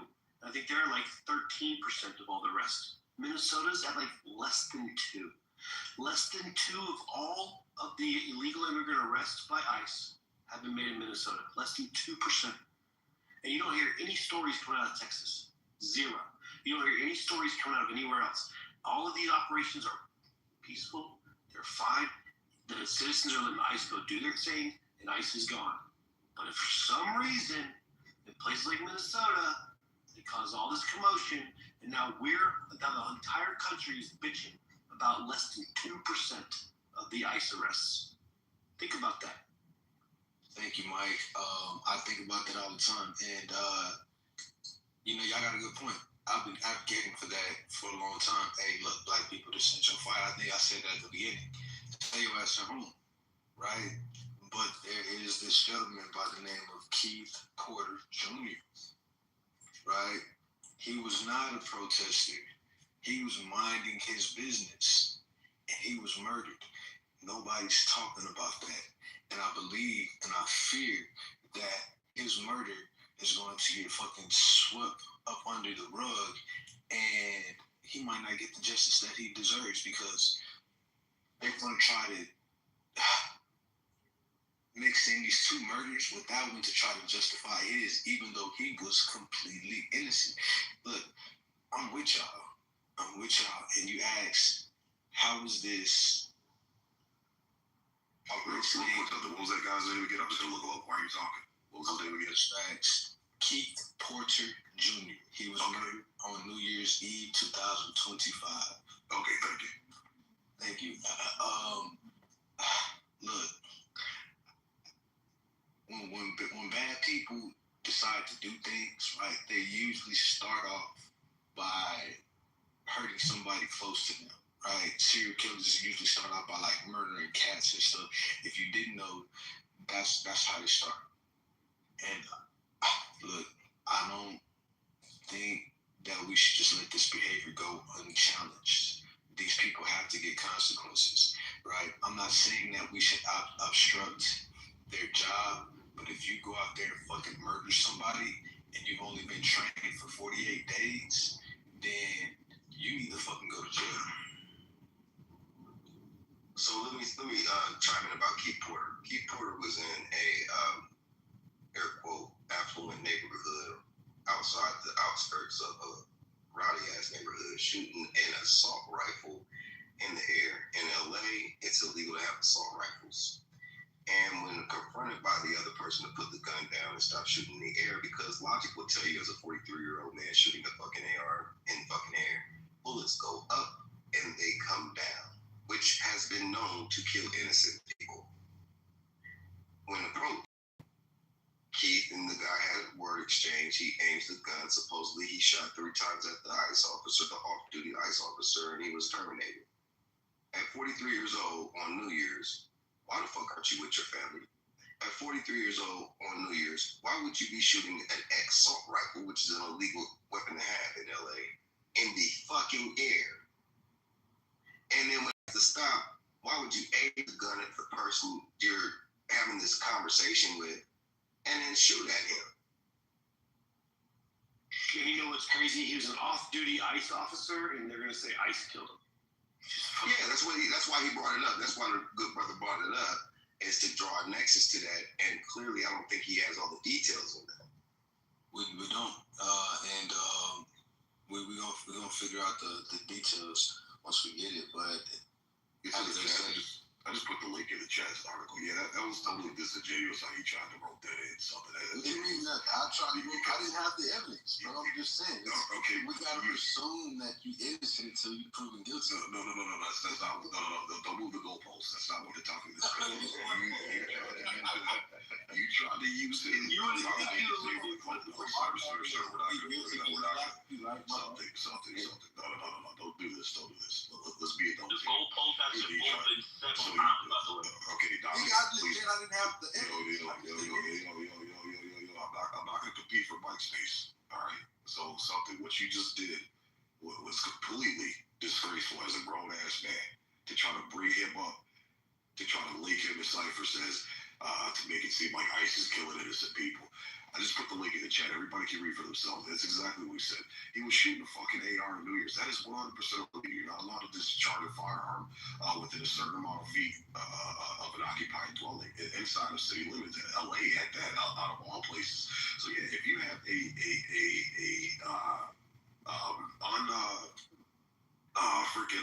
goddamn it, what's the an unslung weapon that you are actively firing, yes, that is grounds for motherfuckers to show up with guns drawn. That would be anywhere, whether it was ICE, whether it was LAPD, whether it was fucking the goddamn CIA, whether it was the fucking Capitol Police.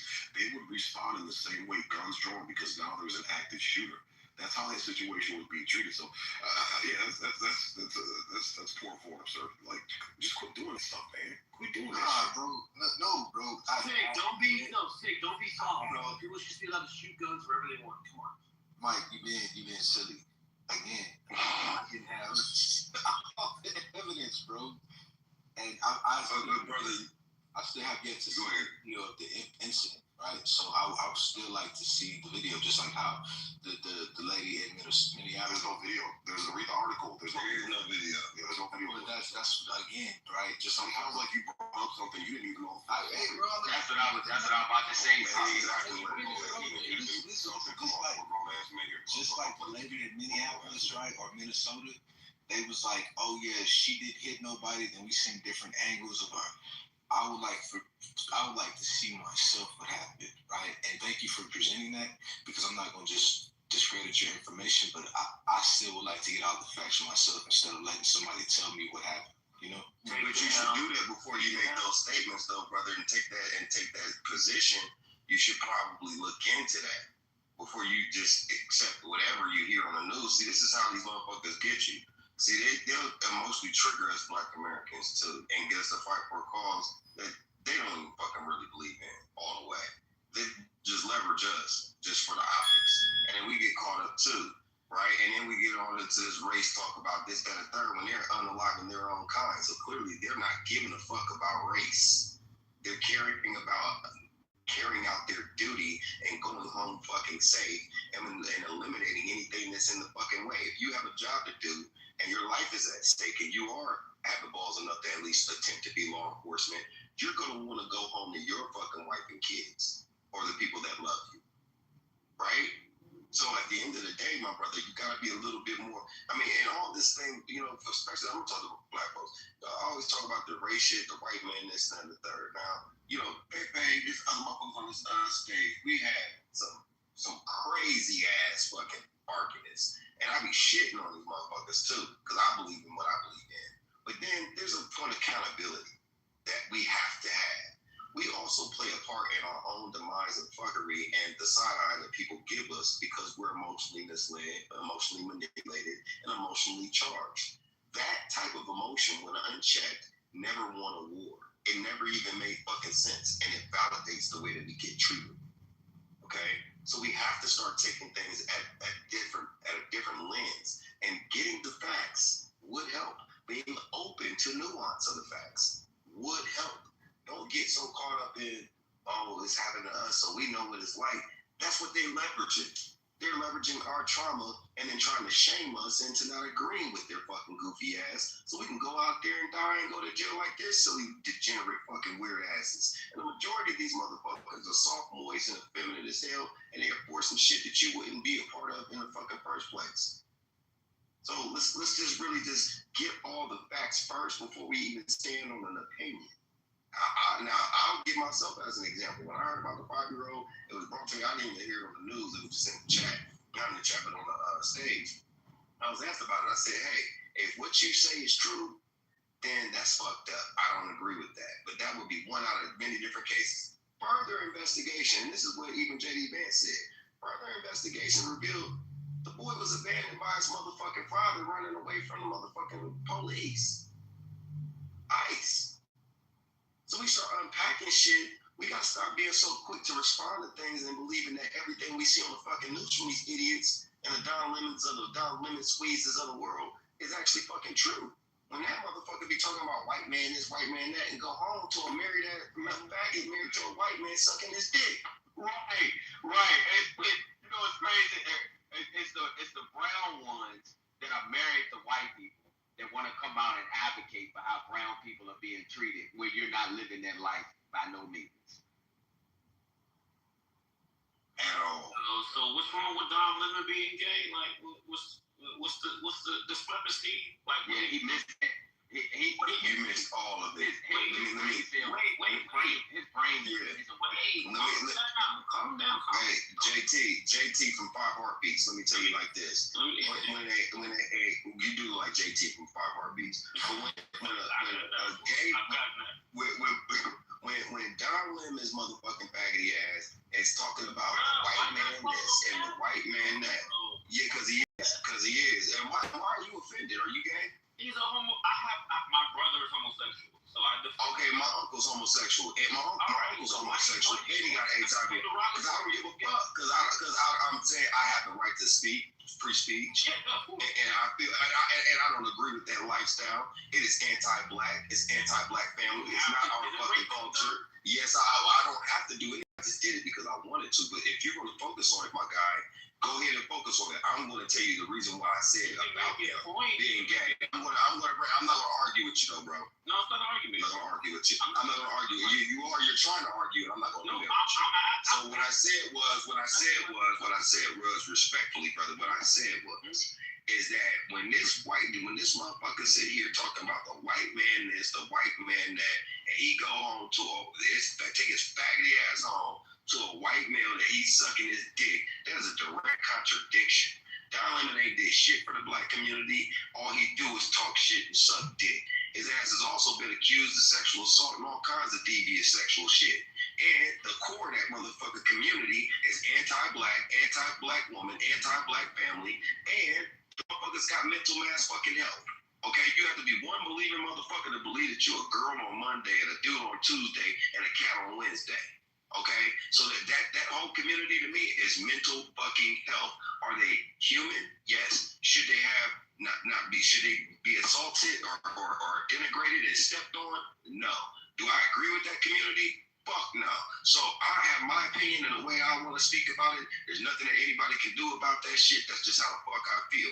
Don't get hung up on that. What I was trying to tell you is it's showing you the banana in the tailpipe. No diddy. Pause. This motherfucker is sitting up here telling niggas to be upset and outraged on some shit he himself partakes in the most egregious way, the most unnatural fucking way.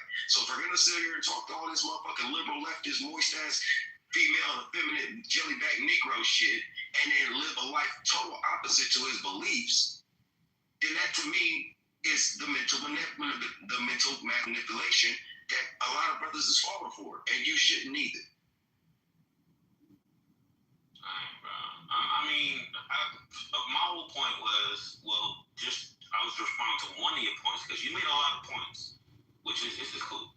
My whole point was there's no reason to be like derogatory towards gay people by calling them faggots, but yeah, you got it, bro. You're good. They are faggots, and if you understand what the word faggot is or the word punk, and you look it up, it's not even necessarily a derogatory word. The most appropriate word would be something like, it's the same fucking thing. Like I said, which is true, it is anti-black culture, anti-black family, it's anti-black woman, anti-woman period, but specifically black, because the majority of the flamboyant faggots, you know what they do? I don't give a fuck what ethnicity they're from, they always emulate a ratchet-ass black woman. So our women, our degenerate black women, are the epitome of what these motherfuckers think femininity is. That should be an insult to you as a black man. I don't think it's an insult. Like I said, I got people that's close to me that identify with that type of lifestyle, and there's nothing wrong with it. I don't think there's nothing wrong with it. I don't know. You have a different outlook. I'm a black male. I'm married to a woman, and I don't each his own is what I say.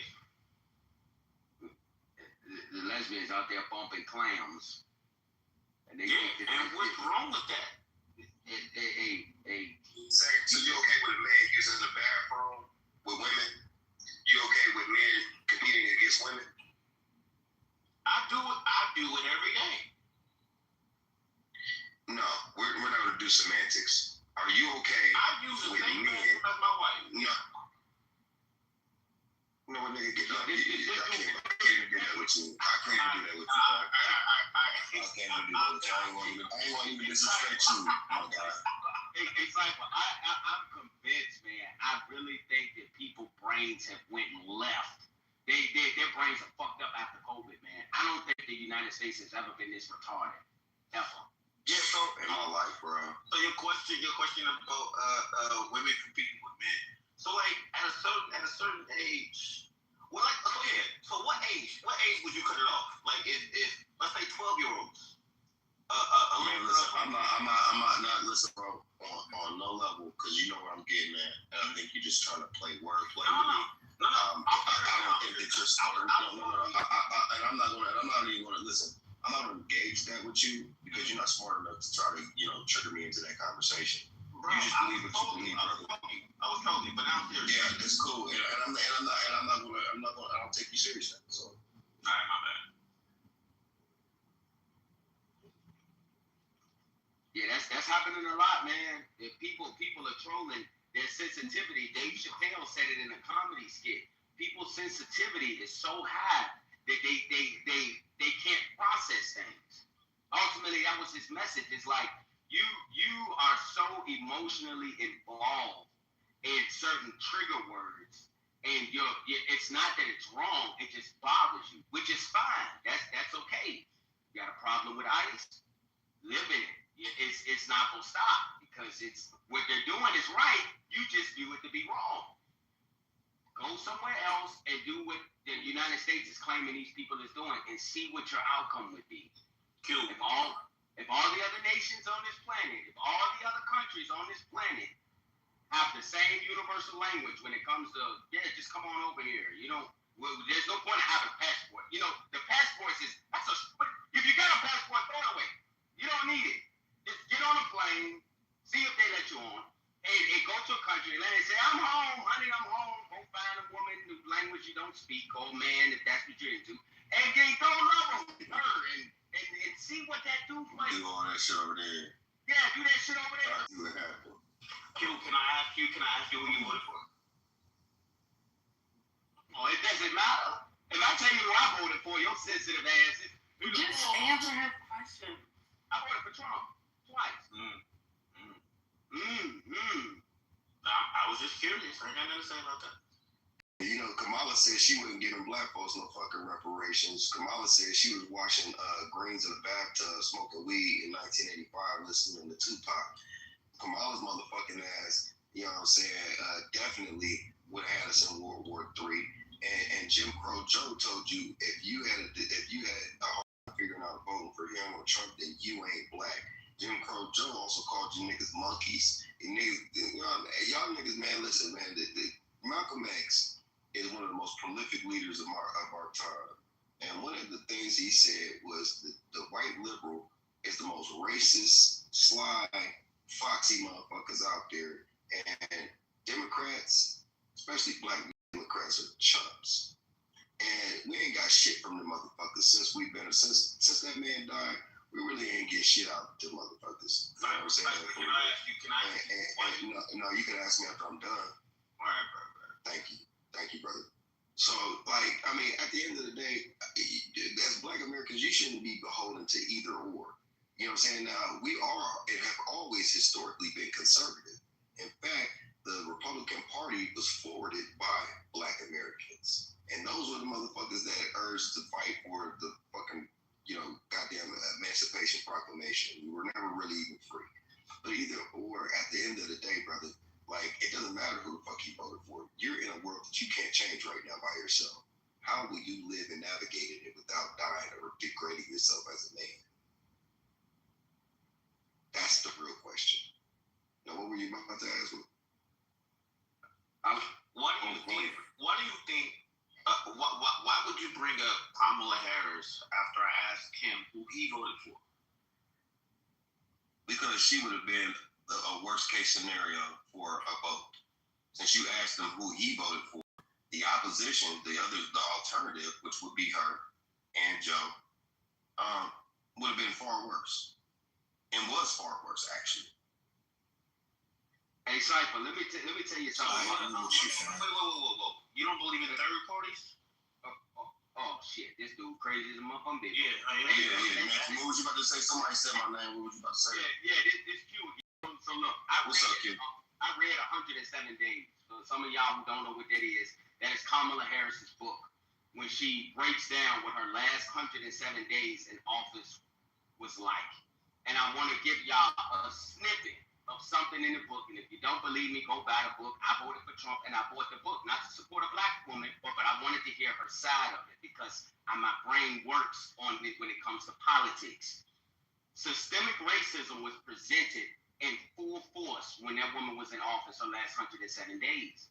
See, Joe knew 2 years, his second year in, that rerunning may not be a thing for him, but he kept that going. When they told him, her husband's wife, Kamala and everybody else told Joe, let her get the wheel. You wouldn't have had to vote for Kamala had he stepped his dumb ass down 2.5 fucking years ago. Her needing to be president, when the whole thing for using her in the first place to be a VP was for that if something happened to Joe, she could take the wheel. That was his whole campaign. The first black VP president of the United States, blah, blah, blah, this. And everybody, we got the first black this, we got the first black that. But you didn't give her the wheel. You wouldn't have had to vote for her, bro. You wouldn't have had to. If she'd have had the time she needed. But here's the crazy thing. The Obamas didn't endorse her even after Joe stepped out of it. They didn't endorse her right away. She said that in the book. And then Joe Biden's wife approached her husband, these are two white people now, Joe Biden's wife and Kamala's husband, inside of a press conference room, and she was like, we just want to make sure you guys have our support. And her husband said, and I quote, what type of fucking support do you expect? Y'all hired my wife, they were bullshit jobs, and they're gonna antagonize her integrity on whether or not she supports this. Y'all are using her. That's what she said in the book. Her husband said that. So it's like, you want to see systemic racism? Joe was like, no, we don't want you. And I'll shake my old ass until the end. And they didn't even rock with her during the convention. And they didn't even fuck with her, dog. They didn't fuck with her at all. I agree with y'all that if Kamala was in presidency, it would have been worse. The Charlie Kirk shooting would have been a debacle, and she would have definitely folded and gave that motherfucker a holiday, but she wouldn't have gave us reparations, and that would have started so many problems. We already know. Holiday? What? Yeah. It comes out. Let that shit come out. Yeah. Yeah. You didn't know that they was trying to get Charlie Kirk a holiday? Oh no, I thought you were talking about the shooter. Oh, Kirk himself. Oh, nigga, bro. I thought you, bro. I was like, what the fuck? No, we already celebrated enough terrorists with like Christopher Columbus and shit. You know what I'm saying? They ain't making that mistake again. But no, like just Trump being in positions of power and white people having to look at themselves and not having anybody to blame, that saved the nation. I believe wholeheartedly if she was a president, we would have broke out of civil war again. That's just smart. That was on plan. That was on stand. But here's the thing: what is Trump doing that's fucking up the country, bro? Because GDP is up 4.4%. Price of eggs is way the fuck down. Price of gas is way the fuck down. It's $1 short than what it was last year.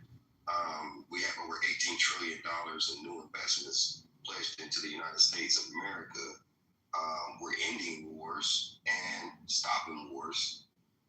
I mean, and we're preventing, the border crossings are at a record low, 50 since in the last 50 years. We're getting control over our hemisphere. I mean, we reached a trade negotiation with Greenland without even military force. We went and acted fucking Maduro and didn't kill him like Gaddafi. Don't forget how many American lives have been saved because of the drug flow too. Absolution.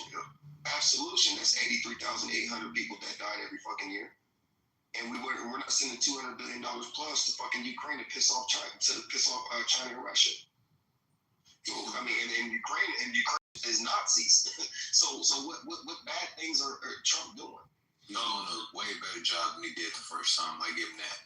So what bad things if you don't mind? He killed like 1 million people. I can't hear two people at the same time. Let something go first, and then Dominic is on you. Well, he killed like 1 million people with that COVID scandal. You know that letting the person with COVID come over here. That started the outbreak. Letting them? Yeah. I need you to check this out. Google on YouTube. What kind of phone are you on? Apple or Samsung? I'm on Apple. Okay, you need to get out of the Apple. That's another thing. But here's the thing. Look up. Are you able to do two things at the same time on your Apple phone? He's not. His brain is not there, bro. That's not what's wrong with how your mama talk to you. Just don't get you to trust the world like that. All right, well, hold on. We ain't got to do all that. Let's just go. Do me a favor, and I just want you to cue it in. Go to YouTube and type in Event 201. This came out October 2019. Just cue it in and watch all 5 segments. It's about 3.5 hours long. And watch that shit first, and then think about what you said. Okay. We'll do that. So if you do that, that'll give you a great insight. That was right before it broke out in China, a month before it broke out in China, and it didn't hit us until February of 2020. Okay. So he didn't let anybody go do it or anything. That was mainly Trump. America had a role in it, but Trump didn't. That was Brazil, China, and a couple other partners like Charles Schwab, the Bill Melinda Gates Foundation, a lot of like 12. I mean, you're going to see who's at the table. These are real people that are the heads of these companies, including the Marriott Group and a couple others. But watch the whole thing first before you make that statement. But he didn't kill 1 million people because 1 million people didn't die. Worldwide, only 600,000 people died worldwide. Hey, Cypher, you know why that conversation I worked having with that dude, man? He spoke as if the United States is the only country that had COVID. And that's when my brain lost it. It's like I'm not even going to go there with him. I get it, bro. No, I get it 1,000,000%, bro. That's why I was like, we don't got to do all that, but this is the thing. I mean, earlier he made a statement about some shit that he didn't know. I mean, he was at least wise enough or honest enough to say that he didn't know. So I respect that, but it's just, this is what we were talking about earlier. You know what I'm saying? Like, a lot of brothers have, opinions about shit that they don't really know that much about, man. And it's because they've been misled by the media. Now, Dominic, what were you about to say? Yeah, so almost everything you said was not true. I don't know who said it, but all those quote unquote facts you just spit out are like what? Not true. The Bureau, he tried to replace the Bureau of Labor Statistics because they had a bad job report. He is against everything. What did I say? Hold on, slow down, brother. I'm trying to follow you. You're gonna slow down. I'm trying to follow you. That's what I need you to do. Slow down. So what is it that I said specifically? It wasn't you. I was wrong. You or somebody else. It was somebody else, right? What did I say? What did you hear said? So I can tell you. I don't know if it was you. Your name's Cypher, right? Yeah. All right. I don't know if you said it or Q said it. I don't know which one of y'all said it, but just say what was said that you heard said. He spit out hella. Like everything's up, everything's good. Like no, you didn't hear what I said. That was me talking. You didn't hear what I said. What did you hear me say? That was wrong. Everything you said was fucking wrong. What did I say specifically? If you heard it and you're trying to refute it, then tell me the specifics. At least one. One of what you said is the price of groceries, or the price of the price of eggs. Okay, eggs. Specifically eggs. Just eggs. Yeah. All right. So you think the price of eggs being down is a sign of what? Like economic growth? What else did I say? Because you clearly wasn't listening. So the price of groceries are not down. They're not down. The price of... Did I say groceries or did I say eggs? Okay, nigga, listen. I'm saying the price of eggs are probably down, but the price of groceries... No, probably they are down. I just went and bought some when I came back to America. My nigga, they were $2.89 for 18. The price of groceries... The gas prices are in my PTR. It's $1 short. Gas prices. Dude, listen. I can't even argue with you. No, you don't know what the fuck you're talking. What do you do for your vocation? Let me ask you this. Let me just ask you this. Hold. Slow down. Calm down. I'm good, bro. What do you do? No, you're not. You're passionate about shit you don't know about. What is your vocation? What do you do? What is your area of expertise? What do you do? Why does that matter? Because I know you don't know what the fuck you're talking about. I'm just asking you. That's fine. I just asked you, what do you do? It doesn't matter what I do. I can read. Okay, what I know is because you're evading that question, you don't do anything that has to do with economics. Yeah, I don't care. And you don't keep up. You don't have any reason to keep up on it. And the only thing you do is recite opinions and shit you think you hear on the news. Sir, I want you to Google gas prices this time last year and gas prices right now. Hold up. Hold up. I'm gonna mute up. Hold up. That's what most of y'all niggas need to do is mute up. Y'all talk too much, and y'all don't know shit that y'all talking about. I'm at work. I gotta do my job, and yeah, you shouldn't be on the fucking phone. You're wasting your boss's time. If I were them, I'd be firing you. I'm getting paid to do this. Yeah, and I would be firing your motherfucking ass. No, you would, nigga. That's why. And I am a real employer, my nigga. All right, cool. Good for you. All right, I'm gonna mute up. Hold up. No, I thought you had these facts ready to go, my nigga. You over here trying to argue shit that you don't know. Wait, hold up. Let me do my out of here, bro. These niggas, man. Am I making this shit up? Is it me, my nigga? Is it? Am I musky or something? You are. Is this something fucking with me? You are. No, it's you know when you talk to people like that, man. You ever had a conversation with a woman you knew was wrong, and it's something in your spirit just said, you know what, you're right, you got it. You just let it go. This is that moment with this dude. Like, let him have it. This nigga's okay with men competing with women. He competes with women every day.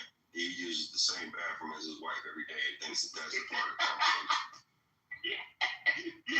We're not having a real conversation with a grown ass man. We're literally having an emotional outburst with a nigga that don't know shit about what he's talking about. And can't even follow along in the conversation enough to even refute or dispute the shit that I'm saying. What the fuck is wrong with these weirdos?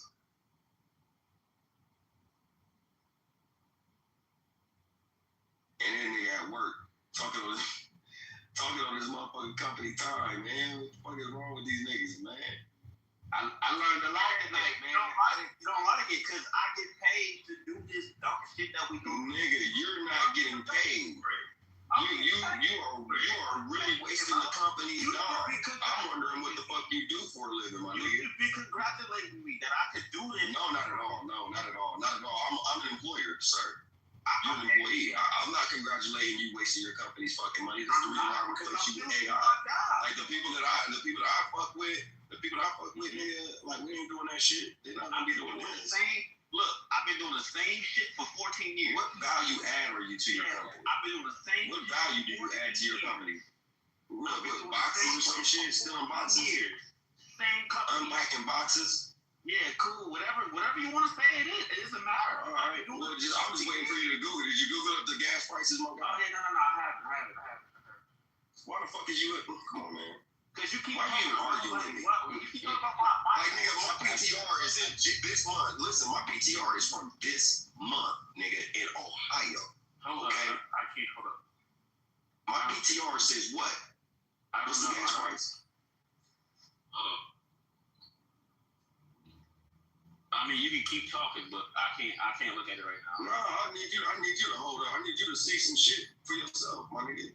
Dominic, I need you to stop talking and do some typing. Since you at work and you get paid for the past 13 years.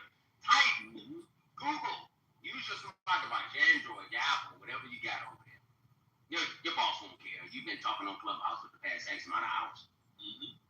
Yeah, well, log on Facebook. Ask Facebook. What was gas prices last year? Ain't taking this long to figure it out. I'm not even clicking on that. Gas prices are down. I said that he's cutting the interest rate, which he's already cut it twice. He's trying to get it down to 1%. I said that he's also reducing the credit card interest rate for a year schedule for 10% at the cap. So your interest rates won't be no 20, 30% interest rates on your credit cards anymore. How much of a relief is that? He also said, hey, he's getting on the top fucking institutions that are buying all these desolate houses and building communities and raising up the rent prices outrageously for people that can't afford to live there. That's why we have an affordable housing crisis. Like, what name one thing I said that was wrong? Hey, what did Trump say about affordability? What did he say about it? Hello? You tell me. Oh, okay. You didn't hear what he said about it? Nigga, you don't do. Listen, bro. Listen. Wait, no, I'm asking you. Honestly. No. We're not gonna do that. You're not smart enough, bro. You're not intelligent enough to do that with me. He said affordability is a democratic hope. In what context? He verbatim, he said that. In what context? Do you know what context means? What more context? Do you know what context means? What are you talking about? This is weird, bro. He literally said affordability is a democratic hope. It's a hope. This guy right here, man. Oh, you want me to see you the transcript? Bro, what context?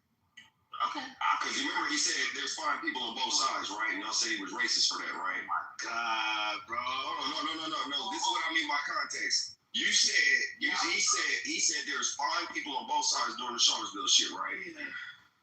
Yeah, and everybody called him a racist, right? Including Obama's bitch ass, right? I like including Obama's faggoty ass, right? What about? I'm giving you a comparison. I'm giving you a contrast so that you can understand what the definition of fucking context means. Did he not? Do you remember what I'm asking you? Yes or no? Do you remember? Do you remember the conversation we had? Okay, thank you. Okay, so remember everybody called him racist for that, right? What they did, they did not know